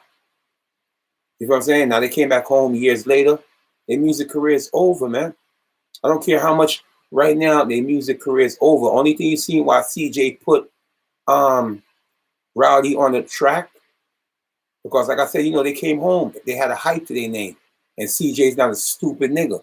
He want to keep his buzz going. So what happened is you get Rowdy. He just came home from jail. They in the whole loop right now in the algorithm. People talking about them. CJ made a chess move. And two, CJ kind of changed his sound in New York. Even though that's not his beat, that's King Von beat. Right? I just can't get the name of the song right now. But that was King Von beat. But guess what? He put out a record that was not drill. You know what I'm saying? The beat is not a drill beat. So it kind of changed the direction of New York music. Because everything before that is the same doom, doom, doom, doom, doom, doom, doom, doom. It's the same drill beat. I was getting tired of that shit. That's why you see I don't even cover drill rappers no more like I used to. I don't even cover the Ace number 5, the Nas Blicky, the 22 Gs. I don't even cover them niggas on my channel like I used to. Even though I know it could bring in views, I don't cover them because I got tired of the drill shit. So now you see Chef G, they trying to make music now without the drill beat, but people not accepting him like that because they accepted him for what he brought in the game was the drill sound. Even though Chef G didn't pioneer the drill sound, when we was doing drill, Chef G and them was just watching the light show from an establishment. Word? Like we started New York drill. Me, myself, such as Bambino. You know what I mean? Like Chef G and them niggas, they started, they stole our idea. They stole our wave. Because even when I was doing music, I'm not taking music serious. Even now, I'm not taking music serious. I'm having fun with it. You know what I mean? People are like, oh yeah, product, you're chasing a career. You're too old to be. No, it's not about because I love music. If I was really chasing a career right now, I'd be up with everybody doing a feature with everybody. I'm having fun, but guess what? That fun could turn into a bag any given day. You understand? That's the difference. That's what I'm saying. All the drill music sound alike. That's why people start getting tired of it. And if you know New York and New York DJs, they're not going to tolerate that shit for too long. They just running with it because it's a hype. You know what I'm saying? They just run with a hype. But how long do you think you're going to hear the same? It won't last in New York for 8 years straight. It won't last in New York for 10 years straight. New York is a type of place, they don't stick to one sound. So there's no way the drill rapper is going to last too long. Chef G, he'll be a recycling bin in the next year or two. Because one, he never gave, I can't name one song besides Suburban, and I can't give him credit for Suburban because he cloud chased at 22 Gs. Because Chef G came up in the game cock riding 22 Gs. No freaky. Like he cock ride 22 Gs to get a name. Chef G didn't came in the game just rapping. Otherwise, it took him longer. When you diss your ops, you get views. Nobody can tell me that. If I was supposed to get up right now and diss Bobby and Rowdy every day, my music shit will be turned up. But I don't need to clout chase some niggas to do music because I could do music on my own and it sounds good. But when you see Chef G, every day 22 G diss. Every day this and this. When you're making diss records, you're going to get a quicker fan base. But what happened when you do decide to stop the fucking diss record? Your career is over. You heard me? Your career is over. JD, the same thing with JD. JD had a bigger buzz than Fabio Foreign. But the only thing JD could do is diss the GDs. Only thing JD could do is diss PMVJ. That's what made him glip. Because people, just like how when you see Bullet Scotty, he do a show and he's going at people. People will tune in to more than that. I mean, they'll tune into Bullet Scotty when Bullet Scotty is going at people. But when Bullet Scotty did a live stream the other day, and he had positive people on his platform that was giving y'all knowledge, y'all didn't support that. I watched the video when he had those guys, you know, talking about, oh, whatever, on his platform. Y'all didn't support that. But let him talk about gossip and him exposing certain YouTubers. Y'all going to be there for that. If he's talking about positivity, y'all not going to support it. Because I go back to his channel and I see the video when he had those guys up on his panel. Y'all didn't support it because guess why? He's trying to teach. Black people don't want to be taught. Black people just want ignorance. You understand? Y'all didn't support that man when he brought them guys up there and y'all talking. That shit didn't even get no views. But let Bullet Scotty going at somebody right now and calling them out and going at them. Y'all gonna be the same one there cheering. It's the same thing as hip hop. It's the same thing as hip hop. People only support fuckery. You see my chat tonight? We was almost at 700,000. I mean, we was almost at 700 people in attendance. Why? Because I'm talking the truth. I'm talking that real street shit. Now, let me was just up here bugging or just talking, you know, some positive stuff or whatever. I probably wouldn't get that much people in the room. So you got to understand, it's the same as hip hop. If you dissing your ops every day, because like I told you, Drizzy Juliana, he's trash. That's why I told you, I'm not scared to call him out. Because them niggas did some fuck shit after I exposed him with Casanova. Them niggas pull up on my block, act like they pull up on my block, knowing I don't live on that block. Last time I've been on that block, it's the same Ralph Avenue that you see me act right in the video I showed y'all tonight. I haven't been on that block in almost like fucking 15 years. They know that, but they want to clout chase me and pull up. Come on, bro. Imagine Gino Montana pull up on me. Gino Montana is a sucker. Well, he pulled up and he was the one that was talking shit. And remind you, these are the same goofy niggas I helped to give them fame. They coming up on Ralph, clout chasing me. Yo, where you at? Where you at? And bring dirty ass Bolo that's dying from diabetes. You know what I mean? Trying to make themselves look like gangsters. I was laughing. Because like I said, if you're from the constituency, you know where to find me. That's why when you heard Low-Key Shmurda was like, yo, I was looking for this nigga for 5 years. You wasn't looking for me for 5 years, nigga. You know where to find me. Panic know where I live. This person know where I live. I gave you my address. So how you going to take you 5 years to try to find me? You heard the video. Yo, man, you better be lucky. It's daytime, man. I'll clap this nigga, man. I've been looking for this nigga for 5 years. Nigga, you don't live too far away from me. You live 5 blocks away from me. You know how to find me. You understand? So I was just looking at Gino Montana, Drizzy Giuliani as clout chasers. That's why I don't got no problem exposing him. He's hating on Fabio Foreign. Because you know why? He see that he can't do it on his own with this music shit. But Fabio is the last nigga that's getting a little bag. I'm not saying he's getting a big bag because of COVID-19. But before the COVID-19, Fabio Foreign was getting shows. Fabio Foreign was getting features. That's how he was making his money. Fabio Foreign was doing, you know, ads with Mary J. Blige. That's how he was getting the check. Them little niggas out of his same gang is jealous because Gino Montana was supposed to be the third nigga up after Rowdy and Bobby. He flopped. Right now, what fucked him up, I'm gonna tell you what fucked up Gino Montana. If you look at the nigga now and compare it to when I was fucking with him, these niggas heavy on Percocets, man.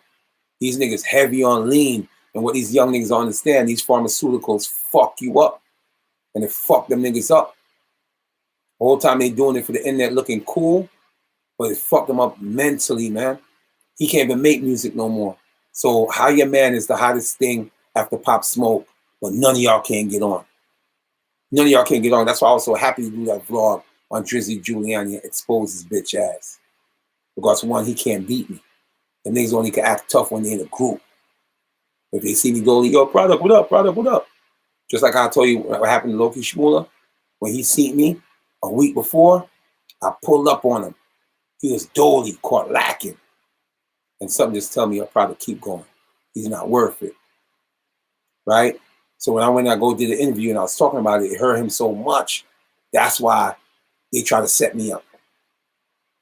But if low key was about that action when I called him for Dolly, he'd be like, yo, pull up, man, what's up? Like, let's handle our business. If he'd have talked to me like that, I'd have got out my car. He never talked to me like that. I remember his exact words. When I pulled up on him, I didn't even talk to him. I just pulled up on him and stopped.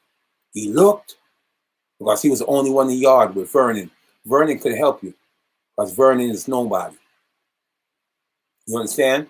That's when he looked at me. He was like, yo, we got the product, man? Just like that. There was no aggressive tone like, yo, what up? You better look, it's not nighttime. I'll just shoot you. He wasn't talking none of that. Pull up on him. His words was like, oh, shit, that's the product, man? That's what made me drove off, because he wasn't being aggressive. He wasn't being disrespectful. You understand? Now, 2 weeks later, they put the drop on me. And, you know, oh, you better be lucky. If it was daytime, I would have killed him. They killed King Vaughn in the daytime. No, they can't kill Vaughn at night, but FBG Duck died in the daytime. Mad niggas from Chirac died in the daytime. Because when your ops catch you, they don't give a fuck if it's nighttime or daytime. They're going to let it blow, no freaky. You heard me? So y'all so stupid. When I look at y'all, and y'all come on the live and y'all be like, oh yeah, you ran with a trash can. Listen to me, my nigga. First of all, it was 6 against 1. Plus they had more people in DJ Panic Yard. I'm not even counting them. But I think if they'd have probably seen them jumping me, they'd have probably came out and joined the party. Then it'd probably be like 15 against 1. Y'all could see I got so much hate against me. And y'all so jealous of me. Y'all want to see me get caught lacking.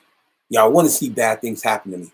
Because y'all, if you put yourself in a situation with 6 niggas pressing you, but you walk out the situation, they didn't jump you. You didn't walk out with a black eye. You didn't walk out with nothing. You took the win. You took the win. And why people don't understand why I picked up the garbage can and why I ran off at the end, it's not because I was scared of them niggas. It's because like they wasn't playing fair. One, look at Loki Shmurda the whole time. He had his hand in his pants on the gun. I've been around Loki Shmurda. He carried a gun sometimes out of fear because he don't want to run into the niggas that killed his kid. So, but he don't carry the gun. He'll influence like a little kid that's 9 years old to carry the gun and tell him like, oh, if you get caught, you'll be in and out. That's what he do to these young niggas. Whole time he got his hand on this gun. His brother, like I told you, had a bitch pocket knife. The nigga that, if you watch the video over and over, you see the nigga before he took off his shirt, he kept on walking back and forth behind me. That's why I kept on turning, looking around. Y'all can look in my eyes. I was never scared. But the best part of the footage, they edit out. So it made them look good. If they'd have kept the part in when I asked them off or fade, because I said, okay, since y'all want to have the camera out, let's shoot the fade. They erased that part out. I mean, I said 1-on-1, 6 against 1, I don't care. Let's dance. They erased that part out. That's why if they'd have kept that part in, that would have made them look even worse. But them not being a real G, they edit that part out and sent it to Say Cheese. Edit that part out and put it on a video. That's why I tell you, when real niggas speak to me, they're like, your product, man, you ain't took no L, nigga. 6 niggas and you ain't got washed up. 6 niggas been looking for you for 5 years. And after 5 years, only thing they want to do is talk about, oh yeah, lucky if it was daytime or nighttime. That made them look like a goofy. You heard me? When they upload on Say Cheese, I was reading some of the comments. I didn't read all the comments. Niggas like, yo, you're looking for this man for 5 years and you see this man, the only thing you're saying, oh, I wish it was nighttime. You're not a G. You understand? But y'all clown niggas, y'all just looking so bad to look for an excuse to count me out. Y'all be like, oh yeah, and not knowing. Products took, watch my demeanor in the whole video. I'm calm. I'm calm. You ain't hearing my voice like, oh yo, man, you know, I'm sorry. I'm calm the whole video. I'm just watching my back, just like I was in jail. That's why I told you a lot of these niggas couldn't survive in jail. Because I know, let me tell you something. It was a nigga named Dread from Flatbush. Dread, he didn't have the experience of being in cell block 3. So he was very disrespectful to a CEO named Mrs. Simpson. She exposed Mrs. Simpson getting fucked by an inmate. There's a lot of bitches on Rikers Island, they get fucked by inmates. Because you understand, a woman gonna be a woman. If she a thought, she gonna be a thought. And you put her in an environment where she around bare men, she gonna get horny. Because like I said, it's not every prison is ugly. You got dudes that look like models that be in jail, but they just went to jail for a mistake. And you got CEOs may fall in love with them. You know what I'm saying? So the Dread from Flatbush exposed Miss Simpson having sex with an inmate. So she did some wicked shit. I remember we was in 11 Main, and I think over here was 12 Main, right? She transferred Dread into 12 Main because she knew Dread had a lot of ops in 12 Main. And she did it on purpose because he exposed her for having sex with an inmate. So when they put Dread in 12 Main, Dread knew he couldn't go to sleep. What he had to do is just go into that house, get it on, and get chased out. Right? Cool. But it's the biggest mistake Dread made because it hit the newspaper and everything. He got cut over 150 times. He ended up getting a big lawsuit. Let me tell you something, bro. When you walk in any jailhouse, like I told you, you walk in the jailhouse, it's a long hallway from the front of the jailhouse to the end of the wall. 25 beds over here, 25 beds over here. I don't know if it's the same setup right now, but I haven't been in like 30 years. If you know you got beef with niggas, and this is where Dread fucked up, he walk in the dorm and he played the middle. So what he did now, the mistake that he made by him playing the middle, he gave niggas to surround him from the side, and the front, and the back. Once you got covered from all sides, you're only one man fighting against. Like I said, it wasn't a whole house jumped him. Because even if you got 51 inmates in the house, every inmate is not a gangster. Some people just want to go in there, do their time, and come home. They're not looking for trouble. But maybe now you may have 10, 15 knuckleheads that's in the same gang. It could be Bloods, it could be Crips, GDs, whatever. And if they control that house, those 12 people is coming to eat your food. So the biggest mistake is when you look at the video when I was with Loki Shmurda, every time you seen one guy came this way, I walk this way. Another guy came this way, I put my back against the wall because I'm not giving y'all the chance to surround me.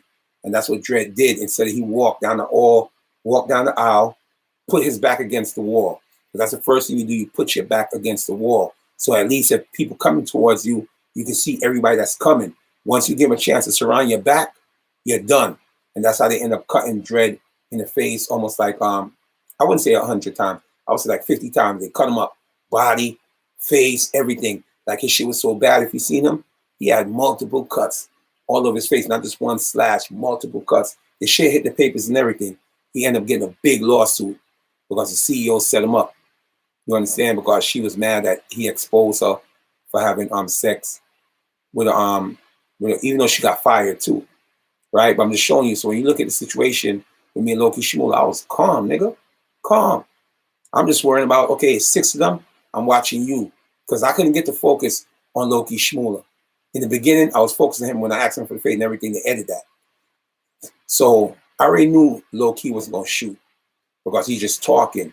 And 2, me being a veteran, an icon, I already seen him have the camera. Even if you shoot me on camera, you're snitching on yourself and you're going to jail. So once I seen it start rolling the camera, I took my eyes off Loki Shmurda now. Now I'm watching his brother and I'm watching the Crip nigga. I kept on walking because listen, if that Crip nigga wasn't so weak, if he was like 250 pounds, he could have picked up that big brick and knocked me in my head and knocked me out cold. Then they could have stomped me and did whatever they wanted to do to me. But being that he was so light, every time he went to go, because if I could play the video, I could show you. Every time he went to go pick up the rock, he tried to pick up the rock, but the shit was heavy. Even if he was supposed to pick up the brick, because he was like around this size. Even if he was trying to pick it up and throw it, he couldn't reach me because he didn't have the power to throw the brick. Now, if I had to pick the brick up, I could just do it and knock this bitch ass out. Right? So I had to look at Loki Shmurda. I had to keep my eye on his brother. I had to keep my eye on the nigga that took off his shirt and the other Crip nigga that was on the other side. He wasn't saying nothing, but he was just there. But he knew my status. That's why he didn't try me. He was just doing this, trying to be down and fit in with Loki Shmurda. Because them niggas from Saratoga, I told you, them niggas not gangsters. They grew up me watching me being a gangster, right? Them niggas was scared to come around the corner on S Block. And Peter Panic, I know he watching this or he gonna watch this.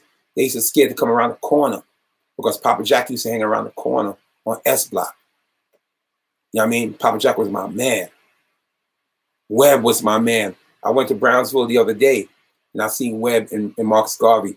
I stopped and talked to Webb and Marcus Garvey, right? And this is GD hood. I stopped and I talked to Webb like, yo, what's up? Your product, you good? Blah, blah, blah, blah, blah. This is before Rich the Kid died, right? Because that's how I know Webb is in Marcus Garvey. And Webb is a day one nigga that used to hang with me, Papa Jack, Rich the Kid, because Rich the Kid and Webb became best friends. You know what I mean? Because there's fucking a lot of bitches together. That's how they end up becoming best friends. DJ Panic and them, they was scared to death to come around the corner on S Block. You know how they used to find out what's going on Low Block's day, or who was the lit Crip, or who was the lit Blood? They used to wait for me to drop my DVD. That's how they used to watch what's going on, and they lived right around the corner. They would never come to Low Block's day. That's what I'm trying to tell you. Them niggas not gangsters, bro. The only reason why I see people start fucking with DJ Panic, because DJ Panic became a DJ. DJ Panic wasn't getting paid to be a DJ. He would just play for free, trying to get his name up. I gave DJ Panic his first big 2 jobs to play for my daughter party, where he made like $600, $300 a piece. He ain't never got paid like that, even messing with DJ Self, opening up for DJ Starks, because they just used him, because he was so desperate to try to get a name. So if you're a hood nigga like Papa the Don, and you know he plays in Club Lust, you're gonna be his friend, because you know if you give him your music, he could play it in Club Lust. Niggas don't care about DJ Panic. DJ Panic and them is a sucker. They were scared to even come around the corner to Low Block's day, and they live right around the corner. Like they Crips. But at that time, niggas from S Block didn't respect them. They're Cripping. Nobody in Brownsville respect them niggas over there as Crips. But as time go, and he started using his house to hibernate certain niggas, certain gangbangers, that's when they started fuck with the little nigga. But then again, a lot of real niggas from Saratoga, they don't fuck with him, because they know he's grimy and shady. He's a fuck nigga. You know what I'm saying? They don't fuck with the nigga. You understand? So he knows, like, Loki Shmurda don't know me. He know of me. Panic, Nancy, and all them little niggas, they know me. They used to watch me going in and out of jail. They used to watch me just run around the street as you know what I'm saying? Like, come on, bro. Like when I told you I used to see Divine, the nigga that had something to say about CK, I used to be right on that corner. Hang out on the corner. That's how I used to see Divine going through. You know what I mean? Down Dumont. Like, them niggas couldn't even leave their yard. Panic couldn't even leave his yard. You know what I'm saying? These niggas, come on, bro. Like, they know me. Loki Shmurda don't know me. Loki Shmurda know of me. And the only thing why Loki Shmurda tried to test my gangster, because Loki Shmurda looked at me as a cameraman. Loki Shmurda looked at me as, you know, a comedian, commentator, but not knowing who I am in real life.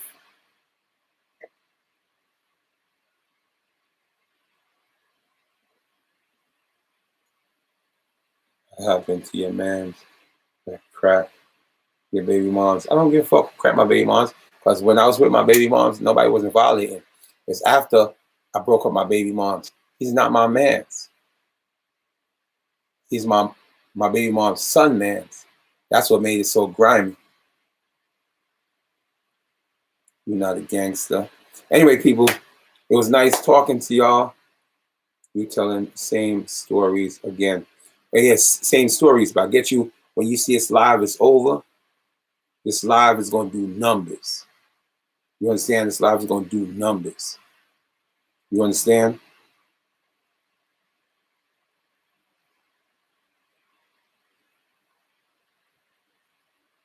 I'm Gucci, bro. Product, this is, man, a real nigga. Don't have side up. Product. Bro, hit my DM roster. I don't know what that means, bro. So what I'm saying is, though, if y'all miss this live, I'm going to save it. And like I told you before I wrap this up, yes, you know, Sike, the big homie. GSC, which is Bobby Shmurda, big homie. Rowdy Rebel, big homie. All these other, because even Biggs, even though Biggs is a shooter, Sike is Biggs' homie too. Sike is P got a big homie too. You understand? But he's having a hard time in jail right now, bro. He's trying to sue the jail system. You know what I mean? That right there is a snitch move. I don't give a fuck what you go through. You gotta take it like a G. Like I said, the only reason why I think he's going through is only reason I think he's trying to do is sue shit is because he's trying to get out of any place that they have Mac Baller brims. But at the end of the day, Bloods is in every jail cell because it's getting bigger and bigger. Bloods is in every jail cell, so it doesn't matter what jail cell you go to, you're gonna run into some kind of Bloods. You understand? Like I told you, a lot of people got cut over this whole Sike and Larry O thing, because at the end of the day, Larry O is a big name. right? Sike Bike is a big name. But guess what? Crips is outnumbered in the prison system. 2, Sike Bike, like I told you, instead of him folding and going to PC, protective custody, it's going to make him look bad in the eyes of all his so-called Crips. So I guess a lawsuit now will give him a reason and an explanation why he's suing. Why he's suing? Because he feel like, they keep putting him in places that have a lot of bloods. At the end of the day, the reality is you're in prison. The bloods is always going to grow and get bigger and better. So my advice is, you want to go through what Sike Bike is going through, don't gangbang. You want to go through what Sike Bike is doing, leave the Crip shit alone. Because you jack that Crip shit, you go to jail, you're going to have to deal with the fucking bloods. That's simple. You don't want to have problems. You just want to go to jail, do your time. Hopefully you don't get cut. Stay away from the gang culture. That's why I look at a lot of these Crip niggas, man, like Loki, Shmurda, his brother Spook Blizzy, and I laugh. These niggas will never survive in prison, man. They will never survive in prison. And they will never jack Crip in prison. Because if your own big homie is showing you what he's going through now, imagine like a skinny frill nigga like Spook Blizzy. Imagine like a skinny nigga like Loki Shmurda. They're going to be a plate. You understand? They're going to be in the food chain. Them niggas not built for jail, man. You know what I mean? You want to avoid the gangbanging shit? Don't put on a blood flag. You want to avoid the gangbanging shit? Don't put on a GD. There's a lot of these young youths, sometimes I look at them and I'm like, yo, they don't know what they're doing. They're just doing it for clout. And I remember too, I was locked up in the bookings and I met this nigga from Flatbush. To his man, he was a goon, he was a shooter because he just shot somebody in the leg. When that man got in the bookings, it was a whole different ball game. He was panicking now, like, yo, what you think gonna happen to me? Yo, blah, blah, blah. And then here's all these Johnny Cochran, all these lawyers. Yo, Sean, what you in here for, Sean? Yo, I shot this guy in the leg on Flatbush. Yo, Sean, this your first offense? Yeah, I never been locked up before. Sean, only thing you gotta do is just tell your lawyer, Sean, you'll be home by tomorrow, Sean. Next thing you know, you see a same nigga on Rikers Island. He's not built for that. Now, he's a shooter in New York, but on Rikers Island, he's a sucker. On Rikers Island, he's a punk. The whole time his man probably think he's in jail holding it down. Your man's not holding it down because they never been in situations like this before. Only reason what made him a shooter because they had a gun. Without that gun, I seen a lot of niggas that was a shooter in New York. They went to jail. They couldn't even get their hands on a razor. They couldn't even get their hands on a banger. They became a sucker. You a bagel. Like suck. Oh yeah, we doing good. Look, this is why I told you this video is going boom. I got 447 likes. And you didn't even hear me saying get the like buttons up. I got 447 likes. This video is going to do numbers because we're talking real. And here's the thing too. I don't got to get on here and brag about me being a blood. Half y'all don't even know I'm a blood or not. That's y'all do your research and find out. Right? I don't even tell y'all what gang I jacked, what set. Right? That's y'all job. I don't need to tell y'all my business. Only people that know me, and they know. So at the end of the day, it's like this. Even though y'all see me got on my red bandana, I don't tell y'all to be a blood. I don't tell y'all, I don't promote the gangbanging lifestyle. I could if I want to. But a lot of OGs, you know why they promote the gang lifestyle? Because they know they done fucked up their life. And instead of saying, you know what, they fucked up their life, move on, they try to poison the next generation of young kids by pushing that agenda. I don't do that. I'd rather make you laugh and showing you that you don't have to be mad to people all the time. You can make them laugh. You understand? And that's why I left the CK situation alone. Not because I'm scared of CK. No. Because the way CK responded to me, you know, by him, if he'd have came back to me aggressive, like, yo, suck my dick, it has been still going on. And the way he approached me, which I already been knew this, you know, it's about money. I'm not trying to create new opposition. which is correct. But you gotta understand, when I was going through the COVID shit, I lost my mind. If I had beef with you or beef with you, I was addressing you. You know what I'm saying? So that's why I left the CK shit alone. But before that, I was telling CK wherever I seen him, I'm knocking him out and I'm robbing him. Not because I want his jewelry, just to make a statement. You understand? But the way he handled the situation, that's what made me left the whole CK shit alone. You know what I mean? Because if we had more black men in the community that could address certain shit like that, you have more black people alive and you have more black people that's not in jail. See, you see this right here? You see a person that says I small, he called me Solo. You see, that Solo was my low life name. And I was going around robbing Macy's, Saks Fifth Avenue, Bloomingdale's, Lords and Taylor's, B&H Goodman, Farlini's Basement, BFO, any place that had polo, he was there. He called me Solo. That's why I said he knows me. Because if you call me Solo, a lot of y'all know me as Product. Y'all know me as Top Crocodile and shit like that. If you call me Solo, you know me. My name used to go by A Solo. Remember the first time I told you I went to Rikers Island? I didn't have to put in no pain because everybody knew at Franklin Avenue on the 3 line, there used to be a police station there. Before they took the police station out and put the shuttle where you could connect to the shuttle. Like I told you, I was a young kid coming home from school, no freaky. And I used to always walk in the markers. So that's what low lifes used to do. We used to write up on the wall, like, you know, whether you rack low, ski low, whatever. So I was on Franklin Avenue bombing the train station. A Solo, A Solo, A Solo. So then the undercover cop came and locked me up. So this is my first time going to jail. So I had met this dude, young nigga, but his body was shaped like a fucking grown man. Like, he was like probably like 18, a little older than me. But he was, you thought I was big. That nigga was huge. So me and him was in the precinct, in the cell. And he was like, yo, what's your name? And he said something Solo.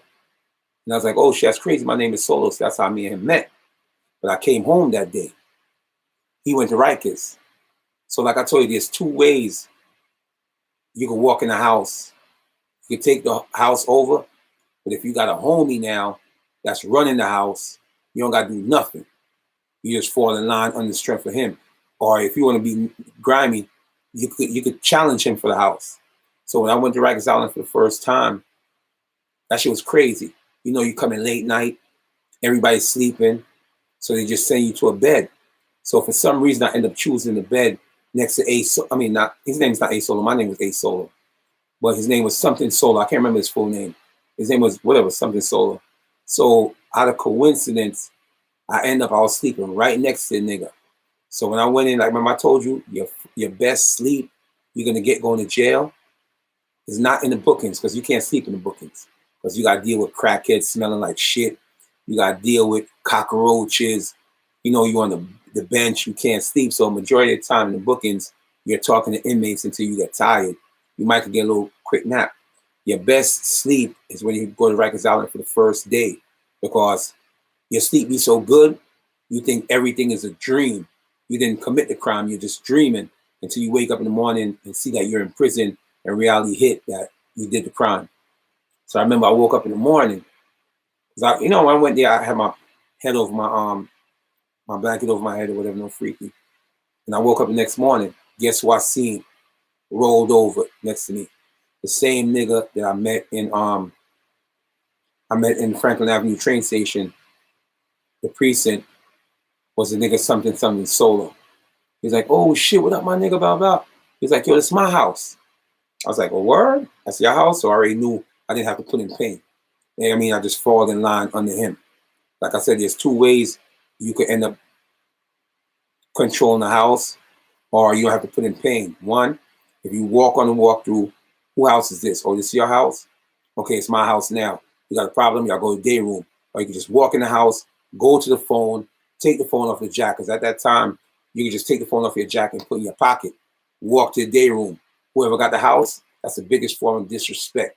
So now they got to come in the day room and prove they gangster why they deserve the house, right? That's one way. if you walk in a jailhouse with 51 inmates and your man already running the house, you don't have to do too much. Like I said, you could challenge him for the house because I got a problem with authority. I don't like to take orders from nobody. I like to be in control. So, but with K Solo, I keep calling K Solo. Yeah, I think that was his name, K Solo. My name was A Solo. But when I got to Rikers Island, I told you, nigga was a huge nigga. But if you thought I was huge, this nigga was like 2 times my size, right? And he had nice height on him. So I guess when he went to Rikers Island, when we both got locked up, that day I came home, they probably sent him straight to Rikers Island. So by the time I came to Rikers Island, he already had the house on lockdown. So that's another way a lot of niggas fall in line in jail without having to put in pain. Because don't get me wrong, not every house you go to and you try to take over the house, you're going to be successful. Because I've seen niggas who came in the house trying to take over a house and got chased out, right? It all depends. Because it's not every nigga that run a house deserve a house. They just like, there's 2 ways how an inmate could take over a house. 1, you fight for it on the walkthrough, or 2, you wait for the niggas that run the house is leaving, because everybody got to come home, especially when you're doing a year on Rikers Island. You got to come home. So the niggas that's run the house, they probably get together like, yo, who can we pass the house on to? They're like, okay, damn, we need to pass on his son because son could hold on the house. These are ways how people end up running the house. So if you go on Rikers Island and you see a person got a house, that means he was a bully when he walked in. No, he probably was just a nigga chilling that don't take no disrespect, take no checks. And then the people that was leaving that control the house, they're like, okay, you know what, son? I'm going to give you the house because I feel like you can hold it down. That's how niggas control house on Rikers Island. You understand? Yo, tell them niggas, Big Key said, y'all fuck OGP is on Brooklyn entertainment family behind him. Shout out to you, homie. But the nigga, like I told you, that mentioned Solo. The nigga that mentioned Solo, just like how the nigga got on my live and mentioned Crispin and the whole Papa Jack story. He know I'm not lying. Crispin, the nigga, y'all go back on and see when I was talking about him. He know I'm not lying. Because he knew Papa Jack had niggas under pressure. Papa Jack had niggas in fear. He was like the Debo of Brownsville. You know what I'm saying? Now you see niggas walking around Brownsville with their jewelry freely and not scared. And Papa Jack was alive. And I think Papa Jack would even rob Low-Key Shmurda too. And Panic and them notice. Low-Key Shmurda couldn't be running around here with his Rolex on his arm like that and feel comfortable. Papa Jack would have robbed him. That's why I told you, Panic and them live right around the corner from where we used to hang out on Stroud Street, S Block. Them niggas would never come on S Block. And they live right around the corner. You understand? But now today they want to act like they're gangsters. What else? So when the nigga called me Solo, he knows me. Any nigga called me Solo because I had so much alias. I used to go by Max, Jaquan. Jaquan was with my baby mother. She didn't even know my real name. She used to just call me Jaquan. And there's a lot of girls like that that's in the hood that don't even know their own boyfriend government. Because I witnessed that with my eyes. They just know them by the alias. You know when my mother found out, my baby mom's found out my age? Because she had a situation where she needed to confirm her baby father name. And when they asked her what's her baby father name, she looked as stupid because she didn't even know my real name. She knew my alias. So I had so much alias. Max, A Solo, Jaquan, Product, just mad alias. I mean, because I was the type of person that would change my name quick. So for him to mention Solo, he knows me. I don't know exactly who the person is, but for him to mention the name Solo, then you know me. That's why I always tell people, you don't know me unless you know me by Solo. You may know Product, or you probably know Product as a commentator. You know Product as a comedian. You know Solo, then you know me. I used to rob and steal, but not from my own people. I used to be like the Robin Hood, no freaky. I used to go out and steal from the white man and come back to the community. I was never one of them type of niggas that try to rob, my own black people, try to rob a senior citizen. No, that's what your typical gangbanger do now. They scared to leave the hood. They stay in the hood and just rob people in the hood. You understand? So I'm from Lime Hood. And then too, there was one guy on Rikers Island too. His name was Mikael. He was from Brownsville. He was a boxer. He's the only nigga I can remember on Rikers Island that was walking around with a Rolex. You understand? I was walking around with a Rolex on his arm. His name was Mikael, dark-skinned nigga, boxing nigga from Brownsville. He wouldn't even cut you because it was times when he could get a razor and cut you. He would just knock your bitch ass out. His name was Mikael, dark-skinned nigga. Divine probably know him because he's from around the same era as Divine or any Brownsville gangsters at that time. Killer Kev probably know him. His name is Mikael. He was a boxer. And if Killer Kev is into boxing, Killer Kev should know him. I think he was on Rikers Island anywhere around like 94, 95 because his name used to ring bells. You know what I mean? That's how I heard about him. His name used to ring bells. And some other niggas from Brownsville called Batman and Robin. You understand? Them niggas used to be wilding, and I used to always hear about their name. But Mikael, I know Mikael. Because Mikael is from Brownsville. Mikael used to mess with my man's sister. But I didn't know him, and I was living off the strength of his name. No, I just heard his name ringing on Rikers Island, because at that time, 94, you could wear your jewelry, because I had on a chain of Rikers. You could wear your jewelry, you could wear your street clothes, and that's why I keep telling you. A lot of niggas was getting robbed. I swear to God, one of my homies got robbed, and I let the shit rock. I'm gonna tell you why. One of my homies, his name was Clive. He's not a gangster, but catch him on the street, he'll be quick to carry a gun. He's not a gangster. He's not gonna go to Rikers Island and hold the shit down on Rikers Island. So Clive, remember when them Harachis first came out? Oh my God, it's like having a pair of Harachis was like, but they was expensive. I got a pair of Harachis now. I don't even wear them. So when Clive came to Rikers Island, I didn't know Clive like that. That's why I watched him got robbed. There was a nigga from Jersey, robbed him. His name was Warlock. Crazy nigga from Jersey. Well, he wasn't crazy like me. But the reason why I let Clive got robbed, because I didn't know Clive like that. I didn't know he was from Brownsville. It's after me and him start conversating, and he started telling me the people that I know and the people that he knew, right? That's how I ended up getting him back his sneakers.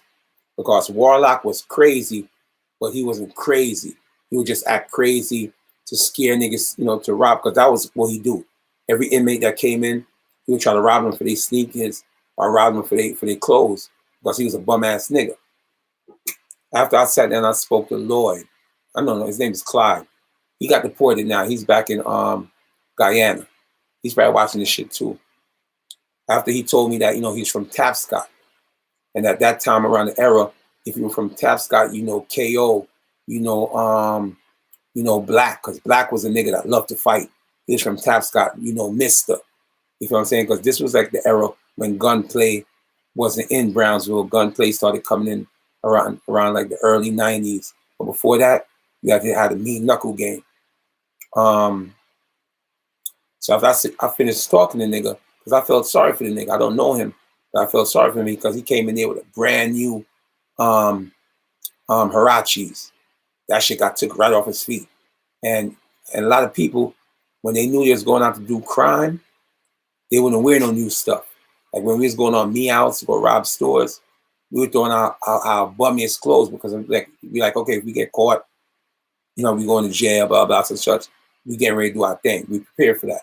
So Clyde, he wasn't a street nigga, like I told you, Clyde. So, he came on Rikers Island, brand new pair of Harachis. A nigga named Warlock from Jersey. So Warlock just pulled out a razor on him. Take those off, man. He was so nervous when he seen the razor. Because people understand, not because a nigga pulled out a razor on you, you can take the razor from a nigga. It's how you deal with a nigga. But some people, they just get scared. They see the razor and they start thinking, I want to get cut. So Clyde didn't even fight back. He just took off his Harachis and gave it up. And Warlock gave him some old Timberland boots. So after a while, like I told you, when I came to the house, I told niggas I'm here for a year. I don't want no problems. As long as y'all don't violate me and everything is Gucci. And when I need to use a phone, I used the phone. But I didn't came in C-76 looking for trouble. I was only out a year. So when I sat down and I started talking to Clyde, because I felt sorry for the nigga because he was crying. Big grown nigga. The nigga had to been like 6'7".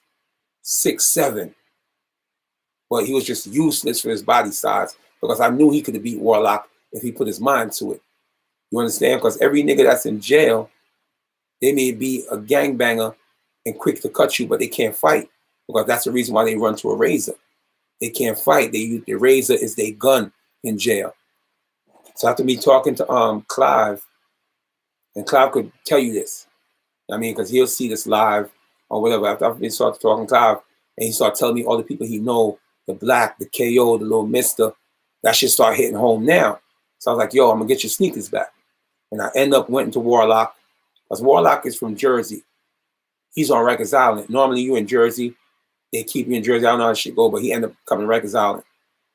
Because Jersey is a different state. You get locked up in Jersey, they sentence you in Jersey. Because Jersey is a different state. That's why I see Max B doing time in Jersey, because Max B time took place in Jersey. So I don't know how he ended up to Rikers Island. So I went back to Warlock. I was like, yo, bro, you gotta give homie back his sneakers.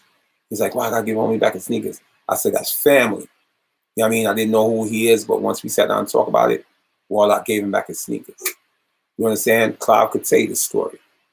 And I wasn't even in 76 on no gangster shit. I was in C-76 to do my time and go home.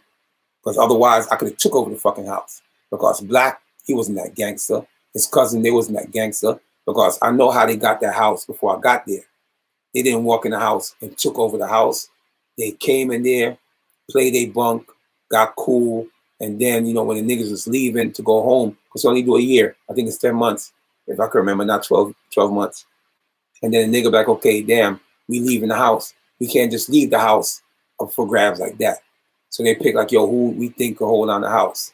So now they look at everybody. Nah, not him, not him. And that's how Black and his cousin end up getting the house. And I'm going to tell you again, remember I told you I wasn't trying to take over the house. So when Black and his cousin left, they could have passed me the house. But I told them I didn't want the house. I'm only doing a year.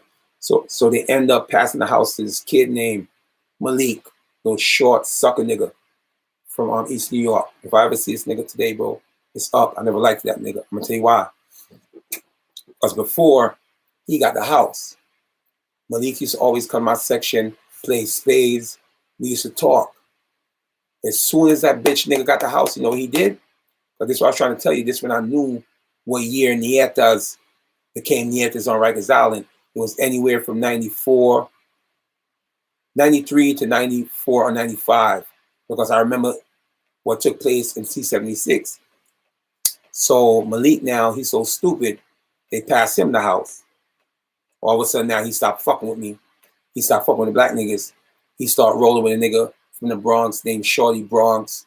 And you know, the Nietas, when they was starting to come together. So I'm saying to myself, I seen the train wreck going down. Because even if you're fucking with a bunch of Nietas and they cool with you, it just take one Spanish guy to come in the house and see things different, and he gonna brainwash the Nietas. Because like I said, Malik didn't have no crew. It was just Malik and his homeboy from East New York. I forgot his name. It's been like 30 years, 35 years. So, but I still remember the story clear because I told y'all before. So Malik now, he's running around the house thinking he's the tough guy. And I'm sitting there laughing because I seen the train wreck. And remember I tell you, just take one Dominican, because the Nietas, like I said, they're not troublemakers like Latin kings. They just there to protect their family, but they're not going to just go around and start trouble like our Latin kings and the Blacks would start trouble. This is anywhere around 1993, 94, maybe 95, anywhere around those years. So I'm watching the train wreck about to happen. So remember I told you I was locked up in a juvenile center up in Chester, New York. It's called Pius 13 or Pius 12. Anybody that been going to the system, y'all been there. So they can't send you to jail because you're not 16 yet. You're 15. So they'll send you there. They'll send you there for like a year. And then when you reach 16, they'll transfer you to Rikers Island. So when I went up there, I met this Dominican kid. I can't even remember his name, but the nigga had a heart of a lion. And if somebody would have took that kid from jail, and turned into a boxer, he could have became a world champion. Because when I first met the nigga, I remember I was in a room, and each room got 3 beds. He just opened my door one day, and he told me he want to fight me or some shit like that. So I was laughing. So I beat this nigga ass for like a week straight. But I guess I didn't beat his ass in a way. I think if I just knocked his bitch ass out the first time and just deal with him wicked, he'd have never came back for no smoke. But remind you, you're in the juvenile detention center. If you get in a certain altercation and you reach 16, they can take you from the juvenile center now and bring you to the real jailhouse. I was trying to avoid all that because I just want to come home, man. It was only a year, So I think, I left there after Spofford. After Spofford, they sent me there. I don't even know if Spofford's still open in the Bronx. So me and the kid fought for like a week. And I guess the 7th day, I gave it up to him so bad, that was the last time he ever challenged me. So remind you, I never take nothing away from this Dominican kid. I always say he had the heart of a lion, even though he couldn't beat me. His heart would never let him give up.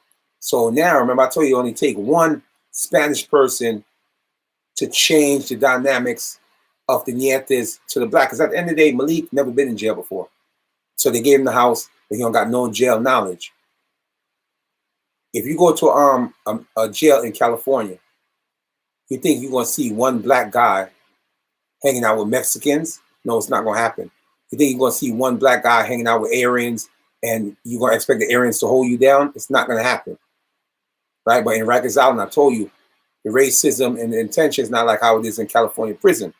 So when Malik was running around now thinking he got the Nietas as his back, guess who pops up in Rikers Island again? I haven't seen this guy in almost like 2-3 years. The same nigga that I fought for a week, Dominican nigga I fought for a week in Pius 12 or Pius 13, whatever that shit is. It's been years. I don't even try to remember the name. So he comes now. He's not going to go hang with the blacks. Even though he's Spanish, he's going to hang with the Nietas. And I know him. He's not a sucker. Even though I whipped his ass. But I think the 7th day, I really gave it to him so good, he left me alone. Right? So he got around the Nietas. And because I didn't even know what a Nietas is. I found out the Nietas is what, some Spanish people, like Latin kings, but their job is to protect their people from the blacks and stuff like that. So, but they're not violent. They're like a Muslim. If you look at it, Nietas is like a Puerto Rican Muslim. They're more about unity and try to teach. At that time, I don't know how he is today because people change. But the Latin kings now, they was with the shits. They was with the fuckery. Right? They're not like the Nietas. It's like a whole different gang. So I told you, it only take one Spanish guy to come in and change the whole dynamics. So he came in now. He probably told him like, yo, fuck that. Y'all busy holding this black nigga down. That's not what we stand for. We stand for our own people. We supposed to be running with us. So boom, they started changing towards Malik now. Malik couldn't come back around me. He couldn't come back around all the black niggas that he turned against, trying to because he thought he had the Nietas protection. So now the same Spanish guy, me and him start kicking it, whatever. Plus, we had our difference in Pius 12, whatever, but we wasn't enemy. We was cool. So he already told me like what was gonna go down. I already knew what was gonna go down. So he told Malik, he said, "You see our house, right?" And this is what I'm trying to tell you. I respect this Dominican guy up to this day. His name was Eduardo or something like that. So I respect the nigga because he told Malik just like how a real gangster nigga does it. He came in the first day. He didn't do it on the first day. But the 2nd day or the 3rd day, he told him, he said, yo, because he couldn't speak English that good. He said, this is your house, right? Malik, try to play tough. Little short nigga. Every time I think about this nigga, bro, that's just get me upset. Little short nigga from East New York. Big head, little short nigga. Big head, little body. And I already knew the Dominican nigga was going to eat his food. So the Dominican nigga told him he couldn't speak English good. He said, this your house? He's like, yeah, it's my house. What's up? Trying to intimidate the nigga, but he don't know what he was in for. So he was like, it's not your house no more, Poppy. It's mine. So Malik was like, oh, word? All right, so we're going to see. So because Malik had prime hours on the phone. And prime hours is anywhere from 8 to 11 until they cut the jack. So if you run the house, you get the prime hours. You're not going to be on the phone 6 to 7. You're going to be on the house the phone from 8, unless, you know, you got a lot of goons in there, because some house, you're not the only goon. Some house you may have like, just say, let me just give you a perfect example. Just say some house you got a Killer Kev in the house. You got a CK, you got a Corey King, and you got a Soul B, right? So now you got 4 real niggas in the house. So now you got like, okay, you know what, instead of me being greedy, you could break down the time, whatever. So now instead of you controlling the phone 8, 9, 10, 11, which is 4 hours, those prime hours, you can say, you know what, I'm just going to take the phone from 9, 10, 11, and then I'll give Killer Kev 9 o'clock. I'll give Soul B 8 o'clock and stuff like that. I'll give CK 7 o'clock. So that's like, but if you is the only top crocodile in that house, you could have the phone from, you could be greedy if you want to. You can have the phone from 7 to 11. And then if more real niggas start coming in the house that you respect, they gangster, you're like, okay, my nigga, you take from 8 to 9. You feel what I'm saying? So when he told Malik he was going to take over the house, Malik, he was nervous. You could tell him, because he didn't have nobody to back him down. He crossed us. So, and like me, I was on chill mode. I'm doing my time. I come home. I really let it be known. So Malik tried to play tough. You know what I mean? But he knew he was going to win, because he knew the Spanish guy is Nieta now. They made him a Nieta. So the Nietas, they was like 9 deep in the house. So if you know, if he jumped, the Nietas is going to jump against Malik right now. He's Fadoli, because he done fucked up. He thought, you know, running with the other race was a good thing, and knowing that don't work in jail. If you're black, you run with your black race. You Latin King, you run with your Latin King. You Aryan Brotherhoods, you run, and so on and so on. So he tried to act tough. I'm like, okay, this is your house. So when 9 o'clock come, I want you to go get the phone and touch the phone. 9 o'clock came, the Dominican nigga stuck to his word. He went up and picked up the phone. Malik tried to come up there with his little short ass nigga, beat Malik in the head with the fucking phone and did him dirty. We laughed at him. You feel what I'm saying? We laughed at him. And that's how he lost the house. And the Nietas end up taking over the house. You understand? That's how jails go. Because like I told you, some people, they'll walk in the house and take the house off the rip. Some people, they'll play chess game. They'll come in the house, study the house, know who is who, know who is blah, blah. And that's how they end up taking over the house. And like I said, the Nietas, they've been around Malik. When Black and his cousin left, they passed the house on to Malik. Malik never been in jail before. He thought if he got cool with the Nietas, they're going to ride his wave. No, because you could be cool with a Nieta. But if the wrong Spanish person come in the house, he could brainwash them like, yo, the fuck you? Like, we Spanish, papi. Like, we don't need to be running behind no black Negroes. You know what I'm saying? That's what they're going to tell them. It's going to change the whole dynamics. They're going to wake up. And guess what? They're going to be the same one that take the house from you. Because they looking at you, you don't got nobody to hold you down. Because you crossed all the black niggas like me. And because even though I was doing my time, the Dominican nigga knew me from Pius 12 or Pius 13, whatever the place is. He knew like I'm not a nigga you play with, because he tried me. And like I said, I beat his ass for like a week straight. But Malik was a sucker. Malik didn't deserve the house. Malik didn't walk on Rikers Island and took the house over the first day he stepped in the dorm. No, Malik stood and played his bunk. But what happened was he got cool with Black and his cousin. So when he was leaving, it's like, damn, who should we pass the house on to? Because you can't just leave like, oh, I'm going home. It was G code. You're gonna be like, oh, yo, we gotta pass the house on to somebody. We can't just leave the house. Because Malik and his Black and his brother left, I think 3 days apart. Black left first. So when he left, his brother still had his cousin still had the house. And then when he left, he passed the house on to Malik. So these are ways how you can run a house on Rikers Island. It's either somebody pass the house down to you, or you just take it over on a walkthrough. Or you can just come in the house, not on the first day, but you come in because everybody that take over a house on Rikers Island, they don't be successful. Because half of the time you have real goons that run these houses. So I see niggas came in the house and try to take over a house, got chased out. I see niggas came in the house trying to take over a house, got bust open. You understand? Because you're not the realest nigga in jail. There's niggas in jail that's realer than you. That's why you see niggas get cut. Niggas cut niggas. Because you're not the only, like, there's gangster niggas coming in and out, freaky, out of jail every day. And that's why I tell you, when you take on a house, You're gonna always get challenged for a house. I don't care how tough you think you is. I don't care how gangster you is, because there's always a nigga. Say right now you're from Brooklyn, you're a gangster nigga from Brooklyn. You might be a gangster nigga from Queens coming through. You know what I'm saying? He feel he's gangster just like you. You know what I'm saying? You look at the El Chapo, and you look at the Guzman brothers. The Guzman brothers was like heavy Mexican cartels, killing mad people, killing police. El Chapo looked at them like, man, y'all niggas not gangster. I'm the gangster. Even though they both was gangsters. But in El Chapo eyes, he thought he was a real gangster.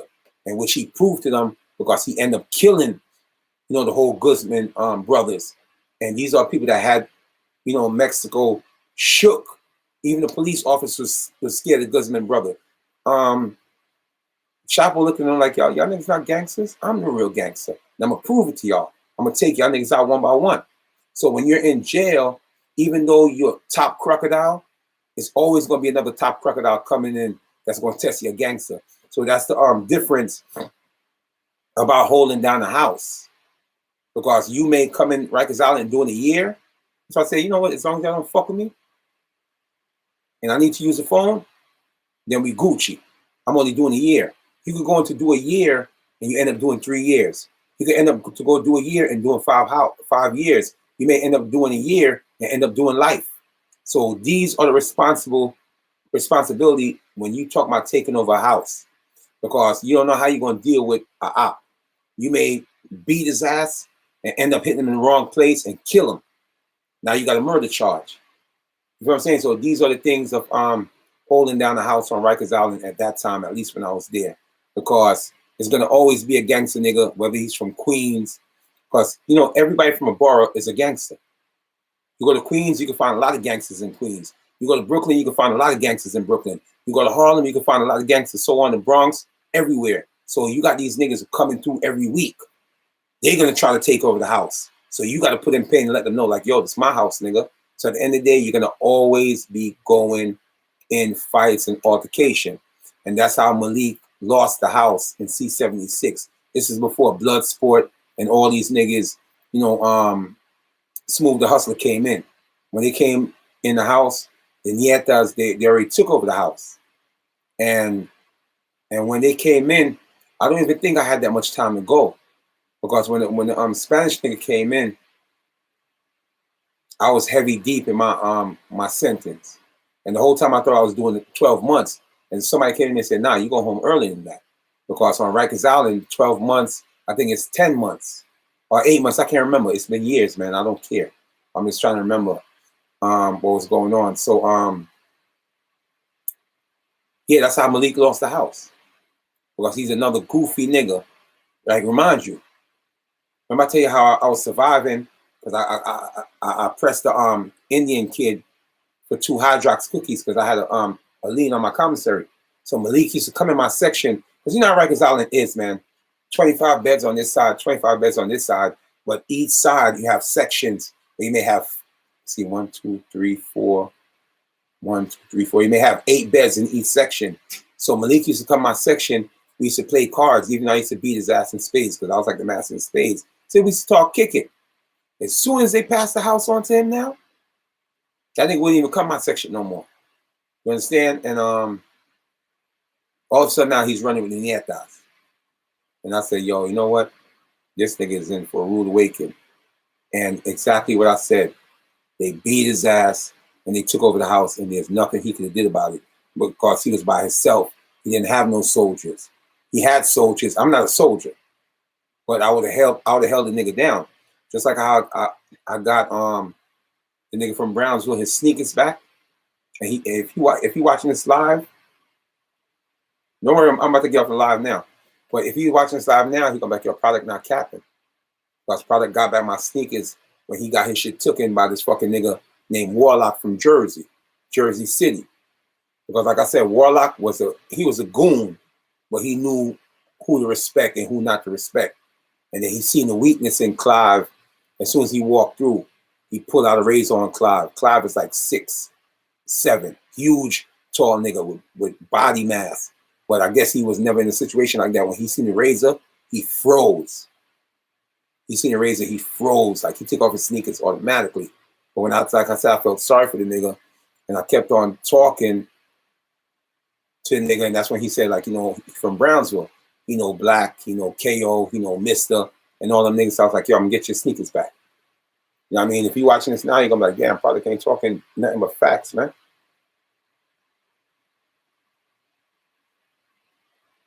Yo, he's a goofy nigga. This one I'm trying to tell you, he's this goofy troll nigga. How you had yourself 5 down versus 5 nigga. You put yourself in a situation with 2 nigga, you probably piss your pants and shit your drawers.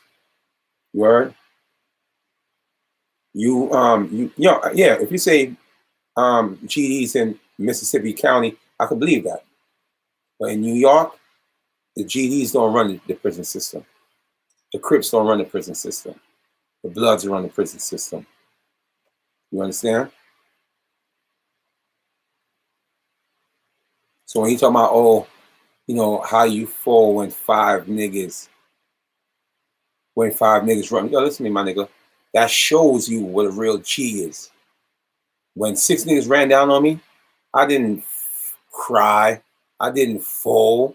I dealt with the situation how it is. You heard me? You coming this way, I'm moving that way. You even see when Loki Shmurda brother tried to run down on me, what I did, got into my boxing stance and caught by my hand. What he did, stop in the process. Come on, bro. Y'all niggas, I don't even waste my time talking to goofy niggas like y'all. Because I know y'all YouTube trolls. Heavy in attendance, shock you, Big Cash. You held it down versus 6 niggas, bro. Yeah, real niggas gonna tell you that. Goofy niggas, because they hate me so much. They come underneath here with fake accounts. And they be the same niggas too that I had the incidents with. They came with fake accounts, but they know I kept it G. Because 6 niggas against 1, and y'all didn't beat my ass. I'm a big nigga, bro. Forget about me losing weight right now. I'm a big nigga. And they knew them niggas was skinny, lightweight niggas. Even when you see his brother try to run down on me, it's on camera. He tried to run down on me. I got my boxing stance, and I was about to let it flock. Well, he did stop. He stopped. It's on camera. So when y'all look at shit like that, and you're like, damn, y'all supposed to be saluting me, nigga. Because this, when you see niggas on World Star getting their ass whipped, when 6 niggas run down on 1 nigga, you gonna get your ass whipped. If vice versa, I ran down on Loki Shmurda with, and he was by himself, he would have got his ass whipped. Because you're gonna be embarrassed. 6 niggas run down on a nigga and y'all didn't do shit. I walked out of there, no scars on my face, no bruises. So who the fuck you think got the upper hand? You heard me? I'm very much in shape. It's just because I lost weight because of COVID-19. But give me back 2 more weeks. Give me back 2 more weeks. You're gonna see how big I get, nigga. You're gonna see how big I get, nigga. Give me 2 weeks. That's why them niggas hate me. Because they figure, like, you know, I'll be like them old washed up OGs out there. They can send a nigga to the store, yo, go get my roll-ups and give him 50 cents. Y'all can't do that to me, bro. That's the difference to me. Y'all can't do that with me. You heard me? Yeah, shouts to you, Deborah Laurie.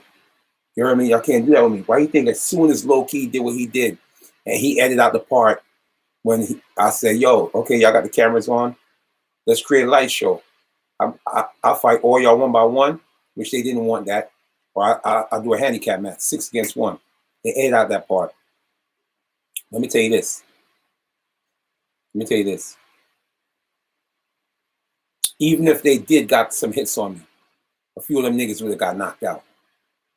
Trust me, a few of them niggas would have got knocked out. Them niggas know who to play with. Because at the end of the day, the same incident I went through, a friend of mine that lived across the street from me, they tried that shit with him. But you know what they did with him? They jumped him and they beat his ass. That's why after that, he had to walk with a dog to go to the store. His name is Lamont. The same guy I told you I seen Rowdy Rebel Pops going to go smoke crack with his uncle, who goes by the name of Dirk. That's Rowdy Pops' friend. His name is Derek. And I seen Rowdy Pops going to go get high with him. He didn't see me because I was in the cut just to see where, because he came on the block and he kept on back pacing. Rowdy Pops kept on back pacing behind me. And I'm like, why he's talking about Derek's house? So I said, let me just watch. So he was so high. He just kept on back pacing. Then he went in the driveway, took a piss. And that's when Derek came out of the house and they went inside. But here it is. I know Derek smoked crack, right? But that's how his wife left him. His girlfriend left him, moved back down south. And that's why his life fell apart. So I know there's no way Jaime, which is Rowdy Rebel Pops, is coming to Brownsville just to hang out with Derek, No, they came to get high together. You know what I'm saying? It's crazy though. We still got 300 and something people in the building. That's why I'm keeping the live going for a little bit. Because we was up to 700 and we still got 310 people in the building. That's crazy. And I've been on live for almost like 7 hours. You heard me? And the only reason why I've been going live, I don't go live for clout. I don't go live for views because I don't even be saving my lives. Because now I just started saving my lives. Everybody know me. I put a live up, I take it down. You understand? So when y'all talking about, oh, product is clout chasing, I don't clout chase. You know what I mean? It's because people is fucking with the real now. You feel me? And I don't, my channel is not based on a live channel. You see how everybody you see, like Dirty Dave and also Bossly and CK, their channel is based off live. Majority of the time, they go on YouTube, they live. So their followings know to be in attendance. My followers don't know when I'm going live. I just pop up. Unless I post it, they know I'm going live. Otherwise, I just on a pop-up. I'm going live. There's no, I don't inbox you on Instagram, say I'm going live. I don't do none of that shit.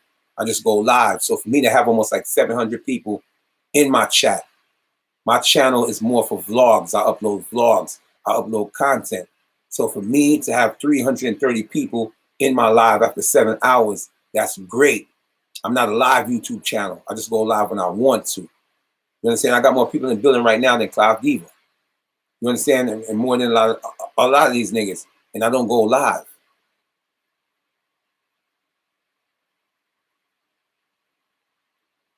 Who is Rowdy Rebel Pops? Is he OG? I mean, he's been around. He's been around. But he know I know his secret, though. You understand? Yeah, shout out for on journalism. See, now, this nigga's a goofy. The one thug, a.k.a. Hollywood, right? Yeah, like he's a goofy nigga. Plus, he's a clown. He be in everybody's chat box. He be in everybody's fucking YouTube. I don't understand. Like me, if I don't fuck with a nigga, I'm not coming on their channel. You understand? I'm not coming on their channel. See, that's why he's talking about Chop Crocodile. Let me give you a block. I don't even block people. Let me give you a block because he's a bitch ass nigga. Just for being a bitch ass nigga. All the block. You ain't no fucking supporter. He's a fucking YouTube troll. You're the first person I blocked tonight. Now I'm gonna talk about the King Von. I'm gonna talk about the King Von situation on my next live. I don't want to talk about it because I've been on here for like 7 hours now. I'm gonna tell you the real reason why King Von died. Yeah, I mean we're gonna make that another live. Gave his bitch ass a block party. Like you're not supporting nigga, you was a hater.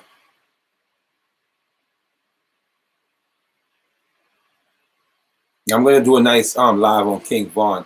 Tell y'all the reason why King Von died. I'm doing it right now because I've been on this live too long.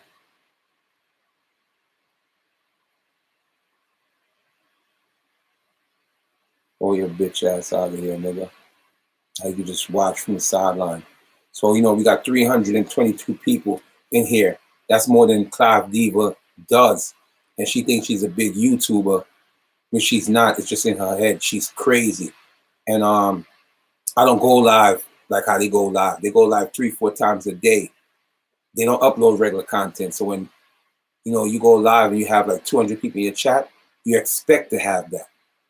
I don't. I just go live out of the pop-up. And the reason why I've been going live lately is because I've been, like, I do watch other people's content. And a lot of people haven't been going hard on social media. So some days I wake up and I'm like, damn, he didn't upload, he didn't do that. So I'm like, yo, fuck it, let me go live, man, and create some content, man. That's why you see I've been going live. You know, good looking Lukey B. Like I had, my show was up to 700 tonight. My show was up to 700. And for me to be on the live for 7 hours, and I still got 328 people in the building, that's huge. You understand? Bro, that's why I try to tell you don't know me. You're a goofy nigga. You said, but you're not getting monetized. That means you're not making no money. Hold on. Before I block you for being stupid. Hold on. Your name is, damn shit going so fast. Your name is Raphael Questida, right? Let me give you a big block. I ain't even gonna block you. I ain't gonna block you. Here you are, such a goofy nigga. Then I just told you, I never came on YouTube for money. A lot of these guys you see them come on YouTube because they was broke. So they use YouTube as a way to make a quick buck. But here's the thing, goofy nigga. I just started my second channel. My second channel is monetized. I'm going on 12,000 subscribers. By next year, I will be at 100,000 subscribers on that channel, right? So we're going to make money off that channel. I just had my producer build a beat for me. So soon, I'm just bringing back this channel from the clickbait era. And soon, y'all will see commercials on this channel, right? Y'all will see commercials on this channel because I just got to fix up the content ID creative thing. So when y'all see me promoting my next channel, which is monetized, y'all going to see me putting subscribe to my new channel. But while you're hearing me saying subscribe to my new channel, you're going to hear a beat playing in the intro. That will be on all my vlogs. All on my few vlogs. I don't know if I'm going to start about 2 weeks or maybe next week. It all depends. I might start it tomorrow. But I just got to find out the rules and regulations. You ever watch a producer making beats on YouTube? They'll let everybody have the right to use the YouTube, but they get the content ID number. So if 22 G's do a song to his beat and 22 G's get 1 million views, all that 1 million views go to the beat maker. If Envy Kane and so on, you got 1,000 guys that do a beat, use that beat, all the monetization goes back to that producer. So that's what we're doing now. Okay, this channel's not monetized. I'm going to show you how to get channel off this money. I'm going to show you how to get money off this channel because this channel do numbers. So when I put the content, when y'all start hearing a certain beat on every video, it's for a reason because my new channel now going to have the right to that beat. I'm going to upload on my channel first and then put a content ID number. So every time you hear this channel, I'm doing a vlog and you hear the beat, subscribe to my other channel because you got to put a nicer length, so YouTube could pick it up. That's why when you use certain rappers' beats, that's why you see when people do lives and vlogs, they don't play rappers' beat in their video because YouTube content ID going to pick up the number and it's either one, they may give you a copyright strike or it depends on the producer. Like, look, let me give you for example. Y'all go to my YouTube channel and type in OG Product 100 Brazy. The song I did to that beat, they show you who the copyright owner is, everything. That was a remix to Chris Brown's song. So the content ID automatically pick up the instrumental. But whoever made the instrumental and owned the instrumental, they said, why would we copyright strike this guy? Or anybody that's going to use the beat. In all reality, we could make money off the instrumental, and that's what they're doing. So whoever made the song, made the beat for Chris Brown, they made millions of dollars. Because a lot of people did the remix on that beat. And I'm talking about industry artists that was getting like 20 million views. So imagine the more views you get is the more money you make. So imagine, you got a guy like Trey Songz did a remix to Chris Brown or certain big artists and they doing numbers. All that royalty goes to the person who owned the beat. And that's what I'm about to do now. My producer just made me the beat. And just because I'm still getting over being drugged up, off of needles and I'm still weak. You see me gaining back my weight, but I'm still weak. But I look much better than last time. See me last time I was down like this, stressed out and bad. Give me within 2 weeks, I'll be back to where I left off. And for my age, you gotta give my credit. I'm in good fucking shape. And I've always been a big nigga all my life. So I told you, a nigga would just respect me off my body language. I didn't even have to talk much. You heard? So now what I'm trying to tell you, if you go to my new channel, within my next year, because every one video y'all see me upload on here, I upload 3 to 4 videos a day on my other channel. And the reason why I'm doing that, because I neglected that channel. When I first started that channel, I was doing that boom, boom, boom, boom, boom, boom, boom, boom, boom. I got videos that's 500,000 views over there. I got videos 800 views. I got videos, but guess what? I'm starting to get back into the algorithm. Once I get back into the algorithm, next thing you know, I'll be at 50,000 subscribers. Next thing you know, that channel's at 100,000 subscribers. What could you tell me then about making YouTube money? I never came on YouTube to make money. That's what y'all goofy ass niggas, that's why you see y'all goofy niggas don't have loyalty. Y'all be the same one that be supporters, and then y'all thinking chasing the check. Y'all stab y'all own nigga y'all was supporting just to start a YouTube channel. And then y'all can't go nowhere because I see it over and over. Y'all not built to be a commentator. Y'all don't even got the personality to make people laugh, so y'all don't go nowhere. So then y'all get jealous of me. Don't worry about product if you're making money on YouTube or not. Just worry about my hustle and watch what I do. Every video I put out, I promote my music. Every video live I do, I make sure I promote my music. I'm not doing nothing for free. You understand? I got a platform that I could promote my music and promote other artists and make them get a deal. And that's what I'm going to keep doing. So when you come out here like, oh, you're not making money, goofy nigga. I got 3 channels. My other channel, it just hit 1,400 subscribers. I could get that monetized right now. But the only reason why I didn't do it yet, but the channel that's going on 12,000 subscribers, I just got that monetized. YouTube is holding on a check for me for $7,000. Because you got to understand, if you own the channel, you'll know. If you don't own the channel, you won't know. If you don't take that money out, they'll always show you what you make every new month. But the foundation of your money will just stack there. So whatever you make this month, it'll go on top of that. It'll go on top of that. And next thing you know, when you do get out, you got to check for $10,000. You got to check for $20,000. So I'm not even going to block you. I'm just giving you boom facts. I never came on YouTube for money. Just watch my hustle and watch my grind. I came on YouTube to promote my music. I came on YouTube to promote artists. I didn't give 2 fuck about no YouTube check. It's not that niggas like your product. Get that bag. And I'm going to get that bag. And what you're going to do when you see my new channel is at 100,000. Because we got to 12,000 subscribers within 6 months. And one thing you got to understand, look at my last new videos on my channel. As soon as you came on my channel where it says subscribe to my new channel for daily content, right? So a week from now, 2 weeks from now, you're not going to hear my voice saying subscribe to my channel. You're just going to hear a beat playing.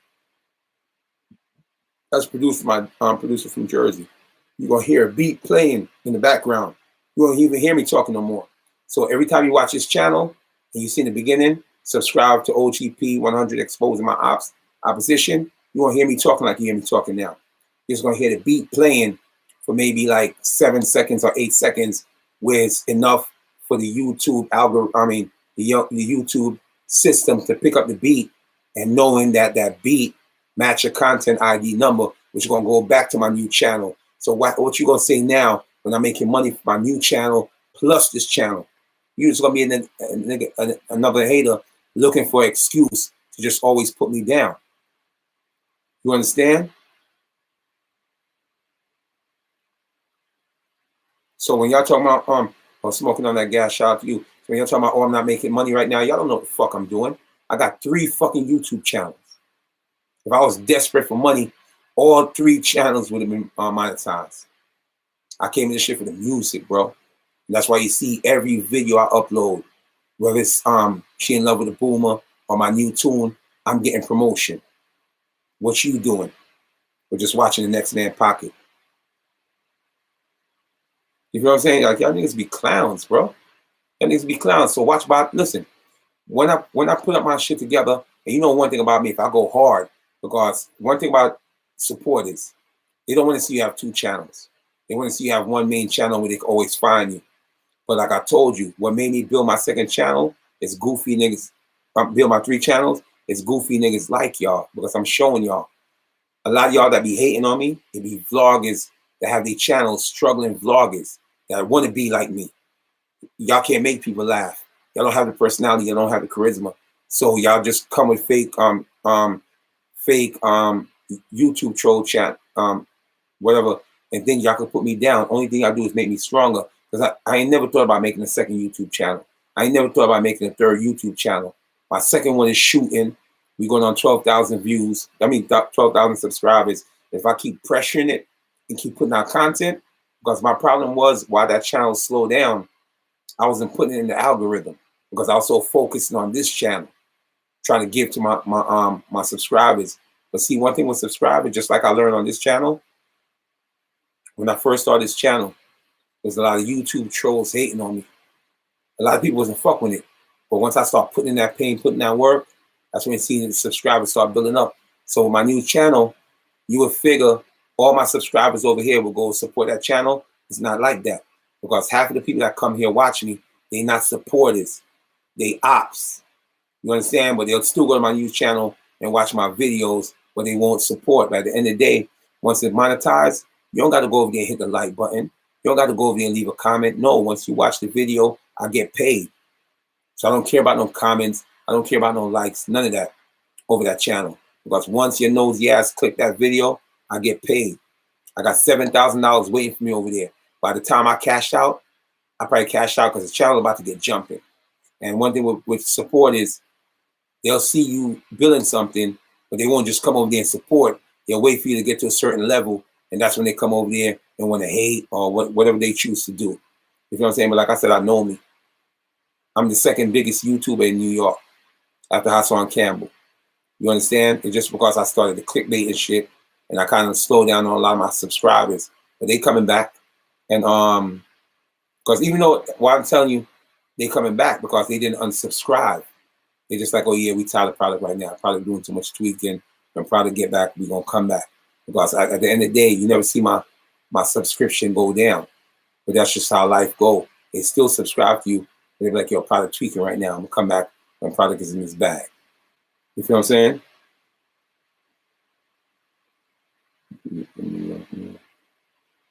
So I get it. I'm about to show you a bitch ass nigga like you how I'm gonna be making $50,000 to $100,000 a month. People like y'all, I didn't care about no fucking YouTube check. You know how long my nigga Hollis was telling me like, yo, monetize your shit. Ask him. He could tell you. I'm like, I ain't trying now. I'm just here to do music, man. I'm just here to promote the product. I didn't care about no fucking YouTube check. You heard me? But like I said, if I want right now, I can just put my bank account link on my new channel and all the money will wire into my bank account. And I got 7,000 I made off this channel in 6 months. And the reason why I only made 7,000 is because this channel is not jumping yet like this channel. You understand? So me and my producer figure out how we gonna make money off this channel. Every video, but y'all will know when I'm making money off this channel because every video y'all watch before going to the vlog, y'all gonna hear the same beat that he made. And it's gonna say, you know, like, share, comment, subscribe, and don't forget to subscribe to my new channel. So the beat that y'all gonna hear on every video on this channel soon, it's gonna be uploaded on my new channel, OGP, expose my opposition. So as soon as I put it on this channel, it'll pick up the content ID number, and I will automatically get paid for every videos on this channel. What y'all don't understand, it's always a loophole to do anything on social network. You understand? But you got to figure it out. No channel is a dead channel. You heard? No channel is a dead channel. Remember, this channel is working for me with my music, and that's why you see me growing as an artist. And a lot of people is messing with my music, so that's the main key. If you can make music and you're getting a bag off music, who gives a fuck about the fucking Google money? You understand? Who cares about the Google money? Nobody cares about no fucking Google money. That's what y'all fail to realize. As black people, y'all get fooled. Your watch can't be worth nothing unless it got diamonds in it. Oh, yo, boy, I'm telling you. In Big B's, I'm subscribed. Shouts to you. Like I said, if y'all want to see me win, y'all go subscribe to my new channel. Otherwise, y'all don't want to see me win. Y'all just haters. Y'all just looking for free entertainment. But guess what? My new channel, I'm bringing in more subscribers from more different region. And I said I'd rather like it like that because these people from here, eventually they're going to come to my new channel, no freaky. Because when you come to this channel and you're only getting one content a day, but you go to my new channel, you're getting 5, 6 contents a day, you're going to come over there.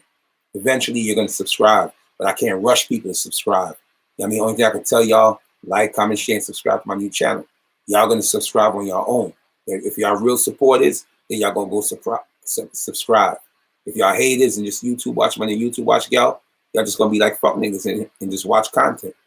You understand? Put it on SI. 11 until it said 11:08 p.m. Still early. Oh shit, it's after 3? That's crazy. I didn't know it was after 3. I'm about to get off the shit, man. And we still got 270 people in the building. People, thanks a lot for y'all watching me. Learn to watch me and don't watch my pockets. Because like I said, I'm Gucci. You know what I'm saying? Look, let me just show you something, man. Let me show you something. Let me just show you something. This is I just spent some money out of this. But this is pocket money. I don't even like to flex on the gram. But this is pocket money, right? Let's spend $200 out of this. But this is pocket money. If I want to call the weed money right now and get some good thing, this is pocket money, man. I never came on YouTube worrying about no fucking YouTube check. So this is fucking pocket money. You understand? So, oh yeah, let me clean my hand. Anytime I touch money, money is the dirtiest thing in the world. You got to clean your hands because a lot of people touch the germs. You know, anytime you touch money, you got to sanitize your hand. Money is real dirty, and it could have COVID-19 on it. And just give you all the heads up. You understand? So money ain't never been an option, man. Money ain't never been an option. Anytime you see me, I'm in a fucking 2020, 2021 whip. You understand? Anytime you see me, if I want to get, you know what I'm saying? Because half y'all niggas talking, y'all still take the bus. Half y'all niggas talking, y'all still take the subway. I couldn't tell when the last time I took a subway system or I took a city bus unless I want to. Just like how I told you, if I decide I want to walk through the hood, I can walk through the hood. I don't have to drive. It's all my mood swing. If I say, you know what, I'm going downtown Brooklyn, just like how the day the shit happened in Loki Shmurda, I took the train because I was like, okay, you know, it's a nice day. I'm going to go get a new car. Fuck it. Let's just hop on the train real quick. Go to Benson, Bay Ridge. You understand? I don't have to take the train. I don't have to take the bus. Some of y'all have to. And y'all be the biggest haters talking about, oh, you broke and this and that. But guess what? You're walking. You heard me? You looking like a ratchet chick. I just want to show these niggas because they say, like, oh, product, he lost his hair with the whole COVID. I don't think that's COVID. He's sick. Nigga, these rastas ain't going nowhere but my casket. You heard? I just put it in like 2 ponytails and shit like that. You heard me?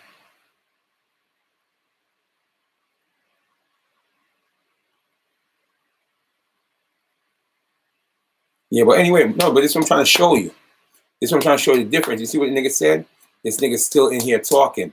I still got 282 people in the building, and I've been on here 7 hours. I got 500 likes. I didn't even have to be like, yo, hit the like button, hit the like button, hit the like button. That's what people know they getting the real, and they getting the raw, and people is scared to talk this way. That's why you see they tuning into me, right? 2, he said I've been on here and still talking. You know why? Because I can hold the audience. A lot of people, in order for them to keep people in their chat, they got to give out wrenches. I don't give out no wrenches. I don't got no mods. So when you see people put like 20 mods in their channel, they using y'all to keep their channel because they know once they go live, y'all going to come and support whatever. I don't do that. I don't go live every time. I don't tell y'all when I'm going live. I don't promote my live. I didn't even share it on Facebook tonight, right? And we still almost have like 700 people in the chat. 2, because they know I'm not doing the clickbait and shit no more. I'm talking that the real shit they want to hear. They're going to come fuck with me. A lot of people, when they get on live, the only reason why they live is lit. Like you see a Clive Diva. Clive Diva's not really lit like how she thinks she is. But in her crazy mind, she thinks she's lit. But here's the deal why these people survive. Because they do StreamYard. And they let a lot of people in their group, whether it's mental retarded people. And the reason why, like I said, I do StreamYard, ain't no clown nigga coming on my platform. If you any one of them clown niggas I see in any other people chat, you're not coming on my platform. Because my platform is not for clowns. You understand? So this is how they they end up keeping their channel popping because they do the StreamYard and they have like 6 or 7 people that's live in the StreamYard, and they got moderators, got like 100 moderators with wrench. So every time you go live, these moderators want to go live because they looking to clap people in the comment section. To them, it's a game. To me, YouTube is not a game. I'm here for one reason, to promote my music. But now I'm gonna show y'all how to get a bag. I'm gonna show you how to get a bag off YouTube. You understand? Because everything is structured. Just because I went through the COVID-19 phase. Otherwise, I just gotta go on YouTube and read the guidelines. How do you get? Because I already got the beat. My producer made it the same night. Kes Nubian, shout out to you, beloved. So I just gotta go on YouTube because every information on YouTube, and I just gotta get the facts of how you get the copyright ID. And then I guarantee you, not this week or next week, when you watch every video on this channel, you're gonna hear doom, doom, doom, doom, doom, or how the beat go, doom, doom, doom. And you're gonna see like and share and subscribe to my new channel. So by the time I gotta find out how much seconds it need to pick up the YouTube content ID number. Because if you do 3 seconds, I don't think that's enough. You probably need 6 or 7 seconds. You know what I mean? So by the time you see that 7 seconds pick up, my next channel is gonna get the copyright ID, and they're gonna ask me what you want to do with this video. I give them the clearance. They got the right to use it, but I get the monetization. So don't watch product pockets. Product could go in this pocket right now and show you $1,000 on any given day. You understand? Don't watch my pockets. Product is Gucci. You understand? And I'm about to get that big bag. You heard me? Yeah, block party. We ain't give out to a lot of block party. You need to get your weed lace. Yeah, I got my weed lace because you know why? They try to take me out. I don't know who tried to take me out, but they try to take me out. You understand? So y'all talking about money, and y'all don't do the views. And sometimes I be laughing because I know who these clowns be. They be waste YouTubers that can't even. Yo, let me tell you something. You know how many times I went viral? I'm talking about me by myself without me doing nobody content, just me going viral. Or if you mention me going viral, you know, doing commentary, I went viral almost over 100 times. Now these niggas that be hating on me, these little up and coming YouTubers, they don't even know the feeling of going viral. They don't even know what it feels like to go viral. I've been viral so many times, millions of views, 900,000, 700,000, 800,000. They wouldn't even see these numbers. They think because they go 10,000 or maybe 20,000 the most, that ain't shit. I went viral so many times. Go to my YouTube search engine and look at my top videos. Million views, million views, million views, million views, million views, million views, 900,000 views, 800,000 views, 950,000 views, 875,000 views. And it goes on and on and on like that. These niggas never had viral videos, bro. You talking about cap your mama pussy clock, batty boy, your block. Get your goofy ass out of here. Niggas talking facts, you talking about cap. My son product just be chatting. I'm gonna let you rock. How old are you, bro? Look at me, bro. I look good. That's why I can still do hip hop. The viral crop, that's a fact. You know what I mean? So I'm trying to show y'all, don't watch my pockets. Because y'all little niggas, y'all couldn't show me 100,000. I mean, y'all can't show me $1,000 just going out your pocket. Y'all can't do that. You heard me? If I was, let me tell you something. If I was broke or I wasn't getting no breach, I'd have been on YouTube begging, just like everybody else. Yo, hit the super chat. Hit the super chat. You know I go live on this channel too? I don't have to go live on this channel. Even though I go live on my new channel, but I don't stay long. Every live on my new channel right now is like 20 minutes. I just get to the fact, give y'all the real deal, and I cut. But once my new channel build up, I'll be on live like this, how I'm on live like now. So right now it's just a stepping stone. I'll just go live. No, go check out my last live I did over there with Drizzy O'Foreign and Julie. Fabio Foreign and Drizzy Giuliani. 20 minutes. The only reason I go longer over there, once the live and start picking up and shooting, then I'll probably go over there on live for an hour or 2 hours and stuff like that. Otherwise, right now, I get straight to the point. I mean, I don't even play music. Straight to the point. Boom, boom, boom, boom, and cut. Once that channel started growing, this is my fault, though. I was paying too much attention on this channel and not giving that channel any attention. Because I knew when I first started that channel, as soon as I upload a video, 20,000 views, 2,000 views, 5,000 views, whatever. Some videos is 500,000 views. I put it as my top video. So when you go on the channel, you'll see 500,000 views. Trap Boy Freddy Yellow Beezy. But it was my fault. I was busy focusing too much attention on this channel. This channel already made it. Now it's time for me to up my other channel. You know what I mean? Then up the third one. Then you're going to see who's going to really get money off YouTube. Even though I never came on YouTube to make money. Because anybody could tell you, my friends that put me onto YouTube, it's like, yo, product, you got to get your shit monetized. 3 years they've been telling me that shit. 3 years, 4 years, 5 years. I still haven't been paying no attention to no YouTube money. But now I really see that I can make money off YouTube. That's why you see me doing it now. He said I'm hiding. Rude boy, big up yourself. Shout out to you, Nash. He said you 9 Trey. That's something I'll never talk about. You heard? I was up 2 person asked me if I was 9 Trey, and that's the same nigga. I don't talk about gangbanging on social media, bro.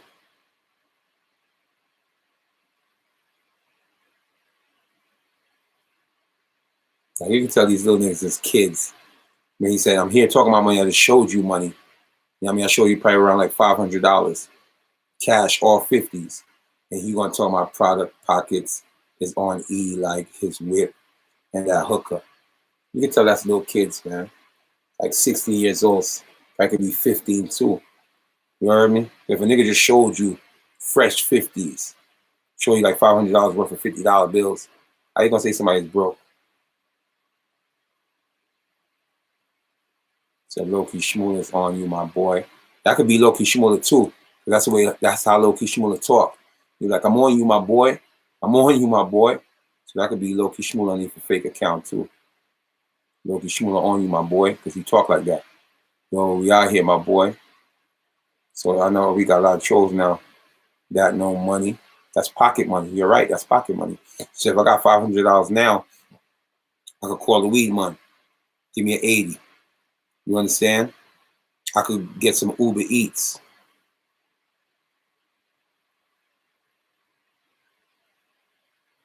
So like, don't ever say product. You know what I mean? I never came on YouTube for money. It's just the reason why you see me monetize that channel. And remember they told you got to be over 1,000 subscribers to monitor the channel, right? My third channel just hit 1,400 subscribers. I don't even push that channel. I probably just upload footage once a month, or I got to start uploading footage at least 2 times a week on there. I'm going to have 3 lit channel. Not only 3 lit channel, all 3 channels are going to be making money. All 3 channels are going to be promoting my music. So what y'all going to tell me then? Come on, bro. You can tell these clown niggas product broke like Back Mountain. Like these niggas just love to chat, bro. You can tell these little kids because like I told you, all my support system come from the younger generation. You know what I mean? I got a lot of younger supporters. So I can tell when they're kids from their grown men.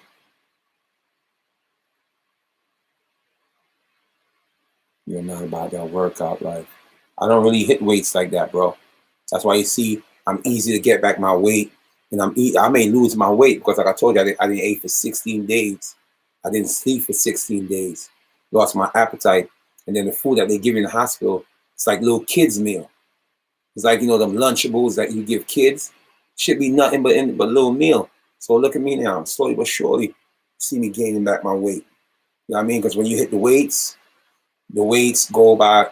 I mean, don't get me wrong, I probably hit the weights once in a while. But when you just focus on the weights, you lose your body mass fast. When you do calisthenics and run, it lasts longer.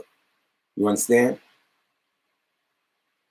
I'm into calisthenics. So when you see me now, and you understand I just left sick, you can still see the muscle mass and everything.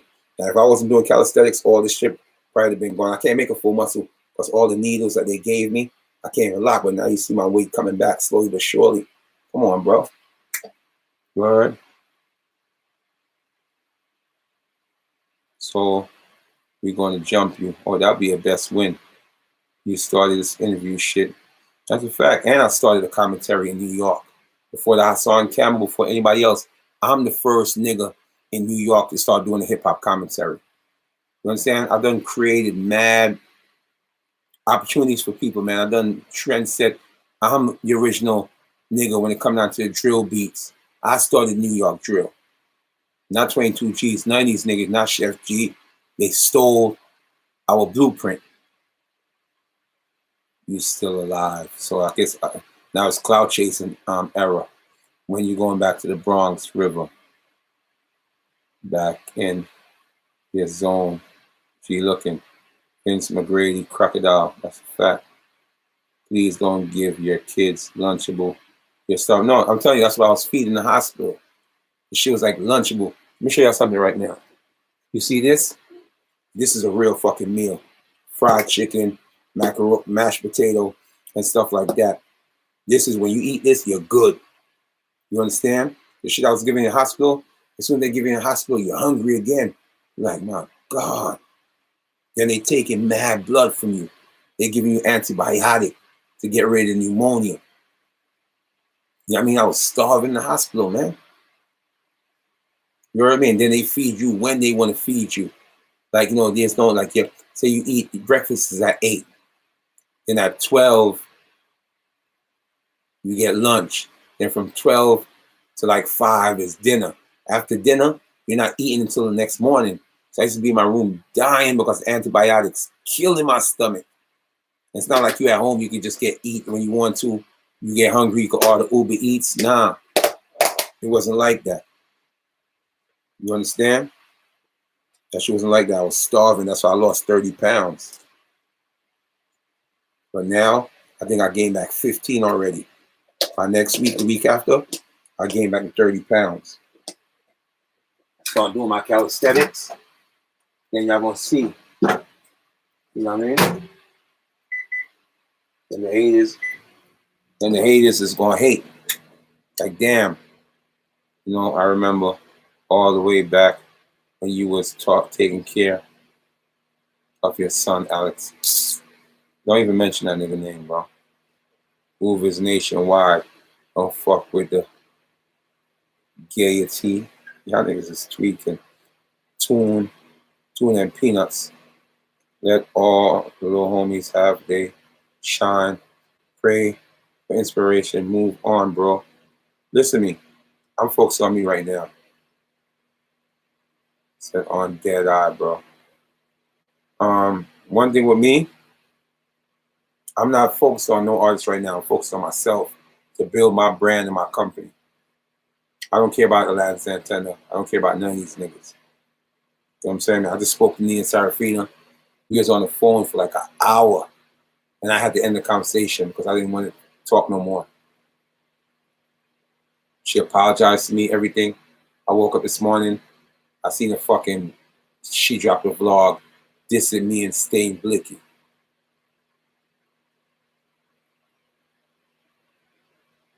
He said, without fight, I saw him for a breach. Listen to me, you know what I got to do? And I'm going to tell you the truth. What I got to do is I got to get back into my zone and stay away from this YouTube beef and shit. Because this YouTube beef and shit was saying in prison. You know what I mean? Because niggas came on YouTube to chase a dream, not to get back into a violent mode and end up smoking somebody. If you're not strong enough, you got to be careful, man. Because this YouTube shit could send you back to jail, man. You heard?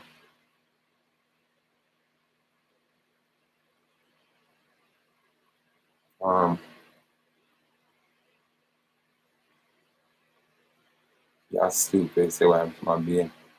Fight Low-Key Shmurda for brief. Low-Key Shmurda couldn't stand toe-to-toe with me, man. You know what I mean? That's why you see when Low-Key Shmurda stepped to me, Low-Key Shmurda had to step to me with 6 niggas. Because I was on the block. I didn't know Low-Key Shmurda was on the block. Same time I was on the block, he was in the car. He wouldn't come out of that car and step to me. He waited 20 minutes while I was talking to my homegirl. And he waited for his brother to bring the toolie. That's when he finally came out of the car. Low-Key Shmurda got to have something to feel safe when he's around me. You understand? He got to have something to feel safe. He's not going to step to me as a man on no dolly action. He's not going to do that because Low-Key know. So he waited for 20 minutes in the car.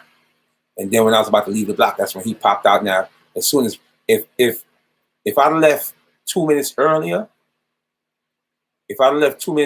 from seeing my homegirl, y'all would never see no footage on IG.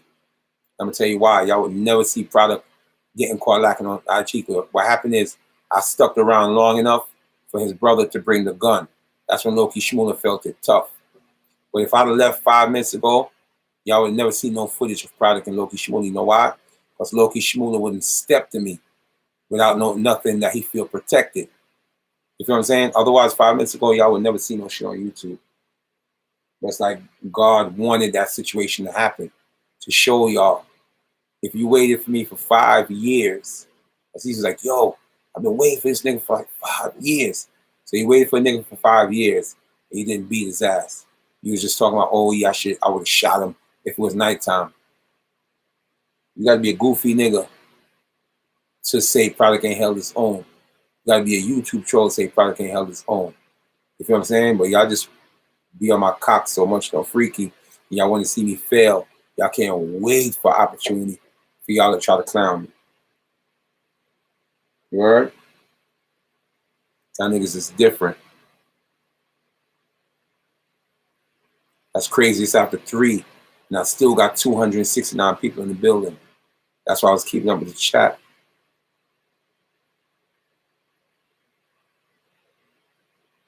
He would spank you one-on-one. You know you was a goofy nigga.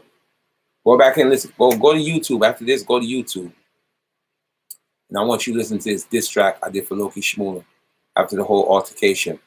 It's called OG Product 100 6'9" Loki Shmurda diss. In the beginning, the intro, I was in Brownsville, 1 block away from Loki Shmurda house. P. Gutter, Big's brother. I don't know if P. Gutter's in jail still or whether it's free. I gotta go check it out. My mind been in a whole different place. I don't give a fuck about no Brooklyn rappers right now. Look at the video, and you're gonna hear P. Gutter talking while he's filming. Yo, why Loki Shmurda ran? Why he ran, Crip? Only thing I wasn't gonna shoot him. Only thing I wanted was fade. Loki Shmurda can't fight. That's why he ran from P. Gutter. Ask P. Gutter when me and P. Gutter had our situation, right? And P. Gutter hit me up on Facebook and was talking shit.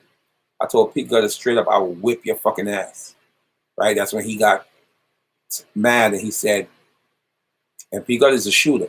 He went to jail for attempted murder on a cop. His first bid, right? I told P. Gutter, I will whip your fucking ass. That's when P. Gutter said on his Instagram, Facebook, product don't want me to go back to RBG P. Gutter, because RBG, when he was going by RBG, I guess that's when he let it flock of the police. But when I was going by the top Crocodile, that's when I was on my nutty shit. So when I seen P. Gutter, I didn't run from P. Gutter. Loki Shmurda ran from P. Gutter. And Loki Shmurda could tell you, me and P. Gutter was beefing on social network. That's Big's brother, Bobby and Rowdy Shooter, right? Ask P. Gutter when Loki Shmurda was talking shit to the 9, or to he was talking shit about the 9 and talking shit about fucking Rowdy and them, P. Gutter and them. When P. Gutter pull up on him, Loki Shmurda ran. That's why I say go watch my video. OG Product 100 6'9" Loki Shmurda diss. Receipts is there and everything. When P. Gutter ran up on me, and that's why I don't fuck with the nigga Gino Mondana. That's why I don't fuck with Drizzy Julian and them niggas. That's why when you see me get on the computer, no freaky, and air them niggas out, I could do that. Because when I was in Club Love, and I told you Bambino was running the music scene, there was no niggas didn't give 2 fuck about no 800 foreign side. But when we went to Club Love, people was there for Bambino to perform. And I remember Gino Giuliani, little goofy ass, kept on walking over towards me when I was filming and trying to make me be seen, because he wanted my bitch ass to put a camera on him. But I wasn't fuck with him. I was just focused on Bambino. He was the one that called P. Gutter. His little bitch ass. All them little 800 foreign side niggas. They was the one that called P. Gutter, yo, OG Products is in Club Lust. That's right, I'm in Club Lust, nigga. I'm by my fucking self. Right? And I'm not trying to say, you know, a Crip nigga can't do nothing to me. Yes, a Crip nigga could do something to me if they have the right upper hand on me. And that's why I told you I didn't punch Rowdy in his face that night when he pushed my camera, because if I did, I'd have got my ass beat. You're in the club now around 50 Crip niggas. You know, you're the hottest thing in the industry. Of course they're gonna ride for you. 2, they on stage, they was drinking, smoking, popping their perks. A nigga, you catch a nigga in a situation like that, they'll go over your head with a bottle. That's why I left the situation alone with Rowdy that night. But let Rowdy ever see me in his fucking life and try some shit like that. You heard me? Especially if he's by himself. He wouldn't even dare try no shit like that. That's why he got away with that camera that night when he pushed my camera. Because he knew the Crip niggas was like 50 deep on stage. And they're not going to let nothing happen to Rowdy. You feel what I'm saying? Come on, bro. But let Rowdy try that shit and just me and him. Or even if it's like 2 niggas with him, you're going to get his shit washed. You heard? That's the difference with me. So when they call P. Gutter to Club Love, and you know P. Gutter, he's always willing to go to clubs and hanging out. Because I've been around him. You know what I mean? He just loved to hang out. He's one of them type of guys. He don't want to be home. Right? P. Gutter came to Club Love. I felt somebody tap me on my shoulder. He was like, yo, what up, cuz? I'm like, what's good? He was like, let me talk to you for a second. Mind you, when he put up on Low-Key Shmurda ran. Me, he pulled me to the side, blah, blah, blah, blah, blah. You know, issue with you. I just got a problem low-key. I don't fuck with low-key. You know what I mean? So he was like, yo, whatever problem you is, I don't give a fuck. Fuck that nigga. That's the last time I spoke to P. Gutter. Because at the end of the day, P. Gutter know I'm not a sucker. At the end of the day, P. Gutter know I'm not a bad nigga. I helped P. Gutter with his career on the internet. You understand? And I know Gino Mandela, the bitch-ass 800 foreign side, was a nigga called P. Gutter. Because at that time, P. Gutter was rolling with them. And P. Gutter was the one that co-signed Fabio Foreign and stamped them. So I knew that them bitch-ass niggas called P. Gutter because they wanted it like DJ Panic. They can't beat me. But they figure if they could get like an OG with a name and credibility, they could use the OG to take me out. Just like how Peter Panic, he don't like me. So he figured he could get Low-Key Shmurda to take me out because he can't do it himself. You feel what I'm saying? So shout to P. Gutter. You heard me? That's how me and him started talking back again. Because he told me in Club, let's fuck that nigga Low-Key Shmurda. And Low-Key Shmurda know P. Gutter don't fuck with him. And here it goes back to this again. You're running around with a tattoo on your back that says GSC, right? And GS9. But you can't go back to the 90s.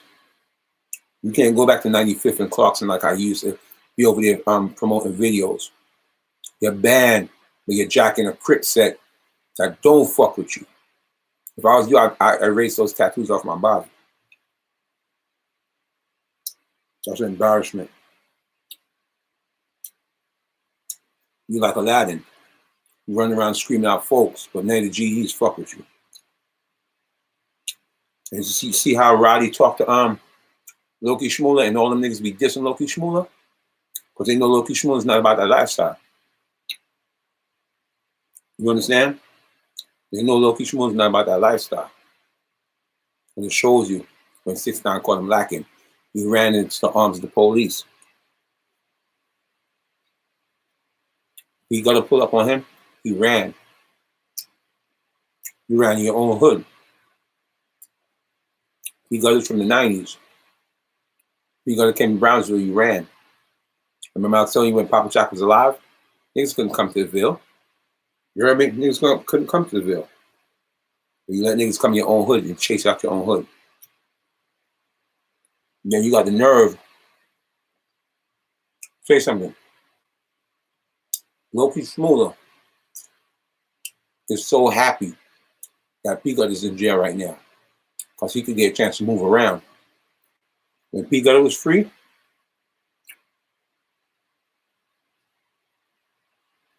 Loki Shmurda was hiding.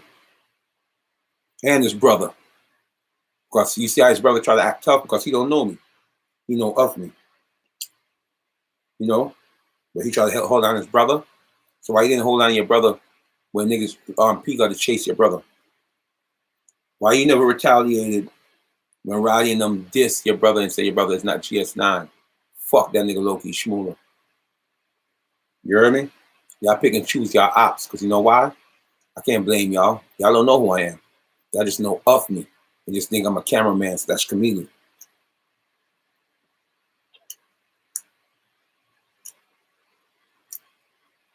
When niggas killed Loki Shmurda's son, why didn't y'all go retaliate if y'all this big bad top Crip? Loki Shmurda know where the nigga live at that killed his son. Loki Shmurda brother know where the nigga that killed his son. Them niggas ain't spin bent no fucking block. That's your seed. You understand? A nigga kill your seed that you brought into this world. You're supposed to sacrifice your life for your seed. But you rather get new ops. You rather threaten to kill a nigga who helped you with your music career, brought you from nothing to something. You rather make threats on social network to kill him. Or you folded on 6ix9ine. You know what I mean? A snitch. That's why your career is over. Niggas don't even fuck with Loki Shmurda like that no more. Only reason why you see a nigga from Philly is taking a chance with him, but Teefy ain't nobody. Teefy he want to be a rapper himself. But you know why he's nobody? Because Meek Mills didn't even co-sign him as a rapper. But he's trying to help Loki Shmurda. But Loki Shmurda can't make music. You hear me? Loki Shmurda can't make music. So therefore, he's not going nowhere. He's not going nowhere. Then you trying to fucking threaten me, or you would have shot me if it was nighttime. Same nigga that took a dirty ass from nowhere to became something. You're threatening to shoot a nigga that helped you, but you won't go kill the niggas who killed your son. Think about it. These niggas not gangsters. You'd rather take a chance to try to catch me lacking on tape, but you wouldn't put yourself on tape going to retaliate for them niggas who killed your son. That's why I said I respect Ziggy's out. Not only he's in Crip and he's in jail holding down and let you know he's Crip, he's not low riding. But he went and retaliated and killed the 2 niggas that had something to do with his homie death in broad daylight. Ziggy Zow's a true gangster, even though I don't consign what he done, but Ziggy Zow's a real gangster. I remember we was coming home from Platinum Studio. It was me, you, P, got in the car. Like, if somebody do something to my baby moms right now, I won't bend. I won't spin. I'll tell you straight up. I won't do it because she proved to me I'll go to jail and she wouldn't even hold me down on jail. She'd just be out here fucking. But when we was coming back from Platinum Studio, remember, I think I wasn't driving. Yeah, I think I was driving. Yeah, no. We wasn't coming back from Platinum Studio. I think we was coming back from out of town somewhere. I can't remember where we was coming back from. And I was driving. And you saw, matter of fact, oh yeah, I think we was coming back from Best Side. Something I was driving. And you told P Gutter to take over the wheels because you knew where the guys who shot your baby moms, shot your son, live at. So you rather, P Gutter drive. Before we left where we was, because that's what made us left where we was. Your baby mom's called crying. That's why I know Loki's not a gangster. Your baby mom's called crying. So you was like, yo, what happened? She was like, the same niggas that shot your son, they disrespected me every time they see me outside. So now you don't want to make yourself look bad in front of me and P Gutter. You acting like you was about to spin. Well, I think we was coming back from somewhere. I don't know if it was Bushwick, the studio, somewhere. By the time you got to Brownsville, I see the whole gangster shit change. You was praying that you didn't see the 2 niggas outside. The nigga who killed your son outside because you're so scared of them, bro. You know where they live at. But you still ain't went to go put in no smoke. But you rather take a chance and talk about you want to kill a nigga who helped you to give you some kind of name to be the person that you are today. I mean, a billion diss you. A billion live right over there by 95th and Clarkson. I don't think he's there no more, but he hang out over there. Rowdy Rebel saying that GS9 diss you. Rowdy Rebel's in the 90s. While you in Spook Glizzy, you haven't go spin and put no pain. Because y'all pick and choose your ops. You understand? Y'all pick and choose your ops. The reason why y'all try to do that shit to me, like I said, y'all don't know me. Y'all don't know no better. Y'all just looking at me like, oh yeah, Product's it's a comedian. He's a cameraman. We can put a drop on him. But the day y'all pull up on me, y'all see my eyes. I wasn't taking no checks, no disrespect. That's why y'all didn't jump me. Now, if y'all would pull up on me, y'all would been feeling like, yo, come on, man. I'm on your YouTuber, man. I'm on your YouTuber. Let's not do this. Y'all would have took it more serious, and then y'all would have tried to jump me. Because now y'all seen the fear in my eyes that y'all got to drop on me. When y'all came up to me and y'all was talking shit, I said, yo, fuck that. Since y'all got the camera out, let's get it on. Y'all didn't expect to hear that from me. That's when y'all change y'all demeanor. I told y'all I'll give all y'all the fade. Matter of fact, I could play the footage right now. Matter of fact, before I get off live, let me play the footage. I got to find the right part. When Guards of the City asked this nigga, did Product or not ask you for the fade? He's like, yeah. But at that time, you know, my head was hot. I didn't. Let me show you. Guards of the City. I gotta give me a little time for me to find it because I don't even like hearing this nigga talking. Guards of the City. Low key. And here's the thing. Me and him did an interview for Guards of the City, right? You know what this bitch nigga did? He hit Guards of the City and he told Guards of the City, take his name out of my title. Right? Take his name out of my title because he's a jealous nigga. He worry about views. I don't worry about views. My interview I did with Guards of the City, I got like 20 more thousand views than him without using his name in the title. But guess what? When he put out his vlog now, he put my name in the title. OG Product, Loki Shmurda address, Loki Shmurda, such and such. So they show you these niggas are bitch made niggas. They don't want niggas to use their name in the title, but they use my name in the title, and I still did more views than him. Hold up, Loki Shmurda, Guards of the City interview. I'll let you hear what my man asks him. But I don't even like to hear this nigga talk. I'm gonna play the whole interview so we get to the part. Only pay for what you need with Liberty Mutual. I just said. I'm gonna let y'all hear it. He asked the nigga, did Product or not ask y'all for the fair one, which they edited out the video to make it shit look good. If they'd have kept that in the video, niggas would clown them. Let me see if I can find the part. I don't even listen to this nigga talk, yo. Yeah, you already know what it is, man. I'm out here with your boy. You know, he got 25,000 to put my name in the title. Yeah, he better thank me. You start this interview this way. And he talking about he giving me clout. How the fuck are you give me clout when you buy views and I get more views than you? How you gonna give me clout and I get more views than you? And you still buy views? You know what I'm saying? Niggas wanted to do anything else, niggas wanted to record that. Yeah, I mean, if y'all was recording, how can y'all really do anything? Yeah. So let me ask you a question. Like, to be honest, what kind of really led to that situation right there? I call his ass slipping. No, see, to him, because I rap, I ain't tactical. To him, he's a joke. Look at face when he's talking. He's a joke. Okay, but what I'm saying is, what kind of led to y'all, like, that whole situation where you had to he used to be with us. Now he's making up all lies. This is the checkers game where grandson and granddad will bond. I'm just trying to get to the part. This is he asked him, did Product ask you for the interview or not? He recorded niggas. Hold on. He crazy. So you felt like he only did an interview with me because yeah, his whole interview he's talking about me. Talking about me the whole time. That's right, nigga, because we just had an incident. Interview, your name is what it is. Alright, man. I mean, I'm gonna keep it 100. A lot of people were saying that y'all should have did something to him, although y'all didn't do nothing to him. How you feel about that?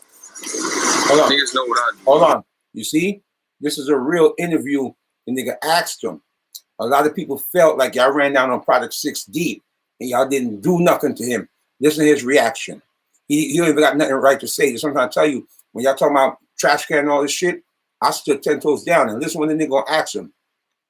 I'm just gonna let y'all listen to the part. The nigga asked him, how y'all run down on nigga 6 deep and y'all niggas didn't do nothing to him. But you know why? When they ran on me 6 deep, they thought I was gonna be a bitch camera nigga and a comedian nigga, like how they looked at me. They don't know me. So when they see me held it down, and I was like, yo, fuck that. I fight all y'all bitch ass nigga right now. They edit the footage. So I'm gonna get to the part when God's the City ask them, did Product ask y'all for a fade? He gonna be like, yeah, I think I heard it. But nigga, you did heard it because y'all edit the footage. Listen. That's what it is. All right, man. I mean, I'm gonna keep it 100. A lot of people were saying that y'all should have did something to him, although y'all didn't do nothing to him. How you feel about that? Niggas know what I do. That's a fact. I don't gotta say nothing. Police know. My moms know. My grandmother know. My neighbors know. He can't be. Community know. Niggas know what I do, so I don't have to sit down and like, I'm gonna go viral. I'm gonna try to kill a man on camera to make y'all think that I really do things. No. I'm not stupid. So where we going from here? Like, what's gonna go on between you and Product? Like, how we gonna go from here? Like, are y'all gonna have beef? Like, ain't no beef. That nigga a bozo, bro. I just did him a favor so he can stop saying my name. I basically just made him go viral, so now he can focus on his career. You want clout so bad, I gave it to you. Shut the fuck up. Don't say my name no more.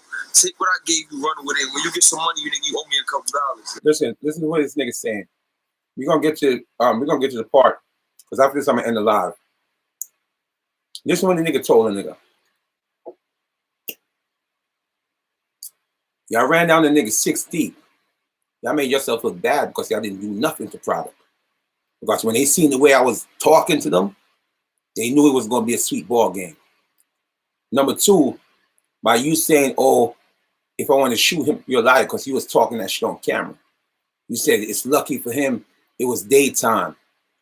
If it was nighttime, he would have got it. So you could listen to him contradicting himself in the interview. Even though I don't even want to hear this nigga speak, I'm going to get to the part when God's the City told the nigga, did Product ask y'all for a fade? And one thing I could say, he did admit to it. I heard him talking about some shit like that, but you didn't heard I talk about no shit like that. You heard it for yourself, and y'all edit the video before y'all send it to say cheese. So if they telling Loki Shmurda y'all ran down on niggas 6 deep, y'all didn't do shit. 1, y'all made yourself look like goofies. 2, if they'd have kept the footage in there when I asked them all for a fade, that would have definitely took away their credibility. But you know what they did? Being that I was by myself, and I didn't have nobody to film for me. That's why they was able to edit the footage when I asked all them niggas for a fade. I don't got no problems with Loki Shmurda. Loki Shmurda's not my ops. Like I tell you, Loki Shmurda got his own ops. Loki Shmurda can't go to jail right now. If Loki Shmurda go to jail right now, he's fooled. Because if he ever run into them niggas, I don't know if they arrested or whatever, that had something to do with his son, Loki Shmurda will be a plate in jail. Because if he's scared of them out here on the street, imagine how much he's going to be scared of them in cell block 3. Let me see if I can get the part when he, after this I'm off Facebook. Let me just get the part where, when I spoke to Product, he basically said that he asked y'all for the fair one, but y'all didn't want to give him the fair one, man. Okay, here it is. Here it is right here. Take what I gave you, run with it. Okay, here what. So I was always looking for the right part, so I wouldn't have to hear this nigga voice. Because this nigga irritate me. Because they not real niggas. If y'all was real niggas, y'all wouldn't edit the video. So now it's around like 3:40 something. If y'all haven't seen the video, the interview, you go to Guards of the City. He took my name out of the title on mines because he didn't want me to get views. But guess what? I still overshadow him with the views. I got almost like 40,000 views. He's still at 25,000. So how could you do me a favor and make me lit when I'm litter than you? I get more views than you, and you're in the spotlight more than me. You got more followers on Instagram than me. I get more views than you. You understand? You still buy views. I know you when you was running around me. I don't buy views for artists. I don't take the Chuck Norris route. I used to watch you buy views on my YouTube channel, and YouTube would take it right back away. For some reason, YouTube don't let my channel buy views. So I remember I was like, damn, how the fuck he got such and such views out the first day like that? I was like, nah. And I started studying it, and I would see YouTube taking back the likes, YouTube taking back certain views and stuff like that. I don't play that shit, my nigga. You're not little than me, and I'm older than you. So that's what makes it even worse. I'm older than you, and I get more views than you. This is what God says. You're gonna ask him. This is what y'all goofy niggas when y'all talking about trash can and running. I ran at the end because, like I said, he had a gun on him. He had a distance now, so even if he shoot the gun, I could have got hit. 2, them niggas wasn't playing fair. They throwing bottles, they throwing fucking rocks, and they already had a gun and a knife advantage. So you think I'm gonna stand there to make yourself look pretty when I got myself? Because if you look at it, they was always trying to surround me. That was the first time I got a free space, you know, to move. So if I got the chance to move, of course I'm gonna bust a move. Because at the end of the day, the odds is against me, 6 against 1. You understand? I held it down. Loki Shmurda know I held it down. His brother know I held it down. Everybody out there, they know I held it down. This is the nigga doing the interview from the outside looking in, and he's Crip himself that's doing the interview. Listen to what he gonna ask him. Did product or not ask y'all for the fade? Did product or not ask to shoot all y'all niggas the fair one, whether it was 1-on-1 or 6 against 1? Listen to what nigga asked him. When you get some money, you think you owe me a couple dollars, nigga? When I spoke to product, he basically said that he asked y'all for the fair one, but y'all didn't want to give him the fair one, man. That nigga wasn't asking for no fair one, bro. He was so scared. That's like this. I'm not even gonna say he didn't ask for the fair one. But I wasn't even. My mind was somewhere else. I don't even recall exactly what he was saying. Like I was on his heels so bad that like. Now listen to this nigga how fake he is right now. The guy asked him, did product ask you a fair one? He said, I was so scared. You know what a scared nigga gonna do? A scared nigga gonna cop a plea like, yo, man, I'm just a YouTuber, man. Why are you taking this shit serious? That's what a scared nigga did. I held it 10 toes down, watching my surroundings like I was in cell block 3. You came this way, I moved that way. Now give it a chance to get no drop on me. You came this way, I moved that way. I'm looking at you, I'm looking at your mans. But like I said, that day was so hot. Remind you, I just came from the car dealer. It was almost like 90-something degrees, hot as hell. So your brother tried to fake run down on me. What I did, I got into my boxing stance and get ready to cop back. What he did, when he see me got my boxing stance, he stopped trying to run down on me. That's what Stats 280 was telling Oso Bosley. Like Product wasn't scared because when they ran down on Product, you see Product got into his boxing mode and Product was about to let it blow. That's when Loki Shmurda brother backed up because he know he wouldn't want to take one of these right hands. He wouldn't want to take one of these left hands. That's lights fucking out. He's not stupid. So listen to what this nigga's saying. Did product ask y'all for a fair one? He gonna say I was scared. Bro, if I was scared, I'd have been folded. I'd have been copping plea. I ain't never once copped a plea. I asked y'all for the fair one. Y'all wasn't man enough. Y'all edit the footage because just like how he telling you, a lot of people felt like y'all ran down on product. Y'all was 6 deep. Y'all didn't do nothing to him. So to his Crip homies and all them gangbanger niggas, they looking at y'all niggas like y'all play yourself. While I put out a footage, you talking about you've been looking for me for 5 years, and then when you have the opportunity, y'all just want to talk and talk about, oh, I would have did this if it was late night. For 5 years of looking for me, y'all ain't beat my ass or nothing. Come on, bro. Now he's asking you now. He's asking you, did product ask y'all for the fair one? So he's beating around the bush instead of being honest and just say directly, yes, he asked us for the fair one. So he playing off now like, oh, product was scared.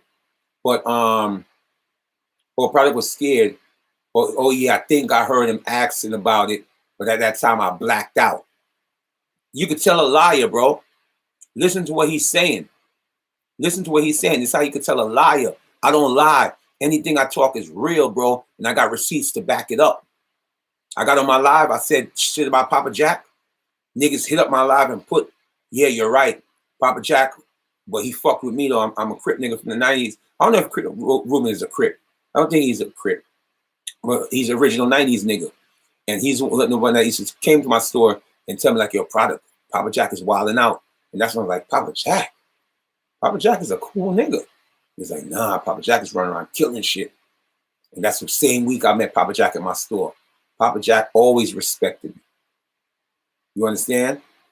Always respected me. Now listen what this nigga is saying now.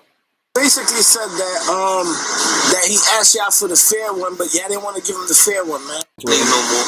Take what I gave you, run with it. When you get some money, you think you owe me a couple dollars. When I spoke to Product, he basically said that that he asked y'all for the fair one, but y'all didn't want to give him the fair one, man. That nigga wasn't asking for no fair one, bro. He was so scared. It's like this. I'm not even gonna say he didn't ask for the fair one. Listen, he said he didn't ask for no fair one because he was scared. And he gonna say, "Oh, I'm not gonna say he was asking for the fair one. But I think he heard he talking about it, but at that time he black out. It's how you could tell a liar. If he was going to court or if he was in the first 48 interrogation room, he would have done sing already because he don't know how to put his lies together. Listen to the nigga. Asked y'all for the fair one, but y'all didn't want to. Ain't no more. Take what I gave you, run with it. When you get some money, you think you owe me a couple dollars. When I spoke to Product, he basically said that that he asked y'all for the fair one, but y'all didn't want to give him the fair one, man. That nigga wasn't asking for no fair one, bro. He was so scared. It's like this. I'm not even gonna say he didn't ask for the fair one.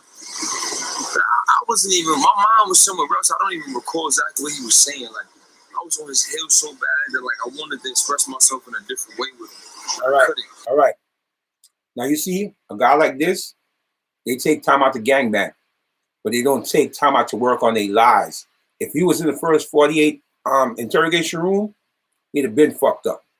First, he said, I was scared. Show me in that video what part I was being scared, except I was just trying to hold on my fourth. A nigga came this way, I turned that way. You see the footwork. A nigga come that way, I turn this way, you see the footwork. You know what I'm saying? Because I'm in boxing mode right now. I'm not giving you a chance to come up. Where in that video did Loki Shmurda show me that I was scared? Because he said he was on my heels. You know what being on somebody's heels is? Is being up in their face, putting their hands in their face, disrespecting them. Like, what the fuck, nigga? You wasn't doing none of that. So what you call being on somebody's heels? You know what I'm saying? So I try to tell niggas.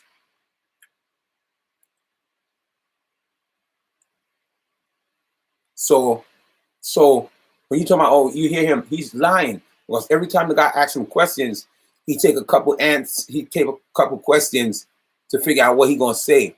First, he said, did Product or not ask y'all to shoot the fair one or a handicap match? At first, he said, oh, he was scared. But then he's like, oh, you know what? I'm never gonna say he was scared. But I think I heard him saying it, but I blacked out. You didn't hear me saying it, nigga. You heard me saying it. That's why you and your squad, you erased the footage. You and your squad, y'all erased the footage before y'all send it to Say Cheese. Y'all erased the footage before y'all put it on your Instagram.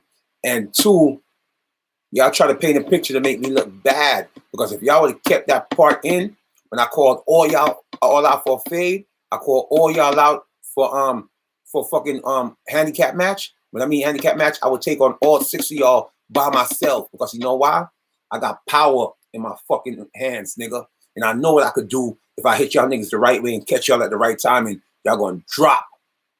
You understand? That's why your own man, he's a Crip, the nigga who doing the interview. And the Crip nigga's telling you. The Crip nigga's telling you. Your own homies is telling you it was an embarrassment. 6 of y'all running down on one OG nigga. And y'all didn't do nothing. Y'all didn't spank him. What's the purpose of y'all even putting out the video? Y'all made yourself look fucking bad. Because you know why? I'm a fighter, nigga. I've been fighting all my fucking life. You heard? I've been fighting all my fucking life. I ain't never ducked down from a fucking fade. And if you a gangster like you claim you was, why would you erase that part out of the tape? Why would you erase that part? I would never erase that part. I just put the footage out the way it is. Y'all made sure y'all edited it. And then sent it to Say Cheese to try to make yourself look bigger than what y'all is. I'll tell you one thing though. Loki Shmurda will never in his life play with me again. You understand? He would never. The only time a nigga would probably play with me if they 20 deep, because I'm always for Dolly. But he will never in his life play with me again. You understand? Him or his brother. So if they don't know me, they know of me. But now niggas is trying to tell them, Product ain't no sucker. So y'all thought they was gonna run down on Product and product was gonna fall. Nah, nigga. 6 against 1. Half of the niggas that be in the comment section is either Crip on the fake Fugaga account, cloud chasing. But they would never stood up like how I stood up in a situation against 6 niggas. You heard me? That's the difference, nigga. That's why when I say I'm a crocodile, nigga, I'm a crocodile. Been like that all my life. Never back down from a fade, nigga.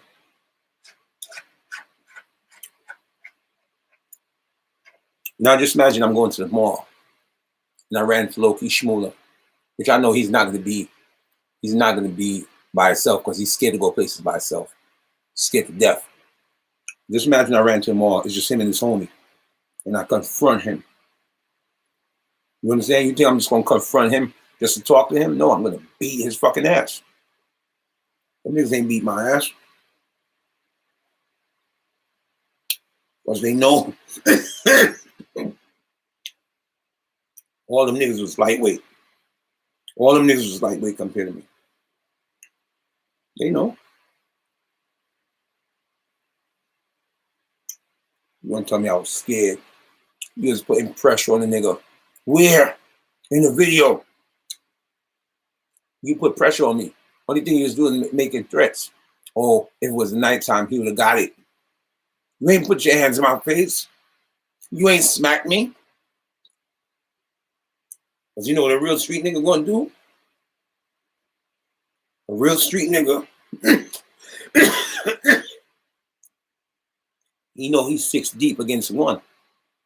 He's gonna get loud and arrogant, pushing you. Because he wants you to fight back so they could jump you.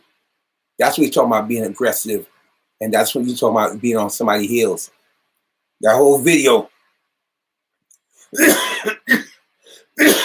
It's on YouTube. He kept his distance from me. There's not one moment in that video low-key Shmurda was in my face.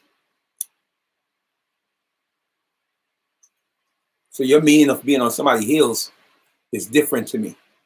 You understand? It's different to me.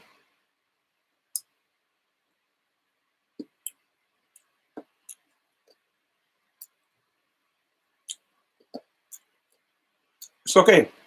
Nobody got to give me money, bro. I didn't came on YouTube for money. Only thing I tell y'all, once in a while I hit the like button. I'm going to tell y'all, hit the Cash App and donate to me. Because the majority of people that follow me is haters. You got real, genuine people that support me, but the majority of people that follow me is haters. And I had to figure that out. So, of course, they're not going to donate. They're just going to come on here on a Fugaga account. Anytime you see me, I'm eating good. And I'm living good. I don't need people money. I know how to make my own money. I mean, only bum niggas get on Facebook. Hit the cash app. Hit the cash app.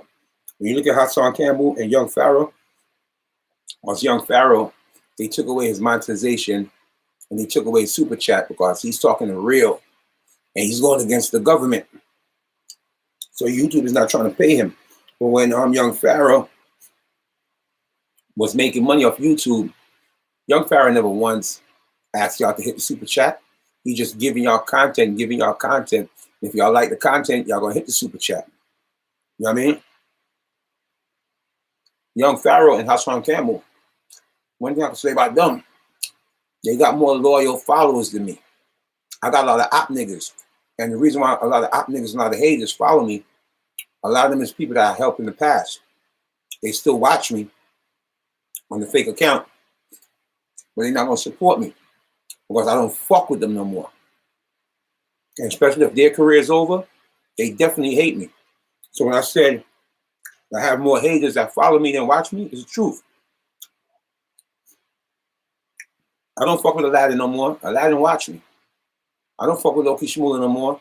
Loki Shmurda watch me. That's why when the day you seen they thought they caught me lacking, he went on his Instagram, uploaded the video, and then he put the crocodile emoji, trying to say he's the real top crocodile. Them niggas watch me. If they didn't watch me, how you think he'll know about the top crocodile? If I stopped fucking with Loki Shmurda years ago, them niggas watch my channel. Loki Shmurda, if he's not still in my chat right now, He was in my live tonight. Everybody. Chef G, Fabio Foreign, they always watching my live tonight. Because I went up to almost like 700 people in the room. And look, it's after fucking 4. And I still got 261 people in the fucking building. You understand? Because like I told you, all them niggas watch my live, especially I'm talking about Rowdy and Bobby, them niggas gonna watch my live. Every Crip nigga's gonna watch my live. You know what I'm saying? So your man telling Loki Shmurda, get product. And that's what got me mad too. But I say, you know what? I gotta eat that.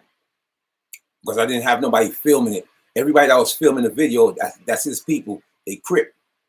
Now, if I had somebody filming it and gave me the footage, like your product, this is the real version right here, and I upload it, it made them look dumb. Because your own Crip nigga is telling you, yo, niggas felt like, you know, y'all played yourself. How y'all gonna run down a nigga, he's dolly deep, he's an OG, and y'all niggas didn't spank him. So imagine now they would have kept the part when I'm like, yo, because I told him just like this. I said, yo, what word y'all want to put it on camera? So I give all y'all bitch ass niggas a fade. Whether y'all want it 1-on-1 or y'all want it 6-on-1.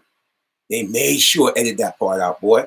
So I tell you, when I tell you, low-key, watch my channel. Low-key's not no celebrity. Low-key's a regular hood nigga. You watch my channel on a daily basis. You understand? So that's why when you see he edited the video and then uploaded, he put up the top crocodile emoji. You understand? How would you know about the crocodile if you don't watch my channel? You understand? I think it's not real, man. But like I told you, that will never happen again. The only way that will ever happen again is I'm always for Dolly. I feel confident I can hold my shit down. You will never see Loki Shmurda but for Dolly. But the day I called him, the week before the incident, I called him for Dolly. You can tell he pooped his pants because he wasn't talking all that tough shit. The only thing he said, oh shit, that's the product, man. What happened to all that shit? Oh, I've been looking for you for 5 years. You had the opportunity right there when me and you met up each other for Dolly. You was looking for me for 5 years? That means on and popping right there. You played it off because you knew you didn't have your strap on you, and I caught you lacking. But I was on my way to go do something. And I said to myself, you know what? It's not worth it. Because he didn't say nothing to disrespect me. Only thing he said was like, oh, that's the product, man. And I paused for a second. I looked at him, and there was no smile on my face. You feel what I'm saying? Then I seen he wasn't saying nothing disrespectful. I rolled off, and I parked up across the street, and I thought about it, like, go back and just spank that nigga. I say, you know what? He's not even worth it. So now, a week later, he's with 6 people. That's when he talking all the shit. Oh, I've been looking for this nigga for 5 years. You done seat me last week for Dolly. Your body language didn't match up. So now you with 6 people, a loaded gun. Your boy got a knife. Your man kept on picking up a fucking rock. You know what I mean? Y'all throwing bottles, Heineken bottles at me. That's why I pick up the garbage can too, to block the bottles. So a lot of people from the outside looking in, they're like, they don't understand the whole dynamics. Or probably pick up a bottle because them bitch ass niggas was throwing bottles. That's why I picked up the garbage can. And also, just in case he would have been a knucklehead and pull out the gun and started shooting, you know what I mean? I could just reflect the garbage can, even though the garbage can can't stop the bullet, but that's how your mind is thinking at that particular time. It's like you're in a car. Your mind starts thinking, if I get in an accident, I can just put my hand on the windshield and stop the accident. It don't happen like that. The impact is so fast, you don't even know your head hit the windshield. But your mind is saying if you put your hand on the dashboard, it can stop your head from hitting the windshield. But it doesn't work like that. But your mind is telling you to think like that. So when I picked up a garbage can, them niggas wasn't fighting fair. 6 against 1, but y'all still throwing bottles instead of coming up on me and throw y'all dickies. You know what I mean? 6 against 1. Y'all picking up rocks. 6 against 1, y'all got the strap on you. 6 against 1, your man, your brother got a knife. And he's watching this shit right now, or he was on my live earlier. He could tell you he had a pocket little bitch knife. So when y'all at home talking about product garbage can and product ran, who's gonna stand up there and get busted in the head with a fucking bottle just to impress y'all and show y'all my gangster? That nigga's stupid. They peoples know what's up because they telling Loki Shmurda right now, and they told Loki Shmurda after, y'all shouldn't even upload that footage, bro, because y'all didn't do nothing to product. You're looking for somebody for 5 years. You're looking for somebody for 5 years. You're looking for somebody for 5 years and you finally catch them. The only thing you're doing is beer talking. No fucking action. I know bitches, they catch their ops. You see them on World Star doing their ops dirty. King Von's sister, Kayla B, pulled up on Cuban Dog. They got it shaking. Only thing I heard from y'all was just fucking beer talking and beer threats. You feel what I'm saying? But nobody didn't get their ass whipped. That's why your homies was telling y'all should never upload the footage because y'all made the Crips look bad. And I don't got no issue with no Crips. But y'all made the Crips look bad. 6 against 1. Y'all didn't spank Prada. Come on, man. That's why I don't even listen to y'all goofy niggas, man. Oh no, I gotta end this live. I've been on this shit too long. People, until next time. I don't want to stress this live. I'm out.